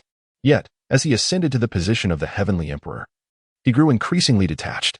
All his time was devoted to maintaining order, to the seemingly grand notion of the sentient beings of the Nine Realms. Looking back, the warmth of yesteryears felt infinitely distant, and his original intent had been relegated to obscurity. Would they engage in fratricidal strife fueled by resentment? Or would they strive to reconstruct anew from the ruins? Wang Zhu whispered to himself as he stepped into the void, gradually vanishing from sight. He embarked on a journey of revisiting the mortal realm, observing with a perspective far more transcendent than others, witnessing how this land would reconstruct itself after its collapse, and whether a new glimmer of hope could indeed emerge. That light did not require his direct intervention nor the coercion of all beings to comply. What Wang Zhu sought to accomplish was merely to plant a new seed in the fertile soil of the foundational layers. At that moment, the Nine Realms erupted into chaos. Countless cultivators wept bitterly. Techniques they had painstakingly cultivated for most of their lives suddenly became obsolete. Even more dire was the rapid diminishment of their lifespans and realms. Many venerable supreme beings, steeped in history, were compelled to emerge in haste, desperate to salvage their precarious bloodline legacies. Yet, the harsh reality proved more brutal than anticipated. The unsolvable remained unsolvable. All were engulfed in confusion. With the support of the Tao rhythm lost, did this signal the end of their cultivation journey? Were they destined to regress to the mundane, akin to scattered ants in the soil? In the midst of this chaos, some individuals rage angrily, cursing the injustice of fate. Others retreat in fear to their sanctuaries, hoping to preserve their dwindling resources. There are those who, with a sigh, feel their hearts turn to ashes as their beliefs crumble. In an instant, the Nine Realms resonate with turmoil and despair. Yet, just when everyone believes this to be the end, a faint and nearly imperceptible new life begins to stir quietly. This is the nascent essence of the new path left by Wang Zhu. Not the lofty imperial Tao of the past, but rather a seed so humble it seems almost insignificant, scattering into the mountains, valleys, urban streets, and the most desolate corners of the world. They lie hidden in the dust, akin to a lotus seed buried in thick mud, not easily discernible. There are no dazzling miracles, nor any awe-inspiring powers. Yet, Within this ordinariness and seeming insignificance, there lies a nascent vitality. In a remote town, an elderly scholar, stripped of his cultivation principles, lies gasping on his door panel, having previously run a modest tea house, once merely a lowly chi practitioner. He relied on a fragment of spiritual energy to prolong his life. Now, with the collapse of the Tao, he feels even more frail and aged. As if he can scarcely draw a breath. Quickly, heat up the water in the kettle for me, he croaks to a boy of 11 or 12. The boy, once the scholar's apprentice, had only just begun his training when this cataclysmic event occurred. Unaccustomed to such dire circumstances, he has wept in panic on several occasions. Upon hearing his master's command, he hurriedly rushes to the inner room, staring blankly at the empty stove. Where do I find fire? Aren't there some sticks outside? Bring a few in, the scholar urges again, noticing the boy's inaction. With a sniffle, the boy wipes away his tears and steps into the courtyard to gather broken branches. Just months prior, these rough twigs had been the surplus cut by cultivators with their magical tools. Now, with those tools rendered useless, he must rely on his own efforts. After a struggle, he manages to shove the branches into the stove's opening, clumsily igniting the fire with a spark, bringing the water to a boil. After what feels like an eternity, the kettle finally emits a soft puff of steam. The boy, not daring to delay, hastily ladles the hot water and presents it before the scholar, saying, "Master, here is the water." "Indeed," the old master replied, forcing himself to sit up and accepting the water. "You should drink a bit as well. Do not weep and wail, for tears serve no purpose." The young disciple murmured, "But master, does this mean I can no longer pursue the path of cultivation?" The old master furrowed his brow, remaining silent for a considerable time before finally letting out a sigh. "Given our circumstances, others are faring even worse than we are." He chose not to elaborate further. Taking a sip of warm water and gazing across the street, there once stood a small apothecary, but now its doors and windows were firmly shut. The sign above the entrance hanging askew, revealing the disarray within. "Regardless, as long as we can survive another day, we shall endure," the old master stated. Lacking conviction as he continued, "We shall see." The young disciple pressed his lips together, wishing to voice something, when suddenly, he faintly sensed a warm current, gently flowing into his body through the palm that held the teacup. "Eh?" The young boy was startled, shaking suddenly and nearly toppling the bowl. The old scholar sensed the unusual occurrence and was about to inquire, only to find the boy's gaze blankly fixed upon his hand. "What is the matter?" The young boy set down his bowl, cautiously gripping its rim once more. This seemingly ordinary gesture carried a subtle force that flowed through the still air, suggesting that the universe was not a void, but rather concealed a delicate, elusive energy. "Master, I believe I can sense something flowing," the boy's voice trembled. The elder, gazing intently at the boy's youthful visage, felt his heart pounding. Though he had merely been a practitioner of qi, he had garnered some insight quickly. "Put down the bowl and attempt to feel with your heart." The boy obeyed, closing his eyes and striving for tranquility. With each breath, he established an unprecedented subtle connection with the cosmos, a bond that grew ever clearer. Though faint, it undoubtedly existed.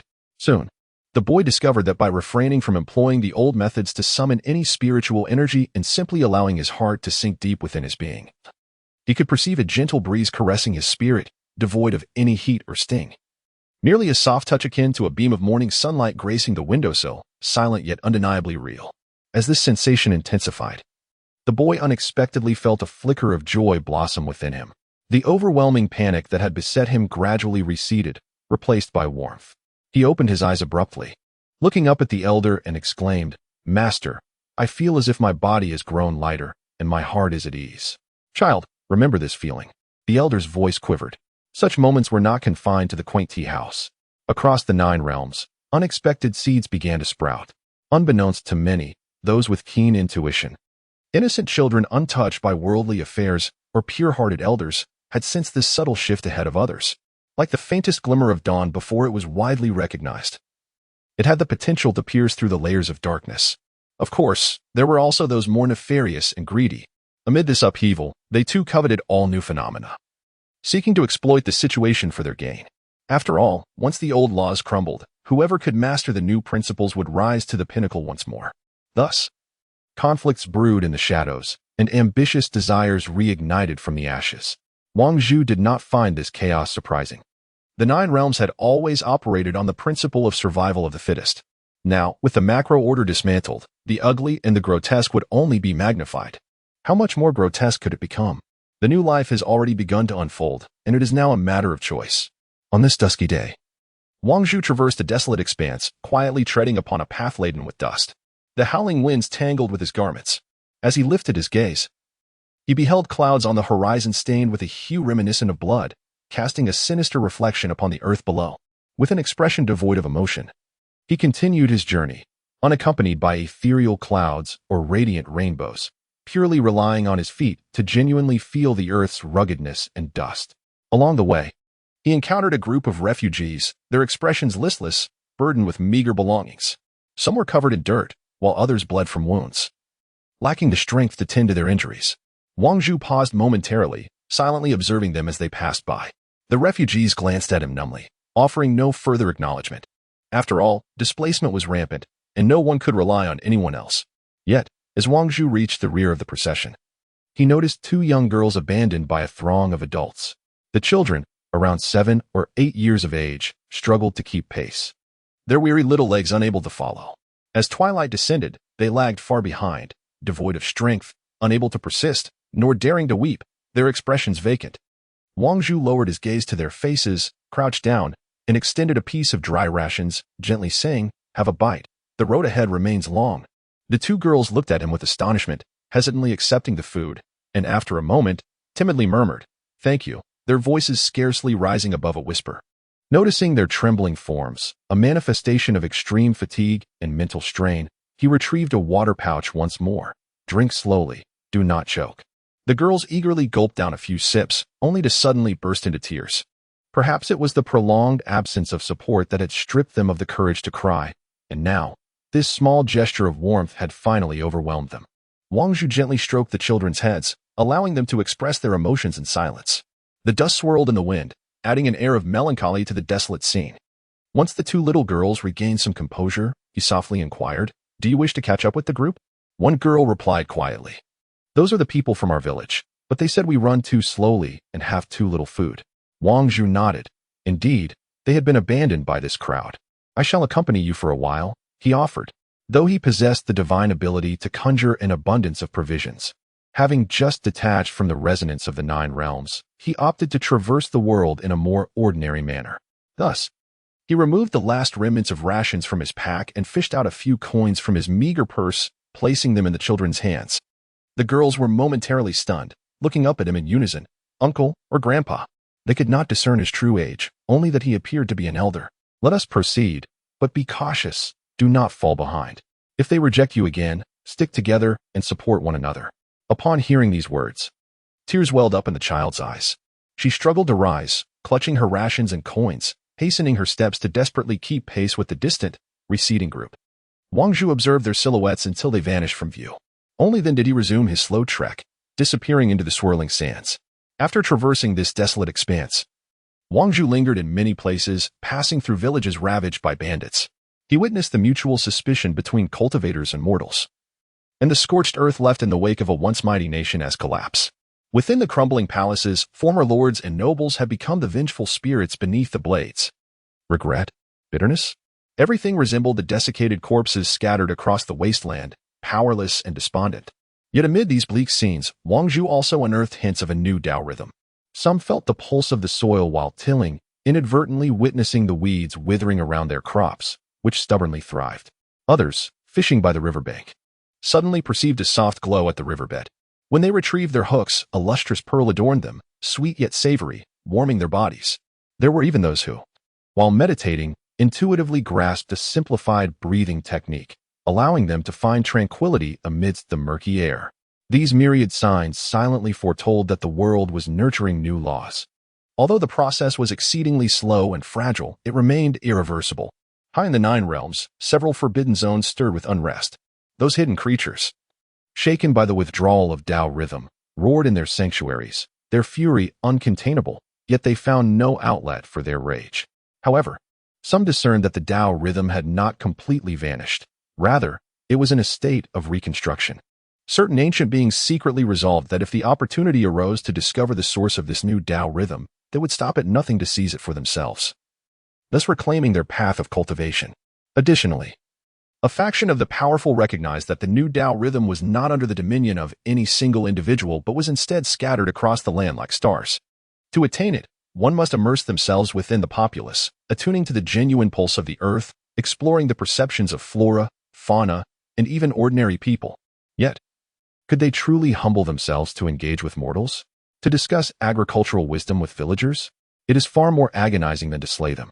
Yet, despite this, some individuals cannot resist the temptation to discreetly dispatch a few trusted confidants, disguised as ordinary citizens, to venture into those impoverished regions to gather intelligence. This simmering ambition continues to ferment, and it remains uncertain when it shall erupt in some form of violent conflict.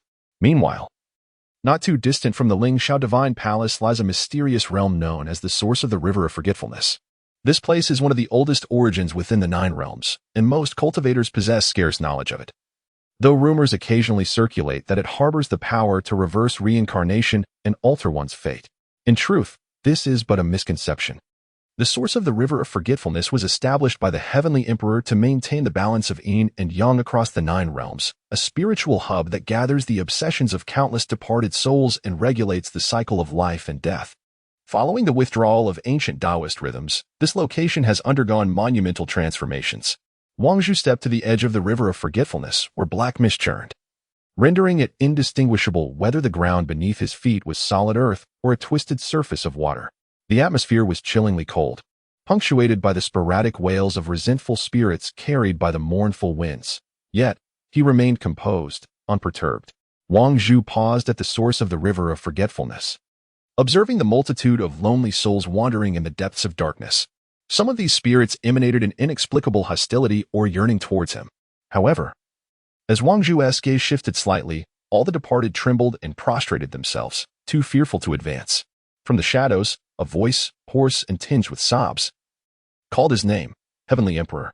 Wang Zhu withdrew his gaze and replied, "Do not call me Heavenly Emperor. I am merely a traveler on my path." He had no intention of lingering longer and was about to delve deeper when a small girl, clad in tattered garments, materialized before him. She was a child who had met a tragic demise, half of her form dissolving into the inky mist, while the other half remained exposed, her pale face conveying a sense of despair. The girl stared at Wang Zhu, her expression vacant, devoid of awareness. Perhaps the agony of her passing had been too intense, or she had forgotten all her past, retaining only the instinct to seek salvation. After a moment of contemplation, Wang Zhu stepped forward and slowly extended his right hand. The girl seemed to grasp a glimmer of light, gradually being drawn away from the swirling darkness. "If you wish to leave, then depart," he encouraged. Wang Zhu smiled faintly. The young girl remained silent, clearly unable to comprehend his words.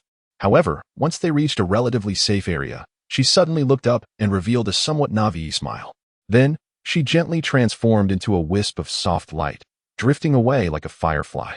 That glimmer eventually merged into the chilly expanse above the River of Forgetfulness, gradually fading from sight, yet imparting a touch of long-forgotten gentleness to the surrounding darkness. After a brief pause, Wang Zhu continued deeper into the River of Forgetfulness. The atmosphere remained thick with ominous energy, yet beneath it flowed hidden currents, akin to the heartbeat of a colossal beast. This was a core node established by the Celestial Emperor in days of yore. If he so desired, with a mere wave of his hand, he could reverse the flow of the river, cleansing all the buried resentful souls in one fell swoop. Alternatively, he could amplify the torment of the departed spirits, transforming this place into a veritable hell. However, the Wang Zhu of today preferred to intervene minimally. He simply stood at the center of that node, extending his palm into the void, sensing the faint tremors of dislodged formations around him. The grand array that once governed the cycle of yin and yang now teetered on the brink of collapse. Yet, amidst this disintegration, new fissures quietly emerged. "Let it be." Wang Zhu retracted his hand. He wished to allow everything to unfold naturally. If the souls desired to depart, let them go. After leaving the source of Wanchuan, he continued onward and arrived at a perilous place known as the Jiuli Wilderness Valley.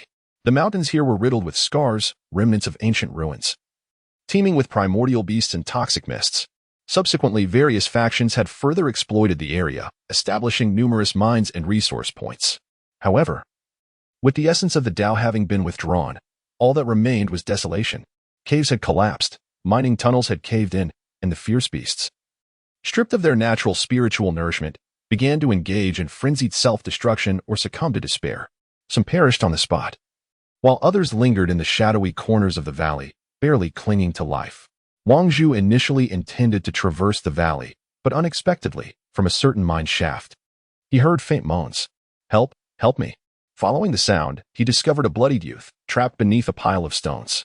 In the past, Wang Zhu might have effortlessly moved the entire mine with a mere thought. Yet now, he wished to see if the youth could struggle for his own survival. The boy, in a daze, sensed a presence and summoned his last ounce of strength to cry out, "Senior, if you can save me, I can offer."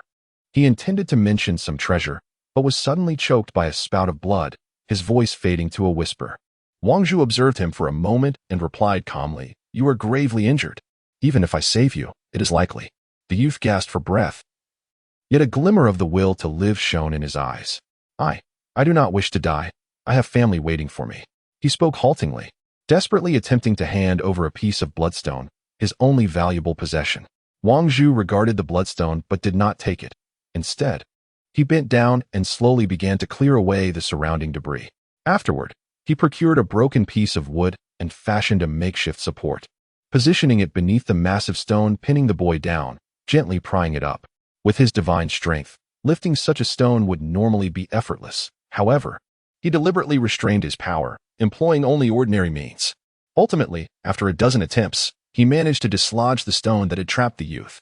The boy was finally freed, yet remained motionless, likely suffering severe injuries to his lower body. He attempted to struggle but was met with excruciating pain, his face paling. Wang Zhu reached out to check his pulse. Numerous fractures in his bones, it seemed unlikely. The youth broke into tears, fully aware of the gravity of his injuries. He knew that not only was his cultivation at an end, but he would soon bleed to death, ultimately succumbing to his fate. "If you do not give up, you may rest for a while."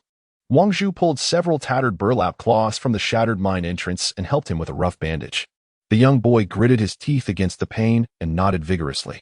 Before long, he began to sense something unusual. In this ordinary process of wrapping, he seemed to touch an invisible force akin to the warm current hidden within countless gusts of sand. This warm current, like a weary bird returning to its nest, gently penetrated his flesh, reviving a heartbeat that had reached its limit. This experience was entirely different from the previous instances of spiritual healing. There was no burning sensations, nor any dazzling brilliance, but rather the most subtle moisture, reminiscent of a gentle rain soaking a parched field, nurturing it bit by bit.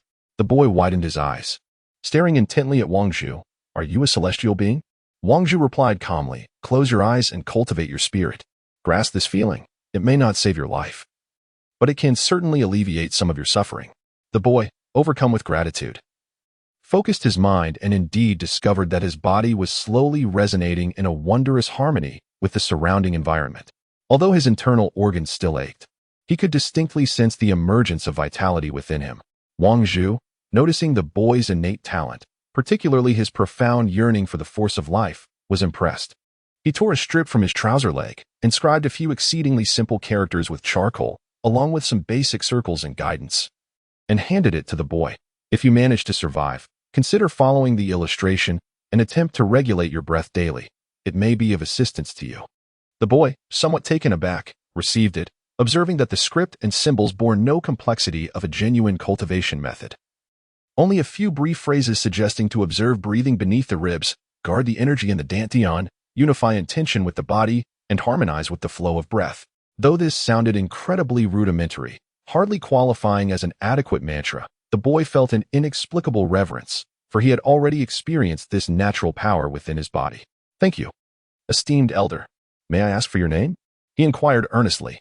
"Just a passerby," Wang Zhu replied tersely, helping him cover the scattered piles of stones and leaving behind some provisions before turning to depart. The boy yearned to ask more, but found that Wang Zhu's figure had already vanished at the end of the collapsed mine tunnel. The dim light within the mine illuminated his blood-stained body and tattered clothing. Yet it also kindled a profound hope within him. Wang Zhu had not calculated the heavenly secrets. This chance encounter with the boy would later reveal him as a pivotal figure in spreading the new Tao rhythm across vast stretches of land. He simply walked on silently, seeking to witness more of the myriad human experiences. Thus, Wang Zhu continued his journey, devoid of divine radiance or any ethereal demeanor, appearing merely as an ordinary middle-aged traveler. Although his attire was tidy, it had long since lost the grandeur once signified by its ornate golden sleeves. At this moment, He arrived at the juncture where sea met sky, pausing by the shore to gaze, feeling the waves lapping at his ankles. The waves receded, leaving only faint wet traces on the sandy shore. Days prior, he had traversed the treacherous reefs of a deserted island and navigated through a perilous expanse shrouded in mist, ultimately arriving at this maritime realm known as Fairy Spirit Island. It is said that this island is imbued with a natural aura, often graced by auspicious birds, and is the cradle of the Fairy Spirit clan, a lineage markedly distinct from ordinary cultivators. The Fairy Spirit clan, favored by the heavens, is a pure race endowed with vibrant life force. Their blood, a treasure in its own right, can extend lifespans and even cure ailments deemed incurable. This has incited frenzied pursuits from numerous factions, placing the Fairy Spirit clan in unprecedented peril. Since the ancient Tao rhythms of the Nine Realms were severed, nearly all cultivation systems have suffered catastrophic blows. Various powers are desperately seeking a new birth or a substitute path, driven by deeper fears and insatiable greed.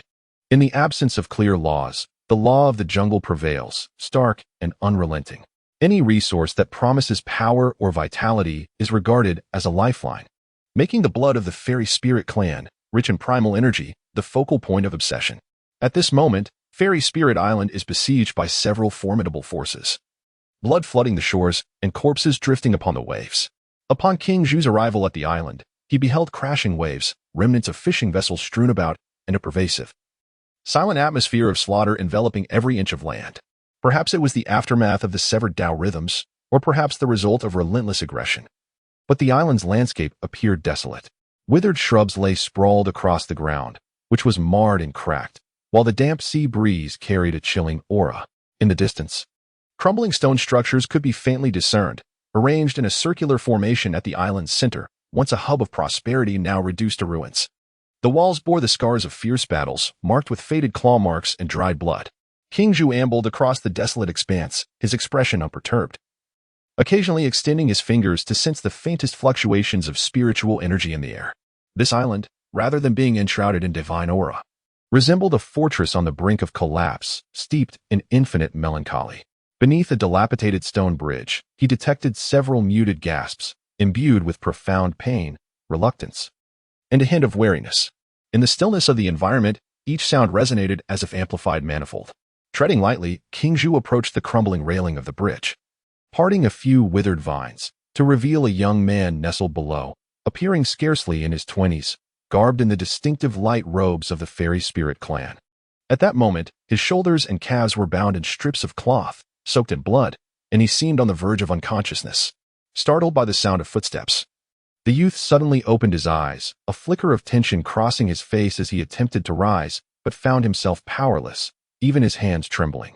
Unable to grasp a weapon, King Zhu regarded him with calm eyes, refraining from immediate inquiry.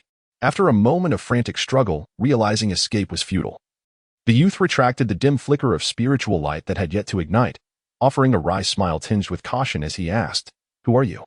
Are you here to kill me?" Wang Zhu observed the young man's unstable demeanor, a tone rife with urgent hostility and fear. He surmised that this youth was likely a weary warrior of the Celestial Spirit clan, still resisting the invasion. Wang Zhu spoke gently. "I am merely a traveler adrift upon the seas, drawn by the sounds of your distress." Passerby? The young man was filled with skepticism, yet upon closer inspection, he discerned that this individual bore no resemblance to the malevolent cultivators or the avaricious monsters he had encountered.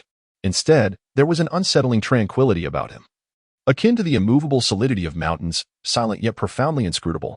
The young man, having already lost a significant amount of blood, found his remaining clarity barely sufficient to engage in conversation. On several occasions, as he attempted to speak, he was seized by a fit of coughing. Wang Zhu produced some fresh water and a few morsels of dried provisions he had kept on hand for emergencies. The young man hesitated for a moment, sensing no ill intent from his companion. Reluctantly, he accepted the food and water, half kneeling against the crumbling edge of the stone bridge, devouring the sustenance ravenously. Yet each bite was accompanied by painful coughs. "Thank you," he murmured, chewing on the hard biscuit, his gaze betraying a hint of struggle. Such a scene was rare in his memories. The external foes, coveting the blood of the Celestial Spirit tribe, had long regarded them as mere cattle, eager to confine them in cages and drain their blood with sharp instruments. Yet, this stranger had willingly offered him water and food, igniting a flicker of warmth within him. albeit accompanied by doubt as to whether this was merely a gentle trap laid by the other party. You are seriously injured. Refrain from moving for the time being. Wang Zhu instructed, placing a seaweed fruit into the young man's palm. Try to address your basic physical needs. If you can have it with some tea or warm water, it would be even more effective and help stabilize your injuries temporarily. That seaweed fruit, gathered from a deserted island he had passed, contained trace amounts of blood-activating properties. Though it was far inferior to the potent elixirs of the past cultivation era, in this current age of diminished magic, it was better than nothing. The young man held the verdant fruit, his gaze momentarily vacant. After a while, he struggled to articulate, "My name is Jifan, and I am a local of Celestial Spirit Island. Do you wish to escape with me? If we delay any longer, the next wave of enemies will surely encircle us." "What's the next wave?" Wang Zhu feigned ignorance, wondering if more individuals would come to assault this place. Jifan let out a bitter sigh, lamenting in recent days.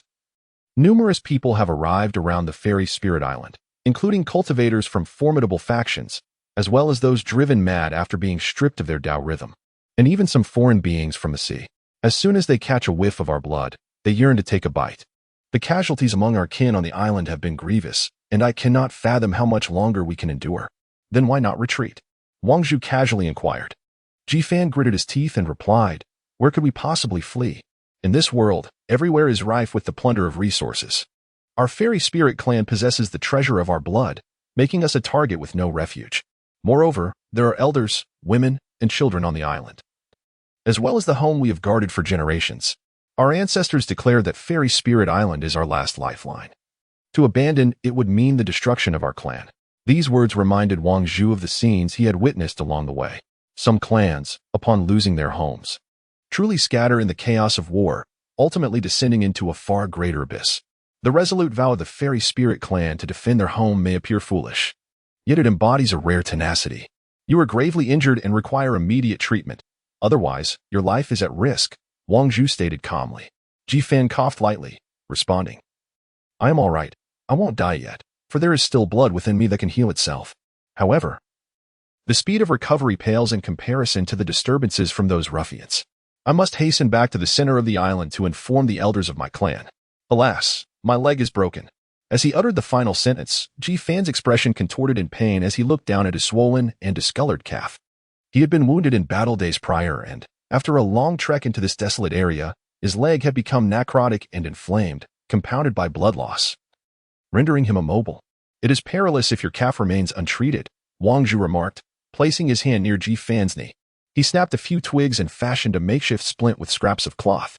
During this process, perhaps due to his extraordinary sensitivity, Jifan sensed a delicate force emanating from Wang Zhu's fingertips, gently seeping around his bones. "Are you a physician?" Jifan asked, astonished by Wang Zhu's adeptness in bandaging. "I possess a modicum of understanding," Jifan murmured, contemplating how to return. A bitter smile graced his lips as he realized the monstrous foes would soon arrive. "I am grateful for your assistance, but you would be wise to keep your distance. Otherwise, you may become entangled in my plight. Since you wish to return to the island's center, allow me to escort you," Wang Zhu replied calmly. "It is fortuitous, for I, too, wish to meet your tribe's chieftain." Jifan opened his mouth, momentarily at a loss for words. He could not discern the intentions of this stranger. Yet, in his grievously wounded state, faced with impending death, he found himself at a crossroads, to resign himself to solitude and despair, or to grasp the final glimmer of hope offered by another. Thus, he gritted his teeth and replied, "Then I shall rely on you." Wang Zhu extended his hand, carefully assisting Jifan to his feet, supporting him as they navigated the sunken expanse of the stone bridge. Their footsteps echoed through the desolate ruins, accompanied by the distant sounds of the crashing waves and the whispering winds. Occasionally, a few seagulls soared overhead, their anxious cries piercing the air. As they progressed, Jifan intermittently shared insights about the island's condition. Xianling Island, though not particularly vast, was once characterized by its enchanting terrain, lush forests, and abundant marine resources, nurturing a distinctive tribe known as the Xianling clan. Their bloodline was imbued with vibrant vitality, and the purer the lineage, the more potent their innate healing abilities. However, this became both their treasure and curse. Envious outsiders coveted their essence, seeking to capture them for their blood, to prolong life or concoct secret elixirs. In light of the recent turmoil across the Nine Realms, the collapse of ancient laws had driven many to madness. Consequently, various ambitious factions flocked to Sealing Island, exacerbating its dire predicament. After approximately a stick of incense had burned, Ji-Fan suddenly signaled for a halt, his expression tightening as he sensed a malevolent presence nearby. Indeed. From behind a thicket of low trees, the sound of rushing wind emerged, followed by a mocking voice. Who would have thought we would actually stumble upon prey? Before them stood a group of around 6 individuals, their attire a hodgepodge of styles. Some were resplendently dressed, yet wore expressions of cold malice, while others donned heavy leather armor and wielded long chain weapons. This motley crew, formed from disparate factions, had a singular goal: to capture members of the Xianling clan and extract their blood. With many of their previous techniques rendered ineffective, they resorted to more primitive and gruesome methods to achieve their aims. The group approached with wicked glee, their eyes fixated on Ji-Fan, whose head hung low, exuding a sense of weakness and vulnerability. Look at him, so feeble. Surely, he still has some blood left to spare? Heck with this. My brothers could extend their lives by several centuries tonight. One of them licked his lips, revealing a vicious grin. Ji-Fan's pallor deepened as he bit down hard, nearly summoning the strength to fight back, but his injured legs betrayed him. Moreover, the ancient spells he once wielded freely were now beyond his reach, leaving him defenseless. In a hushed, urgent tone, he implored Wang Zhu, "You must flee. They only seek to capture me." Wang Zhu turned his face, his expression unperturbed. "There is no need." As he spoke, confronted by the increasingly formidable presence of the approaching adversaries, he merely stepped back with Ji-Fan, maintaining a tone of calm. "Your foot is still injured. Retreat for a moment to rest." A wave of concern washed over Ji-Fan, who, parting the sleeve of Wang Zhu's robe, whispered, "Do not act recklessly. They are numerous, and you cannot ascertain what hidden weapons or poisoned arrows they might possess." "Not at all." Wang Zhu gently withdrew his hand, disregarding the menacing laughter and the advance of the group. His gaze lingered on the leader, a man clad in opulent fox fur, with a half-rusted curved blade hanging from his waist. Yet, the blade gleamed ominously at its serrated edges, suggesting it had been treated with some lethal substance. The man in the fox fur let out a chilling laugh, tilting his chin upward. "You appear quite robust. Splendid. We shall carve your blood together." Beside him, a burly man seemed equally enthusiastic, his voice rough. "Previously, we captured a girl from the Xianling clan, beaten to the brink of death, yet we still drew her blood. The brothers shared a portion, and it invigorated us immensely. Do not resist. I promise to grant you a swift demise." No sooner had he finished speaking than he swung a heavy iron chain toward Wang Zhu, the chain slicing through the air with a menacing rush, intent on ensnaring him before delivering a fatal blow.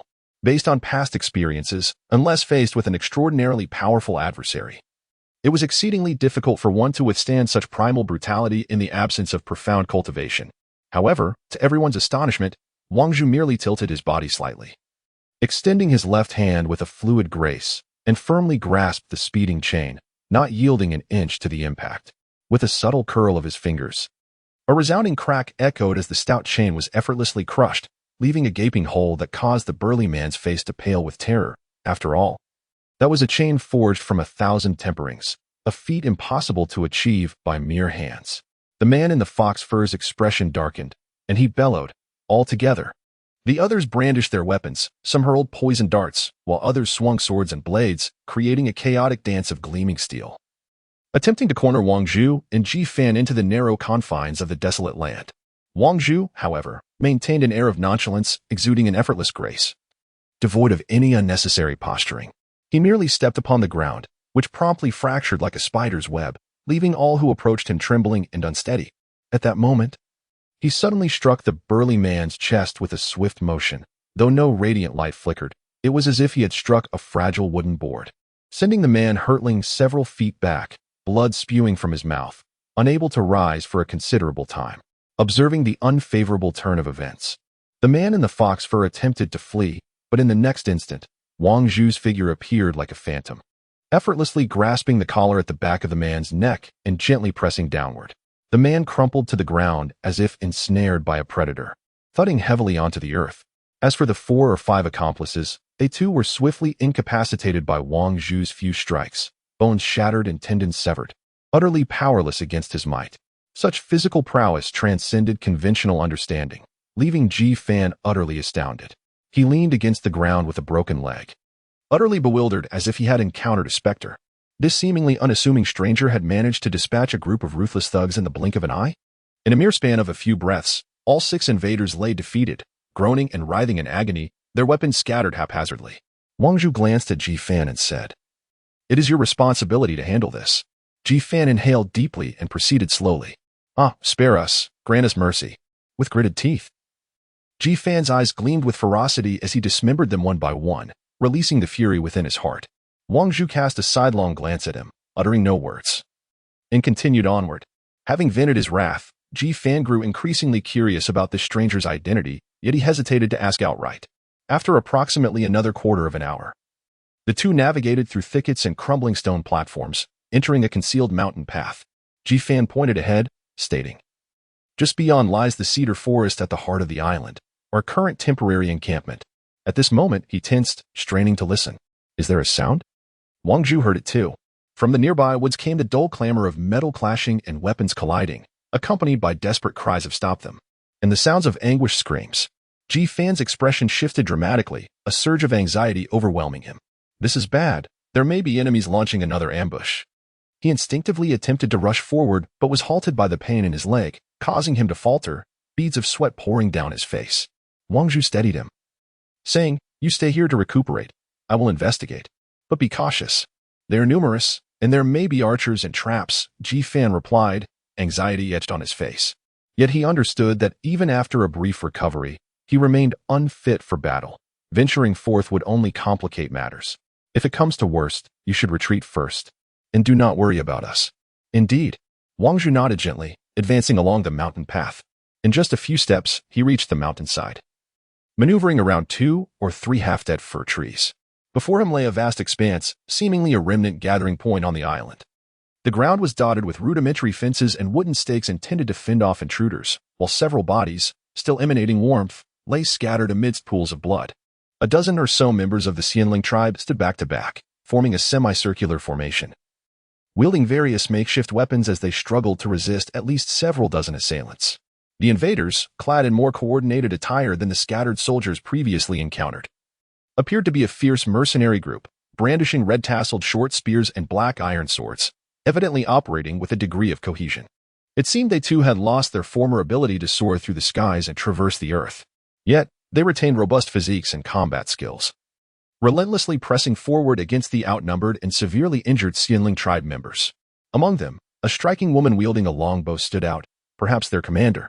Her long hair flowed freely. Her eyes shone brightly, yet her face was etched with gravity. Blood stained her left shoulder, yet she persisted in drawing her bow. An arrow rested upon the string. Though the bow had suffered considerable wear, each shot sent sharp pain coursing through her wrist, revealing her torment. "Do not let them breach the inner forest," the woman shouted through clenched teeth. "Indeed, holy maiden." Several youths from the Celestial Spirit clan echoed in unison. Yet their voices could not mask the despair that loomed over them. In a mere moment, they had lost several kin, the earth soaked in crimson. Ha! Those who are wise will surrender obediently. The leader opposing them was a bald, brawny man, his arms adorned with the fierce tattoos of beasts.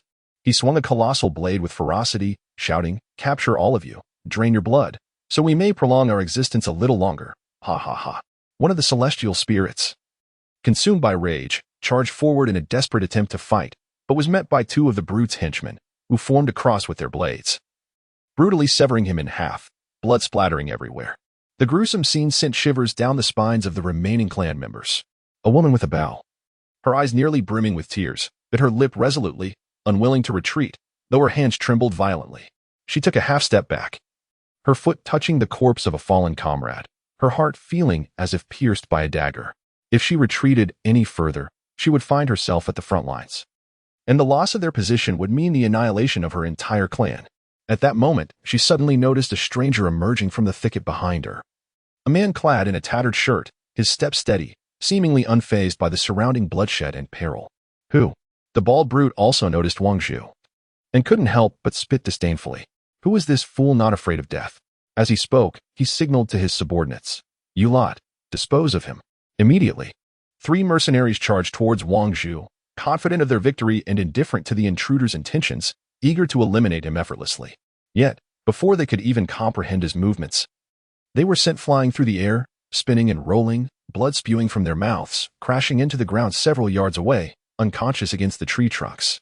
This spectacle left the bald brute astonished, his expression shifting abruptly as he shouted, "He's a master. Eliminate him at once."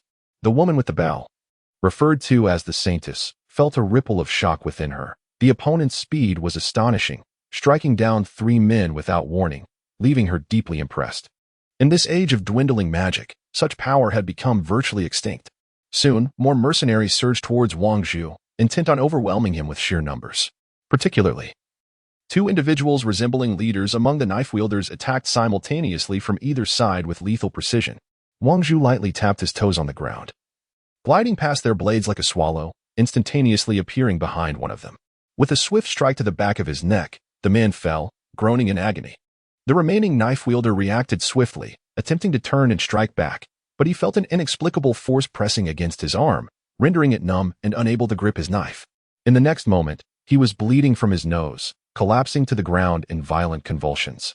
Finally, the bald brute panicked but was unwilling to concede defeat.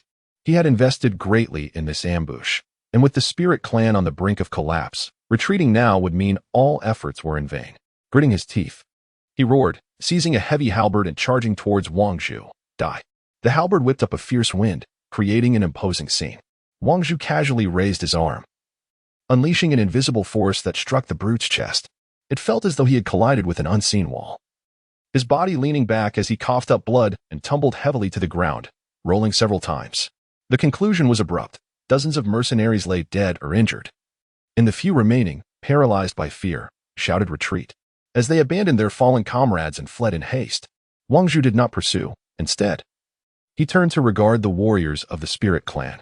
Most were gravely wounded, some even missing limbs, yet they still struggled to hold their ground. The bow-wielding woman lowered her weapon, cautiously eyeing the stranger, and gasped, "Who are you? Why have you aided us?" Wang Zhu replied calmly, "Just passing through. Thank you for your rescue." The arched-back woman swayed slightly, nearly losing her balance, yet she gritted her teeth to steady herself and bowed to Wang Zhu, only to have him gently support her arm, saying, "First, let us attend to your wound, Saint." After the surrounding clansmen confirmed the retreat of the enemy, they hurriedly gathered around, anxious to ascertain her injuries.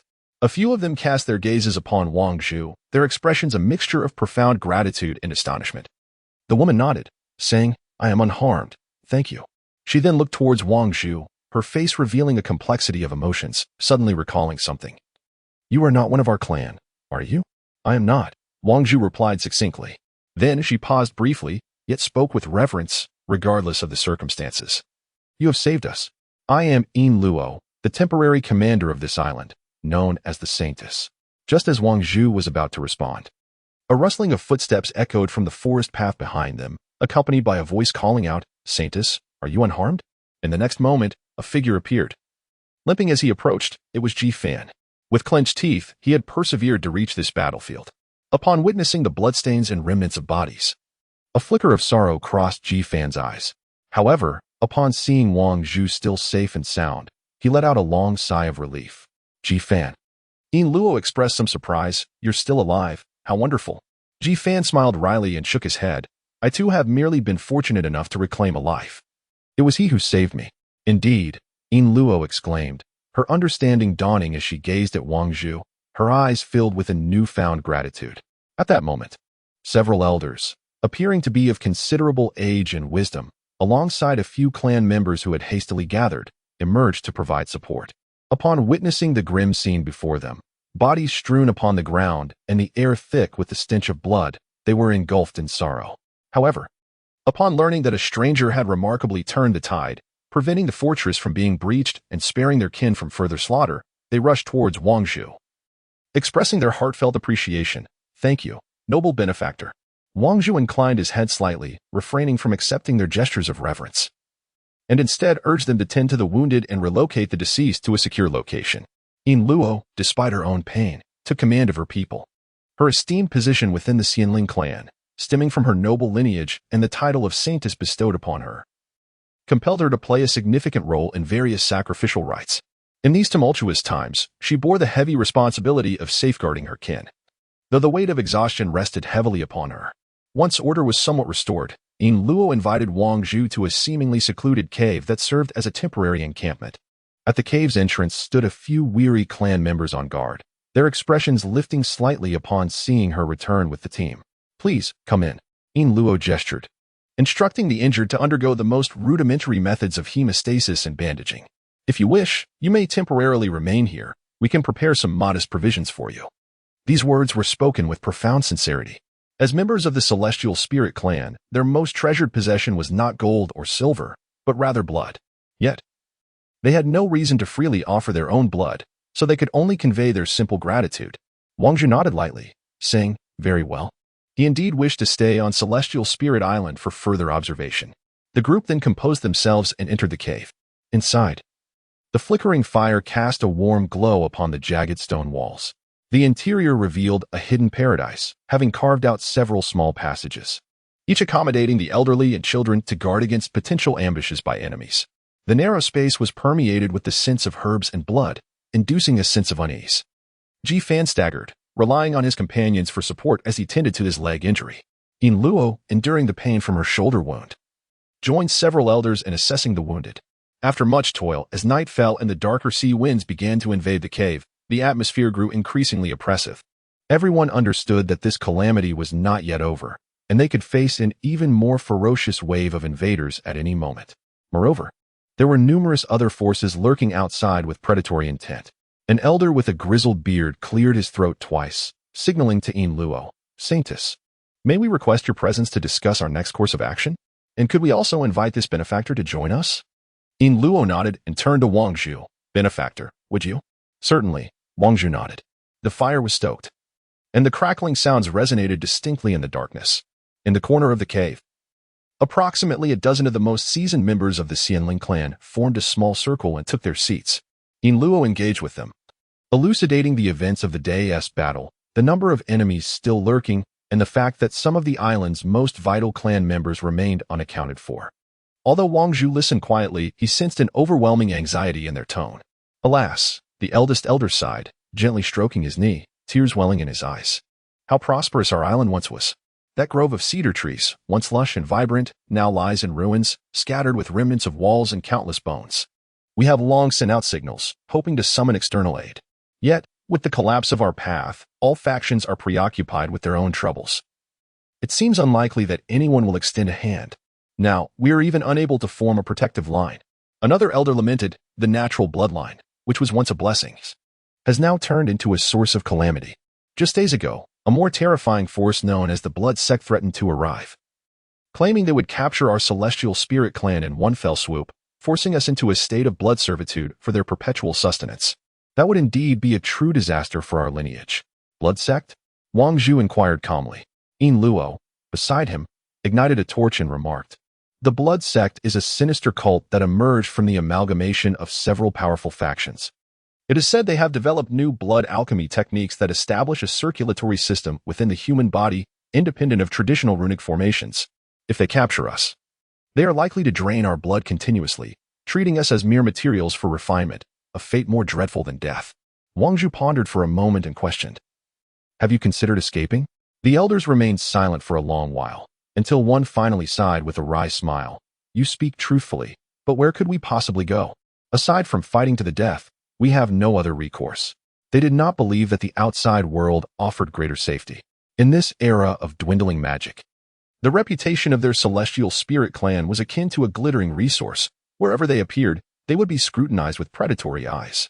Amidst the oppressive atmosphere, someone suddenly proposed, "What if we let the Saintess go first? Preserving the bloodline is preferable to the annihilation of our entire clan. If the Saintess can break through the encirclement, perhaps there will be a chance for us to turn the tide." In Luo immediately shook her head, her voice resolute. "How could I leave you behind and depart alone?" In the tense atmosphere, it seemed that no one had any viable plans. Despair was spreading, fortifying their defenses, but the enemy's strength and numbers far surpassed theirs. Contemplating retreat? Yet, Celestial Spirit Island is their ancestral land. They were unwilling to abandon it unless pushed to the brink. Each side expressed their opinions, yet they could not devise a practical solution. Their clan had suffered significant casualties, and the remaining warriors were exhausted.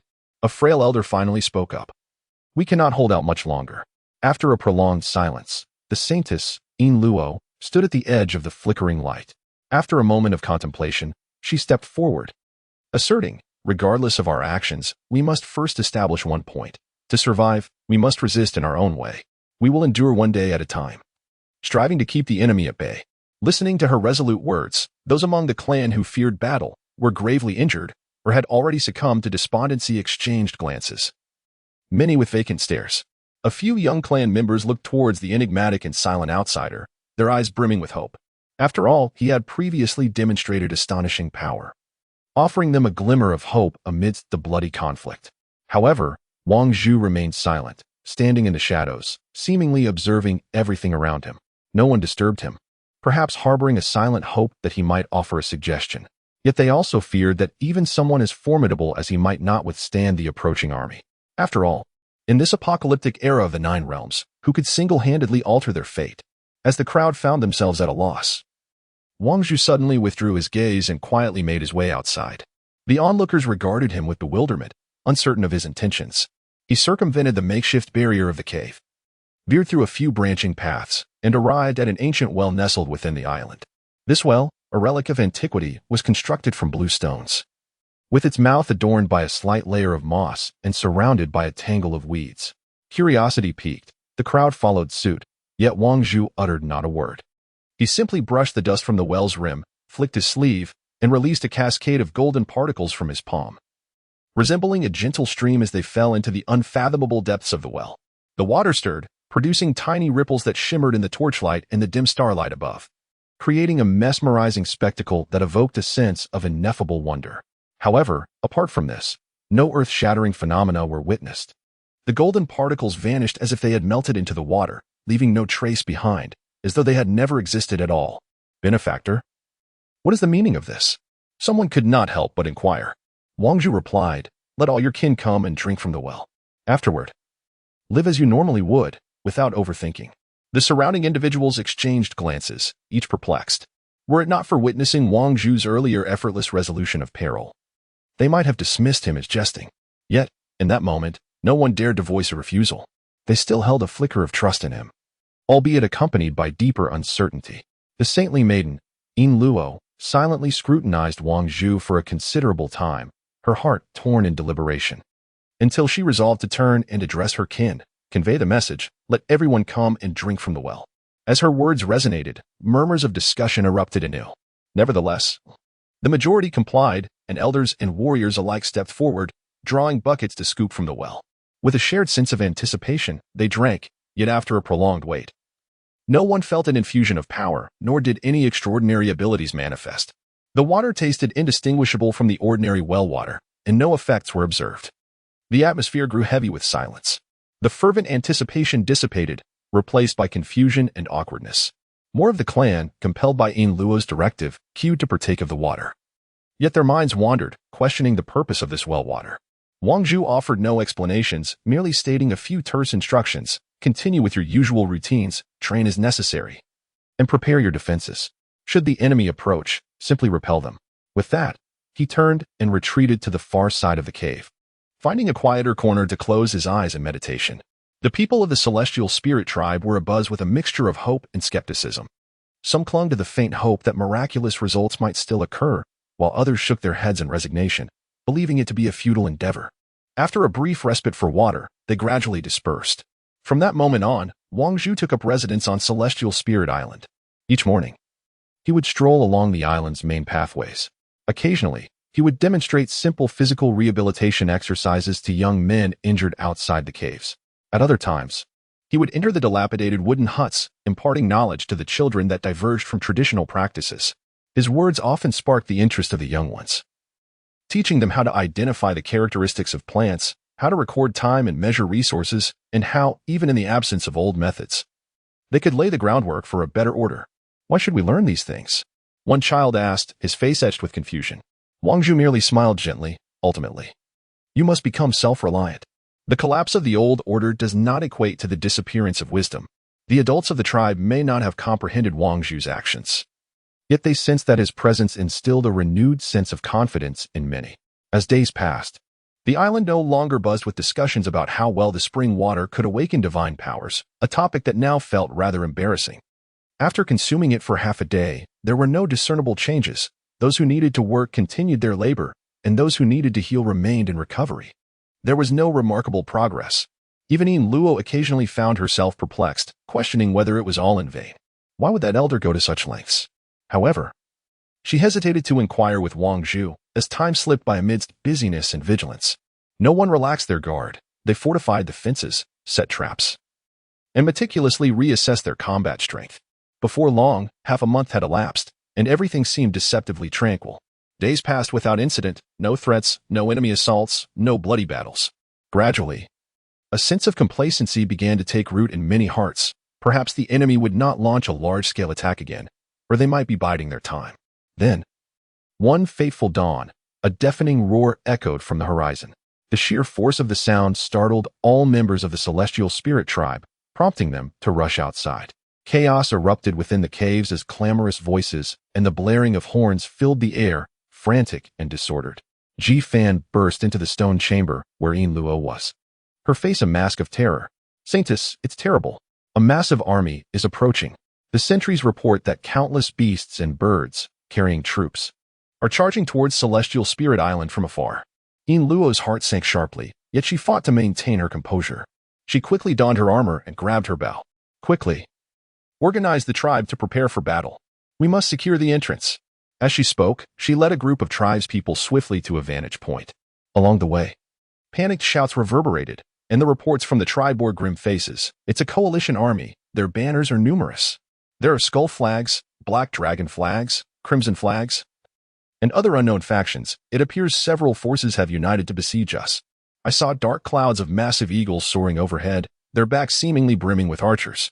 On the western coast, a colossal shark-like beast emerged, bearing upon its back a siege crossbow resembling a cart. Good heavens! That was exponentially more formidable than the wooden walls we had on our island." Upon hearing this, many battle-worn warriors, already fragile in spirit, felt their legs weaken in terror. They had previously harbored fears of multiple factions converging. Should they truly unite, their collective might could effortlessly obliterate the fairy spirit island. Reflecting on the past, they had barely survived encounters with any single faction, and now faced with these grand armies joining forces, how could they possibly withstand such an onslaught? Yin Luo stood atop a precipice, gazing at the vast, ominous army in the distance, engulfed by despair. Suddenly, a clarion call echoed across the sky. Shortly thereafter, a resounding voice proclaimed from the heavens, "Insects of the fairy spirit clan, heed my words. I am Ling Zom, the lord of the blood sect. Today, I lead the coalition here to offer you one final chance. Surrender or face annihilation." Another voice soon followed. "I am the leader of the Black Dragon sect, advising you to recognize your predicament and surrender willingly.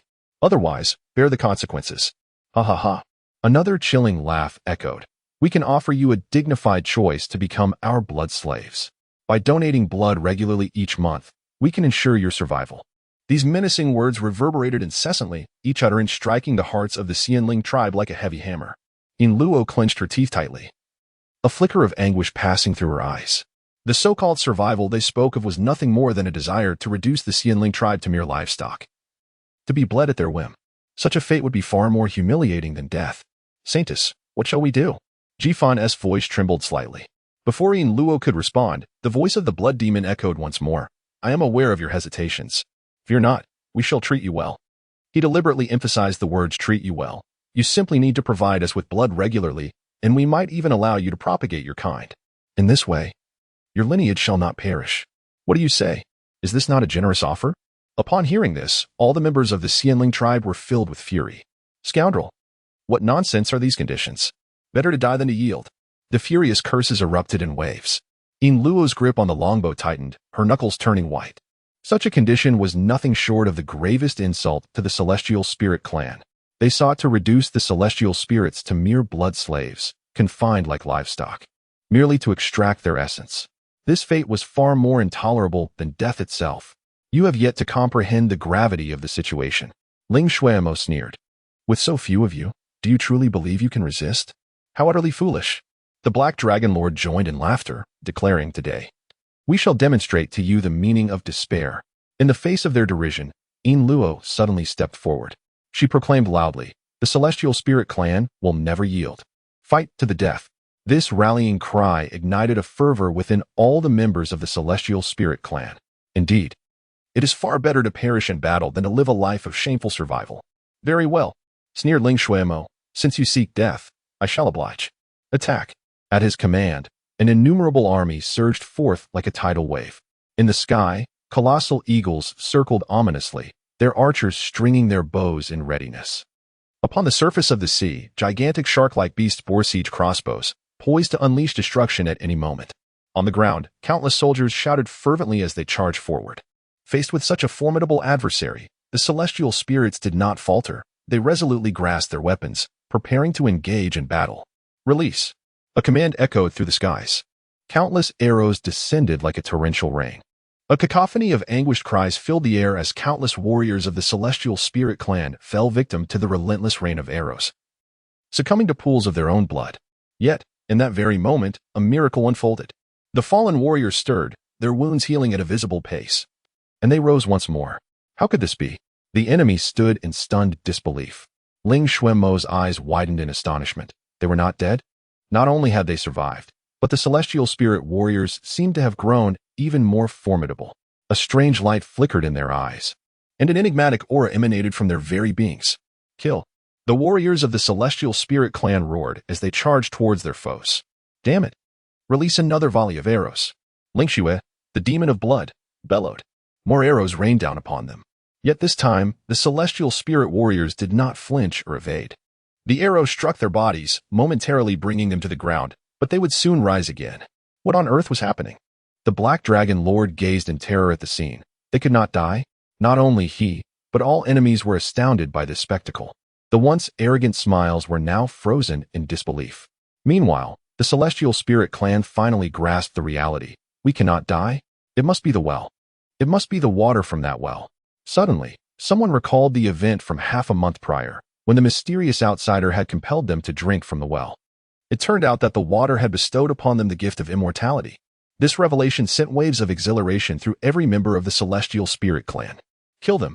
They abandoned all reservations and charged recklessly towards the enemy. Even when struck down, they would rise immediately to continue the fight. Retreat. Quick, retreat. Some cowardly foes had already begun to flee. Yet, Ling Xuanmo was unwilling to concede. Impossible. They must possess a weakness. Use the siege crossbow. Reduce them to fragments. The massive bolts of the crossbow whistled through the air. Boom. The explosion resonated with a thunderous roar. Several warriors of the celestial spirit clan were shattered into countless pieces. However, a chilling spectacle unfolded before the eyes. Those fragments astonishingly began to rapidly reassemble. Severed limbs soared back to their rightful places. Flesh and blood regenerated. In the span of just a few breaths, those warriors returned to their former selves. Oh my heavens! This scene left all the adversaries utterly shattered. It transcended their comprehension. This was no ordinary celestial spirit clan. It was nothing short of an immortal monstrosity. Run. Flee swiftly. The army began to disintegrate. Those once arrogant and domineering warriors now fled like lost dogs. Yet, the warriors of the celestial spirit clan had no intention of letting them escape. They pursued their foes, unleashing a relentless slaughter. No one could evade their grasp, for they possessed no fear of death. Even when struck down, they would rise again, continuing their relentless hunt. Ling Xuanmo gazed upon this scene, his complexion ashen. He could scarcely believe that what he had deemed an easily won battle had transformed into such a nightmare. Those whom they had considered mere prey suddenly morphed into the most fearsome of predators. Retreat. All troops retreat. He could no longer concern himself with pride, issuing the order to withdraw. Yet, it was too late. The warriors of the celestial spirit clan, blinded by bloodlust, surged forth, mounting the great eagles and severing the heads of the archers. Even when cast down, their bodies shattered, they would rise anew. Some leapt onto the giant griffins, tearing their enemies to shreds. Others plunged into the sea, climbing onto the backs of enormous shark-like beasts, throwing the controllers into the water. The entire battlefield had devolved into a one-sided massacre. Ling Xuanmo let out a mournful cry as his colossal eagle was brought down, causing him to crash heavily to the ground. Before he could rise, he found himself encircled by a dozen warriors from the celestial spirit clan. Please, do not kill me. The arrogance that once adorned his face had vanished, leaving only sheer terror. I can offer you any terms. Silence. Yin Luo approached him, her gaze icy. Die. As the words left her lips, the sword had already pierced Ling Xuanmo's throat. The battle concluded swiftly. The enemy's army was utterly annihilated, with only a few stragglers managing to flee. On the island of immortal spirits, The ground was littered with the corpses of foes. While not a single warrior of the immortal spirit tribe had perished, though some were wounded or shattered by explosions, they would soon recover to their former selves. This indomitable quality rendered them invincible in combat. Have we truly won? Some remained engulfed in astonishment. Not only had they triumphed, but they were also immortal. Ji Fan gripped his sword, excitement gleaming in his eyes. From this day forth, they would no longer fear any adversary. This eternal strength was sufficient to ensure their survival in this chaotic era. And all of this was owed to that enigmatic outsider. By the way, where is that esteemed elder? Yin Luo suddenly recalled and hurriedly began to search. At this moment, the immortal spirit tribe realized they had forgotten about their mysterious benefactor. Just as everyone was scanning the horizon, a thunderous roar erupted from the heavens.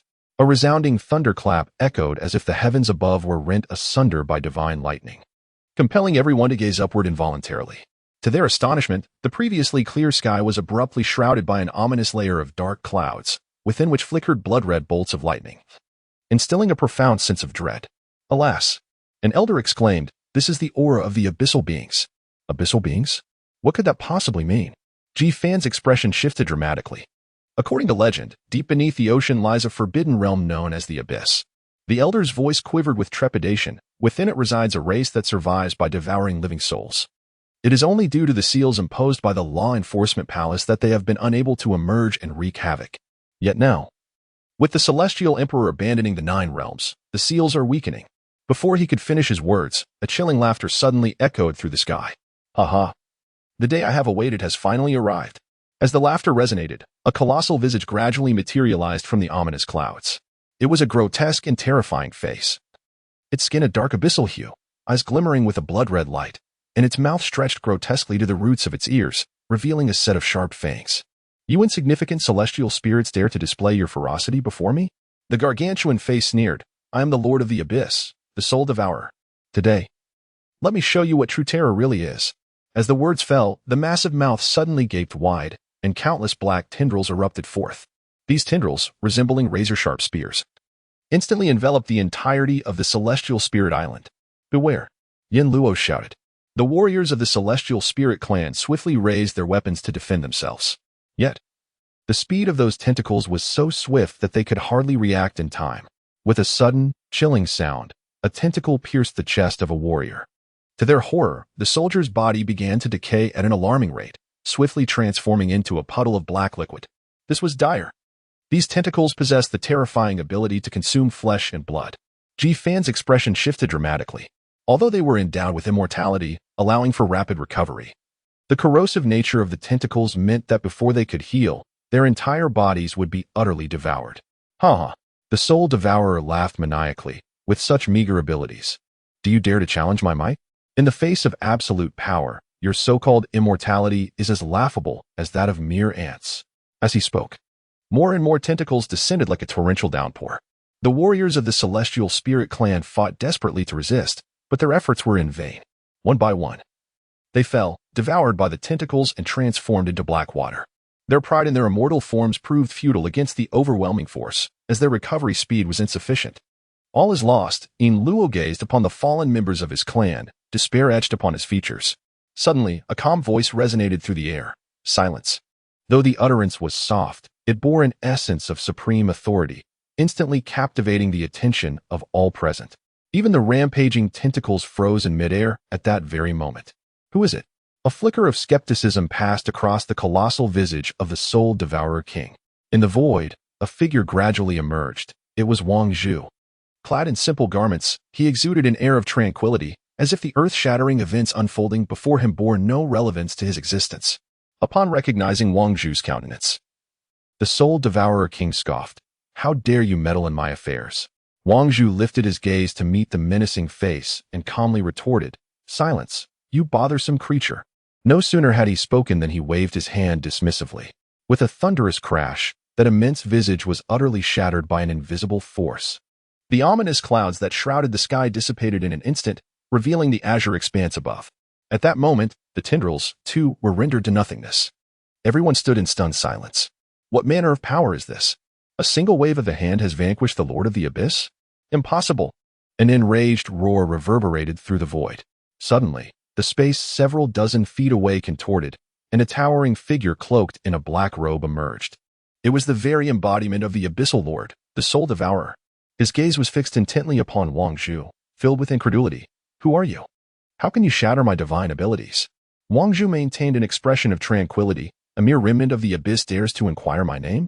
The Soul Devourer, consumed by fury, declared, "You seek death."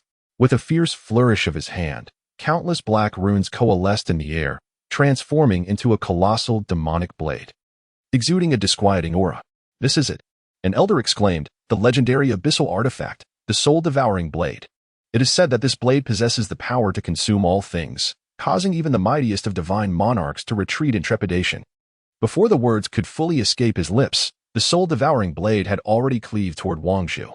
Where the blade's light traversed, the void shattered, the earth crumbled, and even the very air was devoured. Yet, Wang Zhu merely raised a hand, effortlessly pinching the blade's edge between two fingers. With a resounding crack, the legendary abyssal artifact was unexpectedly crushed into oblivion. "What?" The Soul Devourer's pupils constricted sharply. With a casual flick of his hand, Wang Zhu transformed the shards into shimmering starlight, which dissipated into the air. The Soul Devourer finally felt a surge of fear. The seemingly ordinary man before him possessed the astonishing ability to effortlessly shatter an abyssal artifact? This was beyond his comprehension. "Who exactly are you?" The Soul Devourer instinctively recoiled. Wang Zhu replied coolly, "I have stated that you are not worthy to know." With that, he took a single step forward. Yet, this simple motion traversed the boundless void. In the next moment, he stood directly before the Soul Devourer. "No."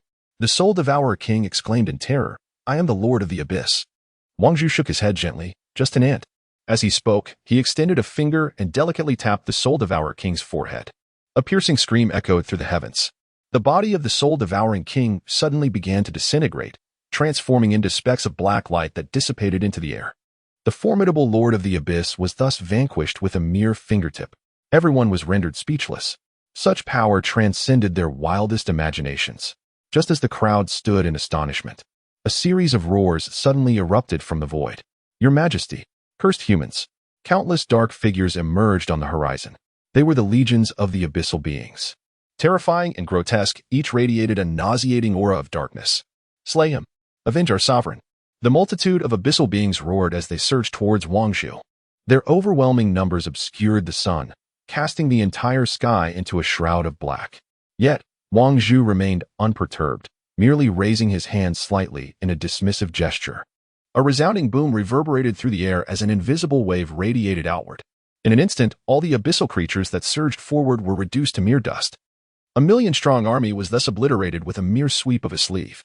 At that moment, everyone stood in stunned silence. "This was beyond mere strength. You were too loud," Wang Zhu remarked as he withdrew his hand, his tone nonchalant. No sooner had his words faded than the entire realm trembled violently. In the distance, the sky split open, revealing a massive rift. An even more terrifying aura surged forth from the chasm. "Young one, you are exceedingly arrogant." An ancient voice echoed through the heavens. From the void emerged a figure towering 10,000 feet high.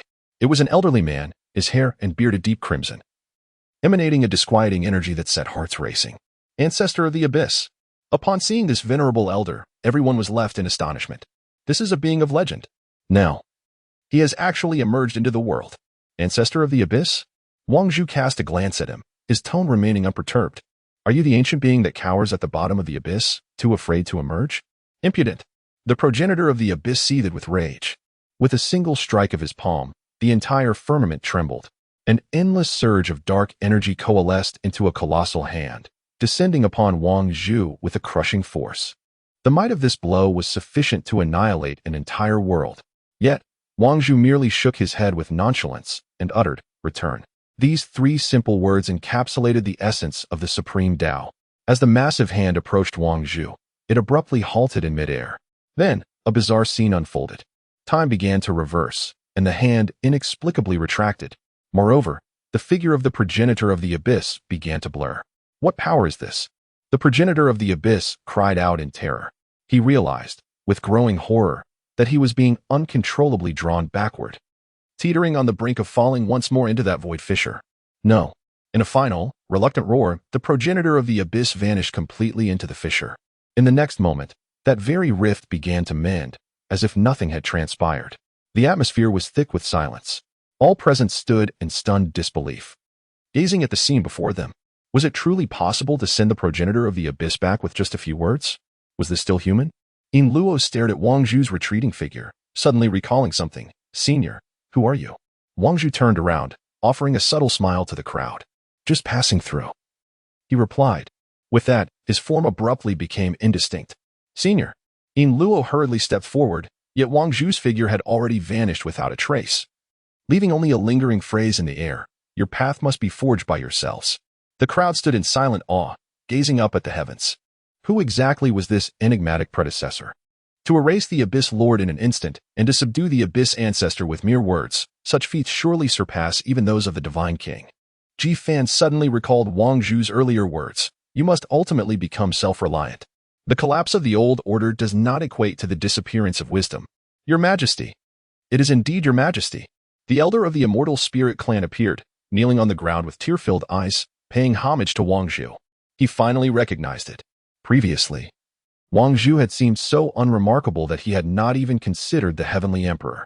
Witnessing Wang Zhu's display of power now stirred vague memories of the Heavenly Emperor within him.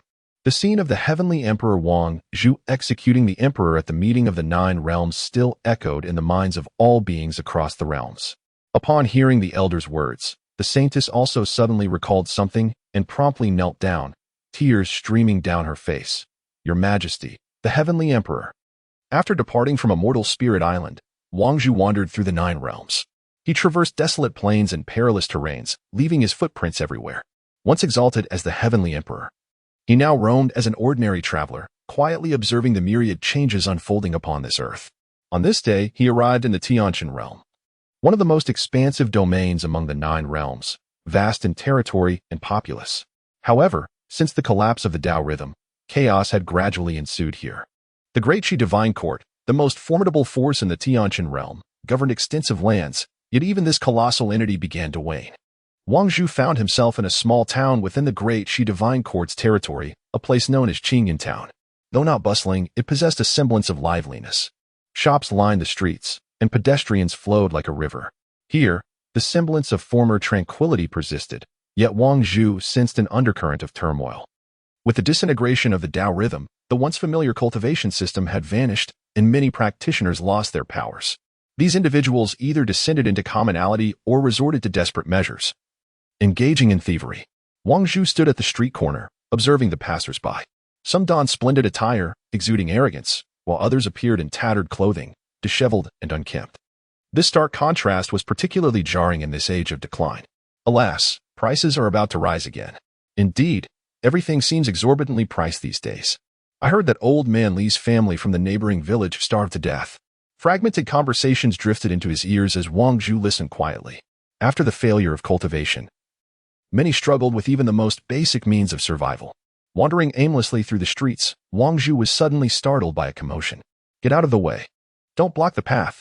Apologies. Apologies. A frail figure stumbled past, nearly colliding with Wang Zhu. It was a small girl, approximately 7 or 8 years old. With a gaunt face and tattered clothing, her arms riddled with needle marks, clearly a frequent victim of bloodletting. Trailing behind her was a similarly haggard woman. Xiaohuan. Wait for mother. Wang Zhu turned to see the pair enter a blood collection center. This establishment, known as a blood house, specialized in the procurement of human blood. Wang Zhu silently followed them inside. The atmosphere within the blood house was grim, permeated by a metallic scent of blood. Several pallid individuals lay on rudimentary wooden beds, undergoing blood extraction. Boss, we're back, the woman said timidly. The proprietor, a rotund middle-aged man, glanced at them while counting coins. Back again? You two were just here last week. Why the haste? We're simply desperate at home, the woman murmured. That's your problem, the boss replied impatiently, waving his hand dismissively. Lie down over there, you'll be attended to shortly. The little girl timidly glanced at the blood-drawing instruments, instinctively retreating behind her mother. Mother, I'm scared. The woman knelt down and gently embraced her daughter. Xiaohuan, dear, just endure a little longer. Mother will buy you something tasty afterward. Wang Zhu stood in the corner, silently observing the scene. He could sense the vitality of the mother and daughter dwindling. Prolonged blood loss had rendered them exceedingly weak, yet they had no alternative. In these dire times, few commodities could be sold, and blood had become the most valuable currency. Soon it was their turn. The little girl was led to a wooden bed, where a large needle was inserted into her delicate arm. Blood flowed through a transparent tube into a glass bottle.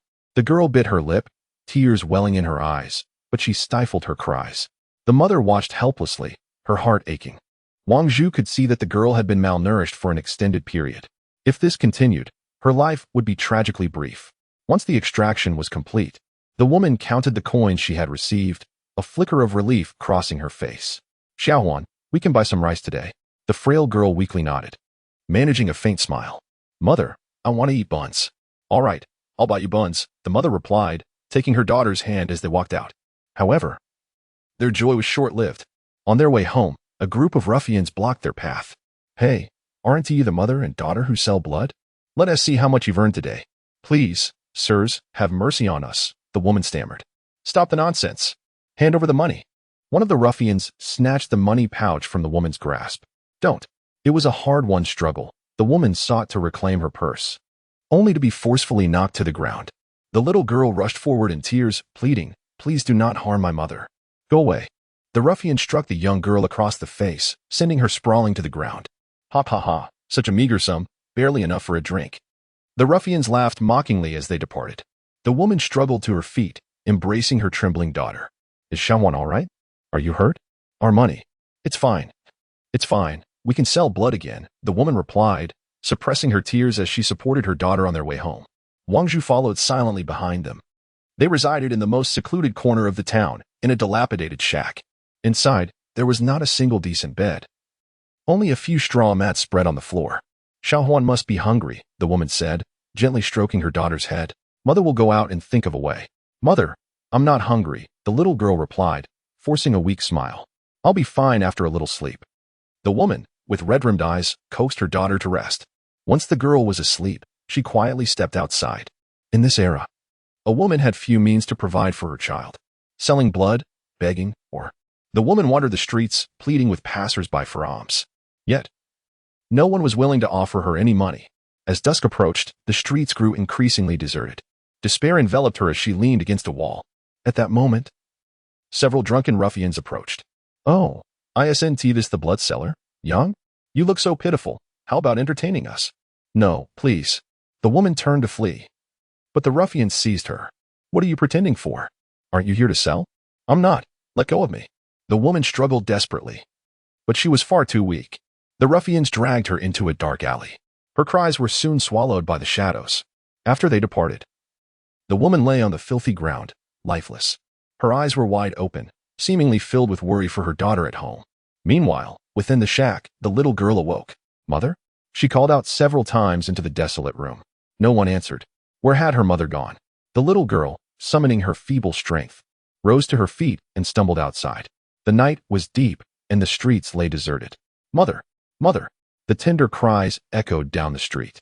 The little girl wobbled along, intermittently calling out. Yet, no one answered her. At last, she spotted a man clad in white standing ahead, his back turned to her, his figure tall and upright. Big brother, the little girl weakly called out, have you seen my mother? The man turned around. It was Wang Zhu. He gazed at the frail figure before him and softly replied, your mother has ascended to the heavens. Is it in the sky? The little girl inquired with a puzzled expression as she gazed upwards. Is it fun there? Ah, there shall be no more suffering. Is it true? The little girl beamed with a sense of relief. Then mother won't have to sell her blood anymore. Before she could finish her words, her body weakened, and she collapsed. Wang Zhu reached out to catch her. The little girl's frame was as light as a feather, her life force exceedingly faint. Wang Zhu gently stroked her forehead, a warm current flowing into her being. Then, he cradled the little girl and vanished into the night. Uncertain of how much time had passed, the little girl slowly regained consciousness. She found herself lying on a soft bed, sunlight streaming through the window and warming her face. Where am I? Rubbing her eyes, she surveyed the unfamiliar room. It was small yet tidy, adorned with several landscape paintings on the walls, and the windowsill boasted a few potted green plants. She slipped out of bed and gently pushed open the door. Outside lay a small courtyard, blossoming with various flowers and teeming with small animals. A man in white was crouched there, feeding a group of little rabbits. Big brother, the little girl timidly called out. Wang Zhu turned his head and smiled at her. Are you awake? The little girl nodded. Where is this? This will be your home from now on. Home? The little girl paused in surprise. What about my mother? Your mother is doing well in the heavens, Wang Zhu replied gently. She has entrusted me with your care. Is that truly the case? Wang Zhu pointed at the small creatures. Would you like to assist me in feeding them? The little girl's eyes sparkled with excitement, yet she hesitated, asking, Can I really do that? Of course. So, who might you be, big brother? Wang Zhu chuckled and replied, My surname is Wang. From now on, you shall call me Master. Master? Indeed, I shall impart to you a wealth of knowledge. Wang Zhu picked up a handful of rabbit feed and handed it to her, saying, Come, let us begin by learning to nourish the rabbits. The little girl cautiously accepted the feed, squatting down to tenderly offer it to the small creatures. The sunlight cascaded upon her youthful face, dispelling any lingering shadows. Master, the rabbits are full, the little girl exclaimed joyfully. Well done, Wang Zhu replied, gently stroking her head. What is your name? My name is Xiao Huan. From now on, I shall call you Qing Huan, Wang Zhu said. Qing Huan sounds lovely. The little girl exclaimed with a joyful laugh, which brought a smile to Wang Zhu's face as well. As the sun began to rise, a beam of golden light pierced through the mist, illuminating a secluded corner of the small courtyard in Qingyun town. Inside the courtyard, Wang Zhu sat on a wooden chair, observing Qing Huan, who clumsily fed the rabbits nearby. Over the past few days, the little girl's complexion had greatly improved. She no longer appeared as pale and frail as when she first arrived. More importantly, there was a renewed sparkle in her eyes. Master, the rabbits are all fed, Qing Huan exclaimed, bounding over with the empty food bowl in her arms. Wang Zhu smiled and nodded. Well done. Make sure to distribute the food evenly. That little white rabbit is the smallest and should receive a bit more. Qing Huan stuck out her tongue, but the white rabbit is undeniably the most mischievous, constantly snatching food from the other rabbits. Mischief aside, it is indeed still growing, Wang Zhu patiently elucidated. To observe with keen insight and to treat every life with care is also a vital part of one's cultivation. Cultivation? Qing Huan blinked her eyes, filled with curiosity. Is it akin to those practitioners who can soar through the skies and traverse the earth? However, her tone turned somewhat despondent as she added, But now everyone claims that cultivation is no longer possible. Wang Zhu gently shook his head. Who says cultivation is impossible? The collapse of old rules does not imply the absence of new paths to tread. He rose to his feet and moved to the center of the courtyard. Would you care to learn a set of palm techniques? Martial arts techniques? Qing Huan's eyes sparkled with excitement, yet she hesitated, asking, Am I capable of learning them? Of course. Wang Zhu extended his right palm and gently pushed forward. Such a seemingly simple gesture, however, evoked an indescribable charm within Qing Huan. It felt akin to the gentle caress of a spring breeze or the soothing flow of a clear spring. This motion displayed no extravagance, nor did it emit even the slightest ripple of spiritual energy, yet it imparted a profound sense of returning to one's roots. What kind of palm technique is this? Qing Huan was utterly captivated. Wang Zhu smiled slightly and remarked, Let us call it the Qing Huan palm. You named it after me? Indeed, Wang Zhu nodded. This set of palm techniques has been tailored specifically for you. In the ensuing days, Qing Huan diligently followed Wang Zhu to learn the Qing Huan palm. Although this technique appeared simple, it was, in truth, profoundly intricate. Each movement, seemingly unadorned, concealed a unique rhythm within. Gradually, Qing Huan discovered that she could perceive elements she had never before noticed. For instance, how the morning dew refracted a spectrum of colors under the sunlight, or how the flowers and grasses in the courtyard swayed gently in the breeze. Even during feeding times, she became acutely aware of the joys and sorrows of the small creatures. Master, I believe I have begun to comprehend certain truths, Qing Huan remarked thoughtfully after the practice concluded. Please share your thoughts. Qing Huan diligently organized her thoughts. I used to perceive cultivation as something enigmatic, requiring formidable spells and techniques. Yet now, I realize that cultivation exists all around us. For instance, the care we show while feeding rabbits, or the patience we exercise while tending to plants. Both embody a form of practice. Wang Zhu nodded in agreement. True cultivation does not lie in the grandeur of one's techniques, but rather in the profound understanding of life. This set of Qing Huan's palm techniques is designed to help you discover the extraordinary within the ordinary. Qing Huan nodded, somewhat comprehending. Although she could not fully grasp her master's words, she sensed that she was indeed changing day by day. However, the tranquil days did not last long. That afternoon, a formidable procession entered Qingyun town. At the forefront was a burly man clad in an ornate robe, with a long knife sheathed at his waist. Following closely behind were a dozen menacing subordinates. The Blood Spirit Pavilion has arrived. Quick, hide, The pedestrians on the street, upon catching sight of the ominous procession, scattered in all directions. The Blood Spirit Pavilion stands as the preeminent blood procurement organization in this region. Since the disappearance of the Tao rhythm, they have amassed great wealth through the acquisition of blood, employing increasingly brutal methods. Not only do they resort to coercive buying and selling, but they also frequently engage in pillaging. Those who dare to resist either meet a brutal demise or are captured to serve as blood slaves. Master, how much blood shall we procure this time? Inquired a subordinate. The more, the better. The burly man in the brocade robe sneered. Recently, the prices outside have risen again. If we collect a bit more blood, it will amount to a substantial fortune. However, we have nearly drained the townsfolk dry. Fool, the man in the ornate robe scolded. Have you not heard that many newcomers have arrived in this area? If it comes to it, we can always capture a few to serve as blood slaves. His subordinates immediately displayed sinister smiles, having scoured the town and collected a substantial amount of blood. Those from impoverished families who could not provide blood were seized along with their loved ones. Just as they were preparing to regroup, someone suddenly pointed into the distance, exclaiming, Master, there appears to be a promising target over there. The man in the ornate robe followed the direction indicated by his subordinate. In a secluded courtyard, he beheld an array of exotic and rare creatures. The vibrant colored rabbits alone were of considerable worth. Most importantly, these animals appeared to be thriving, their blood undoubtedly rich and nourishing. Interesting, exclaimed the man in the splendid robe, his eyes alight with curiosity. Let us proceed and take a closer look. The group swiftly made their way to the entrance of the small courtyard. The gate stood ajar, and faint sounds of a young girl's laughter drifted from within. With a forceful kick, the man in the ornate robe flung the door open and strode in with an air of arrogance. Inside, Qing Huan was tending to the rabbits. Upon hearing the commotion, she looked up, startled, but instinctively shielded the small creatures. Who are you?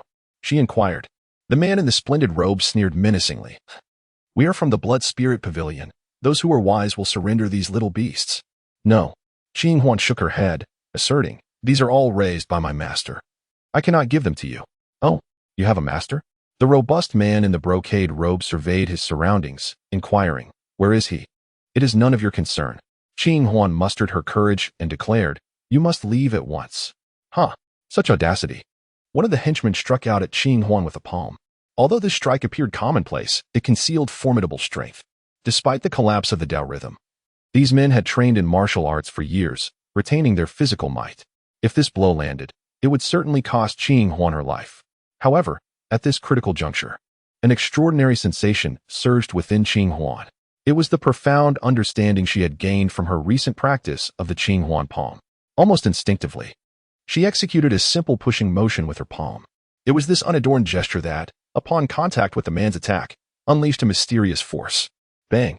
The subordinate was violently hurled away, crashing heavily against the courtyard wall. Before he could even comprehend what had happened, there was a sharp crack. As if a colossal mountain had descended upon his chest, shattering his ribs and extinguishing his life on the spot. This unforeseen turn of events rendered everyone speechless, including Qing Huan herself, who could scarcely believe what she had just accomplished. The burly man in the embroidered robe gazed at the lifeless body of his subordinate, then turned his eyes to Qing Huan, a flicker of terror crossing his features.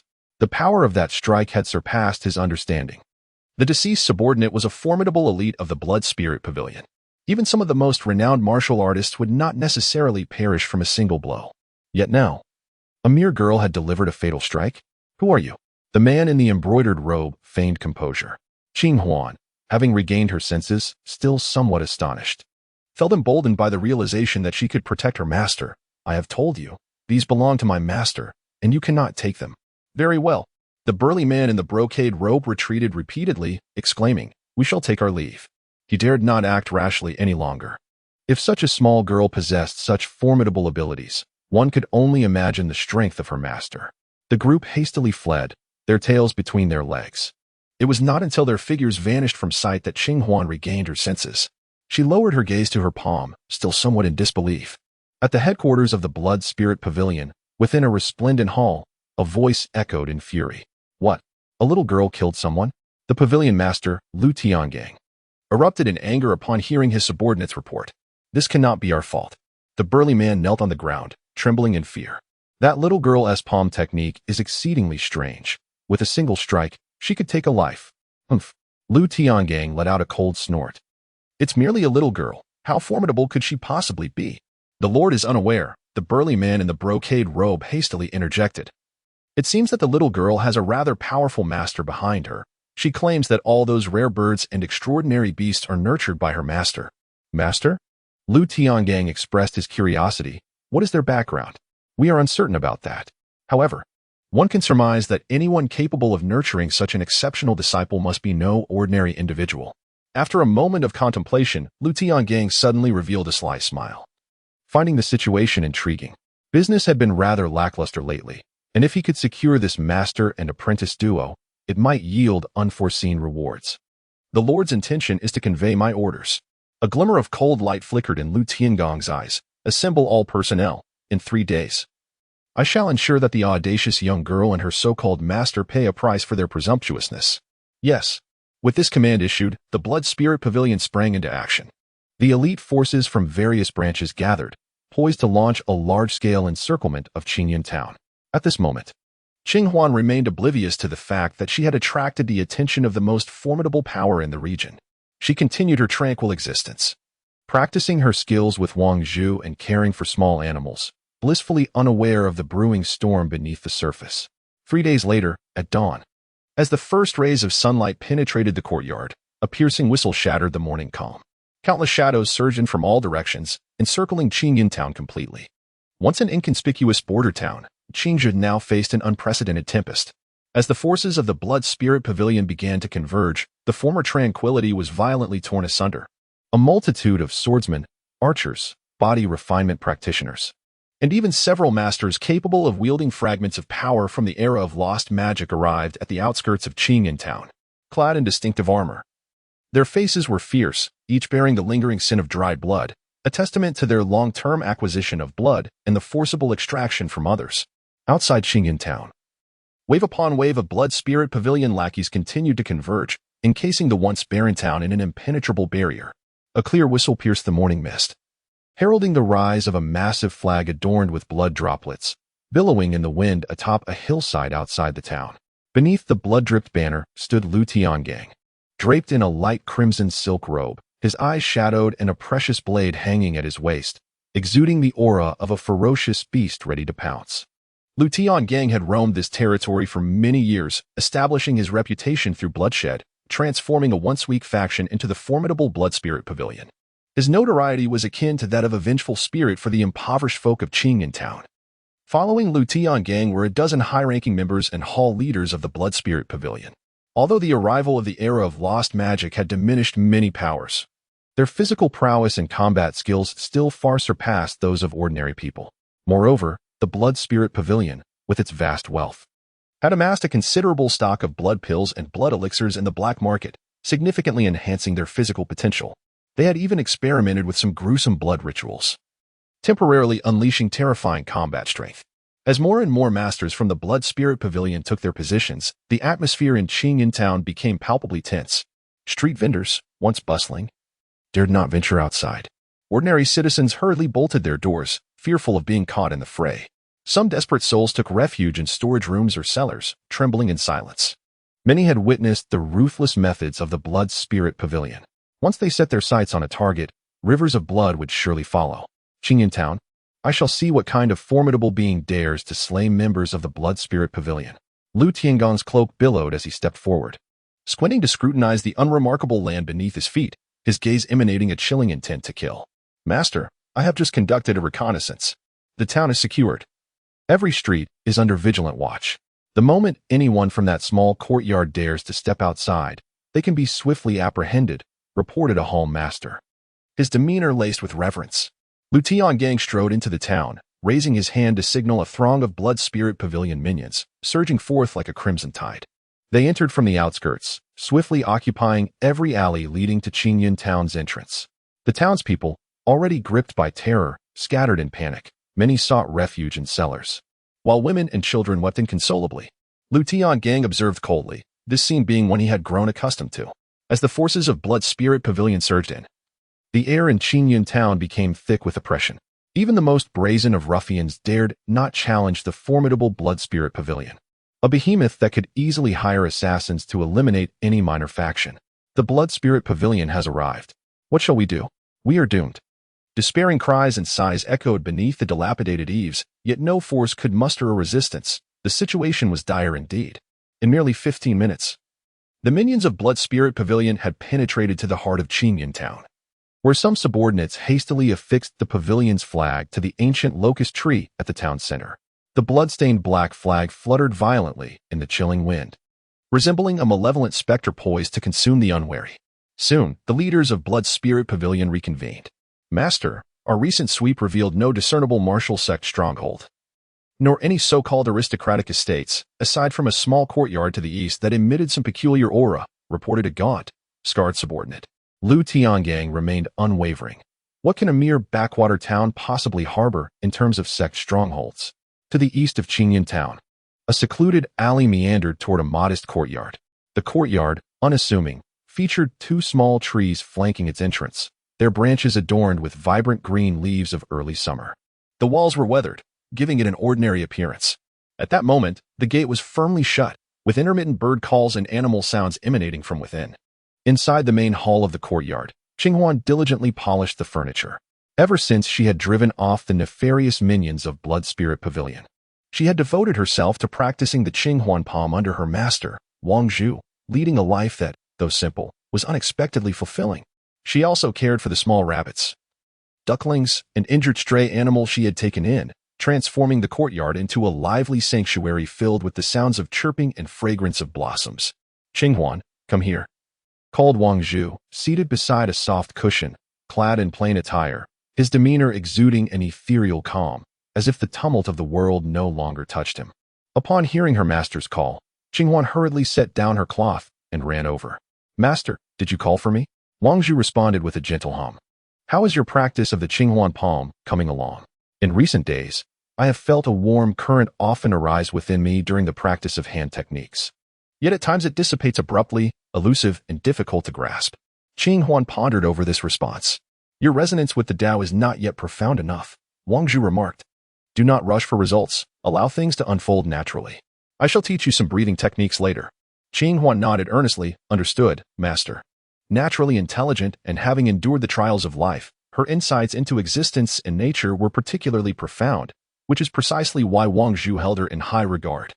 He intended for Qinghuan to gradually integrate the Qinghuan palm with her own understanding of vitality and nature, thereby planting a new seed of the Tao in this age of decline.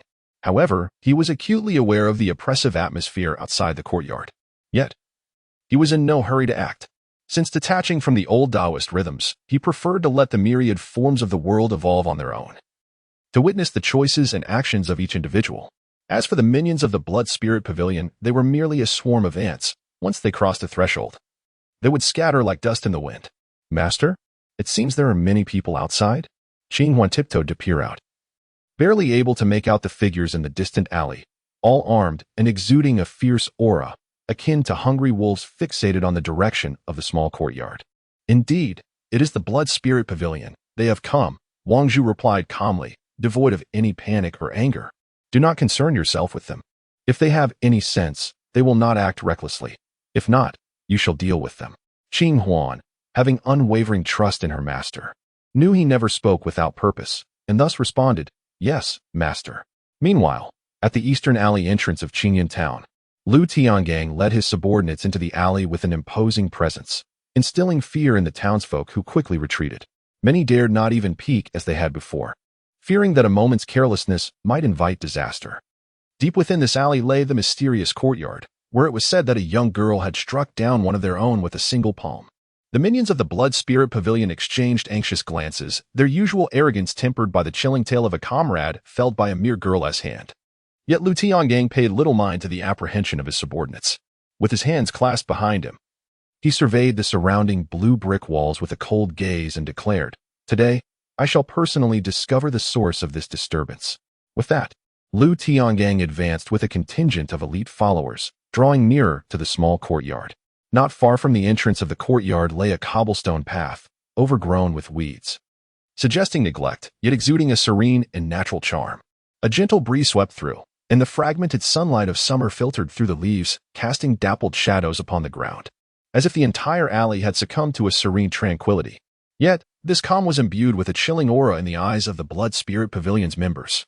"The gate is firmly shut. We cannot discern any movements within," murmured a burly man. Lu Tiangang remained silent. His gaze fixed intently for a moment before suddenly breaking into a cold smile, swiftly harnessing the blood energy within him.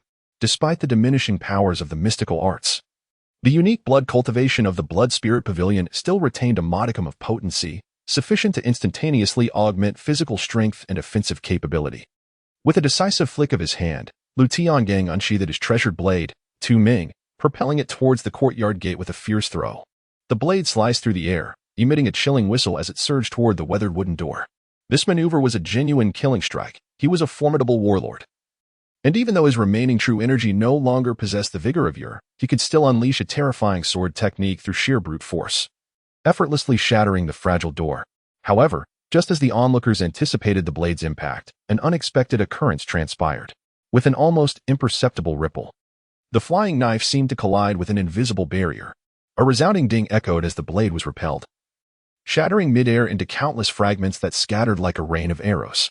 "What?" Lu Tiangong's expression changed abruptly. He had merely intended to break the door open, never anticipating that his treasured blade would be reduced to mere shards. This formidable blade, renowned for its impenetrable material, had once bested countless masters with its fierce radiance.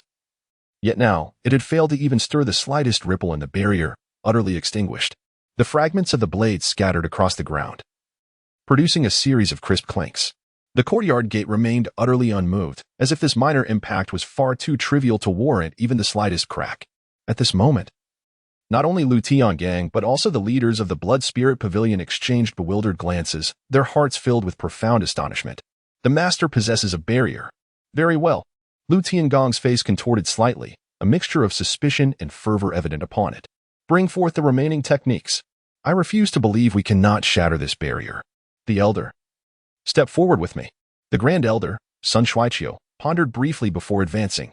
"I shall faithfully obey the command of the sect leader." The others instinctively retreated, granting the duo ample space. Lu Tiangang and Sun Shuaiqiu exchanged a glance and simultaneously let out a deafening roar as their blood surged, crimson mist seeping from their pores and swirling around them.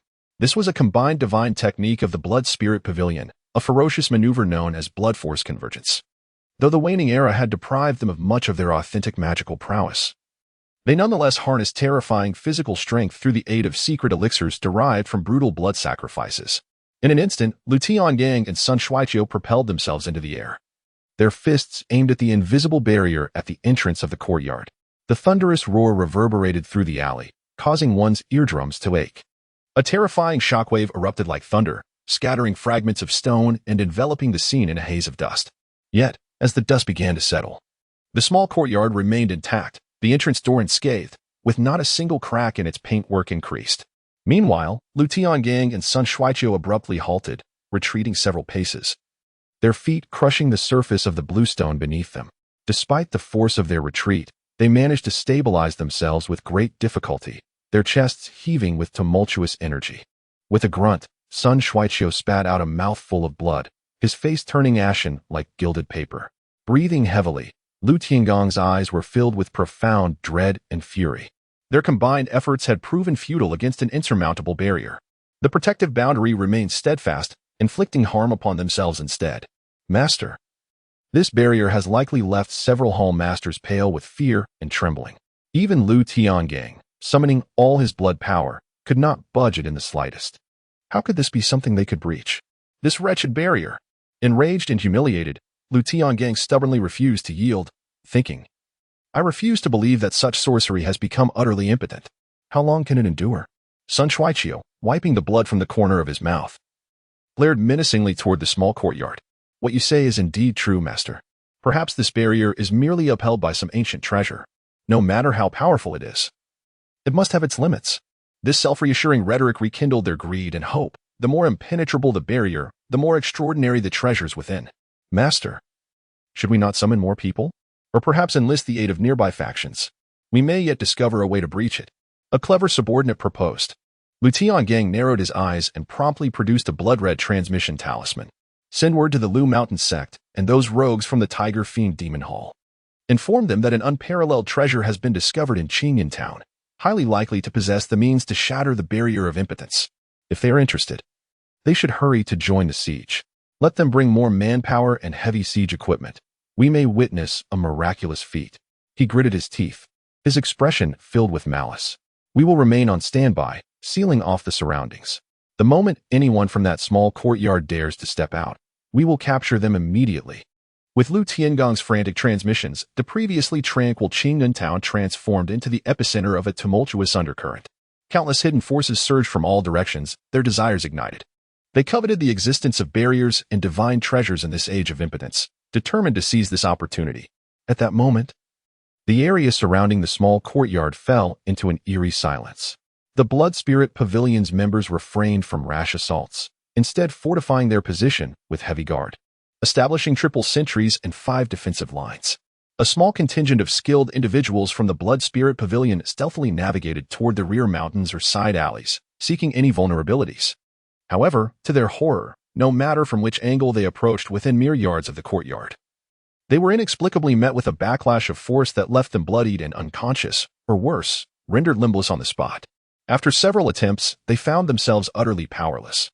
This only solidified the Blood Spirit Pavilion master's conviction that an immense secret lay concealed within the courtyard, the barrier extending even to the rear mountains and side alleys, perfectly safeguarding that abode. Despite their use of various steel claws, grappling hooks, and black powder, they could not budge a single inch of the courtyard walls. Curse it! Lu Tiangang gritted his teeth, having resolved that since a direct assault proved futile, he would bide his time for a few more days until other factions arrived to join forces in breaching the formation. Consequently, Qingyun town fell into a brief state of eerie silence.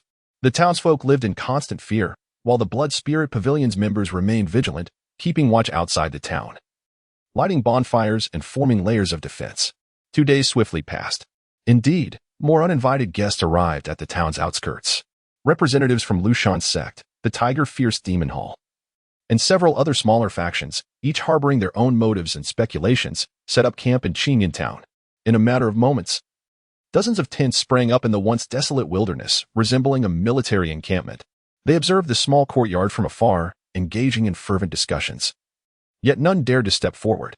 Everyone awaited the others to take the initiative, hoping to reap the rewards for themselves. Some even contemplated a joint assault to capture the courtyard in one decisive strike. Amidst this precarious stalemate, the 3 most prominent forces, the Blood Spirit Pavilion, Lushan's sect, and the Tiger Fierce Demon Hall, shone the brightest. They held a slight advantage in manpower and resources, having reached an unspoken understanding. They would first jointly besiege the courtyard and, upon breaking the formation, would then allocate the spoils according to their respective strengths. Lu Tiangang commanded, "Hold your ground," while secretly calculating his own strategy. At the moment the formation was breached, he would employ his tactics to seize the treasure first. Should anyone impede him, it would become a fight to the death. He would rather see everything perish than allow the treasure to fall into another's hands. Thus, on the morning of the 3rd day, the gathered forces outside Qingyun town had swelled to over 100, and the atmosphere grew increasingly tense. That day, the pavilion master Lu Tiangang and his comrades assembled early at the entrance of the courtyard, ready to initiate a new round of probing. They even brought along a siege crossbow, which, although its power had diminished significantly in this age of decline, was still more than sufficient to deal with ordinary walls. Seeing this, the surrounding factions dispatched representatives to observe and blocked every possible escape route. It seemed they were merely waiting for the barrier to shatter, ready to surge forward en masse. However, the individuals within the courtyard showed no signs of disturbance. The courtyard door remained tightly shut, exuding an air of tranquility. "Pavilion Master, are we truly going to strike?" Someone cautioned anxiously, fearing another setback. "What nonsense are you spouting? Bring it here." Lu Tiangong's expression turned icy as he gestured to the archers behind him, issuing orders for everyone to take their positions, preparing to unleash their assault. The towering black siege crossbow, driven by a dozen strong men, creaked and groaned as it was maneuvered into the depths of the alley. It was equipped with alloy arrows, their tips glinting ominously, as if capable of piercing through even the thickest steel. "Load. Draw aim." With a cacophony of shouts, the siege crossbow was aimed at the seemingly ordinary wooden door. The powerful bowstring creaked ominously as it was drawn back, poised for release. The onlooking cultivators from various factions outside the town held their breath, captivated by the spectacle. They were eager to witness whether the legendary indestructible barrier could withstand the might of the siege crossbow. Yet they dared not approach too closely, wary of the potential consequences. Release, commanded Lu Tiangang with authority. With a swift whoosh, the alloy arrow, imbued with immense force, shot straight towards the entrance of the courtyard. The air shrieking before its sharp tip. Even a solid city wall would seemingly yield to such a projectile, potentially pierced by its might. However, in an instant, the onlookers witnessed a flash, followed by a resounding crack, as the entire alloy arrow shattered mid-air, with not even the scattered fragments managing to reach the courtyard gate. Repelled instead by an unseen force, cascading to the ground. With a resounding thud, two muscular men standing beside the siege crossbow were thrown to the ground by the recoil. Blood spilling from their mouths incessantly. One unfortunate soul met a grimmer fate, pierced through the chest by a shard and expiring on the spot. Yet, the barrier remained unscathed, and the entrance to the small courtyard retained its tranquil demeanor. The imposing siege crossbow appeared remarkably feeble in the face of the barrier. The onlookers erupted into an uproar, astonished at the level of this barrier, capable of repelling even a siege crossbow. Many exchanged glances, their initial dismissiveness evaporating, replaced by a more somber expression. Greed and apprehension intertwined in their eyes as they clenched their fists in silence. Such formidable power only hinted at the monumental secrets concealed within. Damn it! Lu Tiangang muttered under his breath, kicking over a nearby corpse. Wait a moment. I refuse to believe they will remain complacent. He resolved to encircle the entire town, cutting off their food and water supply, and see how long they could hide. This was Lu Tiangong's current strategy. If he could not breach their defenses, he would lay siege. Although the courtyard appeared modest, who could fathom what hidden traps lay within? He would not relent until they emerged. Perhaps, with time, an opportunity would present itself. 2 days later, a cacophony of hooves echoed from the distance. Just in time, murmured Lu Tiangang, a smile gracing his lips. In the distance, a group of riders approached swiftly, raising clouds of dust. Leading the charge was an elderly man clad in a purple robe, his countenance dark and forbidding. Master Zhang, you have finally arrived, Lu Tiangang greeted, clasping his hands in respect. The newcomers were none other than Zhong Wuhui of the Lushan sect, a veteran powerhouse who still retained some strength in this age of diminishing powers. Master Lu, Zhong Wuhui dismounted swiftly, his gaze sweeping across the tranquil courtyard. A hint of disdain curling at the corners of his mouth. Is this dilapidated abode truly the reason for your blood spirit pavilion's impotence?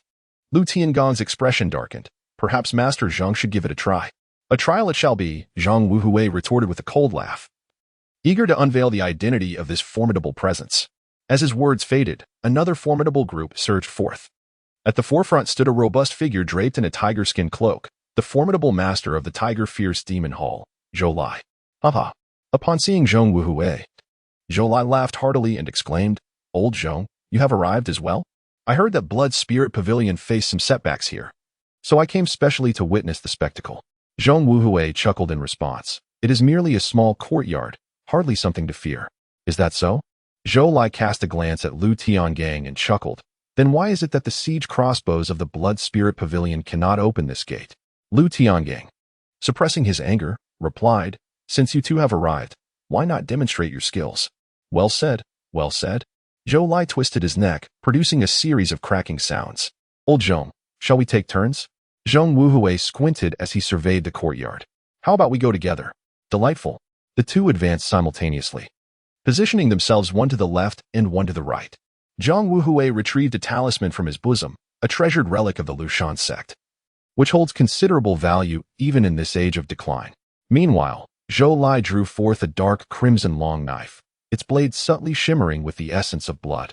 Behold, Zhong Wuhui sneered, ready to showcase the prowess of my Lushan sect. The talisman ignited in his palm, transforming into a streak of azure light that soared into the heavens.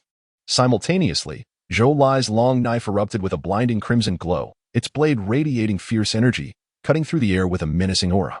Go. The two individuals struck simultaneously.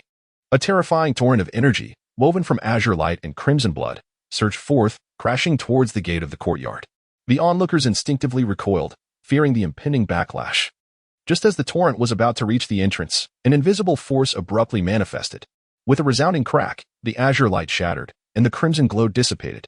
Both Zhong Wuhui and Zhou Lai were hurled backward simultaneously, crashing heavily onto the ground, blood spilling from their lips. Everyone was left speechless. The two Hall Masters of Lushan Sect and Huli Demon Hall, powerful beings capable of wielding some influence even in the age of decline, were unable to even touch the gate of the courtyard? Impossible. Zhong Wuhui struggled to rise, his countenance twisted with rage. Come again. He drew forth his last 3 talismans, shattering them all. A surge of azure light erupted once more, even more ferocious than before. Zhou Lai was equally unyielding, the sanguine glow upon his blades swelling dramatically. A malevolent aura soaring into the heavens. With a resounding boom, an even more terrifying torrent of energy surged towards the gate. Yet, the outcome remained unchanged. As the energy wave approached, it was instantly crushed by an invisible force. The backlash this time was far more dreadful, sending Zhong Wuhui and Zhou Lai hurtling back several dozen zhang, crashing heavily to the ground, blood streaming from their 7 orifices. Their attendants hurried forward to assist them. Master Zhou. As everyone gazed upon the woeful state of the 2 masters, a collective gasp echoed through the crowd. This was no ordinary barrier. It was akin to an indomitable grand formation. Damn it! Lu Tiangang gritted his teeth. Let us attack together. The members of the Blood Spirit Pavilion surged forward, brandishing an array of weapons. The people from the Lushan Sect and the Tiger Fierce Demon Hall were equally unwilling to back down, launching their assaults in unison. In an instant, the combined force of hundreds of attacks converged into a formidable torrent, creating a tremendous spectacle. However, the outcome was even more tragic. Every attack was repelled, resulting in dozens of fatalities on the spot and hundreds more grievously injured. The courtyard remained utterly unscathed, with not even a single leaf stirred. How could this be possible? Someone could not help but voice their disbelief in a trembling tone. A commotion arose from a distance as 3 more factions arrived: the Azure Dragon Gang, the Blood Shadow Tower, and the Heavenly Demon Valley. Each of these renowned forces possessed their own formidable capabilities. Lord Lu, what has transpired? Zhao Qinglong, the leader of the Azure Dragon Gang, dismounted and surveyed the chaotic scene, his brow furrowing in concern. Lu Tiangang replied gravely, "You have arrived just in time. There is something amiss in this courtyard. We cannot breach it, even when united." The leaders of the various factions exchanged glances, each recognizing the weight of the gravity reflected in one another's eyes. A place capable of thwarting the Blood Spirit Pavilion, the Lushan Sect, and the Tiger Fierce Demon Hall must undoubtedly harbor a colossal secret. Well said, Zhao Qinglong chuckled. Our Qinglong gang has recently acquired a treasure that may prove useful. The Master of Blood Shadow responded ominously, I possess some unique techniques as well. The Lord of Heavenly Demon Valley snorted coldly, let us join forces. I am eager to see which formidable entity dares to play tricks here. The alliance of the 6 major forces grew even more formidable, unleashing a torrent of treasures and secret arts, their malevolence palpable, and the atmosphere thick with lethal intent. Yet the outcome was even more devastating. All assaults were repelled, resulting in heavy casualties. The leaders of the 6 factions bore wounds, some grievously injured, while the small courtyard remained untouched, as if mocking their hubris. What on earth is this place? Zhao Qinglong stammered. The Master of Blood Shadow wiped the blood from the corner of his mouth, pondering. Could it be the secluded domain of some mighty being? The Lord of Heavenly Demon Valley spoke solemnly. Perhaps we should summon the Divine Court for assistance? At this suggestion, everyone trembled. Though they, as lesser forces, were powerless, surely the Grand Divine Court could resolve this predicament. However, Lu Tiangang hesitated. Would the Divine Court truly intervene in such a trivial matter? Zhong Wuhui coughed up a mouthful of blood and scoffed. Trivial? Just observe the formidable power of this barrier. It may conceal some earth-shattering secrets within. If the Divine Court were to become aware of it, they would undoubtedly take action. Upon reflection, the others concurred. Such a bizarre barrier was virtually unheard of in these final days of magic. Should we unravel its mysteries, perhaps we could witness a resurgence during this age of decline. Then let us summon the Divine Court. Lu Tiangang declared with finality. Soon, the news reached the Grand Divine Court of Deshi. Within the opulent hall at the heart of the Divine Court, a middle-aged man draped in a robe of purple and gold furrowed his brow. What? A mere small courtyard has caused the 6 great factions to suffer defeat? This man was Zheng Yintian, the Deputy Master of the Law Enforcement Hall of the Grand Divine Court. Before him knelt an envoy, sent by the Blood Spirit Pavilion to seek assistance. Indeed, the envoy bowed repeatedly, as the barrier was exceedingly strange. No assault could shake it, and any attack would rebound fiercely. We suffered immense losses and could only beseech the Divine Court for assistance. Zhang Yutian narrowed his eyes, intrigued. Since the decline of the era of magic, The power of the great Shi divine court had diminished significantly. However, even a withered camel is larger than a horse. They remained the most formidable force in this region. With that in mind, I shall take matters into my own hands. Zhang Yutian rose, a glimmer of cold light flashing in his eyes. Eager to discern which divine being dared to display their might on the territory of the great Shi divine court. That evening, the area outside Qingyun town buzzed with activity. The 6 major factions held their ground, preventing anyone from approaching the small courtyard. Suddenly, a terrifying pressure descended from the heavens. Everyone looked up in awe, witnessing a beam of purple-gold light slicing through the night sky, akin to a meteor plummeting down. With a resounding thud, Zhang Yutian descended gracefully to the ground, his purple-golden robe billowing as if stirred by an unseen breeze, exuding an overwhelming presence. Salute to Master Xing. The crowd knelt in unison. Even the leaders of powerful factions like Lu Tiangang appeared as mere ants in the presence of Zhang Yutian. Rise, Zhang Yutian said softly, his gaze resting upon the quaint courtyard. Is this the place? Indeed, Lu Tiangang replied respectfully. I humbly request Master Zhang to take action. Zhang Yutian scoffed. Is it truly necessary to disturb me for a mere courtyard? He raised his right hand, summoning a sphere of purple-golden radiance within his palm. This was his life-bound artifact, a sacred weapon. Although its power had diminished considerably, it still ranked among the finest weapons in this era of dwindling magic. Go! Zhang Yutian struck with a palm. The violet-golden radiance transformed into a streak, piercing through the void and crashing towards the courtyard. With a resounding roar, the entire Qingyun town trembled. The purple-golden radiance shattered upon reaching the threshold of the courtyard, akin to fragile bubbles bursting. Moreover, an even more terrifying backlash surged forth. With a resounding crack, Zhang Yutian's right arm shattered, blood gushing forth. Ah! He screamed, hurtling backward and crashing heavily onto the ground. Everyone was rendered speechless. The esteemed deputy head of the law enforcement hall of the Divine Court could not even touch the gate? Was this within the realm of human capability? At that moment, a voice finally resonated within the courtyard, noisy. Just 2 words, yet they carried an air of unparalleled authority. In the next instant, an invisible force emanated outward. All those encircling the small courtyard, be they formidable experts of the Divine Court or masters from various powerful factions, were enveloped by this overwhelming power. The crisp sound of cracking bones echoed repeatedly. In the blink of an eye, thousands fell simultaneously, all spewing blood. Outside Qingyun town, the earth was stained crimson. Countless formidable figures collapsed, leaving no one unscathed. Even Zhang Yutian, the vice master of the Divine Court's law enforcement hall, lay on the ground, his arms severed and his condition dire. The scene was utterly shocking. Many were rendered motionless, their eyes brimming with dread and despair. They could scarcely fathom that such a seemingly insignificant courtyard could unleash such terrifying power. This is impossible.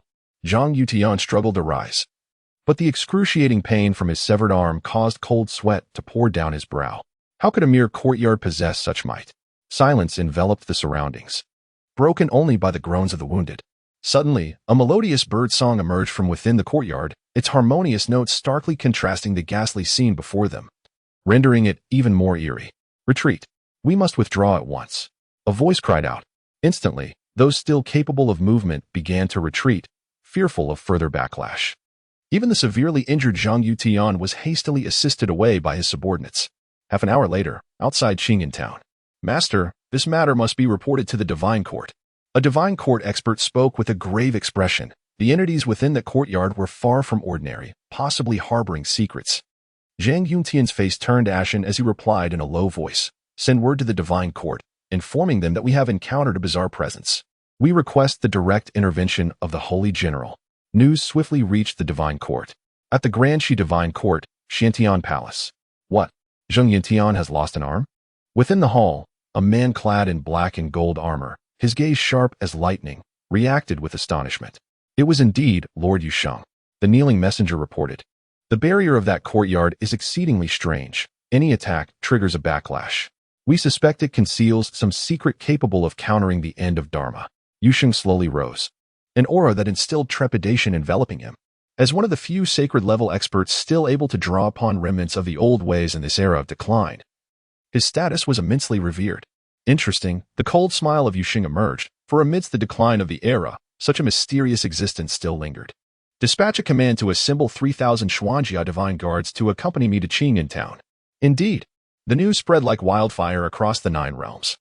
The Holy General of the Divine Court personally emerged from seclusion, an event that immediately stirred a great commotion. Various factions hastily dispatched representatives to Qingyan Town, eager to witness the unfolding spectacle. 3 days later, the open ground outside Qingyan Town was teeming with people, a cacophony of voices echoing in the air. Countless cultivators and powerful individuals gathered, banners fluttering in the breeze, an aura of ferocity palpable. Among the assembly, over a dozen prestigious sects from the Holy Lands were present, alongside representatives from various orthodoxies and divine dynasties. Have you heard? Even the deputy head of the Divine Court has fallen. Hush, keep your voice down. Yet, this matter is indeed peculiar. In this age of decline, who possesses such power? Someone must have acquired a treasure capable of countering the end of the era. Whispers filled the air, each person's gaze shimmering with an unusual intensity. Suddenly, the sky erupted with thunderous roars. Everyone looked up in astonishment, witnessing dark clouds rolling in, accompanied by flashes of lightning. A formidable army descended from the heavens, exuding an overwhelming aura of menace. It was the Divine Court's Xuanjia Divine Guards. The crowd gazed skyward, gasping in awe. Rows of black-armored warriors stood upon semi-transparent flying discs, forming a tight formation that radiated a chilling, killing intent. Each soldier was a towering figure, their flesh etched with ancient patterns resembling thunder strikes, indicative of their brutal body fusion ritual. The Xuanjia Divine Guards could briefly unleash Saint Realm-level prowess, representing an extraordinary force in this waning age. 3,000 Xuanjia Divine Guards gathered, blocking out the sun, led by a figure towering atop a colossal spirit war spear, adorned with 2 crossed long blades on his back. His white hair was tied back, and a fierce scar crossed his brow, giving him a ghastly appearance. Lord Yuxing has arrived, someone exclaimed. The 3,000 Xuanjia Divine Guards gradually split into 2 wings, clearing a path through the center. Soon after, an ancient palanquin, surrounded by 7 ethereal lights, floated down from the clouds. Within the palanquin, a figure sat behind heavy drapes, their gender and features obscured. Yet, the overwhelming presence that enveloped the 8 directions and oppressed the 6 realms sent shivers down the spines of all present. In that moment, even breathing seemed to become arduous. It is indeed Yuxing. Having stepped into the Saint Realm during the old era, they still possess fragments of Tao rhythm to wield in this age of decline. Trembled the voice of an old powerhouse from a distance. Misfortune is truly upon Qingyan Town. In an instant, the imposing and frigid Divine Court Legion spread an impenetrable net above Qingyan Town, sealing off all escape routes within 100 miles. Many onlookers were forced to retreat, backing away in fear, unwilling to confront such military might directly. As the palanquin descended to a height of about 10 zhang above the ground, the drapes finally lifted slightly, releasing a bone-chilling gust that enveloped the gathered crowd, as if they were plunged into the depths of winter. In the next breath, a deep, ethereal yet supremely authoritative voice resonated throughout the area. Who dares to harm the officials of the Divine Court within their territory? Step forth and face your demise. In her words, there was no hint of ambiguity, only a chilling intent to kill. In the courtyard, Qing Huan was diligently gathering her energy, undaunted by the external threat. She turned and gently tapped on the door. Master, they have arrived. Silence enveloped the room. Qing Huan refrained from calling again. During these days, she had already learned her master's way of doing things. She approached the courtyard gate and pushed it open, causing the barrier to part slightly of its own accord. Simultaneously, the 3,000 armored Divine Guards let out a thunderous roar, brandishing their blades, as swirling black mist intertwined with sanguine light, seemingly on the brink of unleashing a cataclysmic tempest. Bow before Lord Yuxing. All present knelt, including representatives from the sacred sections. Yuxing's gaze swept toward the small courtyard, a cold smile gracing his lips. A mere small courtyard dares to be audacious within my divine realm? Today, I shall see what kind of divine being you truly are. Before his words had fully settled, he waved his hand, formed the formation. The 3,000 armored Divine Guards aligned in perfect order, their malevolence soaring. A faint golden light emanated from each guard, an extraordinary manifestation born from the fusion of ancient path fragments. At that moment, the entire world seemed to change its hue, as everyone held their breath in anticipation. A sudden sound of crisp footsteps echoed from the small courtyard. Tap, tap, tap. A young girl clad in white emerged, barefoot, with a delicate visage, appearing no older than 14 or 15. Is this the master of the small courtyard? Someone exclaimed in disbelief. Impossible. Just a little girl? Murmurs of astonishment rippled through the crowd. Even Yuxing furrowed his brow. Qing Huan stood at the courtyard entrance, her voice soft yet resolute. "My master instructed me to handle this today. You may leave." At her words, a moment of silence engulfed the surroundings, soon followed by a chorus of laughter. "Ha ha! A little yellow-haired girl dares to speak so boldly? She must be frightened into foolishness." Even Yu Sheng displayed a contemptuous sneer. "Ignorant little girl, since you seek your demise, I shall oblige. Attack!" The 3,000 armored divine guards simultaneously raised their long spears, their tips glowing with a blinding golden light. "Kill!" In a synchronized roar, 3,000 long spears thrust forward simultaneously, their golden light intertwining into a net that enveloped the heavens and the earth, exuding an awe-inspiring might. Qing Huan revealed a faint smile, slowly raising her right hand with her palm facing the sky, softly uttering, "My master says, the palm is a broom, the heart is like dust." As her words fell, a peculiar ripple suddenly emerged from her palm.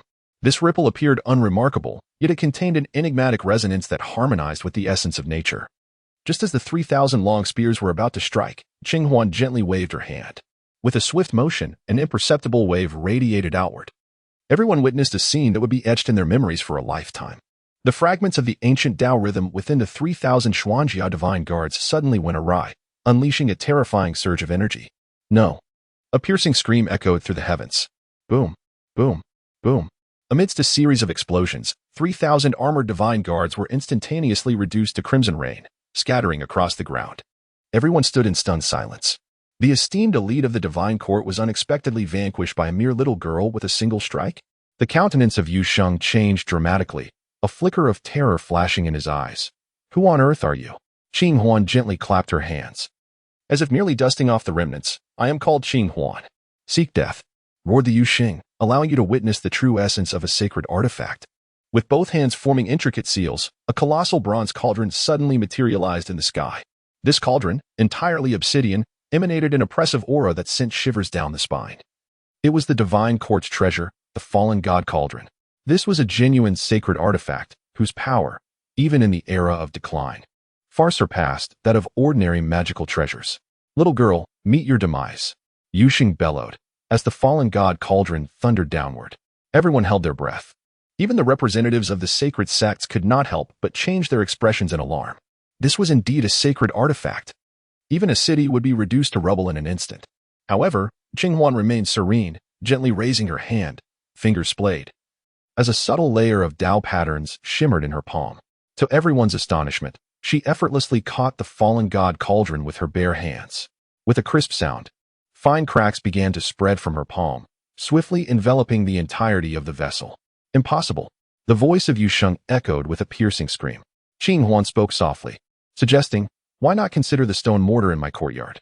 As her words fell, the divine cauldron shattered with a thunderous crash, disintegrating into countless fragments that plummeted to the ground. At that moment, the entire world seemed to plunge into an eerie silence. Everyone stared in wide-eyed disbelief, unable to comprehend the spectacle before them. That was a sacred artifact. How could it have been crushed by a mere little girl's bare hands?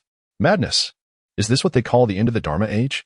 The master of the Blood Spirit Pavilion, Lu Tiangang, roared frantically. Others gasped in shock, their hearts stirred by tumultuous waves of astonishment. This was far beyond their understanding. Just as everyone was engulfed in astonishment, a piercing sound of tearing rent the sky. The void was forcibly ripped open, unleashing an endless surge of dark energy. A commanding voice reverberated through the heavens and the earth. "Interesting, truly interesting. I must see who possesses the audacity to act so recklessly in this age of decline." From the chasm in the void, a colossal figure gradually emerged. It was a giant shrouded in black mist, towering nearly 100 feet high, with strange runes swirling around it. Each rune flickered faintly, emanating an unsettling pressure that sent chills down the spine. "It is the Lord of the Abyss." Someone recognized the figure and exclaimed in astonishment. The Lord of the Abyss is one of the formidable beings of ancient legacy, rumored to have reached the realm of demigod kings long before the decline. Although his power has diminished due to the current age, he remains one of the most formidable entities within the 9 realms. Behold the Dark Lord. The representatives of the various factions knelt in reverence. Even the gravely injured Yu Sheng disregarded his wounds, forcing himself to kneel on one knee. The gaze of the Dark Lord swept over the crowd before finally resting upon Qing Huan. The young girl possesses a certain intrigue. In this age of dwindling magic, she has managed to harness such profound power. Qing Huan's expression remained tranquil, as if she were not in the presence of a formidable being who instilled fear across the 9 realms, but rather an ordinary passerby. "Who is your master?" the Dark Lord inquired in a deep voice. Just as Qing Huan was about to respond, a gentle voice resonated within the courtyard. "Little Huan, come back." "Indeed, master." Qing Huan turned and walked back into the courtyard, her movements calm and unhurried. A flicker of intrigue passed through the eyes of the Dark Abyss Sovereign. The resonance that this young girl exhibited with the heavens in her every gesture was no mere coincidence. The master she referred to, I fear, is even more extraordinary. Upon this realization, the Dark Abyss Sovereign suddenly burst into laughter. "You may withdraw, Yu Sheng. I shall personally engage with this esteemed individual." As his words faded, he extended his enormous hand, reaching towards the small courtyard. In an instant, the world around shifted in hue. Countless black runes emerged in the void, weaving together to form a colossal array of symbols, enveloping the entire courtyard. This was the Dark Abyss Sovereign's renowned technique, the soul-devouring rune array, which, it is said, even a deity-level powerhouse would find arduous to escape once ensnared within. Yet, at that moment, a soft chuckle resonated from within the courtyard. A patch of withered grass drifted silently out the courtyard door, swaying gently in the air. It was an utterly ordinary tuft of dried grass, yet it exuded an ineffable sense of mystique. A profound sense of crisis surged within the heart of the Dark Abyss Sovereign. In the next instant, a sudden transformation occurred. The withered grass unexpectedly burst forth with resplendent radiance, as if it harbored countless stars, illuminating the heavens and the earth. "This is it," the Lord of the Abyss remarked, his pupils contracting sharply. He distinctly sensed the runic network he had meticulously woven dissolving at a visibly alarming rate, akin to snowflakes succumbing to the fervent rays of the sun, vanishing in an instant. Furthermore, fissures began to mar his colossal form, as a mysterious force sought to unravel his very essence. Impossible! What manner of power is this? The Lord of the Abyss was engulfed in terror. At that moment, a middle-aged man clad in simple garments emerged slowly from the courtyard. It was Wang Zhu. He gently twirled the withered grass he had just held, offering a warm smile to Qing Huan. "Observe closely. This palm strike is called red dust." As soon as the words left his lips, the dried grass transformed into a streak of luminescence, lightly piercing the void. In an instant, the heavens and the earth altered their hues. An infinite expanse of starry rivers materialized in the void, each star brimming with unfathomable power. The celestial rivers flowed, tracing an intricate trajectory, as if embodying the profound truths of the universe. The Lord of the Abyss finally came to a realization, his voice laced with terror. Yet before he could finish his words, he transformed into specks of starlight, dissipating into the vastness of the world. A formidable demigod, vanquished by a mere patch of withered grass. At that moment, everyone stood frozen, their perception of reality seemingly suspended, unable to process the extraordinary events unfolding before them. Outside Qingyun town, chaos reigned supreme. The presence of the Lord of the Abyss had long since vanished, leaving behind only the lingering black mist in the air, reminiscent of the starlight that obliterated his form. At the town's entrance, thousands of powerful figures from various factions wore expressions of ashen despair, some kneeling, others sprawled, gravely injured, their bodies trembling uncontrollably. In that fleeting instant, they bore witness to a scene that could shatter all preconceived notions. In mere moments, a demigod-level powerhouse was annihilated. Lu Tiangang, the master of the Blood Spirit Pavilion, stared vacantly, as if haunted by a nightmare long buried in legend. The others exchanged bewildered glances, equally terrified by Wang Zhu's extraordinary prowess. Who was that unassuming man in simple clothing who had emerged from the courtyard? The esteemed Lord of the Abyss had been effortlessly reduced to dust by his casual gesture with the withered grass, unable to mount any form of resistance. At the rear of the group, Yu Sheng bit his lip, forcing himself to stand in silence.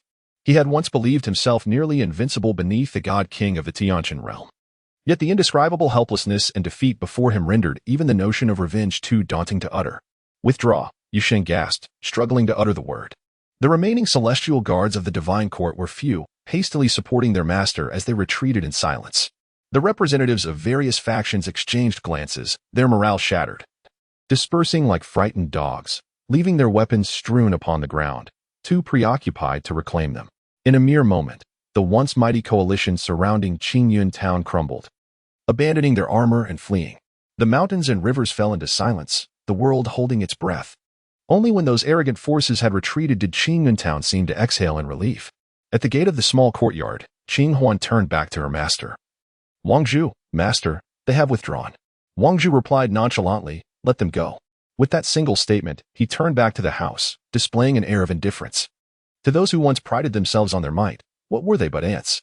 Should they fail to restrain themselves, they would be extinguished without hesitation. Qing Huan smiled faintly, closing the courtyard door, sealing off the chaos and slaughter of the world beyond. For several consecutive days, Wang Zhu remained stationed in the small courtyard. Choosing not to venture outside, Qing Huan diligently practiced the Qing Huan Palm daily, tending to the flowers and small animals within the courtyard.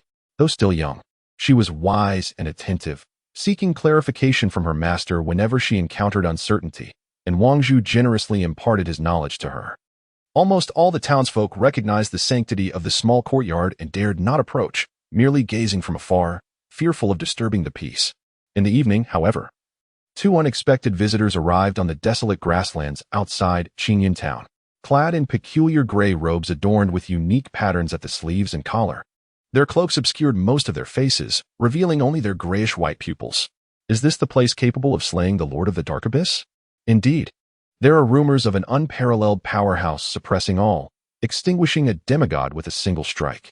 TCH, perhaps it is merely bluster. The 2 whispered to one another, their words laced with a chilling intensity. Soon, they turned their gaze toward Qingyun town, a glimmer of bloodthirsty fervor igniting in their eyes. The vanguard will commence. When our ancient clan of devourers truly descends, this mere celestial realm will be but a trifle. And the blood and souls here shall serve as offerings for our clan's ascension. Ha ha.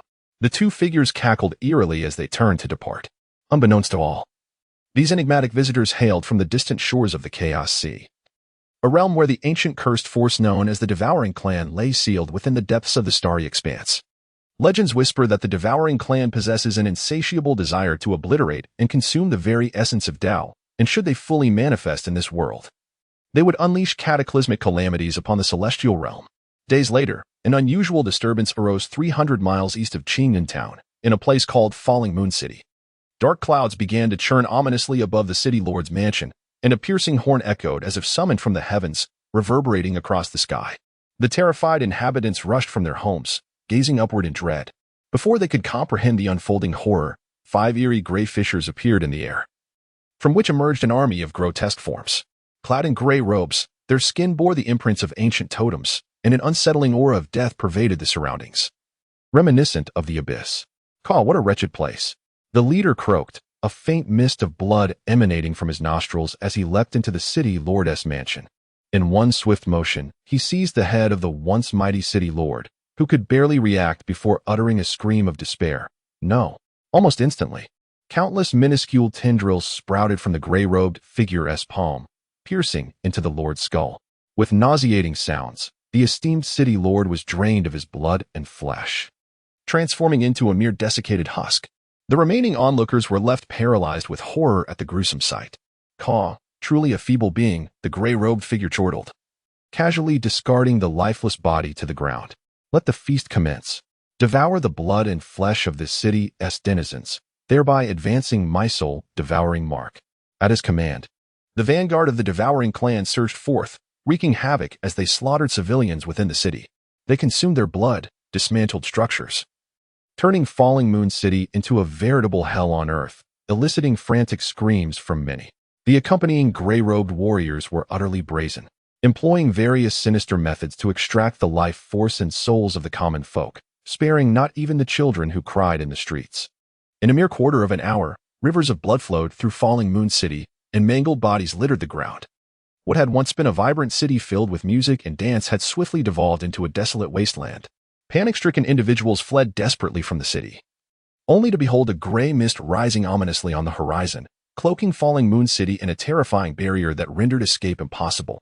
The leader of the encroaching forces, brandishing a gray staff, savored the lingering taste of blood in his mouth, a chilling smile gracing his lips. We have drained them sufficiently. It is time to proceed to the next town. Just as they were about to depart, a warning signal seemed to resonate from the depths of the firmament. The leader clad in gray robes furrowed his brow slightly, intently listening. The elder of the ancient clan had issued a directive, indicating the manifestation of an extraordinarily formidable Tao rhythm power in the vicinity of Qingyun town, prompting us to hasten our journey to investigate. He suddenly grinned, a bloody smile spreading across his face, declaring, "Just in time. I have yet to satiate my hunger. Let us cleanse that area as well." Thus, Luoyua City descended into a realm of death. Merely half a day later, when nearby forces sensed the anomaly and dispatched personnel for rescue, they were greeted by a scene of carnage. Bones littered the ground, blood flowed like a river, and not a single soul remained alive. The vanguard of the Sherdao ancient clan had already embarked on their path to Qingyun Town. In the misty dawn of Qingyun Town, a contingent in gray robes approached slowly. Each individual emanated an aura of malevolent energy, instilling fear that sent the townsfolk scattering in panic. They were creatures more sinister than the divine court's Xuanjia army, exuding a bloodthirsty scent more ominous than that of the remnants of the abyssal sovereign. "Master, I seem to detect a rather pungent odor," remarked Qinghuan as she set down her water bucket and gazed toward the east. Wang Zhu was leaning against the ancient well in the courtyard, gently skimming the water's surface. Qinghuan nodded slightly. "Go ahead, test the fruits of your training these past days." Her eyes sparkled with excitement as she obediently replied, "Yes." Over the past few days, her insights had deepened, and she realized that the essence contained within the Qinghuan palm transcended mere physical prowess. It was connected to the operation of a higher level of principles. With each thrust of her palm, she sensed the flow of vitality, as the formless Tao rhythm of the universe intertwined with her being. Meanwhile, the vanguard of the Sherdao ancient clan had successfully reached the riverbank outside Qingyun Town. Their attendants traversed the waters, each step causing the river to steam, as if they were ablaze with sinister thoughts. Wherever they passed, fish and shrimp perished, and the river's surface became covered with layers of white foam, presenting a horrifying spectacle. "Dear?" The leader in the gray robe stood beneath a crooked tree at the edge of the town, licking his lips in disdain. This wretched place was even worse than the city of Falling Moon. However, according to the elder's words, there existed an extraordinary essence here. His expression darkened, and a sinister smile curled at his lips. "Can it truly vanquish a demigod? How intriguing. If we were to obtain it, we could devour this new path and restore the glory of our clan." Behind him, dozens of gray-robed warriors sneered, striding boldly into the town. Instantly, chaos erupted in the streets once more. The majority of the townsfolk, having grown accustomed to fleeing after the previous onslaught from the divine court and various factions, hastily shut their doors, while only a handful of audacious individuals remained trembling in place. The leader in gray let out a hearty laugh, urging his subordinates to rampage, seizing anyone in their path and siphoning their blood. Several townspeople had already fallen victim to their wicked hands, their chests pierced, blood drained on the spot. Aha! How exhilarating. The blood of mere mortals is far too insipid. The gray-robed leader, still craving more, turned his gaze around, searching for his target. Was it that small courtyard? Just as he pondered, a girl clad in white emerged from the alley ahead. Qinghuan cradled a handful of seeds, originally intending to sow them in the barren land outside her courtyard to provide more grass for the small creatures to feast upon. But she unexpectedly encountered this band of marauders. Upon seeing the lifeless body of a townsman transformed into a desiccated corpse on the ground, her brows knitted together, and her voice brimmed with uncontrollable fury. "Who are you?" The leader in gray cackled maniacally, his tone dripping with arrogance. "We are the ancient clan of devouring paths. All beings in this realm are our sustenance. Little girl, if you know what is good for you, then step aside, or I shall drain your blood as well." Having endured a tumultuous childhood, Qinghuan, under her master's guidance, had gradually mastered newfound powers and was no longer the defenseless girl she once was. Witnessing these gray-robed men slaughtering the innocent stirred a tumult of compassion and rage within her, and her gaze grew even more frigid. "I shall grant you an opportunity. Leave Qingyun Town at once. Otherwise, I shall not show mercy." The gray-robed leader seemed to have heard the most ludicrous joke in the world, erupting into a shrill guffaw. "A mere child. What do you understand of the ancient clan of devouring paths? I could crush you with a flick of my hand, like squashing an ant." He extended his right hand, the sleeves of his gray robe swelling ominously, as if dark, serpentine energies were writhing within. This was the clan's exclusive soul-devouring technique, designed to tear apart souls and consume flesh, ensuring that opponents met their demise in despair and terror. Without uttering another word, Qinghuan lightly tapped her right foot on the ground, her arms slowly unfurling. Fingers poised with intent, she pushed forward with her palms.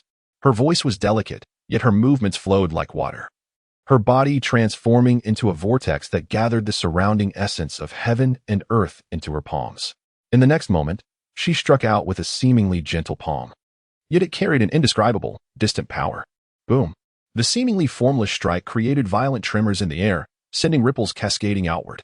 The gray-robed leader felt as though the surroundings had shifted abruptly, his body propelled backward by an invisible force. Then, with a crack, his arm holding the staff shattered instantly. Along with a portion of his shoulder, blood misting into the air, the gray-robed leader let out a piercing scream, his body being thrust back several dozen paces, crashing into and breaking two street-side pillars before finally coming to a halt. His sinister visage was etched with shock and disbelief. The leader in the gray robe gazed in disbelief at his blood-soaked, severed shoulder.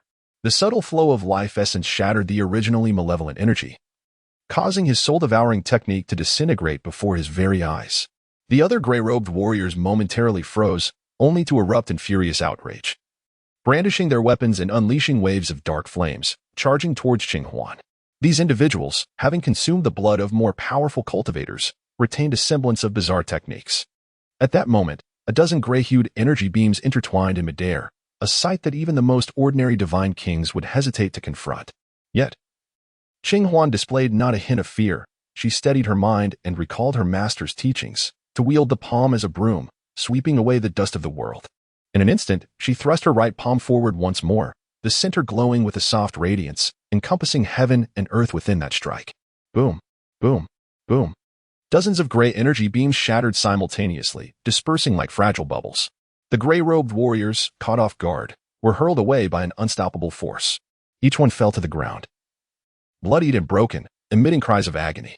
How powerful this girl is! The gray-robed leader's eyes widened in shock as he endured the excruciating pain, hastily crushing a small bone token at his waist. This was a communication emblem of their ancient clan, symbolizing an urgent call for help. A wisp of gray-black light shot into the sky, traveling towards the chaotic sea thousands of miles away. Simultaneously, the nearby gray-robed warriors began chanting some incantation in low tones. Gradually, a vortex hole began to form in the air, as if leading to a deeper void. Qinghuan's gaze sharpened.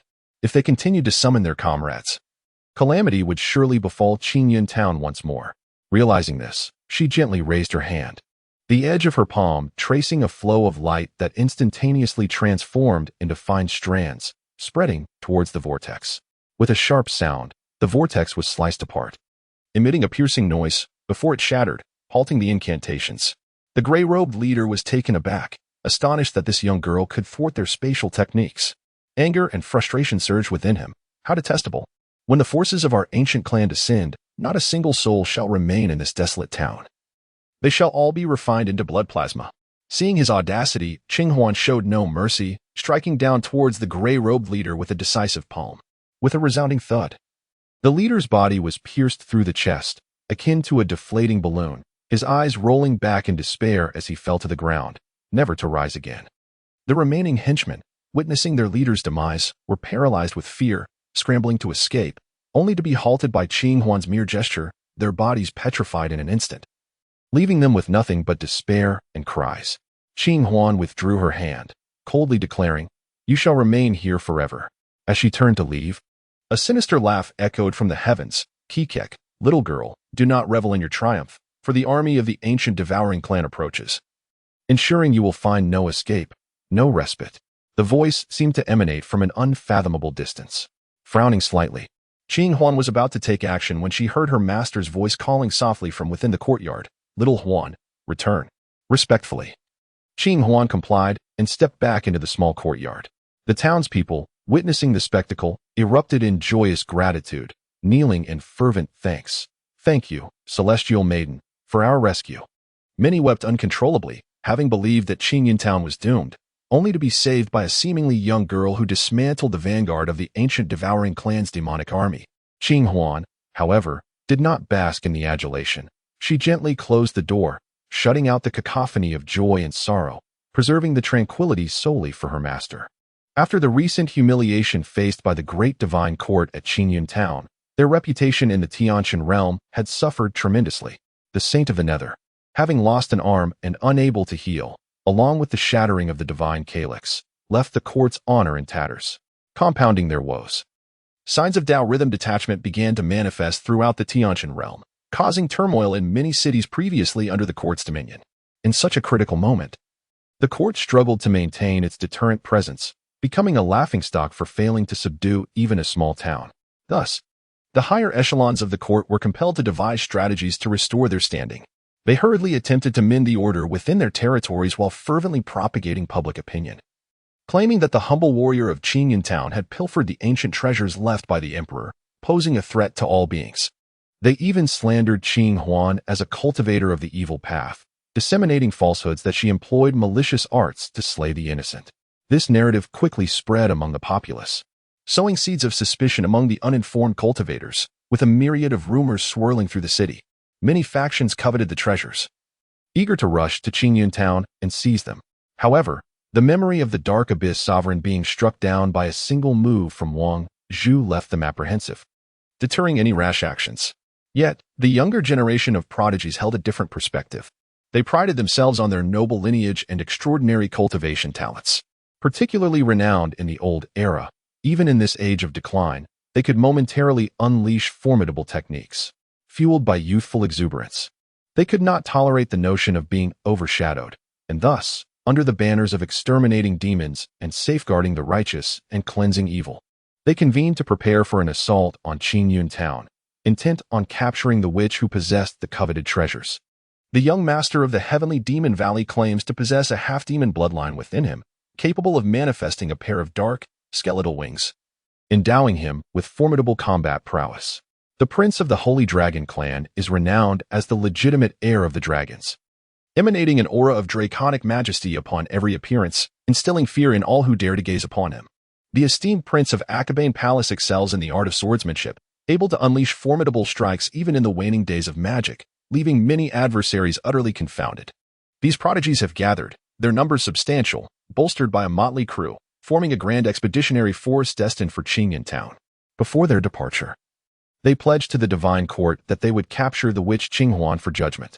Within a few days, this expeditionary team arrived at Qingyun Town, ominously setting up their display at the town's entrance. Although their numbers did not compare to the previous coalition of the divine court, each individual was renowned, exuding an air of arrogance in their every word and action. The townsfolk still recalled the previous bloody encounter. Some fled early, while others hid in corners, filled with trepidation. "Which, come forth and meet your demise," jeered the young master of Tiama Valley, his skeletal wings vibrating as he spoke, his voice grating. Leading the group was the prince of the sacred dragon clan, Shiming, clad in golden scale armor, with a long sword adorned with dragon's eye gemstones hanging at his waist. At that moment, he narrowed his vertical pupils, a smirk playing on his lips. It is said that this witch is exceedingly arrogant and indiscriminately slaughters the innocent. Humph. To me, she is but a wild hen. Upon finishing, his followers erupted in laughter, mocking her openly. This derisive rhetoric quickly reached the small courtyard. The gate of the courtyard slowly creaked open once more. Clad in simple attire, with her hair elegantly pinned up, Qinghuan stepped forward, her gaze sweeping over the gathered prodigies. Her tone indifferent. "What brings you here?" Shiming, who had previously boasted, found himself feeling overlooked upon seeing Qinghuan maintain her composure, igniting a fire within him. He strode forward, closing the distance. "Little girl, you occupy the territory of my divine court and assert dominance over Qingyun Town. You are audacious beyond measure. Be sensible and hand over your treasures, then forfeit your cultivation. Perhaps your corpse may be spared." Qinghuan frowned slightly. "I possess no so-called treasures. As for Qingyun Town, it is merely a place my master deemed worthy. We are but residing here temporarily." "Huh, what a joke," exclaimed the prince of the sacred dragon clan, raising his voice. "With no treasures, how dare you, a mere girl, act so presumptuously? Do you think us fools?" Beside him, the young master of Tiama Valley scoffed. "Enough with the prattle. Once we search you, the secrets will be revealed." With that, several prodigies eagerly moved to take action. Here comes the sword. The young master of Qiyu Palace, standing upon a flying artifact, soared through the air like a comet. He was the first to summon a crimson flying sword, its brilliance akin to a shooting star, piercing directly towards Qinghuan's brow. This sword, named Fire Feather, was renowned in the old era. Wherever its blade passed, it could incinerate all that mere flames could not extinguish. Qinghuan gently lifted her gaze, her right hand sweeping through the void as if brushing away the dust of the world. The dazzling crimson sword light abruptly halted midair, all the momentum of the flames dissipating in an instant. The sword vibrated incessantly, filled with terror as it struggled to break free. Yet it was utterly incapable of doing so. In the next moment, It plummeted like a kite severed from its string, embedding itself in the ground, its tip still quivering slightly. What?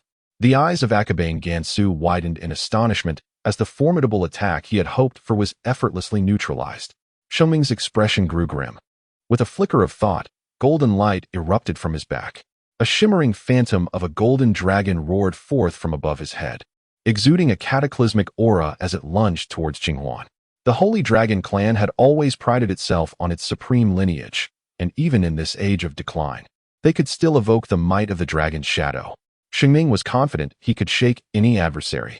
Qinghuan gracefully shifted her lotus-like steps, her fingers gently pointing towards the golden dragon's illusion, seemingly offering a compassionate morsel. To everyone else's astonishment, the once fierce and terrifying dragon shrank before their eyes, emitting a pitiful whimper, revealing an overwhelming fear, and soon, with a few sorrowful cries, it dissipated into wisps of smoke. Shengming's voice trembled, the sight leaving him in shock. The young master of the Demon Valley, witnessing this, began to sweat profusely but maintained a facade of bravado. Do not fear, let us unite. This sorceress cannot withstand our combined might. The remaining prodigies summoned their full prowess, unleashing a dazzling array of martial techniques, talismans, and weapons, all aimed at Qinghuan. Yet, regardless of how resplendent or ferocious the assaults were, upon reaching Qinghuan, they vanished as if swallowed by the sea. Should you not first comprehend what constitutes the true Tao? Qinghuan sighed softly, suddenly flipping her palm. A droplet of water rippled into existence, the very water she used for washing dishes, now transformed into glistening pearls. With a delicate flick of her finger, she sent these droplets cascading toward the assembled prodigies. At first glance, the droplets appeared gentle, yet they contained profound Taoist essence. In an instant, they coalesced in the air into a tightly woven cage, ensnaring the core members, including the Holy Dragon Prince, the young master of the Demon Valley, and Akabane Gansu, before they could break free. A terrifying aura surged from within the water droplet cage, an omen of their own bloodline or remnants of ancient power rebelling against them. Boom. The dragon patterns on the Holy Dragon Prince contorted and writhed, his face twisted in agony as he struggled to suppress the surge of golden dragon blood within him. A sickening pu sound escaped his lips as he coughed up blood, and soon, he collapsed to the ground, his golden scales shedding one by one. In the depths of the Demon Valley, the young master, Bone Wing, shattered inch by inch, unleashing a frenzied howl. The situation of the esteemed disciple of Qiyu Palace was even more tragic. The fiery feathered sword was relentlessly redirected by a force from within the water cage, inflicting grievous wounds upon himself, causing blood to pour forth in a horrifying spectacle. In an instant, all the elite warriors found themselves utterly vanquished. Those who had approached with pride now reduced to a pitiful state of despair, groveling and wailing. Onlookers, including rogue cultivators and representatives of various factions, stood in stunned silence. Jazagape. This was not merely a battle of different levels, it was a devastating exhibition of dominance. Qinghuan cast a serene glance over the fallen elites, reflecting on their arrogance and disdain for the weaker beings around them, never considering that those they deemed weak possessed their own tenacity and guardianship. Turning her gaze to Shengming, she observed his almost shattered dragon vein. With a casual flick of her wrist, the water cage dissipated, transforming into a gentle stream that gradually flowed into his body, preserving his life. Return and inform your kin. Should they dare to rebel again, I shall obliterate your entire clan. Shengming's complexion turned ashen, his body trembling with rage unexpressed. The weight of his crushed dignity beneath her heel igniting a searing humiliation and dread within him. At that moment, a distant yet clear voice resonated. Capture this boy. Extract 3 lengths of his dragon tendons and return him to the Holy Dragon Clan. Everyone froze, only to realize that a nonchalant figure had taken up a position leaning against the door of the small courtyard. Qinghuan harbored no doubts about her master's intentions. With a subtle motion of her hand, Shengming was abruptly lifted into the air, rendered unable to resist. No, please, no. Accompanied by a piercing scream. A translucent vein suddenly emerged from Shengming's back, blood gushing forth. A manifestation of the sacred dragon lineage's tendons, forcibly extracted by Qinghuan to the length of 3 zhang, staining the earth with a deep crimson. Witnessing this gruesome scene, the remaining elites were gripped by a chilling dread, their bodies rendered limp and powerless. Such ruthlessness. They exchanged glances and returned, each to convey the message. With a flick of his finger, Wang Zhu summoned the gory dragon tendons, which coiled themselves into a bundle. Qinghuan understood the unspoken command. delivering a forceful blow that sent the gathered elites staggering back, allowing the wounded prodigies to assist one another in their hasty retreat. Sheng Ming was unceremoniously tossed onto the main road, leaving behind a bloody dragon tendon. His eyes were wide with terror, unable to comprehend how he, once exalted, found himself in such a disgraceful predicament. In that moment, the courtyard lay in eerie silence, punctuated only by the panicked footsteps and lamentations of the young talents. It was evident to all that this so-called siege had devolved into the most absurd farce. Nearly 2 days later, Qingyun town was graced by the arrival of a grand procession, led by the Sacred Dragon clan bearing lavish gifts, seeking to atone and express gratitude. Hoping to retrieve Shang Ming and restore his life, this imposing entourage traversed 100 miles, bowing deeply in submission, fully conveying their intention to humble themselves. Yet, in response, Wang Zhu displayed indifference, while Qing Huan casually tossed a spiritual seed. Let him consume this. The Sacred Dragon clan, overwhelmed with gratitude, expressed their thanks repeatedly, not daring to voice a single complaint, and hurriedly departed with their wounded. In an instant, Qingyun town's reputation soared, leaving the world astonished. The once mighty prince of the Sacred Dragon clan had been humiliated, reduced to kneeling in public, stripped of dignity. Ironically, they were compelled to express gratitude to the very one who had inflicted such a humiliation upon him. Just as the world regarded Qingyun town with a mixture of envy and fear, an even greater crisis was brewing. On the far side of the chaotic sea, gray whirlpools silently opened, heralding the approach of the vast legions of the devouring ancient clan, surging toward the Tianqian realm. Unlike the small advance party that had come before, this was the true main force of the devouring ancient clan, awakening after eons of slumber. They came to kill, to consume every trace of the Tao. This realm, once shaped by the order of the celestial emperor, now lay in ruins, and we shall devour the remaining fragments, ensuring the resurgence of our ancestors to their pinnacle. A multitude of ancient warriors clad in gray and black robes unleashed fervent battle cries, employing brutal techniques such as soul-devouring, blood sacrifice formations, and the offering of living beings. They shattered countless cities in a short span, transforming more than 10 into desolate wastelands. The forces of the Tianqian realm were engulfed in terror, while the divine court made several attempts at resistance, all akin to a Mantis attempting to stop a chariot. The army crumbled at the slightest touch, devoured by the soul-devouring ancient clan until not a trace remained. Despairing voices echoed amidst the flames of war and the sea of blood, following their conquest of numerous cities. The soul-devouring ancient clan set their avaricious sights on Qingyun town. Intelligence they gathered suggested the existence of a great opportunity here, possibly even the remnants of an ancient emperor's essence. Should they consume it, they would reign supreme in the age of the end of the law. Thus, the clan's leader, the bony general, personally commanded 100,000 wicked soldiers, proclaiming their intention to completely flatten Qingyun town and perform a 10,000 souls blood sacrifice to summon the dreadfully formidable Lord of Eternal Night, plunging the entire Tianqian realm into an abyss of unfathomable darkness. As the blood-soaked tempest of the soul-devouring ancient clan approached, the residents of Qingyun town, though frightened by the looming danger, found a semblance of calm, for they knew there was a small courtyard, home to the enigmatic robed figure. However, the encroaching darkness was indeed terrifying. Countless gray-robed warriors set up a blood sacrifice formation outside the town, their crimson light blotting out the sun and moon, spreading for dozens of miles. Observers from afar, including cultivators and representatives of various factions, trembled in fear. At that moment, an ancient clan priest raised his bone staff, proclaiming a dreadful incantation. I summon with blood, offering souls as sacrifice, in reverence to the Lord of Eternal Night. As his words echoed, a massive, pitch-black rift suddenly appeared in the sky, as if a colossal entity was emerging from it, revealing a fearsome visage.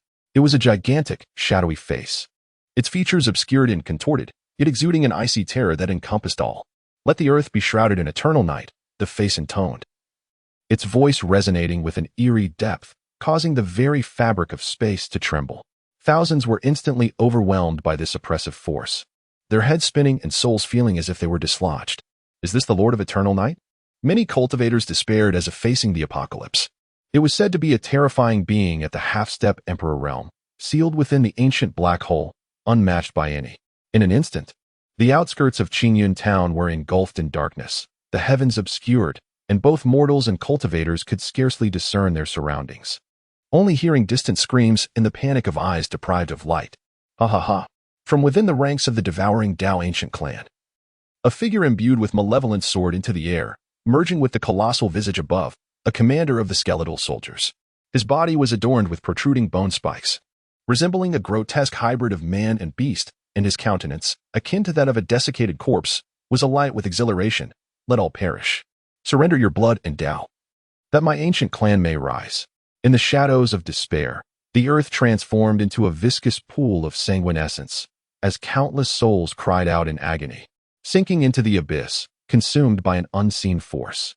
The townsfolk fled in a frenzy, yet they could not evade the overwhelming malice. At that moment, a radiant light once more illuminated the protective ward surrounding the town. A gentle luminescence enveloped the small courtyard, resisting the encroaching darkness of eternal night. Alas, the malevolent power was too fierce, relentlessly battering against the barrier, causing the entire town to tremble. Many outside the shimmering shield shouted in panic, "Save us!" Yet, the darkness severed their connection to the courtyard, rendering escape impossible. The priests of the devouring Tao ancient clan reveled in this scene, sneering, "Umph!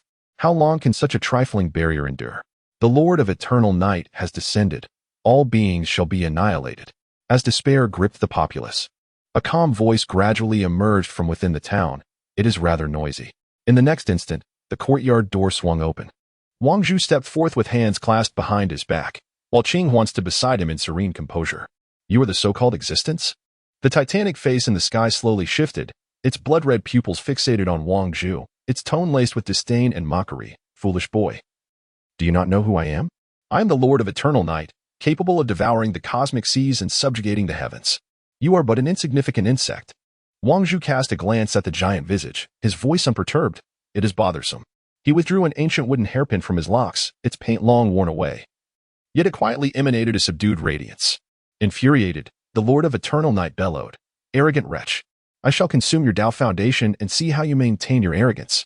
In an instant, the colossal face gaped wide, a vast maw of crimson energy swirling forth like a cosmic black hole, drawing in light and vitality from all directions, causing the surrounding land to tremble and desiccate, as if it would be drained to mere ruins at any moment.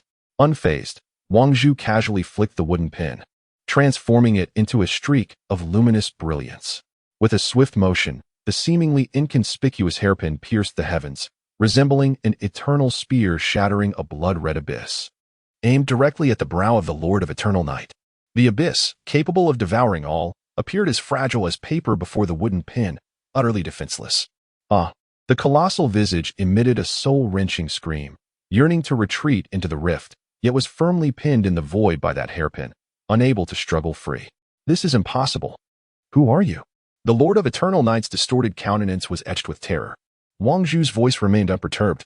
"Whether you come or I go, it is merely a fleeting affair in this mortal realm." With that, he gently beckoned with his finger, and the wooden hairpin transformed into a more potent golden radiance. The golden light rent the heavens, cleaving the Lord of Eternal Night's immense face asunder. A chilling scream reverberated through the heavens and the earth. The colossal visage, obscuring the sun, resembled a shattered mirror, riddled with cracks, pieces flaking away. The essence of the Lord of Eternal Night disintegrated under the radiance of a wooden hairpin, transforming into twinkling fireflies that vanished into the horizon. The withered bones stood frozen in place, their eyes filled with terror. It was inconceivable. How could the illustrious Lord of Eternal Night be slain by a mere hairpin? Impossible, utterly impossible. "Who are you?" Wang Zhu cast a languid glance at him and remarked, "Noisy." A wooden hairpin sliced through the air, and before the withered bones could even emit a scream, they were instantly reduced to powder. The 10,000 malevolent soldiers of the ancient clan, witnessing the demise of their leader, erupted into chaos.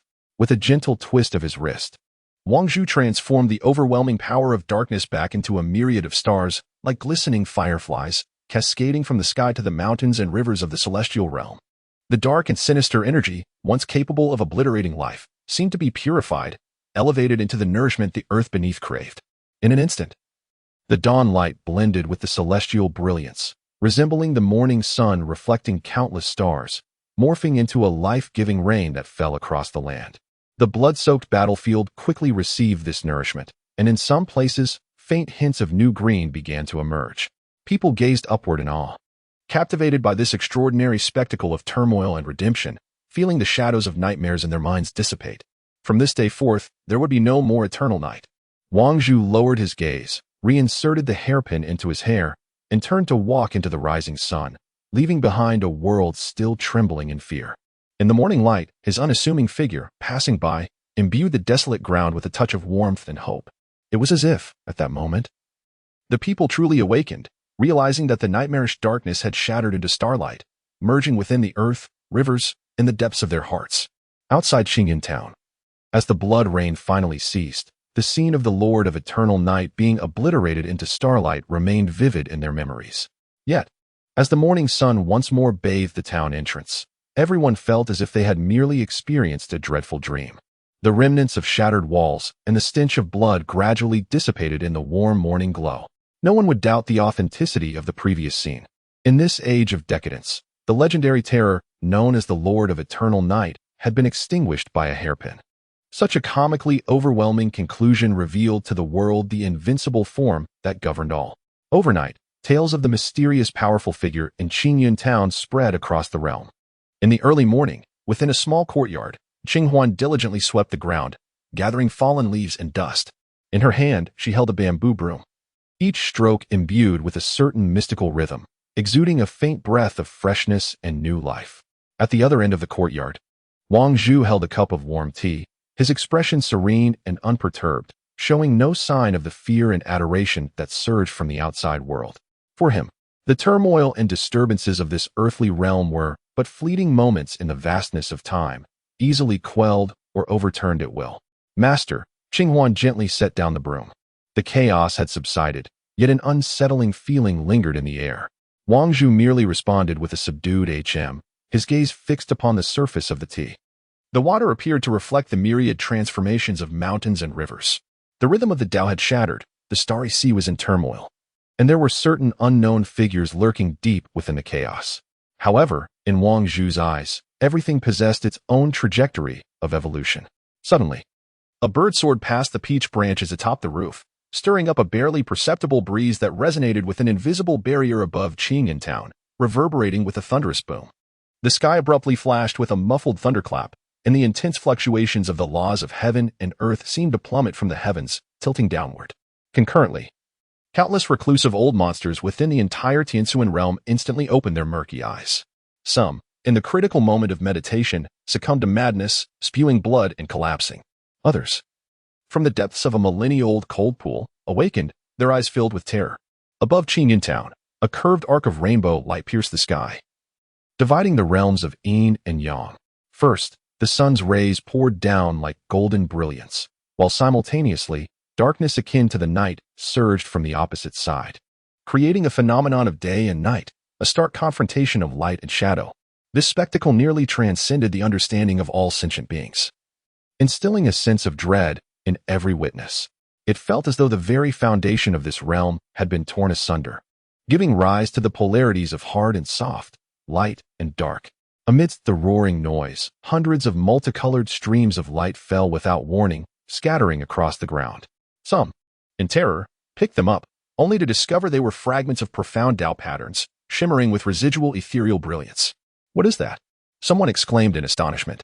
Meanwhile, in the intangible heights above, faint glimmers circled, as if some ancient rule, dormant since time immemorial, had been stirred, awakening numerous hidden immortal sects and powerful factions. Is the great path manifesting? Has Qingyan town undergone yet another transformation? Could it be that an extraordinary being has stirred the resonance of heaven and earth? The townsfolk gazed up at the sky, both awestruck and apprehensive, unable to fathom the true significance of the scene unfolding before them. Particularly those with even a modicum of cultivation felt a shiver run down their spines. In this age of decline, the vast majority have lost their connection to the complete essence of the Tao. How then can there be a division of day and night, with traces of the Tao scattered about? Amidst the myriad of doubts and confusion, the small courtyard remained a sanctuary of tranquility. Qinghuan looked up at the ethereal arc of light that bridged the realms of yin and yang, softly inquiring, "Master, what is the meaning of this phenomenon?" Wang Zhu's expression was serene, akin to a gentle breeze ruffling the water's surface. The demise of the end times is merely a phase. There will always be opportunities for rebirth. Observe more, speak less, and understanding will come. With the conclusion of his words, he gently waved his hand.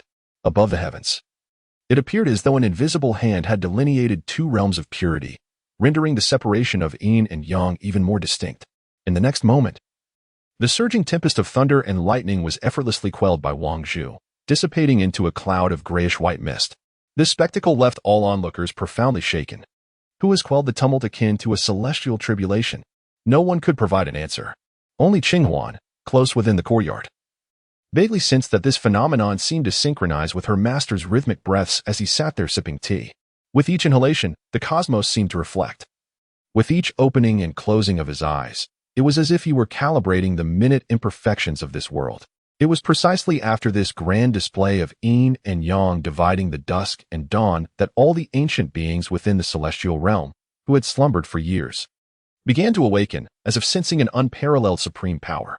In the distance, atop an ancient mountain in the northern reaches of the celestial realm, a gaunt elder opened his blood-red eyes, muttering hoarsely to himself, which supreme being has reincarnated? The master of the ancient forbidden zones? Or perhaps, before he could finish, an invisible pressure pinned him down, causing his lips to bleed as he bit down, rendering him unable to utter another word. A profound silence and fear flickered in the elder's eyes, as he dared not speculate further about that being. All of this was merely the prologue to a celestial anomaly. Yet, all the perceptive powerhouses began to speculate whether Qingyun Town was destined to become a new center of Taoist practice, or if this mysterious figure was reversing the decline and reshaping the foundation of the Tao. Answers eluded them.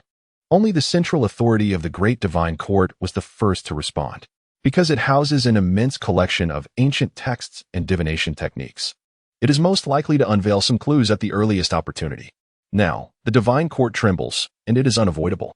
The Grand Divine Court, with its towering palaces, is vast and magnificent, symbolizing the most noble and ancient ruling power of this realm. Ever since the Battle of Qingyun Town, this noble curtain has developed countless fissures. The Divine Court has suffered consecutive defeats, and its prestige and confidence have been struck like never before. What terrifies the higher echelons of the Divine Court even more is that the humble man from the small courtyard had not truly stepped out of Qingyun Town. Merely sitting within the courtyard led to the annihilation of the Blood Spirit Pavilion, the Dark Abyss Sovereign, and even the Lord of Eternal Night. Just the thought of that scene makes any Divine Court officer break into a cold sweat involuntarily.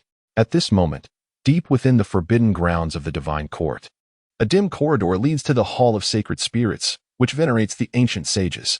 This hall enshrines 8 primordial golden bodies, the ancestors of the Divine Court who, eons ago, swept across the world and were revered as deities. Even with the arrival of the Age of Decline, the primordial golden bodies continue to emanate an aura of intimidation within the hall, safeguarding the fortunes of the Divine Court. However, on the night when the Lord of Eternal Night was slain, a series of ominous cracking sounds suddenly echoed from the Hall of Sacred Spirits. When the high priest responsible for guarding the hall arrived in haste, he found that the 8 primordial golden bodies were already riddled with cracks, their gilded surfaces peeling off. How could this happen?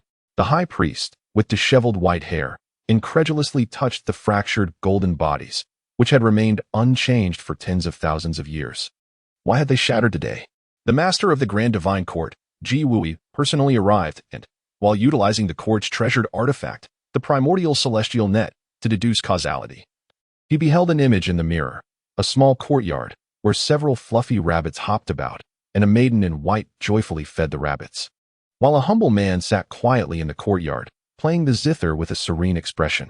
However, the moment Ji Wui turned his gaze toward the man, the primordial celestial net suddenly emitted a sharp crack and violently fractured into 2 pieces of worthless scrap metal. If the primordial celestial net still retained a fraction of its peak power, at this moment, it instantaneously became utterly useless.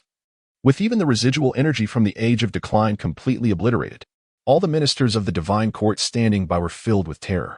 Bang! Ji Wuyo spat out a mouthful of blood, his eyes bloodshot and his body swaying precariously. Who was that person in the small courtyard? Ji Wuyo murmured.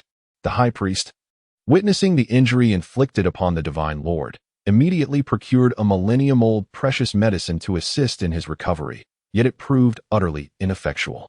Even more bewildering, the high priest attempted to use the Star Soul altar to probe into the opponent's origins, only to be repelled by an invisible path's backlash. His hair turning gray within mere moments, and the skin on his forehead wrinkling, as if hundreds of years of life had been abruptly stripped away. This individual is beyond scrutiny. The high priest's voice trembled, and he dared not speak further. Ji Wuyo forcefully suppressed the terror within him, gasping for breath. When he heard the anxious report from the knight stationed outside the spirit hall, "Divine Lord, the 8 golden bodies in the forbidden area have shattered." A thunderclap of despair darkened Ji Wuyo's gaze, nearly suffocating him. The elders and hall masters rushed forward, equally at a loss. Since the establishment of the divine court, the 8 golden bodies had symbolized the pillar of fortune. With their collapse, would not the divine court's fate be irreparably shattered? Cold sweat beaded on the high priest's forehead. Could it be that we have offended that formidable being, causing our foundation to falter? Ji Wuyo clenched his fists tightly. My great Shi divine court has stood in this realm for millennia. How can it simply be annihilated? Yet, what recourse is there? In this latter age of the law, although the divine court has grown strong, it merely reigns among the weak. When confronted by a presence more terrifying than the end of the law, there is little hope for salvation. Ji Wuyo exchanged glances with the other high-ranking officials, their hearts heavy with despair, sensing that everything had reached its conclusion. From that day forth, although the divine court maintained a facade of order within, secretly, tension gripped the air, and everyone remained silent as if under a cold spell. A top-secret decree circulated through special channels across the divine court. No one was to provoke Qingyun Town, nor were they to dare challenge or spy on that courtyard. Those who did would be deemed traitors and executed without mercy. Simultaneously, the higher-ups of the divine court disseminated either true or false news, claiming that Qingyun Town harbored an abominable cultivator, and that the witch Xinghuan had faced divine retribution, attempting to divert public attention. Yet, who among those who had previously experienced such events would believe it? Just recalling the Blood Spirit Pavilion, Lushan's sect, and the Tiger Fury Demon Hall, all of which had been utterly annihilated, alongside the tragic fate of the Lord of Eternal Night, how could any discerning eye be deceived? The status of the divine court is truly precarious. Were it not for the lingering prestige accumulated over the years, countless forces would have already besieged it. Yet, amidst the growing anxiety within the divine court, an even more terrifying tempest is approaching. The realm of stars is far more expansive than one might envision, populated by myriad races, many of which remain hidden from the world. However, upon witnessing the phenomenon of day and night division above Qingyun Town, each made their own choice. Some opted for concealment, fearing for their own safety, while others chose to embark on a pilgrimage. Once the rivers of the martial world begin to stir, the ensuing waves become unstoppable. The celestial canopy, torn asunder by the duality of yin and yang, has plunged the entire Tianshan realm into unprecedented turmoil. Various clans and domains are experiencing bizarre disturbances, as many ancient beings, dormant for millennia, emerge from the earth, all gravitating towards Qingyun Town to pay homage. In the depths of Biming ruins, a bronze ancient coffin, slumbering for 30,000 years, shatters its earthen seal. Surrounding the coffin are 99 chains of ethereal darkness, each rusted and worn, yet binding a formidable essence of malevolence akin to dragon veins. At this moment, the lid of the coffin cracks open with a resounding boom, revealing a withered hand that emerges from within. The back of the hand is marred with fissures, as if it might fall apart at any moment. Yet, upon sensing the direction of Qingyun Town, it suddenly emits a deep, authoritative voice. Is my destiny now at hand? Should an outsider behold this desiccated hand, they would undoubtedly recognize it as belonging to the first master of the Biming ruins, a supreme ghostly cultivator who, according to legend, swept through Biming during the ancient era, claiming to be but a step away from the realm of the divine emperor. He was supposed to have perished in the great calamity of dark turmoil. Yet he did not entirely succumb, finding himself sealed within this bronze coffin. Now, as the ancient coffin opens, the first master of the ruins struggles to emerge, his body entwined with ethereal chains, taking measured steps towards the surface, gazing towards the distant sky. In that instant, his pale and muddied visage reveals a flicker of emotion, and without hesitation, he kneels on one knee. The first master of Biming ruins pays homage to the sign of the supreme Tao. He murmurs to himself, lowering his face to the dust as if to heed the summons from the depths of the earth. If fortune permits, I wish to behold that existence. I am willing to devote my remaining days to comprehend a new path. Simultaneously, within the ancestral temple of the Ming family in the desolate domain, an ancient map of Jiuli suddenly bursts forth with an unprecedented radiance upon the altar. The map of Jiuli depicts the scene of the ancient divine phoenix soaring into the sky, which had remained dormant for thousands of years. Nearly a blank canvas devoid of movement. Yet at this moment, The ethereal silhouette of the phoenix appears to be activated, breaking free from the map. Emitting a resounding cry as it bows deeply towards Qingyun town, its illusionary eyes reflecting emotions of excitement and reverence. The elders of the Ming family stand astounded, collapsing in reverence. Could it be that the map of Jiuli is paying homage to Qingyun town? Is there truly a power there that transcends the end of the law, rivaling even the ancient supreme beings?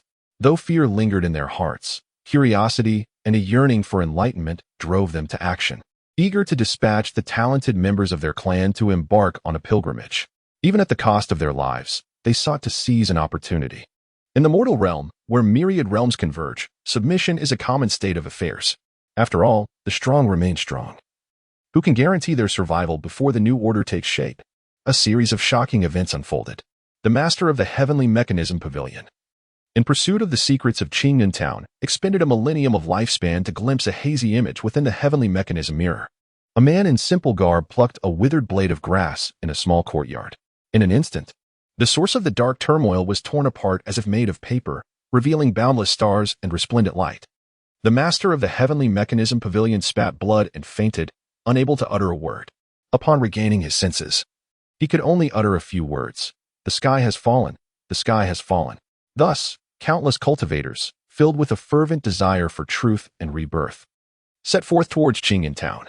Some were destined to return empty-handed, while others perished on the way, never reaching their destination as relentless darkness, the worship of beings, and conflicts of power swirled together, transforming the Tianqian realm into a cauldron of boiling magma, rife with warfare and strife.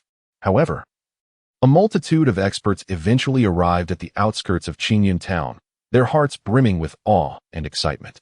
They dared not tread lightly into the vicinity of the small courtyard, instead choosing to station themselves outside the town.